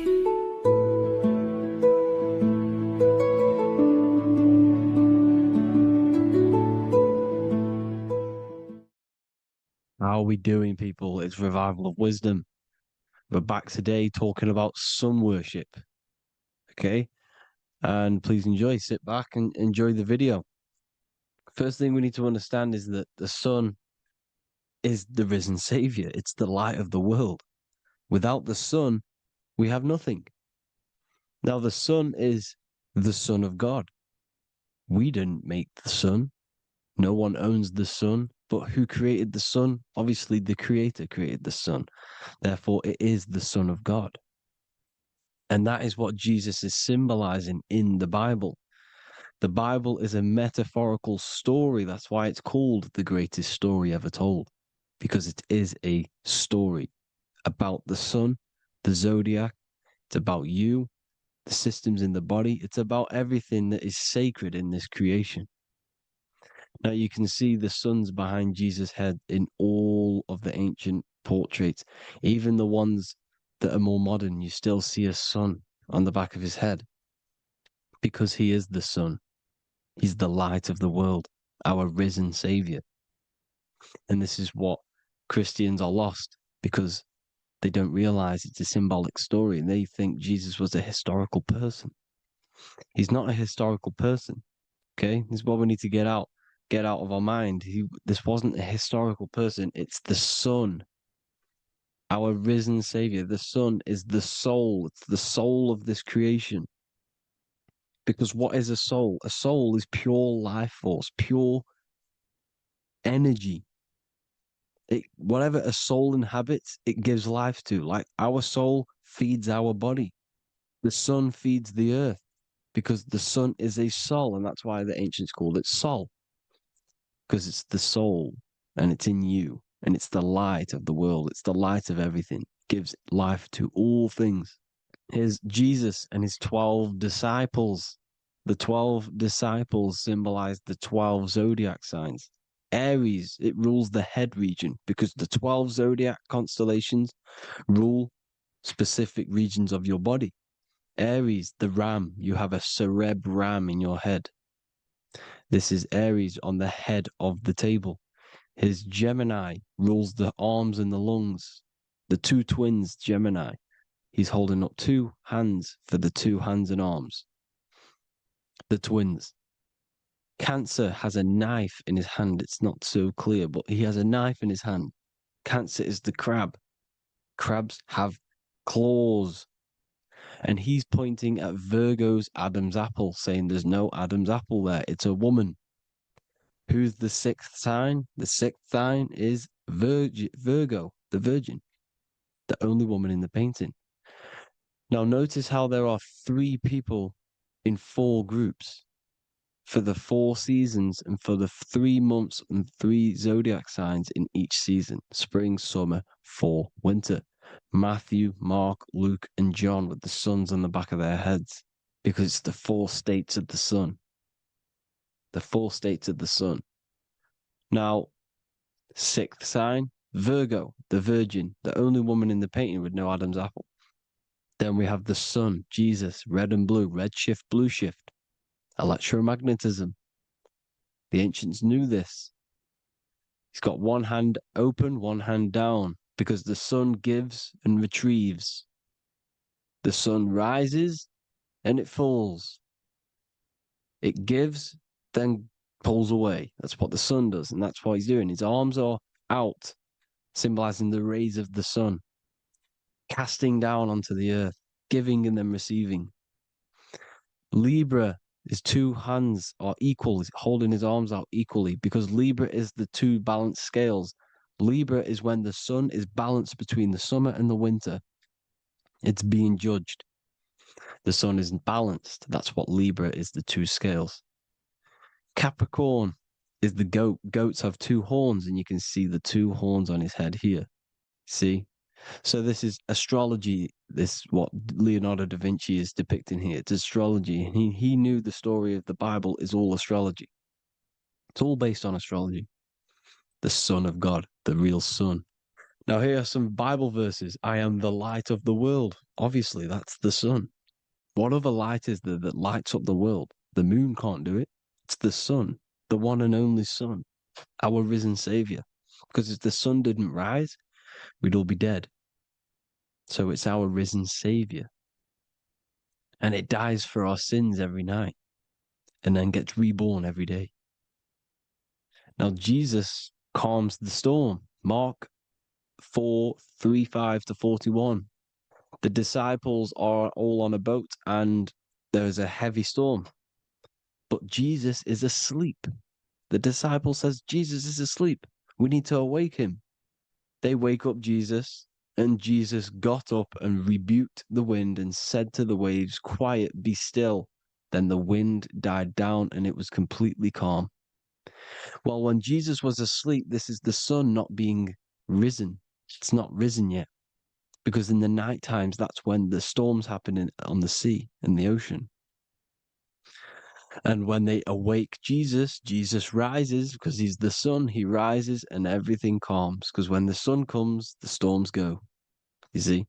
So it's the sun. It's all about the sun. Here's another, Luke 22:10. A disciple asked Jesus, when will we know it's the end times? And Jesus says, as you enter the city, a man carrying a jar of water will meet you. Follow him to the house that he enters. Well, this is clearly talking about astrology, the topic that Christians think is satanic, when they don't realize the whole thing's based on astrology. Because the end times is the end of Pisces, which is the two fish, which is the age we've just gone out of. And you can see all these ancient churches here with two fishes, because they knew it was the age of Pisces. There's an ancient artwork with the two fish, Pisces. And the end times, as it talks about in the Bible, when Christians think the world's going to end or something. But no, it's just the end of Pisces. As you enter the city, a man carrying a jar will meet you. Follow him to the house. The house is the zodiac sign that he enters. And the zodiac sign is Aquarius, because that's what it is, a man carrying the water. We know this is astrology because that is a woman's job in the ancient times. In the ancient times, the woman used to get the water. You would never see a man collecting water back then. That was the woman's job, whilst the man builds the houses, for example. You see, so we know it's talking about astrology because astrology is the man holding the bucket of water. It's the end of Pisces. Now we are in Aquarius. And of course, Luke 24:36, the risen Savior, the Son. Now, the Son is also born on the 25th of December, a virgin, just like Horus, Mithra, Buddha, Krishna, Hermes, and thousands of other gods, all born on the 25th of December. Well, it's because the sun moves 1 degree northward on the 25th of December. And on the 22nd to the 24th, it stays in the same degree because it's moving south. But then on the 22nd, it stays in the same degree on the Southern Crux constellation. And the ancients called this the sun dies on a cross, because the cross is the Crux constellation, the Southern Cross. And it stays on that same degree for 3 days on the cross. The sun dies on a cross, and then on the 25th, moves 1 degree northward, bringing back the summer, the light, the warmth, the growth of crops. And this is the sun being reborn again, a virgin, because it's pure. And here's Mithra, another sun god before Jesus was around, before Christianity. It was Mithraism, and Mithra, Ra is Ra, the sun god, Egypt. It's all about Ra, the sun. You can see the crown of thorns on Jesus's head, symbolizing the rays of the sun. And here are the rays of the sun on the back of Mithra's head. Krishna, the sun. Buddha, the sun. Horus, horizon. All born virgins, all did miracles, all resurrected. Dead for 3 days. Well, here he is, dead for 3 days on the cross. And resurrected, because it's the most ancient religion ever been on the face of the earth, the worship of the sun. And we should worship the sun, because without the sun we are nothing.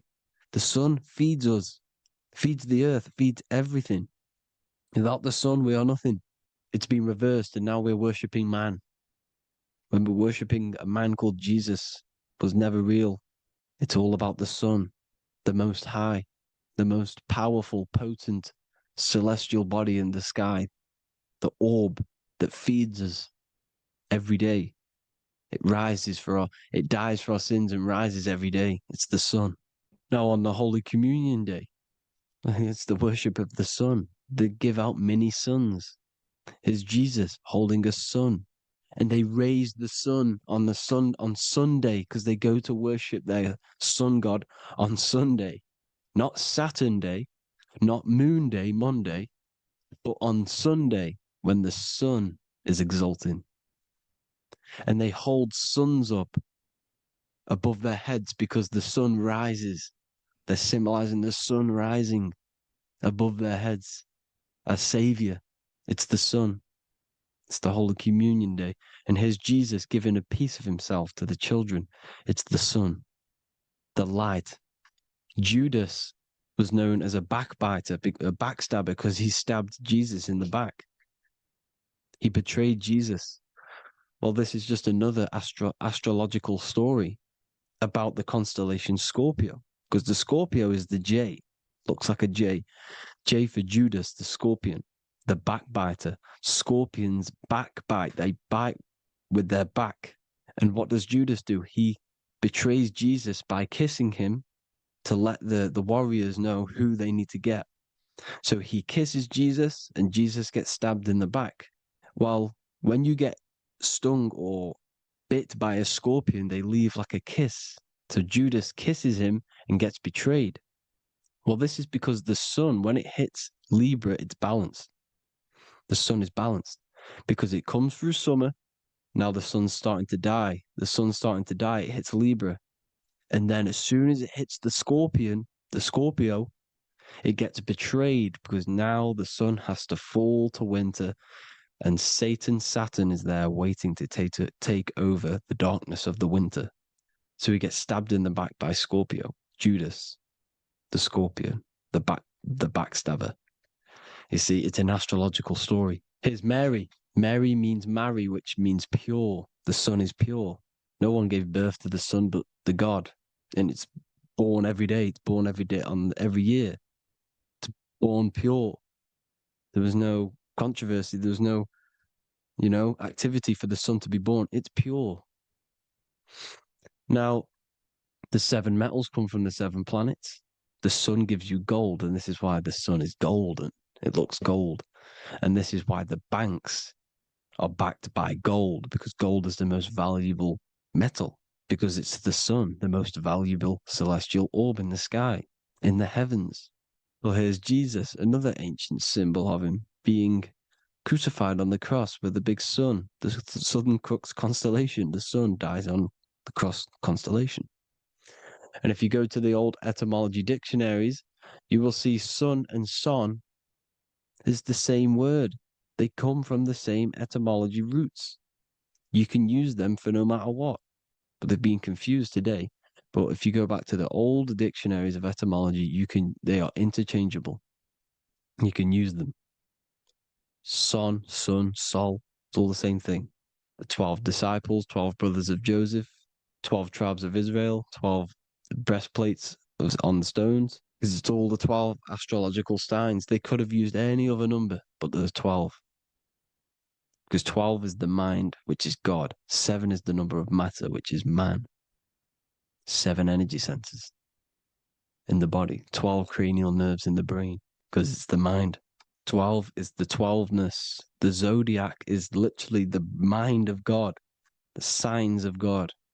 Now here we see here, Job 38, 31 to 33. Can you lead forth a constellation in the season? He's asking you, can you read the sky? Can you read the heavens? Canst thou bring forth the Mazzaroth in its season?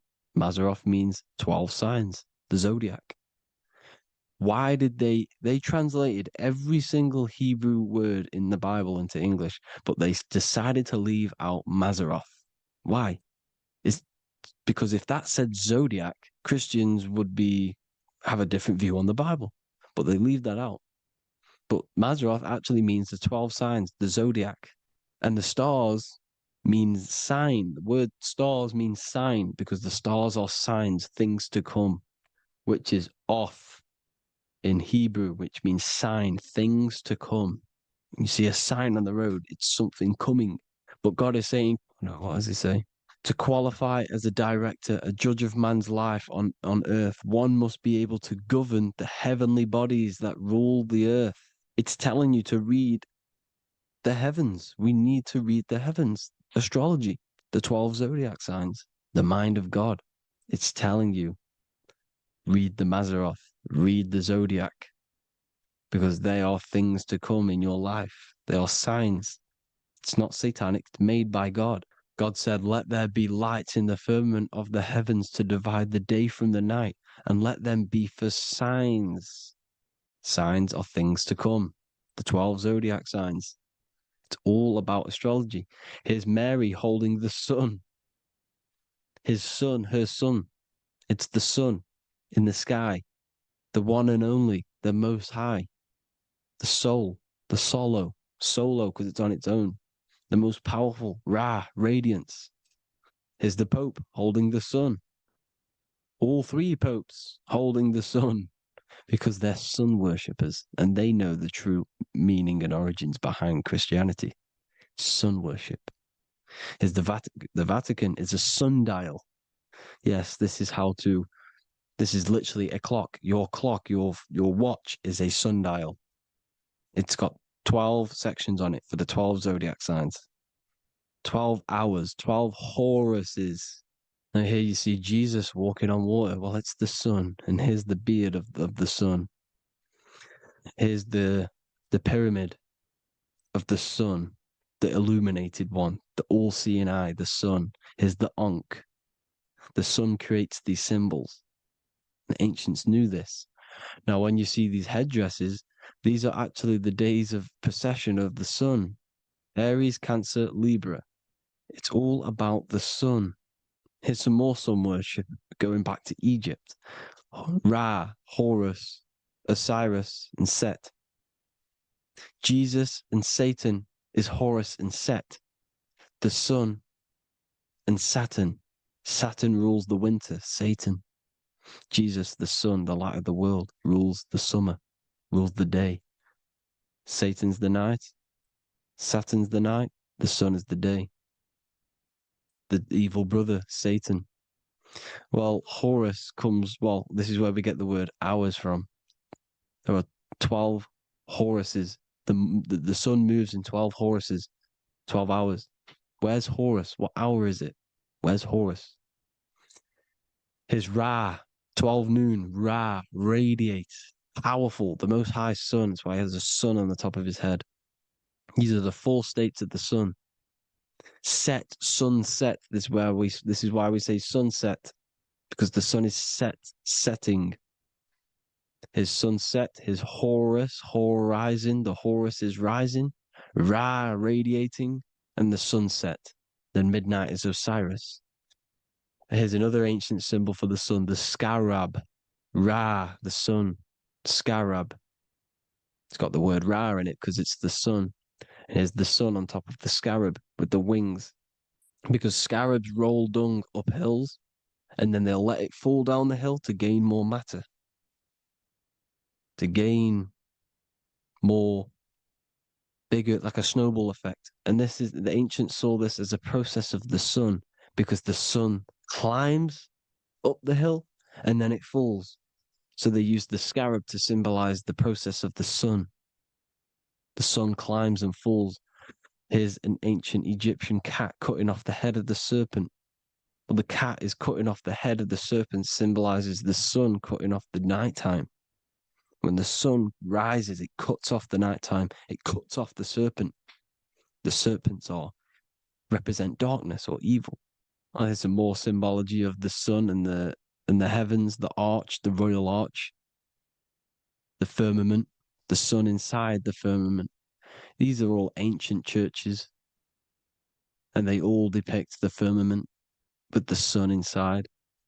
Is the ancient cosmology, you see, because it's all about the sun. Everything's about the sun because the sun is our orb made for us to sustain life in this, inside of this creation, inside of this firmament, the royal arch of heaven. Here's the Freemasons depicting it. Here's the Masonic royal arch. But you can even see the zodiac signs. Here's Cancer, the checkered board. It's the royal arch of the firmament. Obviously, they don't want to tell you that. You live in space, apparently. Some more sun worship. Here's the beard of the sun on the water. They all have this long beard. And why do they say amen? Amen at the end of every prayer. Amen is a sun god, a creator god. It's all about the sun. So thank you all, people. Hope you all enjoyed. Hope you all gained some knowledge and insight. Please give me a follow, drop a comment, drop a like. Have a good day. Love you all.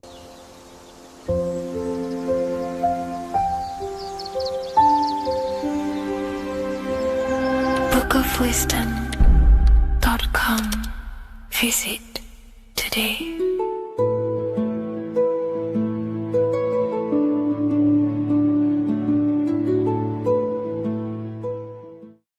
Watching pornography makes you see people as objects. It does a lot of psychological damage to the human mind. And if you truly want to progress in life, your spiritual journey, mastery, whatever it is, mastering your sexual urges is essential to become powerful, successful, and become the best version of yourself. And there are some occult practices that I used to help master this urge. They're not really techniques, they're more mindsets, which will definitely help you overcome your urges. So if you want to quit pornography today, this is the way forward that I used to create this version of myself. Before we go into the tactics, we must understand that whatever we do in darkness comes into light some way or another. If you watch pornography, you know you have a problem, you keep this to yourself. We all naturally do. These things are private, and what we do in our private time molds our subconscious mind, and we keep it away from people. But whatever we do in darkness always comes to light. If you're doing things you don't want others to see, such as watching pornography, it will come out through a subconscious force. It will come out in your eye contact. You won't really be able to make eye contact with the person you're attracted to. It comes out in your energy, your aura, your presence, your confidence. All of this plays a role in molding your consciousness. And especially women can pick this up so easily. Females are more subconscious, males are more conscious. Females speak indirectly, males should speak directly. If a woman is hungry, they will say, "I'm hungry." "Are you hungry?" But a male will say, "Let's go get some food." You have to see the underlying subconscious messages in women because they speak in more of a subconscious language. Men speak in a direct language. And maybe even men will pick this up. If you want to be taken seriously in the business world or your career, whatever it is, this is essential for your body language and your personal power. So you must master your sexual urges. Releasing your sexual energy, your sexual fluids, removes the life in your eyes.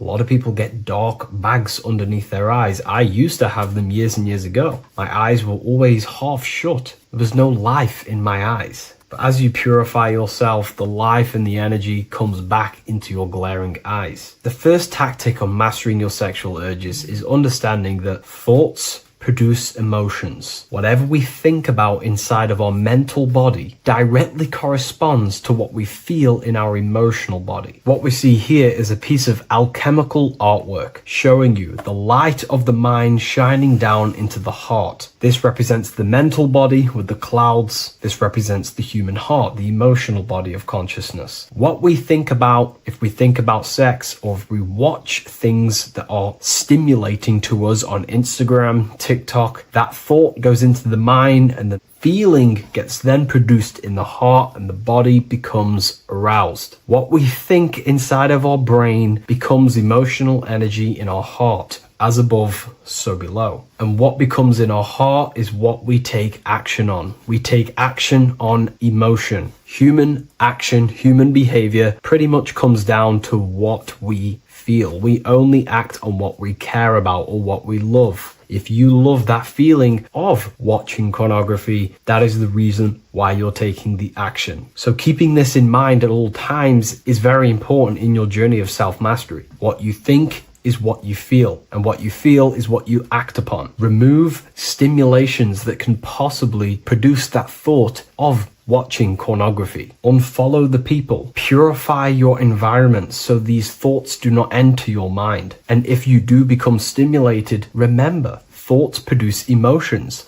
Change your thoughts. Think about something else instantly. The more you think about it, the more you feel, and the easier it is to take action upon it. And the second tactic that I say to myself is that it's all mental. World, the universe, life is all mental. For example, unfortunately, my brother passed away recently. I've never gone through something like this in my life. It's tough. It's horrible. It's not nice losing a loved one. However, if I sit around and focus just on the negative side of that, Yes, of course, I'm going to have my moments, but if I just sit there and focus on the negative, it will destroy my life. It will pull me down. The only thing that I can do to benefit from this situation is to become a better family person out of this, become more loving, spend more time with the people who mean a lot to you. You can always change and transmute the mindset of every situation in your reality. There's a famous saying I like to say, if you can change it, change it. But if you cannot change it, change the mental attitude towards it. Never just sit there focusing on the negative side of reality. This helped me with mastering myself watching pornography. It's all mental. You hold the power over the mind. And the next tactic is probably the best one ever. And I still use this today in everything in my life. Before I make any decision in life, I always say to myself, what is the effect of this cause? Is that effect going to push me towards who I want to be? Or is that effect going to pull me away of who I want to be and become and where I want to go in life? If the effect is not pushing me towards who I want to be, I will not take the action which is the cause. Consciousness cannot escape the law of cause and effect. It is an immutable,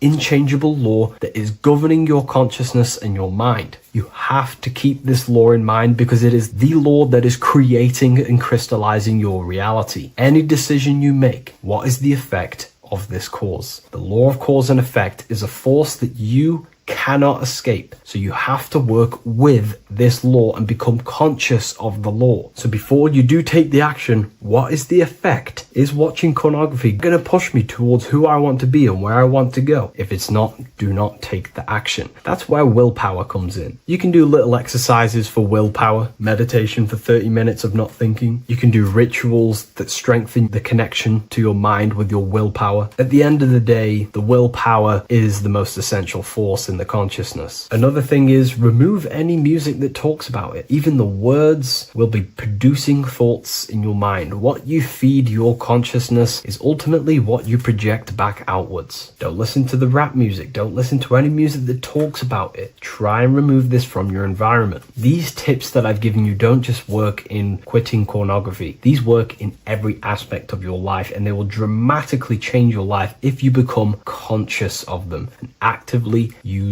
your mind. Don't fall under the spell of becoming unconscious. Never act unconsciously. Never think unconsciously. Never feel unconsciously. Stay on top of your mind. Be the observing eye in your mind. Never fall unconscious. Of course, we all need to sleep, but I mean in the waking times. And this is why learning about yourself or consciousness is essential for every aspect of life. Business, your career, money, whatever it is. Whatever you're doing in your life comes down to understanding human consciousness. And that's why I wrote these books, so you understand yourself, so you gain your understanding of the functions of your own mind, body, emotions, and how you are creating reality. That's why I wrote the book of symbolism, because symbols are not just symbols. These symbols represent forces and aspects of the human psyche themselves, and they are veils, they are keys that help you remember and become conscious of what has fallen unconscious in your mind. We're simply just becoming conscious of what we are unconscious of and becoming conscious of them and using these powers. You want to take your life to the next level? Feel free to get the book of symbolism. I'll leave a link in the description. Take care, everyone. Welcome people, we're back with another video. I will now be keeping track of my YouTube and trying to upload every week. In this video, we'll be talking about the chakras. The chakras are the 7 attributes of God, and they are the 7 planets. These are literally vortex portals within us that connect us to these vices and characteristics of God. Each one of these energy centers are a spinning wheel of energy which controls the cells and organs in that particular area of the body. For example, it's literally a mini brain for that area of the body. Each chakra has a vice which you need to turn to a virtue in order to climb up through the system. They work like a stairway system. You have to go through each chakra in order to unlock the one above. This process is turning matter into spirit, as you descended from spirit to matter. Saturn is Satan, that's why it's the lowest chakra, and that's why the devil is red, because red is the lowest vibrational color. When you are in these lower states of consciousness, you are in your animal nature. This is your physical side of your nature. and you are mainly being driven by your animal instincts or your ego. Moving back to your higher self or your spirit self is not an easy process. It takes a while. However, with discipline, consistency, and motivation, you can achieve this, and this is what the ancients called Christ consciousness. Once you have achieved this, it is basically a state of mastery of the mind. You no longer lust for the lower animal nature things. Now, let's start with the root chakra. This is located at the base of your spine, and you can feel this chakra by tensing your anus. This energy center is in control of your survival needs, your vitality, your stability, and security. Now, if this chakra is unbalanced, you will feel insecure, fear, anxiety, unstable, low self-esteem, anemia, over or underweight, and constipation. In order to balance this chakra, you need to feel grounded, embodied, stable, calm, centered, a sense of safety, and trust in yourself and the world around you. The next chakra is the sacral chakra, which is located around the belly button area. You can feel this chakra just by sucking in your belly. This chakra is to do with relationships, self-worth, creativity, empathy, and most importantly, sexuality. This is the most important one in order to start to raise your vibration overall, is giving up the over-sexualized nature. In order to balance this chakra, you need to come into harmony with all the toxic relationships that you have. Get rid of the fear, the anxiety, the isolation, and 100% get rid of the over-sexualized nature. Lust is one of the most lowest vibrations you could possibly feel. It is literally manifesting hell. In order to work on this chakra, you need to feel self-worth. You need to do creative things, empathy, healthy relationships, and 100% being confident. The next chakra is the solar plexus. This is to do with personal power, will, metabolism, eating, happiness, and your self-esteem and self-identification. You can feel this chakra just above your belly, below your ribs, and you can suck in this area. If this chakra is blocked, you will feel lack of confidence, difficulty in manifesting your desires, low self-esteem, misuse of power, misuse of dominance, weak will, and shame in yourself. Biggest one for this chakra is overeating, as it's to do with metabolism. If you are overeating, you are literally unbalancing a lot of your lower chakras, not just the solar plexus. In order to work on this chakra and balance it, you want to have a positive self-identification. You want to feel happy, a happy self-esteem, effectiveness to people, not overeating, and a strong willpower. Now for the heart chakra, one of the most important chakras. Chakra is to do with love, understanding, trust, hope, openness, compassion, balance, and forgiveness. The most important because your heart is the tree of life in the body. It is the center of the toroidal field. It is the most powerful chakra. Your heart is 5,000 times stronger magnetically than your brain. Once you have hit the heart chakra and you start surpassing the heart chakra, you are now turning matter into spirit, as the lower three chakras are dense and physical, and the above the heart chakra are turning to spirit. As you can see already, this is a hard and long process of working on yourself physically and internally.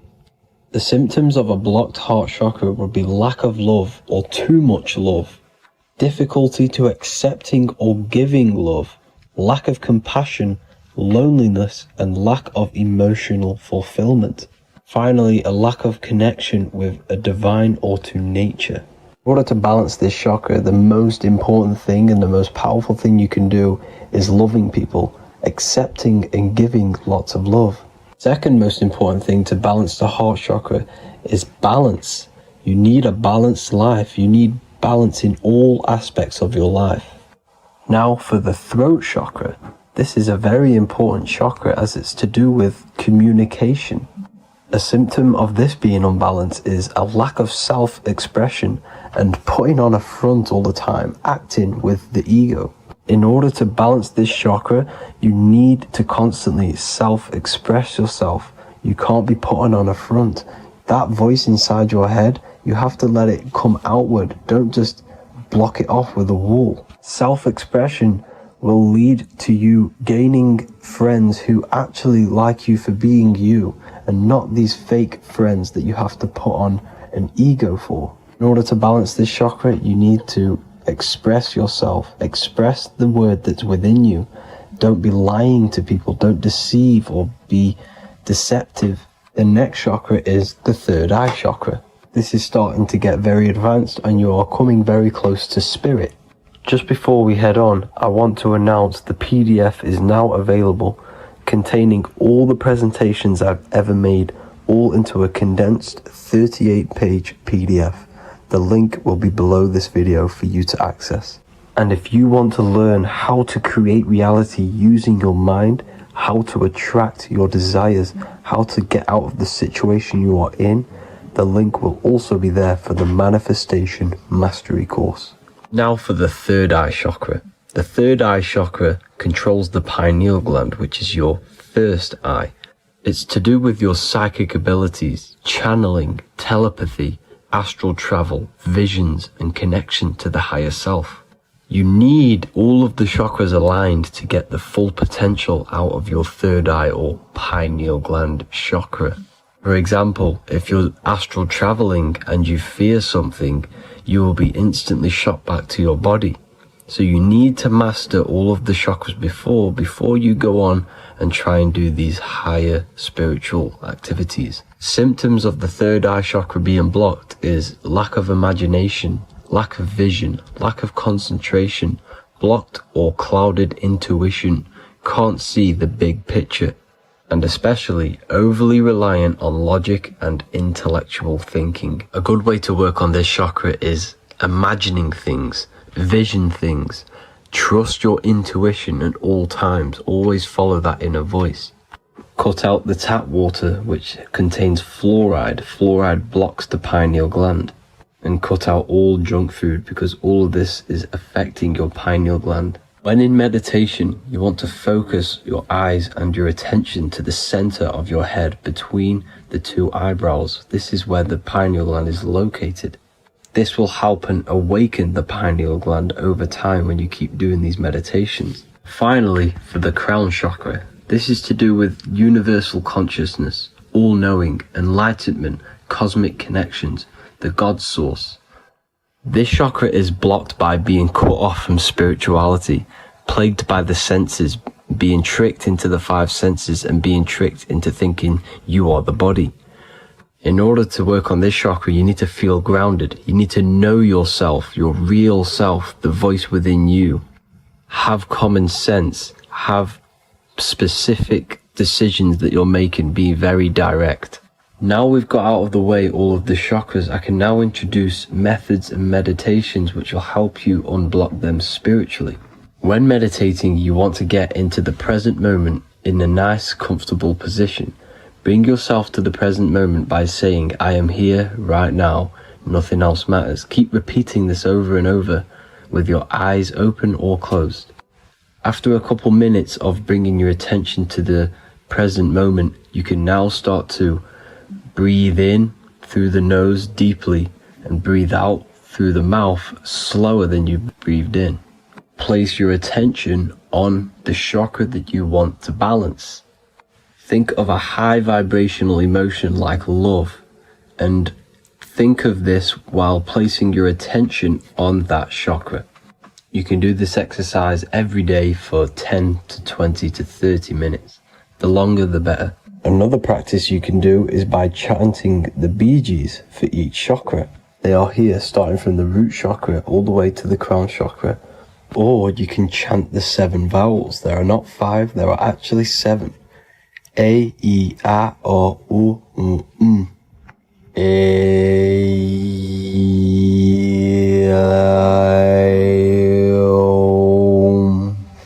This is the proper way of pronouncing the 7 vowels. These are so powerful because these are the only things that exist. It is literally the sound of God. By pronouncing them right, you can actually create a lot of power within you and align your chakras. That's it for this video, people. I'd appreciate a comment and a like to help the algorithm. I appreciate you all. Love and light.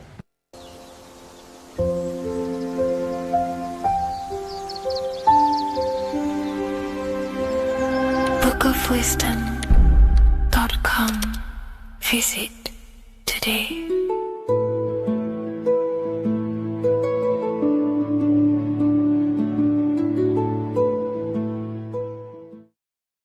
The earth has become a realm in order to trap souls within so that they can harness our electricity, our energy. Even the Bible is talking about how this realm is controlled by the wicked one in John 5:19. We know that we are the children of God and that the whole world is under the control of the evil one. Ephesians 6:12. For our struggle is not against flesh and blood, but against the rulers, against the authorities, against the powers of this dark world, and against the spiritual forces of evil in the heavenly realms. So the Bible is telling us that this is not the only world. There are other worlds, there are other realms that we can go to, considered as heaven. Heaven being a higher realm where there is no evil, no darkness.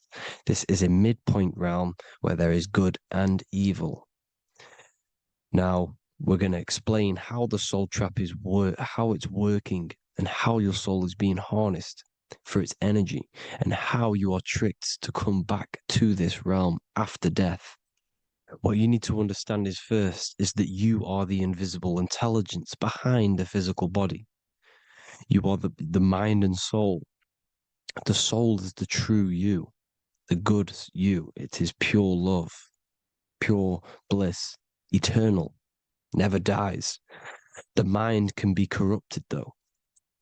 The mind is the intelligence of the soul. It is invisible. It has no true form. The intelligence inhabits the brain. The brain is the computer to control the electrical machine called the nervous system, which is choice, program, and action.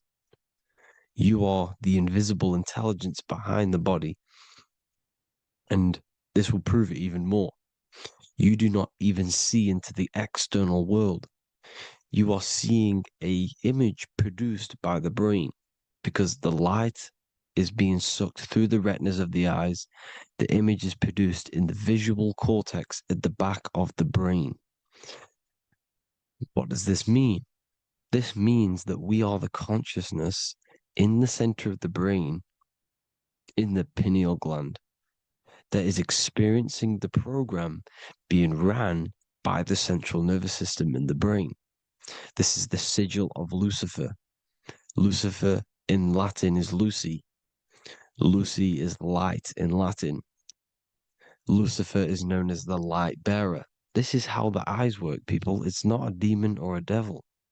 The sigil for Lucifer is how the eyes work and how the left eye is controlled by the right brain. The right eye is controlled by the left brain. There is a crossover. It's the same with the body. The left side of the body is controlled by the right brain. The right side of the body is controlled by the left brain. There's a crossover with our hemispheres in the brain.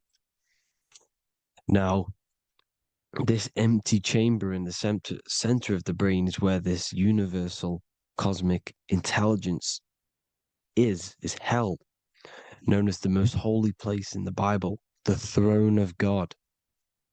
Okay? This is above the 33 vertebrae on the spine. As you can see here, you are the being in the center of this point. All of the nerves are being sent back to this one particular point, which is the seat of our invisible intelligence. You can see it's an empty chamber. Our consciousness, our intelligence is not a physical thing. This intelligence is the true voice inside of your head. This is why your head is heaven, your heart is earth, your heel is hell. Your head is heaven because this is the seat, the throne of God. God is in heaven because the consciousness, this divine intelligence that's controlling the body, is sat in the center of the brain. The brain is taking commands of this invisible intelligence. When you close your eyes, you can feel your awareness, your consciousness, your intelligence is all in the brain. Your awareness is not in the feet, the heart, the legs, the arms. It's all in the center of the brain. Now, if you meditate deeply, you will find that you are beyond the mind. You are the being observing the thoughts. You are the soul observing the thoughts. Now, with this being said, you are the consciousness experiencing the program being ran by the central nervous system in the brain, because you're not seeing into the external world. It's an image, it's a simulated image produced by the brain and the central nervous system. You do not experience the external world. You do not feel the external world. You feel electrical impulses on your nervous system. Your nervous system is decoding what you are feeling. So the only thing that you truly feel is the electrical impulses on your nervous system. This is why the nervous system is the tree of knowledge of good and evil, because it gives your invisible intelligence, your mind, the knowledge of good and evil. It can detect good things, it can detect bad things. If it's hot, if it's warm, if I need to go, the nervous system is doing this. It is the tree of knowledge of good and evil. Okay? Now this universal intelligence is symbolized as the single eye. Okay? Matthew 18:9. It is better for you to enter life with one eye than to have two eyes and to be thrown into the fire of hell. What does this mean? It's symbolic, it's metaphorical, people. It is metaphoric. Your universal intelligence is the single eye, the one eye. It's the balance between the two poles, between the left and the right, the good and the evil. It knows the right thing to do all the time. This is our inner guide. The inner self is the inner guide. And when you are operating your life off duality, using your two eyes, you'll be thrown into the fire of hell, lower states of consciousness. Because you're split. You need to live in oneness, even, balance. Matthew 6:22, the light of the body is the eye. The light of the whole body is the eye. You are a light being. Human. Hue means an attribute of a color. Man is the word manifested. We are light manifested into physical form. Depending on your vibration is depending on what color that you are vibrating on, which is a hue, a human. If therefore thine eye be single, thy whole body should be full of light. Again, it's talking about the single eye, oneness, completeness. When you balance the hemispheres of the brain, we'll go over that later. But anyways, the body is the earth. This is what we need to understand, people. The body is running the simulation, the program that our consciousness is experiencing. So when we leave the body during death and astral projection, we leave the earth. This is how it works. The body is the vehicle for the earth, for this realm. Everything exists within our mind. You have the soul, mind, and body. The soul is the observer, the watcher, the true being. This is why she has many different heads, because the soul inhabits different bodies. This is the serpent, which means knowledge, which is the mind, wisdom. And this is the body, soul, mind, and body, Brahma, Vishnu, Shiva. The mind is the bridge between the soul and the body. So what do I mean?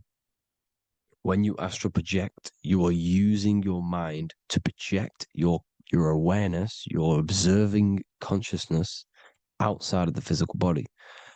The mind is the projector, projecting consciousness. By using your mind, you can project your consciousness outside of the body, which is known as the astral realms, which is known as walking on water. Jesus was never walking on physical water, people. It's metaphorical. Believing the physical body. The water is the ether, which is the veil between the physical and the astral realm. It's a fluid substance. It's on either side. It's physical and astral. The ether is the fifth element that they hide from us. Why? Because they're trapping you in the physical. They are hiding all of these realms. Etheric, astral, and mental. People think their mind is their brain. It's two separate dimensions. These are completely different dimensions. The mind is way more intelligent. The mind is formless. There is no form to the mind. You can think anything you want. You can manifest anything you want within your mind. It is not a physical object. The physical realm is being controlled by the mind. Everything's being controlled by the mind. Everything exists within the mind. This is why the Egyptian says the universe is mental. So when we project our consciousness outside of the physical, we go to the astral. The ether is the water that Jesus is walking on. This is the veil between the physical and the astral world.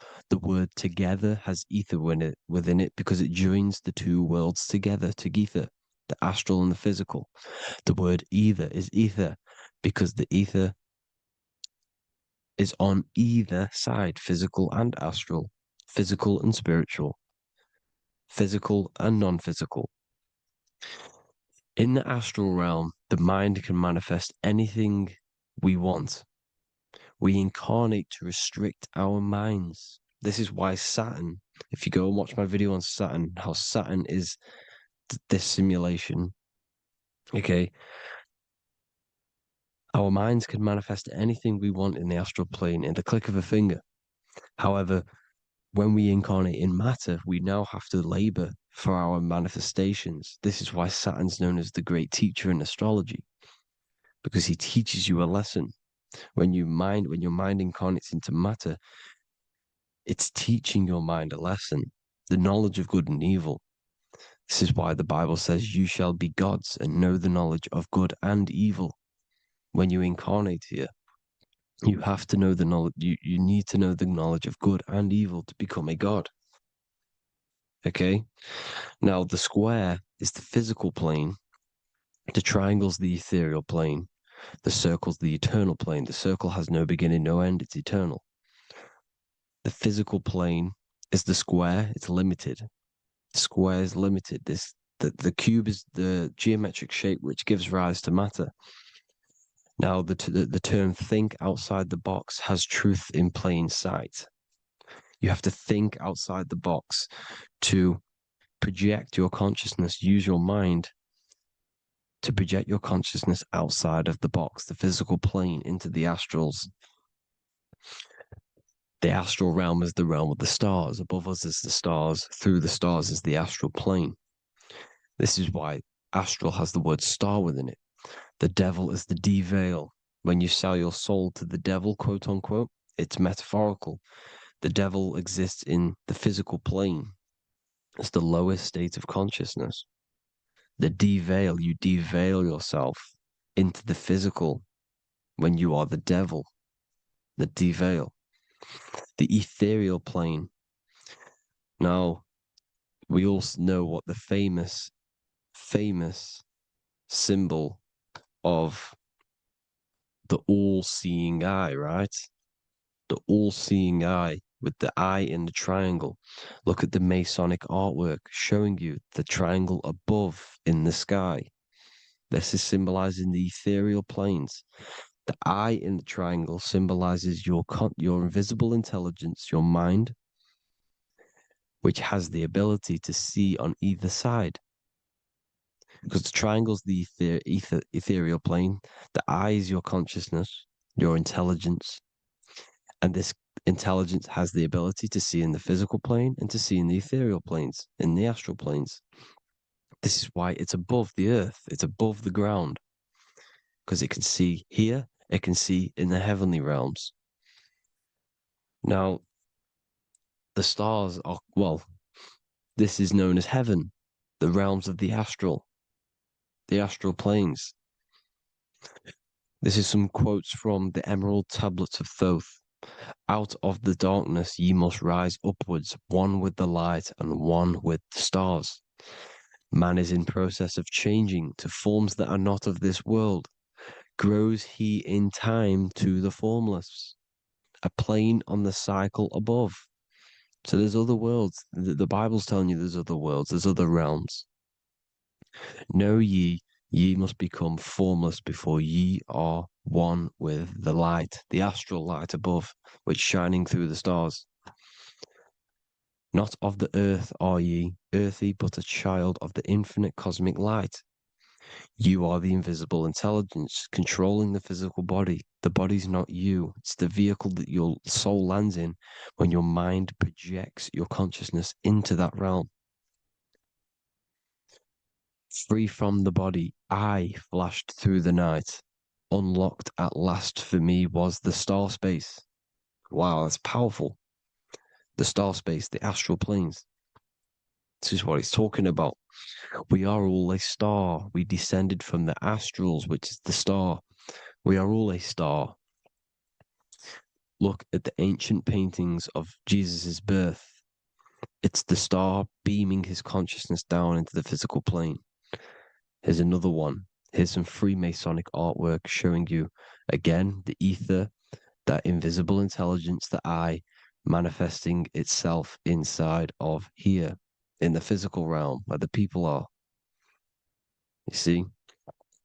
It's the same here. This is Jesus. Here's the bird symbolizes the Holy Spirit, your invisible intelligence, descending into the waters, the ether, the ethereal, everything. The ether is the base of all physical matter.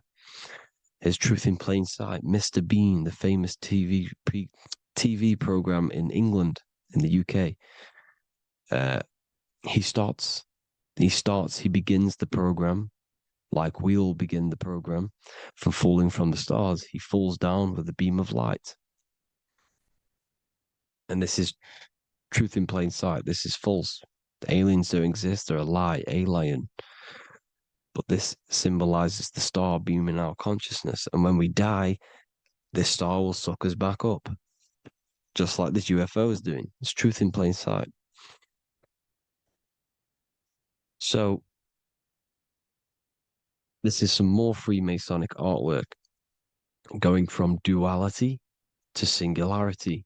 Sun, moon, masculine, feminine. Right hemisphere, feminine, left hemisphere, masculine. The consciousness in the center, the balance point. Here's another more Freemasonic artwork. The two pillars, left and right hemispheres, and the invisible intelligence between the left and right hemispheres, the light of the body. This is why light's coming off it. Because it's light, it's pure light. The blazing star.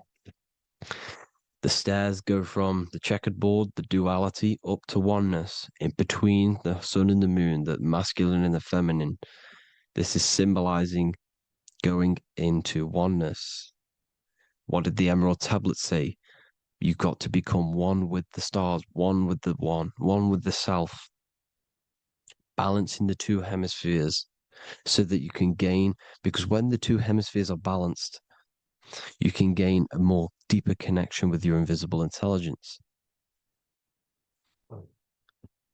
Same with the chakras. When the chakras, the seven seals in the Bible, these are seven seals because when you conquer the seven chakras, when you balance the seven chakras, you then gain a more deeper connection with your internal self because your mind is not filled, it's not being ran, it's not being dominated by these seven deadly sins, the seven seals, the seven chakras. These are seven energy centers which are concealing our true form. Balance makes us have a stronger connection with our true cosmic intelligence. Heaven is even. This is why Jesus is pointing at the heart. The even point is the heart. You got to balance the chakras and live from the heart, because the heart is the earth. You're in good and evil. The body manifests the lower and the higher self. The higher self is in the higher parts of the body. Wisdom, intuition, expression. The lower self is in the lower parts of the body. Sex, food, and power. This is how they are trapping your soul, people. Like I said, the mind is the bridge between the soul and the body. So by tricking the mind, not giving it the right knowledge, and keeping the mind stuck in the lower three senses, thinking about power, food, and sex, this is low vibrating energy. It's going to keep your mind addicted to the physical realms. Okay, this is why you need to go even, balance, heaven. Okay, I will explain the soul trap in a second, how it fully works. But I'm telling you all the science behind it so you can understand. When you are doomed, you are domed. This is the dome, the firmament, the firmament, the mind. Ment is mind, firm is firm. A firm ment is doomed under the firmament. You must have a loose mind, an open mind to expand your consciousness beyond the stars, beyond the ethereal barrier. You have to vibrate higher than this world. Your consciousness must be expanded more than the physical plane. You need to learn how to astral project. You need to learn how to leave the body, how to operate outside of the body, so that you, when you do leave the body, you will have recognition. You'll have knowledge. You'll have practice. But this is as above, so below. The woman's belly is the earth. It's as above, so below. It's a microcosm of the macrocosm. We are the children in the womb. We are the people in the earth being ready to be born into the heavenly realms. As above, so below. It's a microcosm, macrocosm. Everything is in everything on a bigger and a smaller and a larger scale. Now, when the baby figures out that there is a world beyond its mother, what happens? The baby starts to move around and tries to get out of the mother. Because once it starts to hear the external world, starts to hear people, it's going to wonder, what's outside of why am I in here? What's outside? So the baby will force its way out of the mother. It's the same with our minds, as above, so below. When our minds figure out that there are other realms beyond this world, we will seek a way out. This is the womb, the mother earth, mother nature. It's the mother. We're in the womb. We can be born out of this world, which is being born again in the Bible. When you are doomed, you are domed under the dome, under the firmament, the firm mind. The firm mind will keep you under the firmament. Due to the law of polarity, there has to be other realms. There has to be. Because the law of polarity works in this world, and it will work on every scale possible. It's universal laws. These are universal laws. The law of polarity means that there are other realms polarizing this realm. There is a hell, there is a heaven. There is a midpoint, which is Midgard, which is the one we are in now. Earth, heart. Earth is the heart. Heart is the center, good and bad. The balance between good and bad. Your reality is your level of realization. Your mind realizes other worlds, you will seek a way to them worlds. It's that simple. The soul trap is to keep you stuck in this physical body, which is the earth. This body is the earth. It's running the program, like I said at the beginning. It's running the simulation that your consciousness is experiencing. You are an electromagnetic being, and you're hidden in a cage, your rib cage, and you're stuck in cells, a prison cells. Look, you're in cells. We produce electromagnetic energy. Your soul produces this energy. And by trapping your consciousness inside of this physical realm, they harness this energy within the astral realms. They're using you to manifest demons, because your mind creates demons through emotions and mental thought energy, which is a whole nother video. I can make a video on that. You're manifesting everything for them because they're trying to create a hive mind. This is why they want everyone to believe in one belief system, one government, one belief system, one religion, because they're creating a hive mind. This hive mind will manifest and be summoned within the astral planes, because the mind manifests the astral plane. The astral plane is the realm of imagination. The mental plane is the realm of just thought alone.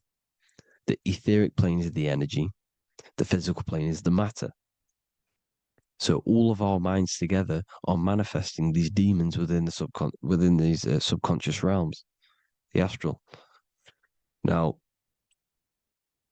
how are they keeping you stuck to this realm? Well, when you die and you're stuck in your lower three chakras, okay, when your mind and soul detaches from the body, which is the earth, when you leave the earth, you're still going to have these mental addictions to the food, the sex, the materialism, the phone, the cigarettes, everything. This is why they get you addicted to everything possible. The TikTok, the YouTube, they get you addicted to as many things possible. Because when your mind is addicted to these things, and when this mind leaves the physical body, you're still going to have these addictions. Okay? You're still going to have these thoughts. And you will be manifested into the lower astral realms because you're thinking materialistic, you're thinking negative, because your level of realization was your reality. You were manifesting hell on the earth. When you leave the body, you're going to manifest hell in the astral planes, which means you'll be vibrating on the very low, which will put you in the lower astral realms. So guess what? You're going to come back. You're going to come back into materialism. You're going to reincarnate. Because you haven't prepared for life after death. You must detach from the external world. Okay? Moon is mind. The sun is the soul. The earth is the body. The moon is the mind. This is why we say lunatic. In your mind, you have a specific mood. Moon. Money, M-O-N, is the moon. Money exists in the mind. They get you addicted to the money. The Bible's telling you this. Do not conform to the pattern of this world, but be transformed by the renewing of your mind. It's telling you. Of this world, but be transformed by the renewing of your mind. Who knew that the Bible was this deep? Matthew 16:26, what good will it be for someone to gain the whole world yet forfeit their soul? James 4:4, don't you know that friendship with this world means enmity against God? Therefore, anyone who chooses to be a friend of this world, of the world, becomes an enemy of God. John 4:4, dear children are from God and have overcome them, because the one who is in you is greater than the one who is in the world. It's talking about the invisible intelligence. It's greater than the physical world. John 2:15, do not love this world, nor the things it offers you. Because this world will create you to, if your mind has attachments to what this world offers, sex, money, and power, pretty much, you will reincarnate here. You will come back here. Because when you leave the body, your mind will still have these addictions. Do not love the world, nor the things it has to offer you. All of this is in my newly published book. The paperback versions are now available. Finally, for all the people who have been waiting, the Book of Wisdom. All of this knowledge is inside of the Book of Wisdom. The paperbacks are available. There's worldwide shipping. You can get it anywhere, pretty much, any country. My new website, it's amazing. There's going to be some amazing products coming on the new website. But I thank you all for the support. Before I leave, I need to explain what is going on with the soul trap. Like I said at the beginning, the mind's the bridge between the soul and the body. The body's the realm. By tricking your mind with false knowledge, they are keeping your soul stuck to this realm. They get you addicted to all the physical things, and that is it. As soon as you're addicted and you die, you're going to come back. So by tricking your mind, which is the bridge between the realms, they keep your mind stuck within this body. They keep you in physicality. They deveil you, the devil, the deveil. Thank you all for the support, people. If you do want to join the Academy, all the links will be posted below this video for the book, The Academy. Thank you all for the support and have an amazing day.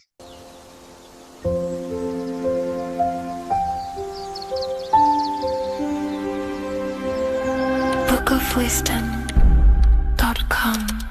Visit today.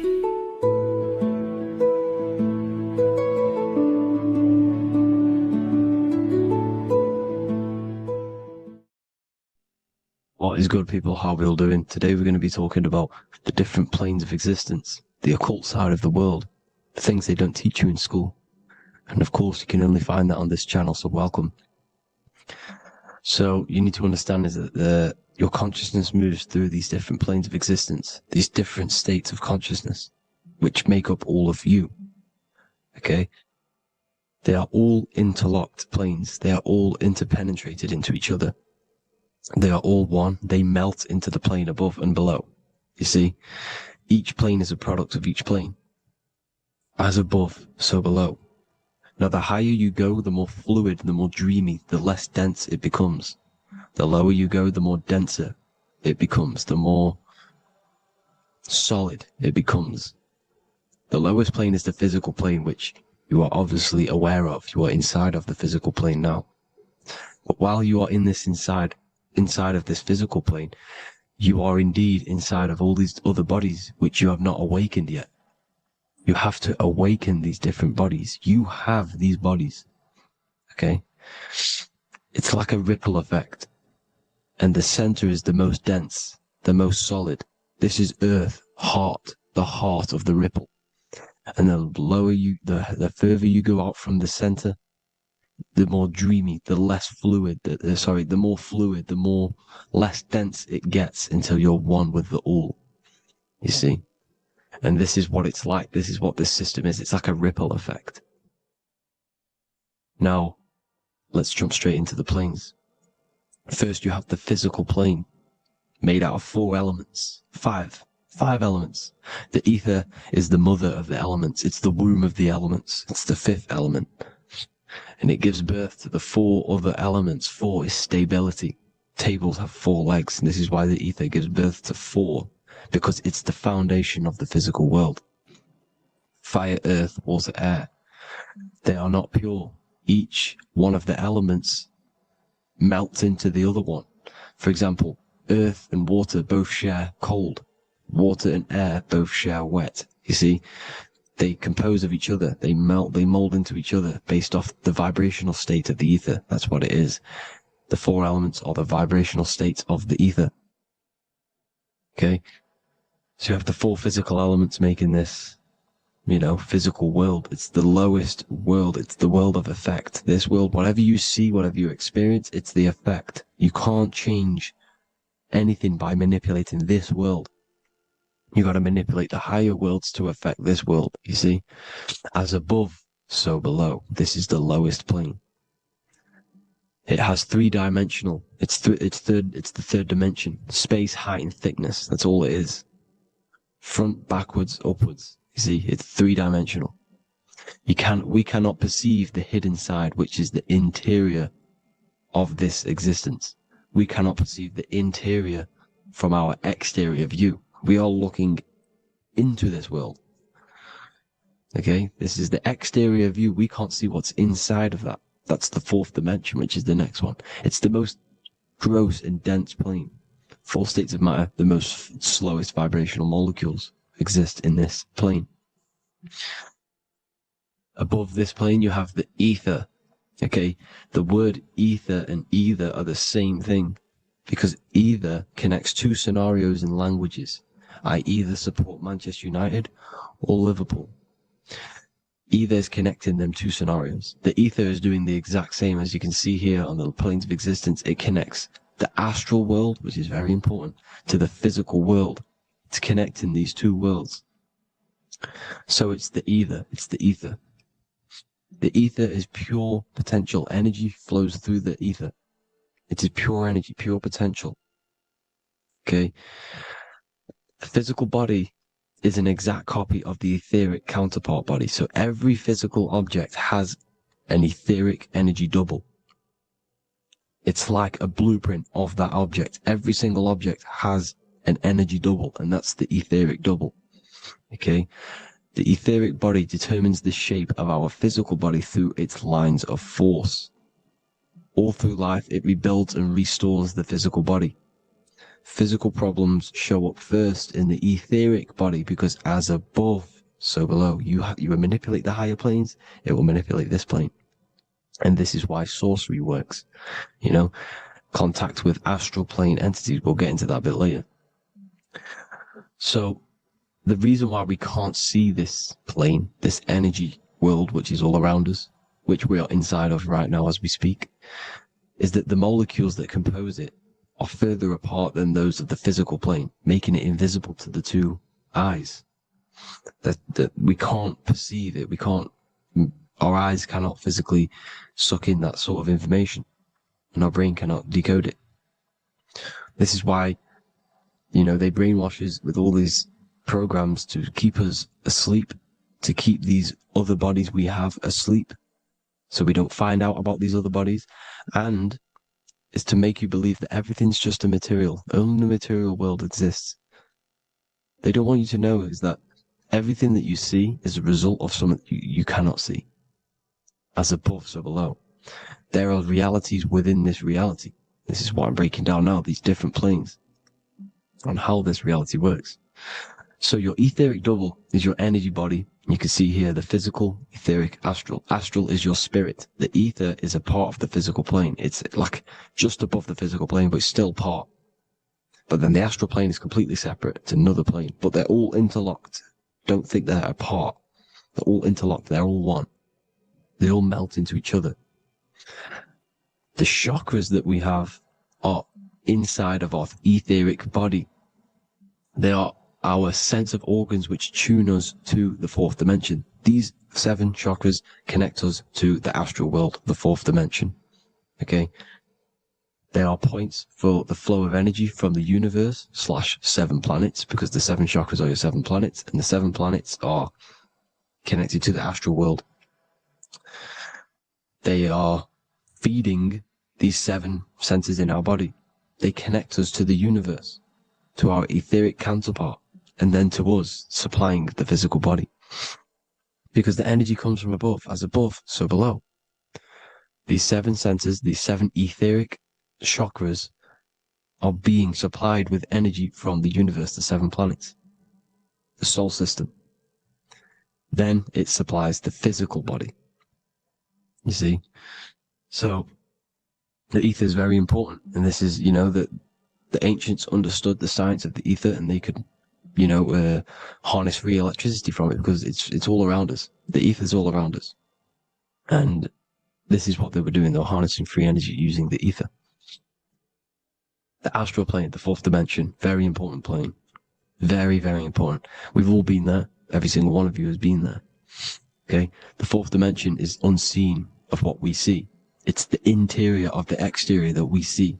We see the third dimension, but we cannot see beyond what's making this third dimension. This is the fourth dimension. Okay? It's the dream world. This is where you go and you dream. Okay? This is where you go when you dream. It's the place of disembodied spirits or ghosts, entities, whatever you want to call them. When you hear ringing in your ears, that is not tinnitus. That is an entity around you. Okay? That is an entity around you. The fourth dimension is where thought forms exist. Mental images. Thought forms as in what you see in your mind when you think of an image, because the mind is the highest plane of existence. Mind is the highest plane of existence. And it manipulates all of the planes below. So it goes the mental plane, then the astral plane. So the thought is in the mind, the mental plane. That just the thought alone, no image, but then the form depiction, the thought form exists. It manifests in the astral plane as a sort of image, an entity, a living conscious being. So this is why thoughts are things. You see, thought forms exist within the fourth dimension. So when you imagine something, when you are, for example, right now, look into your hand and imagine there's an apple in your hand. If you can see that, you are seeing into this fourth dimension. You can only see into this fourth dimension using the mind's eye, not the two eyes, the mind's eye. When you shut off the two eyes into darkness, the third eye opens. The mind's eye is open, and you can see, this is astral travel. You got to work on astral travel, and you will see this astral plane, this fourth dimension. And there are 3 different sections to this astral plane: higher, middle, or lower. So yes, there is a kind of a heaven and hell, and a middle, Midgard. Heaven being the higher vibrational entities manifesting higher vibrational thought forms existing there, the lower vibrational thought forms existing in the astral plane. But these thought forms are beings. You can create these beings. They're called elementals. Okay? If you entertain specific thoughts for long enough, this will plant a seed and it will grow. If you so for example, you have a bad feeling or whatever, what's a good example? Unforgiving someone. You keep that energy inside of you for long enough, it will manifest in the fourth dimension. You entertain that thought long enough, it will manifest. And it will create an etheric body, and it will be an entity which will harm you, that will feed off you, this low vibrational energy. Your mind is so powerful. It creates thought forms, and these thought forms can take consciousness, can take bodies, etheric bodies. Now, that's why it's very important that you master your mind, master your thought patterns. So this fourth dimension is the astral world. So when you have a nightmare, this is the lower astral plane. You're in the lower astral plane. Whilst this physical body rests at night, your consciousness, you awaken this other body, your consciousness goes inside of this other body, whilst the physical body lays asleep. You see? So it's all inside of you. This is what you need to understand. You just haven't awakened these bodies yet. You can awaken them. You just got to awaken them. Okay? The next is the mental plane. This is the mind, the source, pure cause, pure motion. The most less dense, the most fluid. No form. There's no form to the mind. Astral plane is the first plane where a form takes existence, pretty much. The mental world has no form. It's pure mind, pure intelligence. Thoughts alone exist here without any images or manifestation. The most fluid, the most dreamy, the most causal plane. All of the rest take the effects of this plane. That's why it's mind over matter. Your thoughts they create vibrations. Each vibration is vibrating on a specific frequency, which creates mental images, creates effects down here on this physical plane. This is why it's so important to master your mind. Master what you think. Master your mind. It's the hardest thing to master. You could conquer the world, but it's probably harder to conquer your own mind than to conquer the whole world. I can promise you that, because the mind can play tricks on you. You got to listen to that inner guide within you that will constantly manifest the good things. So anyways, people, hope you learned a lot from this. Please work on trying to activate these other bodies. I will maybe do another video on trying to activate these bodies if you wish. Please comment down below if you would like to see that. And have an amazing day. Please like, subscribe, comment down below any video ideas you want me to do, any information you want me to spit. Thank you all. Have an amazing day.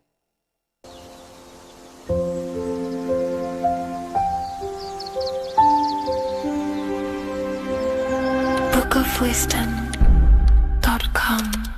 Visit today.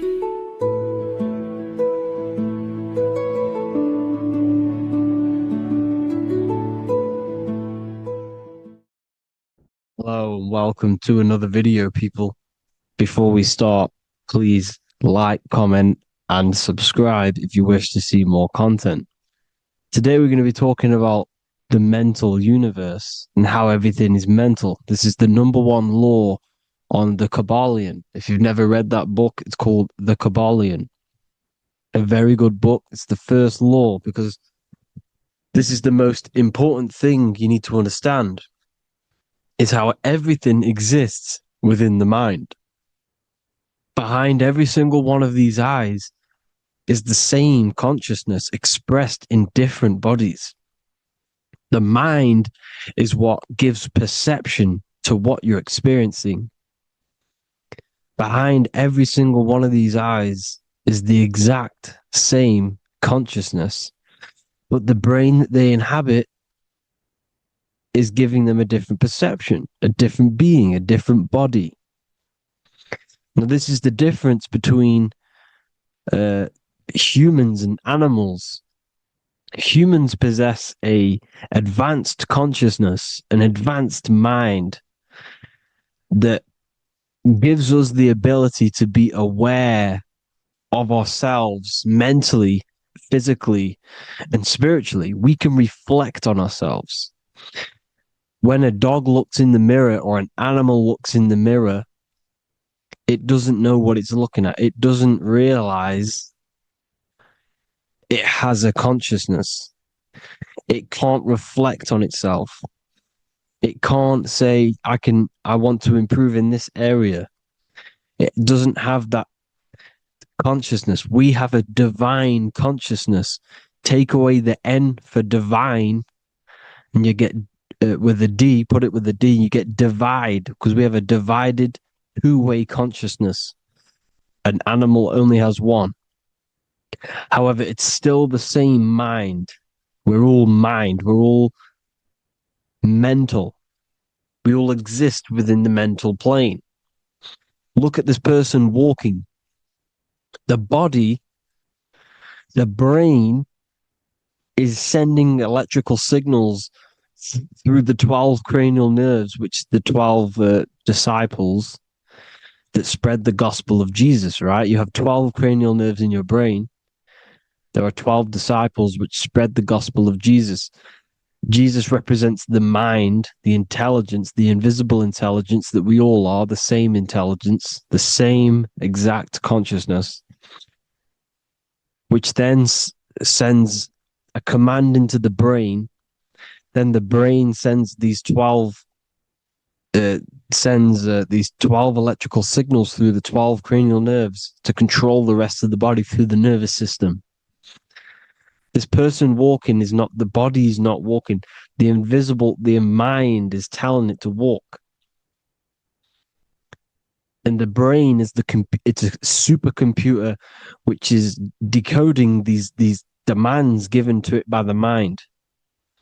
Because the pineal gland will have something to do with the ether, because the ether is physical and non-physical. The mind is sending the commands through the ether to the pineal gland, which is then getting broken down into electrical codes within the brain and sent throughout the nervous system to control the body. And this is why in the Sims simulation, because the body's the simulation, it's a false reality. It's the fake reality. It's not the real you. You are formless. There is no form, but the third dimension is a dimension within your mind. Matter, mind, light is all a product of your mind. It's all in the mind. Now, this is why The Sims has this green little diamond on top of the head. Because this is you. This is your invisible intelligence controlling the character. Okay? It's controlling the character. And this character is in the world. Your consciousness isn't in the world.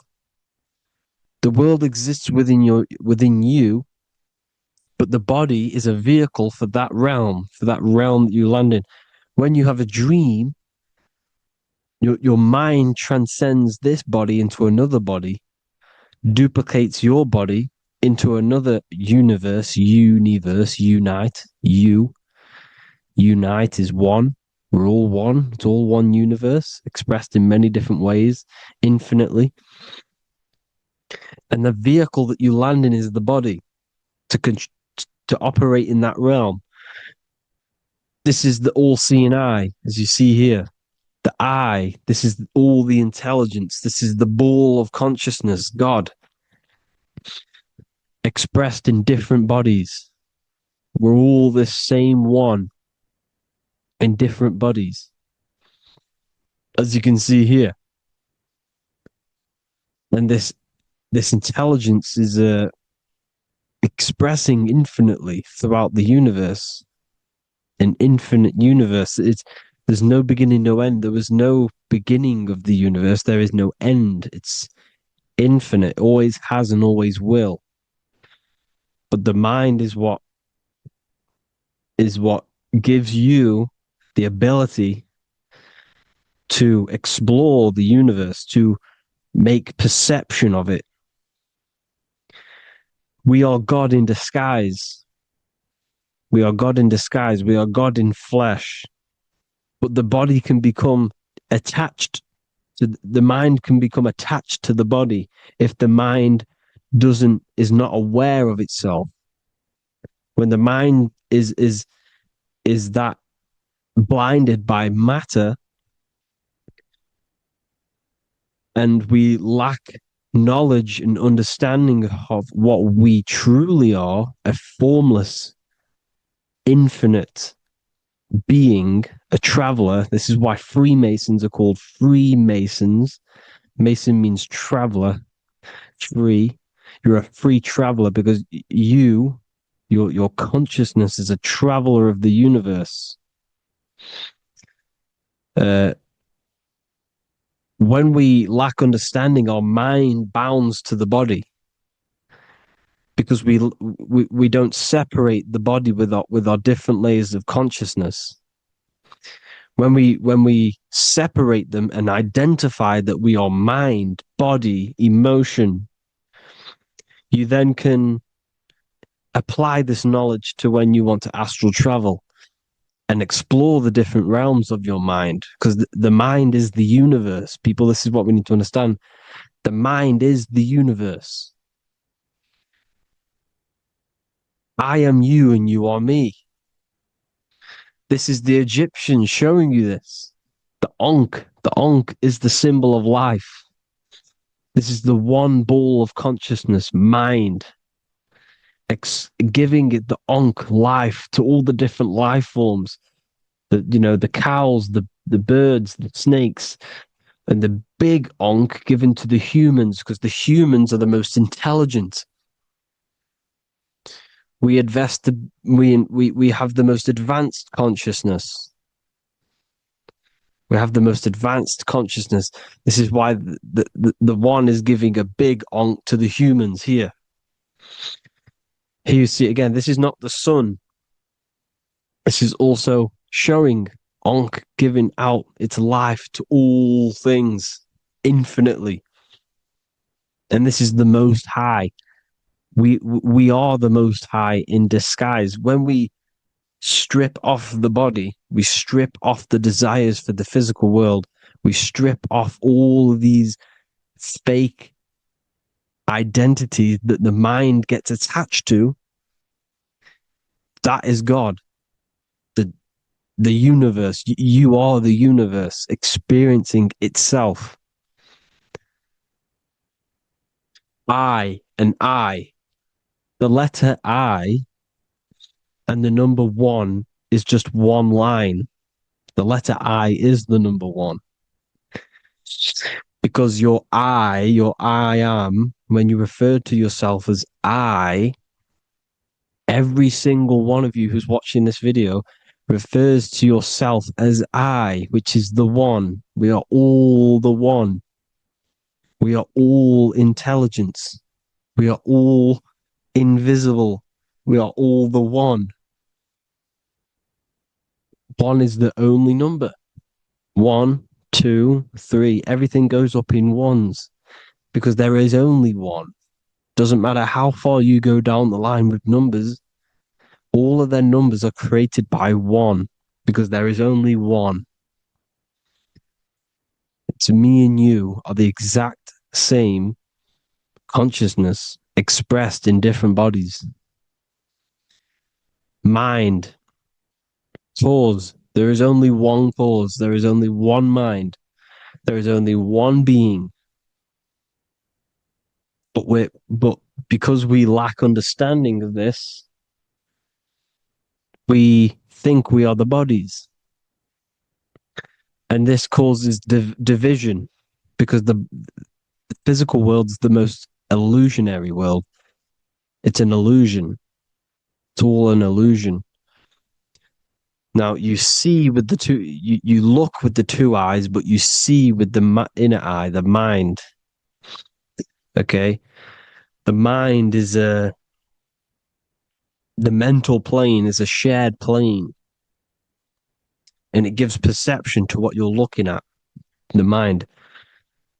I'm affecting you when I speak because the mental plane is shared. We all share mind. We all express mind. When I'm speaking to you, I'm affecting you because we are mind. So the words that I'm saying, which are being manifested from my mind, are being manifested through my body into vibration,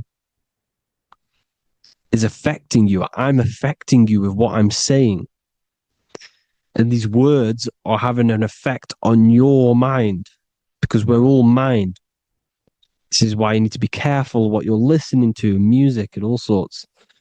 Because music can also create thought loops within your mind. Because the chorus, we shouldn't be listening to choruses. Choruses are loops. And what they're saying in the chorus is being looped.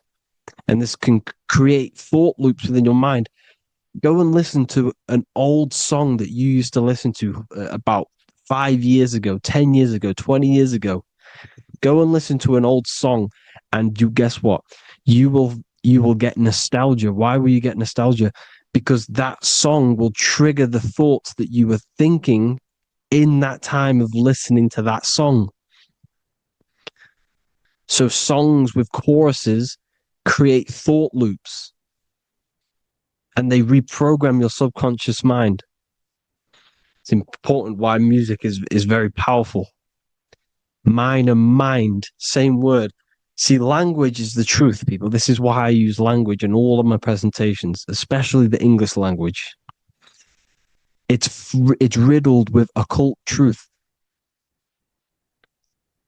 I is my me. I, you, and me are I, one. We are not the name, we are I. Every single one of you is I because we are all the one, all mind. Now, the only thing that is truly mine is my mind. When you say something is mine, it's an illusion. It's not yours. The only thing that is mine is mind, my mind. Okay? It's my mind. It's the only thing. It's the same word, mind and mind.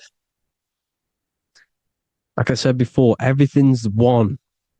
Hot and cold is different degrees of the same thing, of the one substance, of degrees.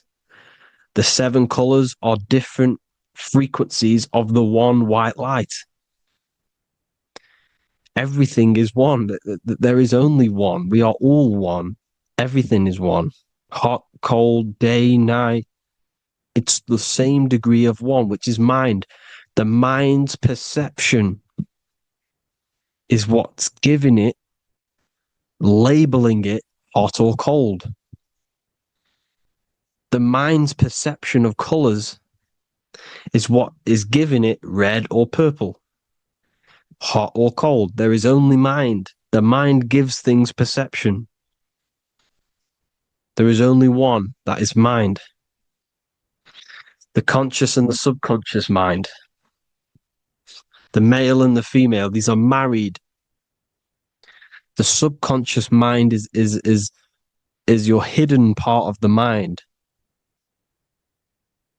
Okay, it's hidden. You can access it through different meditations and Reiki teachings, and dreams or manifestations of your subconscious. This is how you know mind and matter are one, because your mind creates matter in dreams. Your subconscious manifests everything in a dream, in the astral realms. The conscious is what you're conscious of, what you're consciously thinking of. So me, I am conscious that I am speaking into this mic and creating this video. My subconscious mind is the hidden part of the mind, which is speaking to my heart, telling it to beat. It's telling my food to digest. It's regulating all my blood. It's doing everything in my body without me being conscious of it. Without me being conscious. The subconscious is the feminine. The conscious is the male. The Bible, of course. Proverbs 12:4. Helpful, not helpful, an excellent wife is the crown of her husband, but she who brings shame is like rottenness in his bones. In the same way, husbands should love their wives as their own bodies. He who loves his wife loves himself. You can take that physically, you can take that literally, or you can take it metaphysically. See, the Bible's written in such a way where you can take it as your level of realization. He who loves his wife loves himself. If you love your subconscious, if you love yourself, you speak good about yourself, because your subconscious takes everything literally. If you say, I hate you to someone, your subconscious does not know the difference between me and someone else. It only thinks me, me, me. Why? Because mind is the only thing that exists. You are mind, I am mind. If I say, I hate you, you're saying that to yourself. Your subconscious picks that up and says, I hate myself. And that's telling your subconscious that's what you want. Because your subconscious manifests 90% of your behavior. The programs within your subconscious.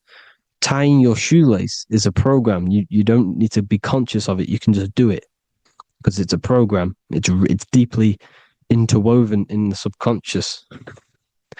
Driving your car, texting on your phone. You don't have to think about what letter. You just do it because you know where the letters are. It's a program. Therefore, if you look after your subconscious, they are a married couple. It's your wife. Your subconscious is your wife. And it manifests 90% of your daily basis thought patterns, actions, behaviors, emotions, all the things that you all the trauma that you've experienced is stored within your subconscious, which is affecting you. So let's say you were in a car crash 10 years ago and you had a really traumatic event, you really hurt yourself, and you had a very, very, very strong emotion that you felt of pain. That will still affect you today. And why? Because it will manifest into your behavior. How? Well, you'll be cautious of what cars to go in and who.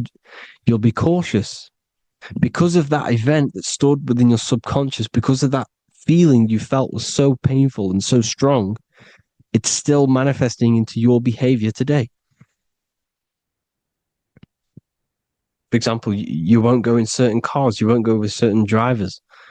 The subconscious stores everything, all your memories, the programs, and everything. So if you trick the subconscious, that's how you manifest your life. If you trick the subconscious, you already have something. And therefore it will manifest into your life, into your behavior, thoughts, and actions. This is why the golden rule is to treat others like you want to be treated. Because I am you and you are me. We are all subconscious. We all have subconscious. Whatever I do to you, I do to me. Because my subconscious picks that up and thinks I'm speaking to me. Mind is very powerful. Whatever I do to you, I do to me. Treat others like you want to be treated. The golden rule. That is the only rule we need in this realm, in the universe. If everyone understood this rule and how the subconscious works and how karma works, we'd live in heaven on earth, the Garden of Eden, the golden age. As a man thinketh in his heart, so is he. Proverbs 23:7. Where your heart is, there will be your treasure. Your heart's the emotions. The storehouse of emotions is where you feel emotions. You have to let your emotions move through you, not become you. You can't let your emotions become you. Or except be like the sky and let them pass through you. Be like the clouds and the stars passing over. Let them pass through you. Do not let them become you. And this is how emotions can take over your mind. We are driven by, when a man is driven by emotions, he has no self to control. You must control the mind, because the mind can be corrupted. Because your thoughts are electrical in the brain. Your thoughts come from the mental plane.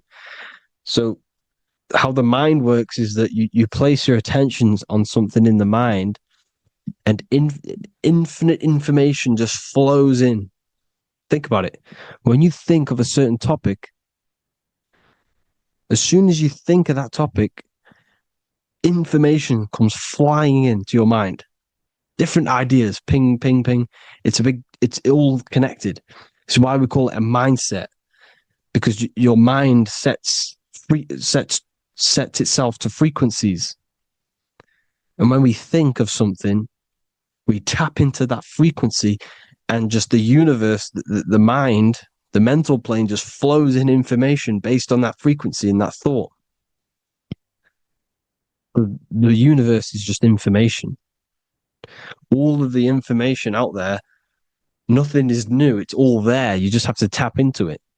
You can tap into these different thoughts, and it's all there. Everything already exists within the mental plane. You don't think anything. You receive thoughts. We all share the mental plane. We affect each other. I'm affecting you. Listening to me is affecting your mental plane, your mind. The physical plane is the lowest plane. It's the world of effect. Everything you see in the physical plane is the effect of mind. Like I said, the person walking is the effect of their mind telling the body to walk. The physical plane is the lowest dimension of your mind. Mother Earth, we are in a mother. We're in the womb still. The Earth is feminine. It looks after you. It provides you with food for free. It grows on trees with water. It's Mother Earth. It's the womb. The dome above your head is your mother's belly. Okay? Is your mother's belly. You're in the womb still. You're forever in the womb because your mind's constantly expanding. Because when the baby's mind figures out that there is a reality outside of its mother, it starts to hear the people on outside of its mother, what does it do? It figures a way out of the mother. and it becomes born again in the water, in a hospital, into the other world. It's the same with our minds. When our minds figure out there is other worlds beyond this physical, we explore them. The astral plane, for example.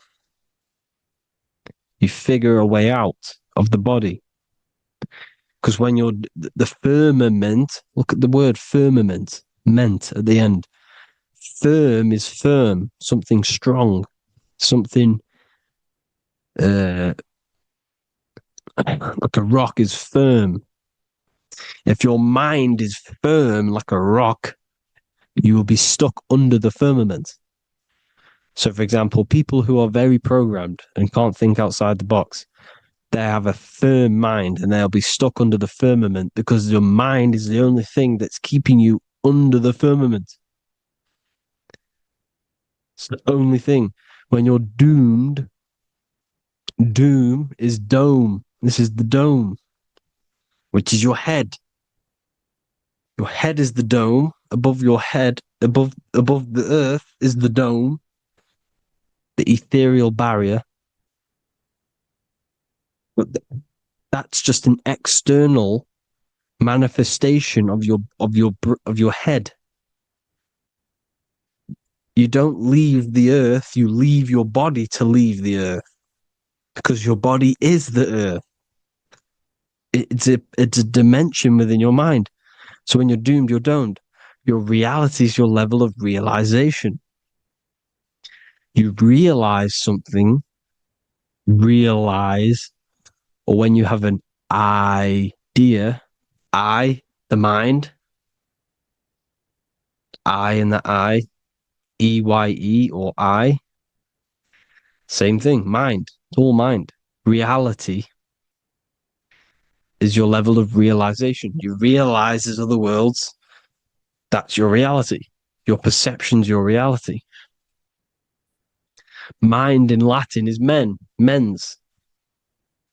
Jesus was known as the fisher of men, which is the fisher of minds.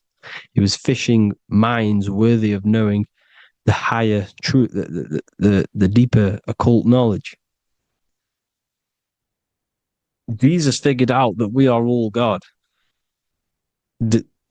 And he got killed for it because in that age they were trying to suppress this information. Jesus figured out he was God because we are all God, every single one of you, and they killed him because we're all mind. We are not the body. We're the invisible intelligence, which is God. But you are not God if your mind is attached to this physical world, to the worldly pleasures. If you master your mind and travel the depths of your mind, that is God. Mental and men. Look at the word mental. It has men in it. Men in the Bible means mind. Here you see the Masonic symbol with the eye, the mind. Looking over, everything is the one. Everything comes from the one. All the lines coming off it, giving its life to all of the life forms. Down here on the bottom, you have duality, black and white. Up here, you have singularity. One and the two. Unification and division. The lower self is divided into the left and the right. So the Bible even says, I forgot what verse it is, but it says, it's better to go through life with one eye than to have two and be cast into the fiery abyss of hell. I'm not sure what verse it is, but you can research it yourself. It's better to go through life with one eye, to be unified consciousness, dimension. No brainer. The language tells you the truth, people. Dimension. The dimensions are in your mind. Entertainment. Entertain the mind. Disappointment. It's all in the mind. Environment. The environment that you are in is a product of your mind. Within, rearranged spells high twin. Within is your mind, and your external world is mirrored from the decisions you make in your mind. Advertisement, commitment, it's all meant, it's all mind. Everything is mind. Everything. So, this is important. The collective thoughts and collective beliefs. The collective, because we all share the mental plane. And because of this is why we are in a weakened state of consciousness at the moment. Because the collective thoughts and the collective minds overall are asleep. And they don't believe in anything. You see, everything is true within the mind. You think of something, it is there instantly. You think of a chair, it's there in your mind. You think of anything, it's there instantly. So everything's true within the mind. Anything can happen in the mind.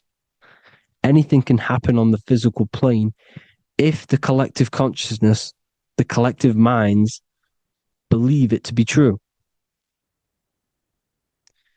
This is why back in the days, in the ancient days, you look at all the old world stuff, you see all this crazy technology, and it's because as a collective, as humanity back then, they believed that they had much more open minds. Therefore, the things manifested in the physical world were a lot more out of the box, so to say, compared to today. For example, magic is not as powerful today because the masses don't believe in it. It's still powerful, don't get me wrong. But if the masses believed, or if everyone knew magic could be real, because it is, anything's real in the mind, it would be a lot more powerful. You see? So and what they're trying to do is create a hive mind worldwide. They're trying to make one religion, an external God. What happens when you worship something external? You give energy to it, because where attention goes, energy flows. Where your mind gives attention to, energy goes there. And when we all believe in external gods and give our worship and our power to these external things, we all give energy to it, which will manifest as a demon in the astral planes. It's a hive mind. They're trying to make a hive mind to summon our energy. Trying to summon our energy. And it through mind, through collective thoughts. The hive mind. They want one religion, one government, one currency, one belief system. And that will create a hive mind, which will limit our consciousness, which will limit what we can do in the physical world. Because if everyone doesn't believe in certain things, it cannot happen, because it's all in mind. Mind is so powerful. I am you and you are me. I hope you all enjoyed this video, people. If you haven't already, join the Wisdom Academy. The Wisdom Academy, we have many occult lectures just like this one. Also, we have just launched Mindwave Hub. If you want genuine frequencies, genuine binaural beats, because the ones on YouTube, the ones on Spotify, Apple Music, they're all tuned to A440 hertz, which shuts down the right hemisphere of the brain. If you want to gain access to your true consciousness, your mind, you need to balance the two hemispheres and balance the chakras. You can do that externally by listening to binaural beats. If you want true frequencies, true binaural beats to hemisync the chakras, hemisync the brain, to gain access to the different dimensions of your mind, well, you can gain access anyway, but it's going to help you if you're trying to learn this. Join Mindwave Hub. The link will be in the description. Listen to the binaural beats, meditate to them, listen to when you go to sleep. They'll massively benefit you. Thank you all, people. Hope you had an amazing, lesson. Hope you learned a lot. And please subscribe. God bless you all.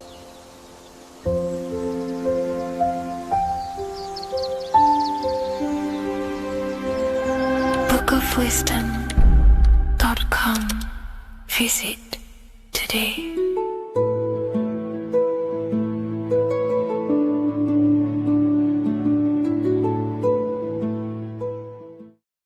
There is a secret meaning behind the number 666. 666 is 3 sixes. The number 3 in occult and esoteric numerology represents the 3 aspects of human consciousness.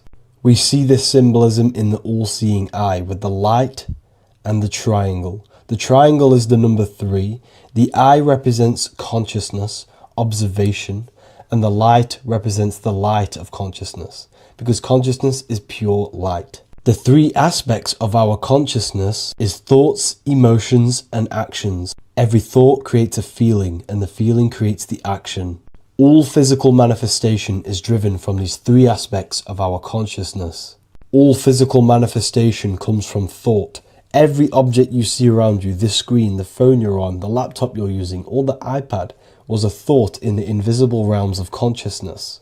Then it was brought into physicality through feeling and action. This is because man is made in the image and likeness of God. We are all mini creators. We are all extensions of God's creative consciousness. Therefore, the number 666 represents 3 sixes. 3 is thoughts, emotions, actions. The number 6 represents the cube, because cubes have 6 sides. This material world that we experience, everything has 6 sides. Everything's created by cubes. We can move forward, we can move backwards, we can move left, right, up and down. This is the cube that we are stuck in. Therefore, 666 represents our 3 aspects of our consciousness, thoughts, emotions, actions, all contributing towards our physical self, material world, material pleasures, completely cutting ourselves off from our spiritual, true, divine self, which means 666 is representing a state of consciousness. A state of consciousness where we only operate from a place of material needs and survival things.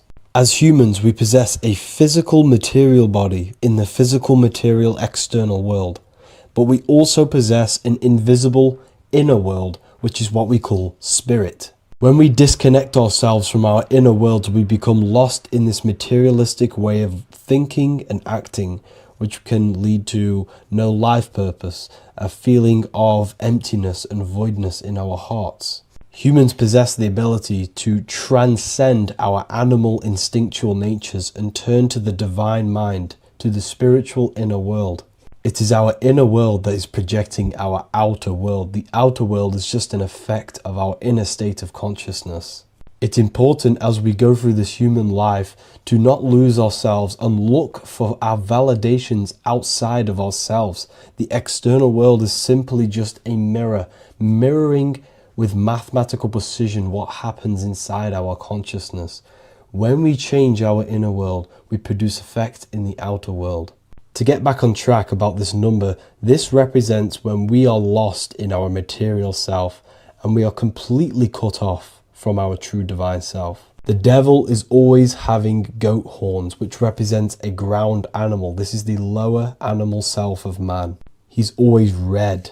The frequency of red is the lowest vibrational color, and it also represents the root chakra. This is all to do with survival mode and our physical needs and physical self. Red represents chaotic and intense emotions like hatred and anger. This is why the devil is always red, because it represents anger and an uncontrolled state of emotion and consciousness. You see, we've been taught in the church and all through religion indoctrinations that the devil is an external deity which influences humans. And in fact, this is nothing but a metaphorical story. The devil is a character which represents an aspect of the human mind, the lower aspect of the human mind, a facet of our own consciousness and psyche. The voice that we have in our head that tells us to do these negative things is not an external deity pushing us to do something bad. This is an aspect of our own mind. Jesus and Satan are just two characters which represent the two voices that we have in our own consciousness. In fact, the word devil was never present in the early Gospels. Instead, what was mentioned was a spirit of evil. A term spirit of evil was not meant to denote a specific deity or being, but rather any force of negativity, whether it manifests as a destructive thought, emotion, or action. The spirit of evil represents the darker sides of our mind, the part that leads us astray and brings forth negativity in our lives. The reason why they want you to believe in a devil is because they don't want you taking responsibility for your creations. They don't want you to realize that the external world is truly a mirror of your inner state of consciousness. Instead, when something bad happens in your life, you blame it on some external devil or Satan who tempted you. Everything is your creation in your life. When you realize this, you take full control and you begin to reshape your external world by changing your inner state of consciousness.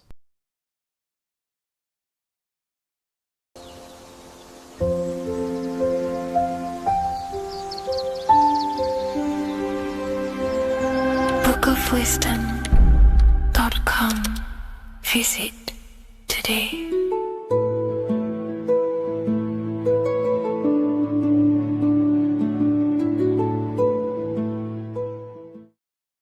So in this video, we're going to be breaking down the symbolism of the skull and bones.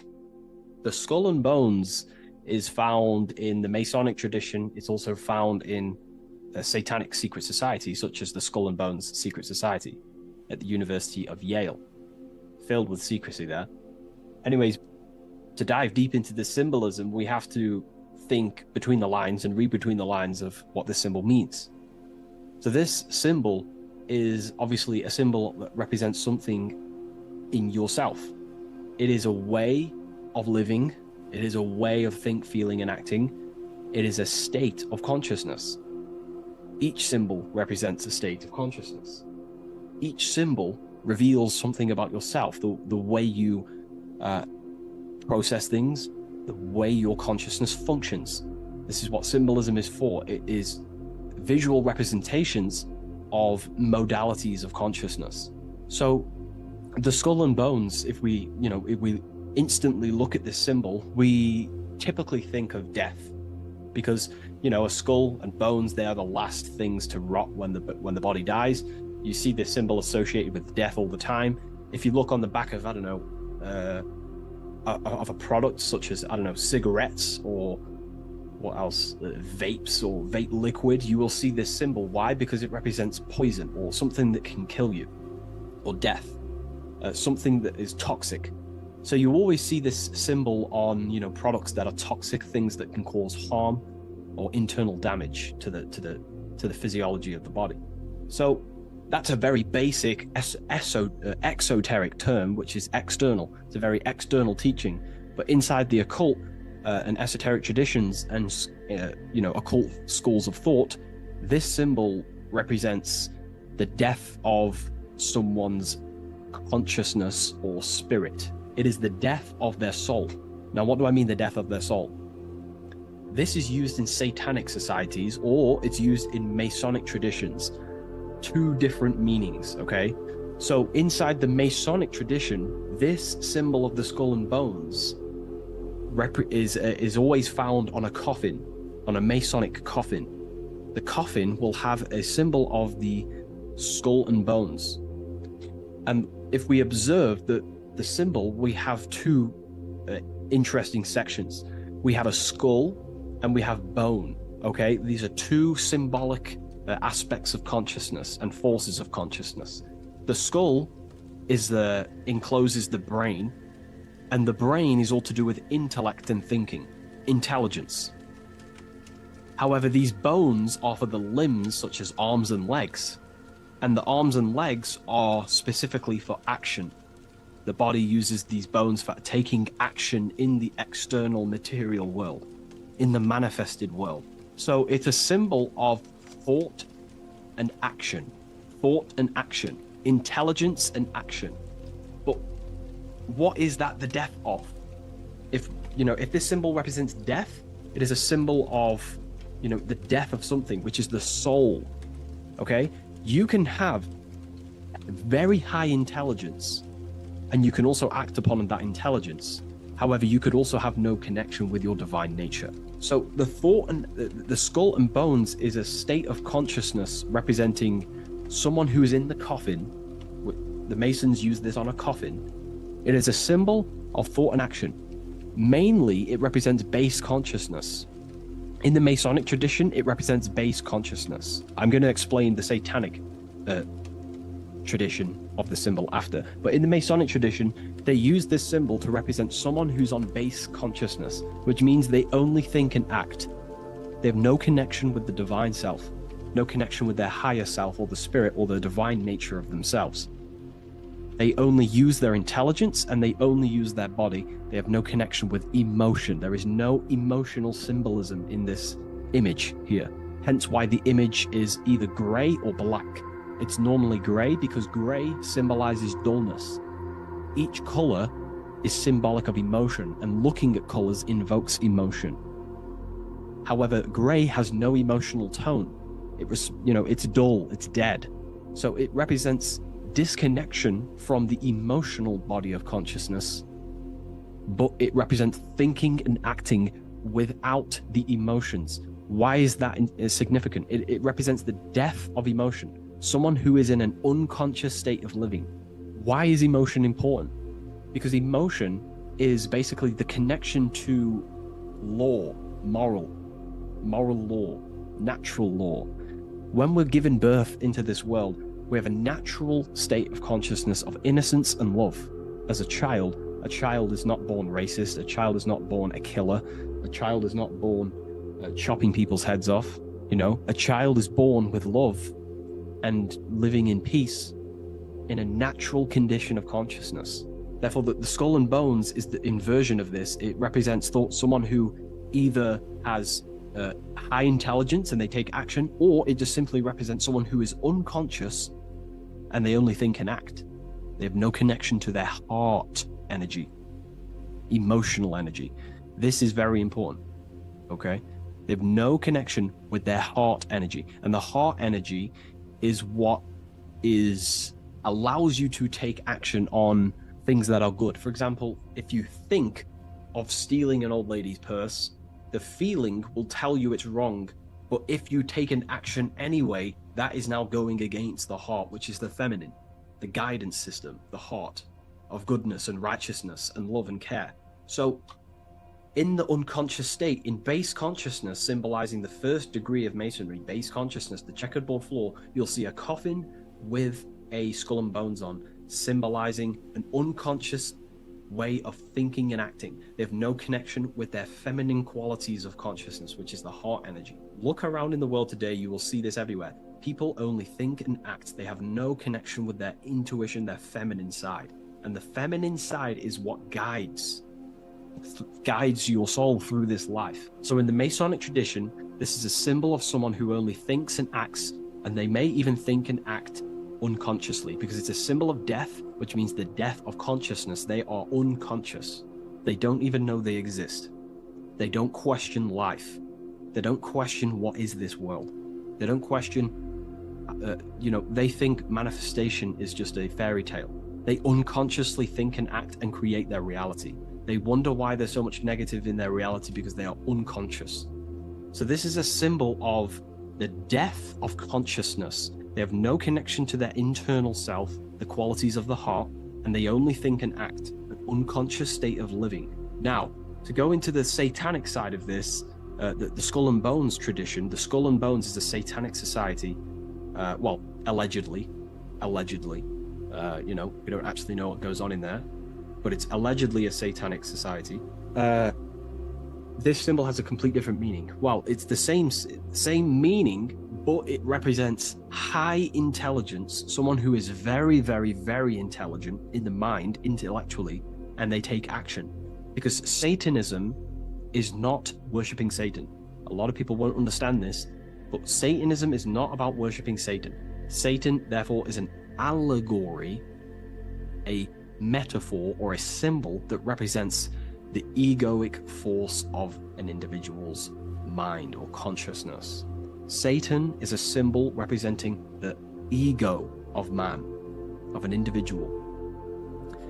And like I broke down earlier, when we think about stealing an old lady's purse or punching someone in the face, the heart tells you that's wrong, but the body takes an action anyway. That little voice inside your mind that says do it anyway, even though you know it's wrong internally, that little voice that says do it anyway, that is what the ancients or esoteric societies call Satan. It's not a deity, but it's an aspect of our own mind, an unchecked aspect of ourself that is always trying to rule and gain is trying to conquer you. This ego tries to conquer and take full control of you. And that's what we see in today's world. So therefore, in the satanic society, this is a symbol of head consciousness, no heart consciousness, because satanic societies do not want to connect with their heart. They prefer to live in their personal consciousness. What do I mean? The universe is one consciousness, one giant being expressed in individual forms. And that universal essence beyond your ego, beyond that universal consciousness, is the heart. But the head is the personal consciousness. The head is where your perception of yourself is. You know, that false character of who you think you are, your beliefs, you know, your name, your job, your status, your reputation. That is all head ego consciousness. It's not necessarily evil. However, in satanic societies, they do not connect with the divine. They would rather live in their personal consciousness and become their own God instead of connecting to the God of the heart, which is the God of the universe. They prefer to become like a material God. They want head consciousness, and they think and act without heart. They will think, they'll have high intelligence, they'll develop their mind, they'll develop the power of their mind, but they'll never develop with their heart. They'll never connect with their heart. So this is what this symbol is representing in satanic societies. They live in satanic consciousness, which is simply head consciousness, thinking, acting, high intelligence, high IQ, no connection with the divine. Okay? And today, this is what this, you know, the world is being pushed upon. This is, you know, the world is 80% Satanist, and people are walking around they're Satanists and they don't even know. This is how the dark occult has influenced the world to become so vain, lost in vanity, ego, lust, materialism, status, money. They've made the world unknowingly become satanic. Most of the people in the world are walking around Satanism. They're satanic. And what they've done is purposely tricked people to believe that Satanism is about worshipping worshipping Satan, when actually it's a state of consciousness. They think Satan is a deity. Yeah, very well said, esoteric. Yeah, they think Satanism is about worshipping this man in the sky or this negative force. But it's a state of being, because we are all God. We're all co-creators of God. We're not the God, but we are expressions or emanations of God. And our soul is the thought force of God. Just like when you think about a certain thought and you dwell upon it for a while, that thought becomes literally an entity or an energy form within the astral plane, and the soul of that elemental being or a thought force is your thought force. That's the soul of that being. Your soul is the thought force of God. You were thought into existence by the mind of God. I hope you gain an understanding of what this means in the two different ways, the Masonic tradition and the Satanic tradition. The Masonic tradition is a symbol of base consciousness, someone who only thinks and acts. They may have high intelligence, they may not. They're living in the death of their feminine side of consciousness. They're emotionless, have no connection with their moral compass of the heart. They have no intuition. They only think and act. They go against their heart. They take actions against their guidance. Someone who lives unconsciously, creates their reality unconsciously, thinks, feels, and acts unconsciously. And then in the Satanic tradition, well, going back to the Masonic tradition, that base consciousness that I've just explained is the state that we must arise from, because that is the coffin. you'll see this symbol on a coffin, because the coffin represents the death of the spirit, the death of the feminine side of consciousness, and the death of conscious, being actually aware. And that's the state we must rise from, out of the coffin into higher consciousness. And that's why Masons, not just Masonry, you have this whole story of death and resurrection is in everything. It's in the Bible. Jesus dies and he is resurrected. In Masonry, when you're initiated, they symbolically kill you and then you're resurrected. Every secret society symbolically kills you and then resurrects you. Why? Because in order to awaken to what you truly are, you have to kill who you thought you were in your mind. In order to awaken to what you are, you have to kill what you thought you were. So it's a death and resurrection. Okay, so this is the state we arise from, but in the satanic tradition, this is glorified, this state of consciousness. They are conscious, they have high consciousness, but they only have intelligence and action. Their intelligence and action are one. They think and act instantly, but they think and act at the expense of others because they have no connection with their heart. There's no heart symbolism here. It's a symbol of intelligence and action, the mind and the body. So the satanic tradition, they think and act at the expense of others. They seek to control other people because they have no connection with their heart. They have no connection with empathy, love, or care. They only care about themselves and the brotherhood of their secret society. This is what true Satanism is. It's not about worshipping Satan. It's about serving Satan, which is your ego, the egoic force that tells you not to go with your heart. So yeah, I hope that clears some things up about this symbol.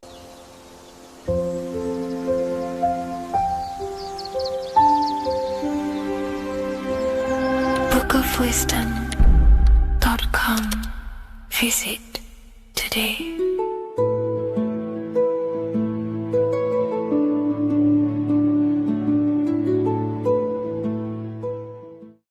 Your ultimate goal is to be famous, then you're gonna do a lot to get there, like sign your name in blood in a contract with the devil.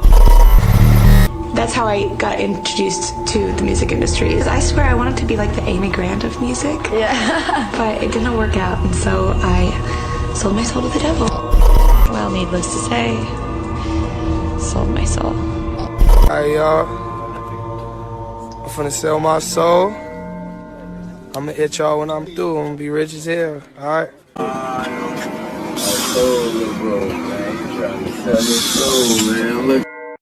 So what exactly is selling your soul? In order to understand this to its full potential, you have to understand the spirit world and the occult world which our eyes cannot visibly see. The physical world we see is nothing but an illusion and a product of the higher planes of existence. For example, you can see someone's physical body, but you can't see the complex structure of the consciousness and the thinking behind that being. With that being said, there are forces and entities not attached to physical bodies, which they exist on the astral and etheric plane behind the physical plane. Now, there are numerous videos and music with artists talking about this. For example, I sold my soul to the devil and the price was cheap. Why do you still do it? Why are you still out here? Well, it goes back to the destiny thing. I made a bargain with it, a long time ago, and I'm holding up my hand. What was your bargain? To get where I am now. Should I ask who you made the bargain with? with the chief commander. On this earth? And on this earth, and then in a world we can't see. So selling your soul is cutting a deal with an astral plane entity in exchange for wealth and fame on this physical plane. This is classed as black magic because you are bending reality against your intuition. Now, making deals with entities beyond the physical plane, you always have to give something in exchange. When it comes with demonic entities, it always involves some sort of sacrifice, bloodshed, or humiliation. Now, there are countless of rappers who someone close to them have died just before their career takes off to the next level.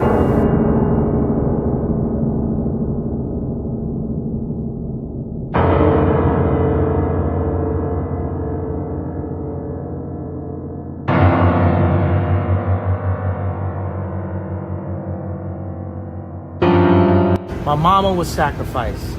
Me too. You understand? Yeah. I'm Christian. Michael Jordan, what about him?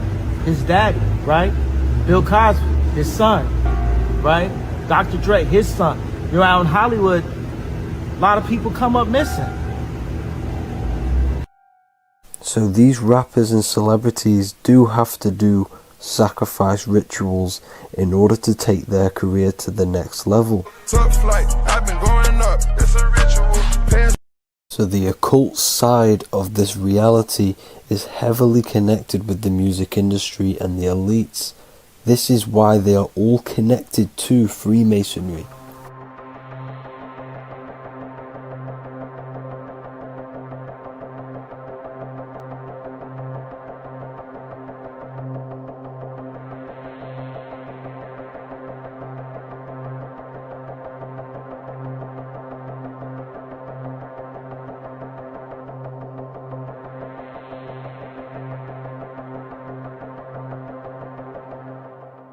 Now this is why the music industry is one of the most important industries for the elites to stay in control and keeping the masses on low states of consciousness. Frequency is one of the most powerful things in reality because it's the only thing which can enter your soul and body without consent. The frequency on Spotify and all major platforms are all tuned to 440 Hz, which was set by the Rockefellers. 440 Hz turns off the whole right side of your brain, and the right side of your brain is to do with critical thinking, imagination, and your intuition. Music has the ability to influence your intent, your emotions, your thoughts, and your actions just by frequency itself. By controlling the music the celebrities put out and the things they talk about, they're actually molding society because of the celebrities' huge amount of influence over the younger generation and cultures within society. This is why the music industry is mainly talking about sex, guns, violence, and hating other people. These are all very low vibrational acts and things to do which destroys humanity and societies, keeping us all conquered and divided in order for them to stay in power. Music can actually reprogram your subconscious mind, and it is a form of MK Ultra, which is mind control. It's in my brain. Do you know that? It's living rent free. I can't get it out. You did that. Yeah, it's hypnosis. Yeah, it's hypnosis. You're so awesome and dope. You do need to be very careful with what you're listening to and what frequency it's playing at, because all of this has an effect on your electromagnetic field and your state of consciousness. Now let's go back to selling your soul. When these rappers and celebrities sell their soul, they now gain eternal life on this physical plane. When you do sell your soul, you are allowed to live forever. And these people that are called youngins, rookies, new booties, like I was, had no idea that these people still live. They will prey, haunt, kidnap, anything to stay on top. This is their world. They have nothing but time, is what they believe. Now this explains why there's so much Saturn worship, because Saturn is the father time. He's the god of time and crystallization in the physical realm. If you want more information on that, go to my previous video. Now here is A$AP Rocky standing inside of a pentagram, but notice the way he's standing, it's an inverted pentagram. The pentagram is associated with magic, however, the upright pentagram is the 5 elements with spirit on the top. It's either called spirit or ether. It's at the top because it rules the other 4 elements, because it's the baseline of reality, which is spirit and matter. Spirit is behind the physical reality. However, when it comes to black magic, they invert the pentagram, so spirit is at the bottom because they worship the physical world. This is why the Baphomet is the inverted pentagram. These people are operating off their animal instincts. They do not want anything to do with spirit. These are anti-Christ. All of these celebrities know full well the effect that what they're doing on the rest of the world. They have sold themselves out, and the elites use them as puppets to push this new world order and mold society in the way they want it. This is why all the celebrities are linked to Freemasonry. Because in Freemasonry you have to take the oath of silence, where you can't speak on anything that they learn inside of Freemasonry. This is the symbol of silence.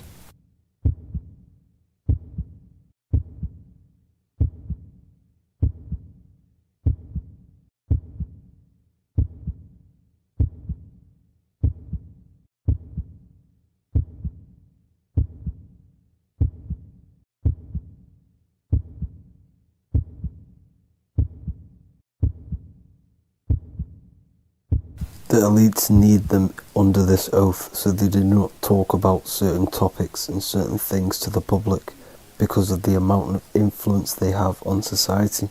Now, even the name Hollywood is an occult term, because back in the ancient days when they used to create wands, they used to create them out of Hollywood, out of the holly tree, because each wood has certain attributes and virtues when it comes to magic. And the holly tree was known as the holy wood, and they used to create the wands out of it to cast spells. And Hollywood are still casting magic to this day through the films and through the music to the masses. That's it for this video, people. Hope you enjoyed. Please like and comment and subscribe. Peace and much love.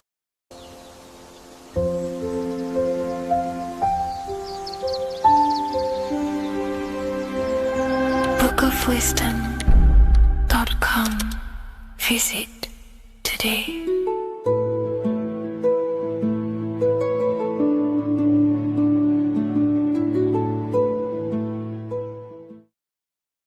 There's an ancient symbol hidden in plain sight, one that holds the key to transformation, power, and unlocking your true potential. It's been used for centuries by mystics, rulers, and even modern science. But almost no one understands its true meaning. Once you do, it will change the way you see yourself and the world forever.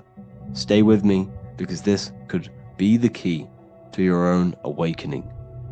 The symbol of the snake, or the serpent, is a very powerful symbol that refers to something within you, that we all are on this journey. So first of all, we see this symbol in ancient Egypt on the top of the pharaoh's head. We also see this with Buddha, with the snake on top of the Buddha's head and below. We also see this in Rome, with the Roman god Mercury holding the staff with the snake. We see this in Adam and Eve's story, with the snake tempting Eve. We even see this today on the medical facility. What does this mean? Why is this symbol being used for thousands and thousands and thousands of years? It has a very deep esoteric meaning. We see this in the caduceus staff, and we even see the snake representing the Kundalini. What does the snake actually mean? A lot of people think it represents the Kundalini, which it does. However, there's a deeper interpretation of this symbol, and it goes very far beneath the surface of what the snake actually represents. Okay? So first of all, when looking at symbols, we need to observe what the snake does in nature. The serpent sheds its skin. The serpent shedding its skin is a sacred symbol of an inner transformation. It transforms from its old self to a new self. It sheds layers of itself. As the snake discards its old exterior, it mirrors our own journey of realizing outdated beliefs and patterns, paving the way for a renewed, authentic self on the esoteric path of awakening.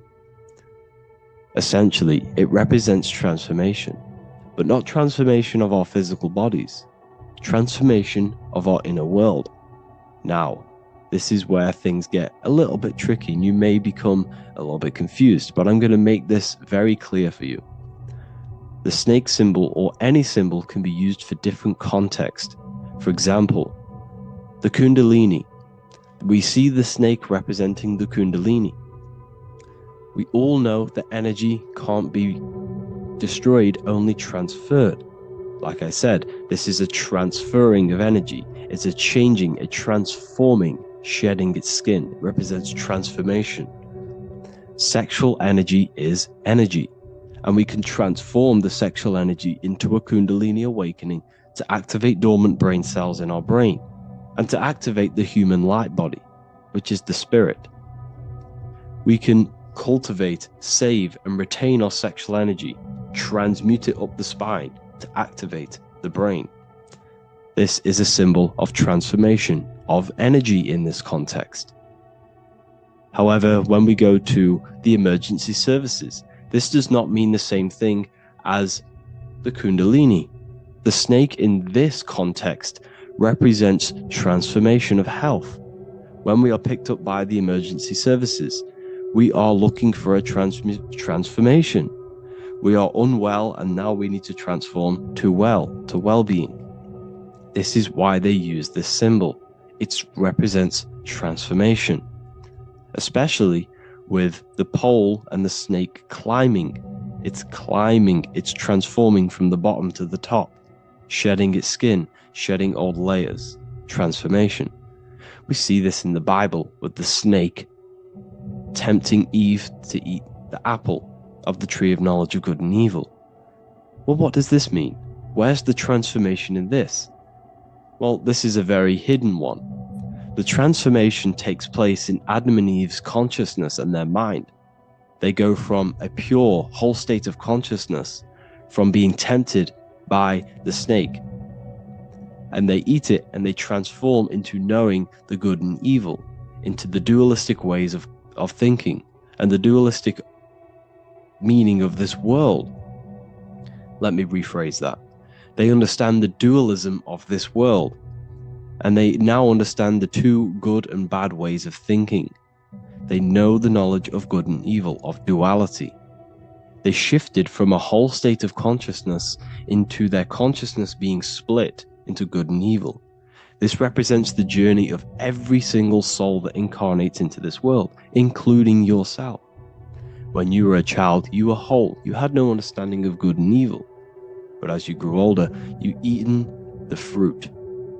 You grew to understand the knowledge of good and evil. Your consciousness split from a whole into a separate and divided way of thinking and divided understanding of the world. We suppressed aspects of ourselves to fit in with society norms. And we just limited ourselves with limiting belief systems. We knew the knowledge of good and evil.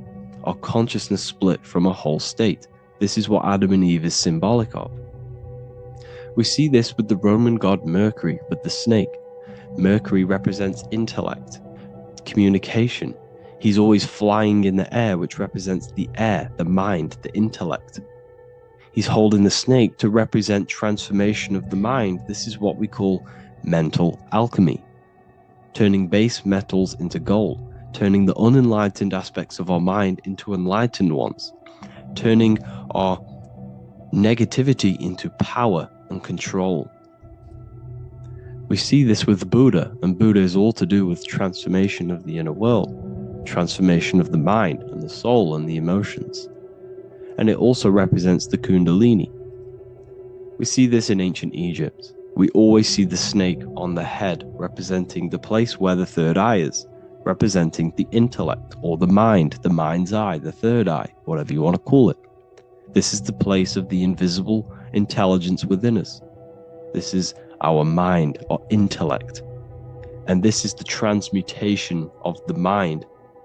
This is why the snake is on the head, representing the transformation of the mind, going from the unenlightened into the enlightened, going from the uncontrolled to the controlled mind, so that we can control the very fabric of reality. I've kind of just given that away. Why is this important? Humans are creators. We're the architects of creation, endowed with the divine power to channel the fourth dimension, which is the imagination, into reality. Each thought and intention is a seed. When nurtured with focus and clarity, transforms the unseen into the tangible experience. This creative process bridges the gap between the ethereal and the material.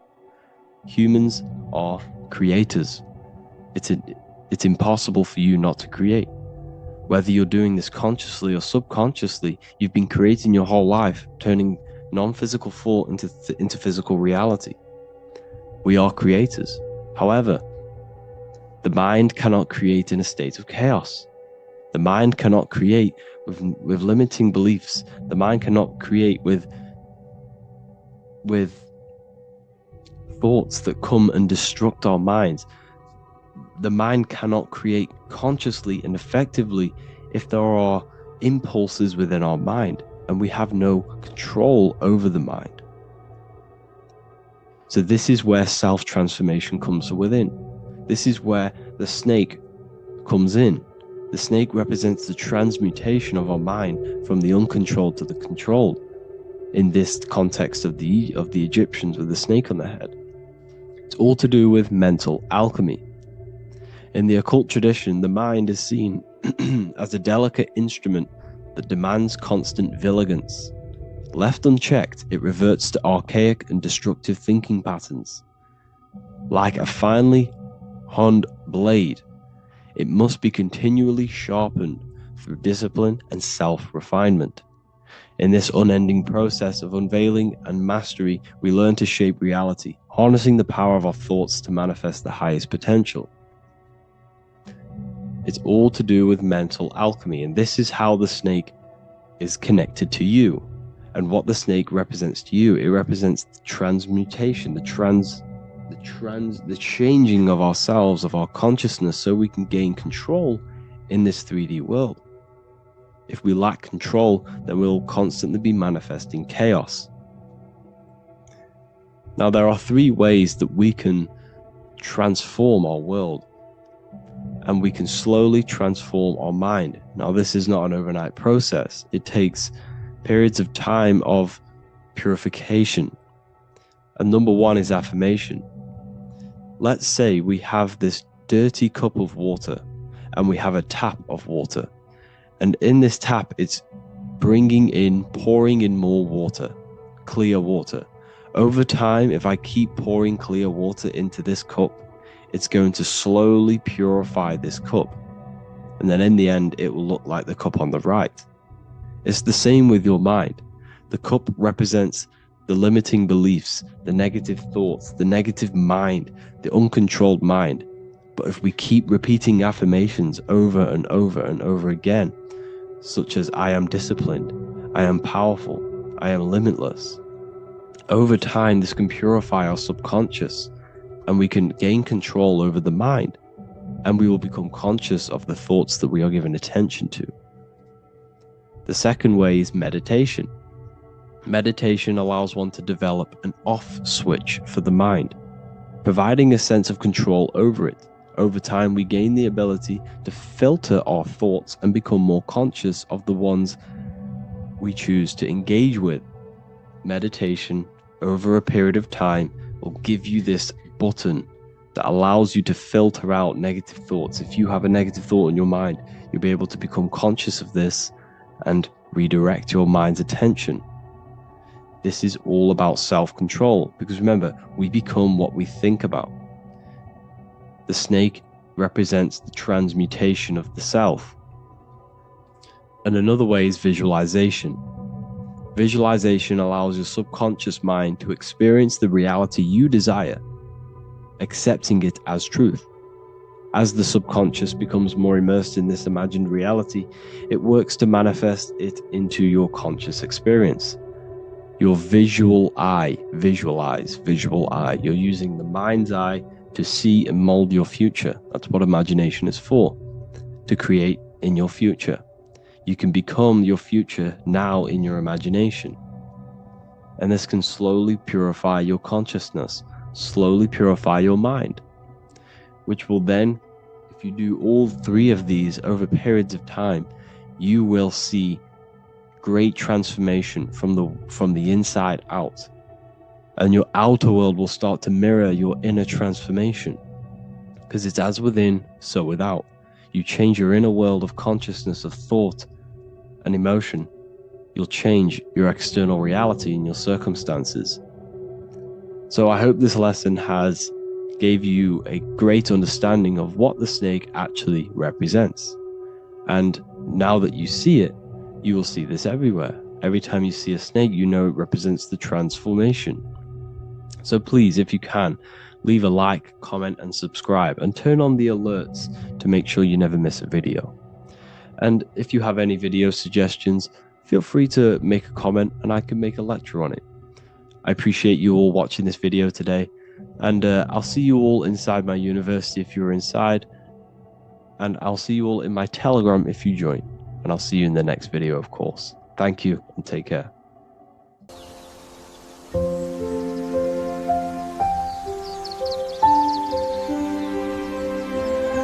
bookofwisdom.com. Visit today.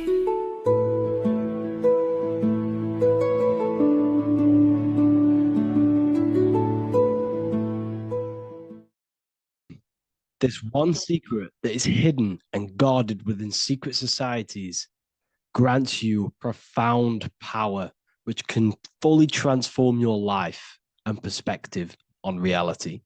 Today, I'm going to reveal this one secret, which you probably already know, but never realized how deep it truly is. This has the power to change your life. It is the key to your potential. And if you stay with me, this power may be yours, and you could transform your life with this hidden secret that is guarded within secret societies and esoteric orders. And this secret is not really a secret, but something people overlook, that the universe is mental. Everything we experience and interact with and perceive originates within the mind. The universe is a boundless field of consciousness, a mental construct molded and shaped by thought. We do not just live in a physical world, as they want you to believe. There are hidden forces that mold the material world. They want you to believe that you are only a physical being inside of a physical universe. But this is completely wrong. You are the architecture of the universe. Your consciousness is the very fabric of reality, and you create your own universe. The universe is an infinite field of consciousness, a vast and limitless mental construct, intricately woven and shaped by the power of thought. It is a dynamic and ever-evolving field where the interplay of awareness and attention gives form to existence. Within the boundless realm, every idea, perception, and belief contributes to the creation and transformation of reality itself. Each thought holds the power to transform reality. Your consciousness is the very fabric of reality. And this is shown in the symbol of the flower of life. The flower of life is a symbol. It symbolizes the interconnectedness of all existence, illustrating how every thought is not merely a fleeting moment, but a ripple that reverberates across every layer of reality. Each action, like the intricate overlapping circles of this pattern in the symbol, extends its influence far beyond its origin, weaving a web of interdependence where every choice impacts the whole. It serves as a profound reminder that everything is connected, bound by an unseen field of consciousness. This symbol represents how one action, one thought is a ripple in the whole vastness of the ether of consciousness. To master your mind is to master the universe, because your mind is a miniature universe. The mind is the very fabric of reality. So if we gain the hook, if we gain the power and the mastery over our minds, we have now gained the power to create reality. to your will and intent. You see, most people live in a cycle, and this cycle is the outer world manipulating how they feel on the inner world. People's external circumstances are creating their thoughts and emotion in the inner world of consciousness, which is producing a constant cycle of negative manifestation. For example, let's say something negative happens to me in my external world. Then I start to think negative and feel negative. What that is actually doing is manifesting and projecting more negativity, because our thoughts hold the power to control and weave our own life. Your life is a direct correlation of every thought you thought in the past. What we need to do is stop and not let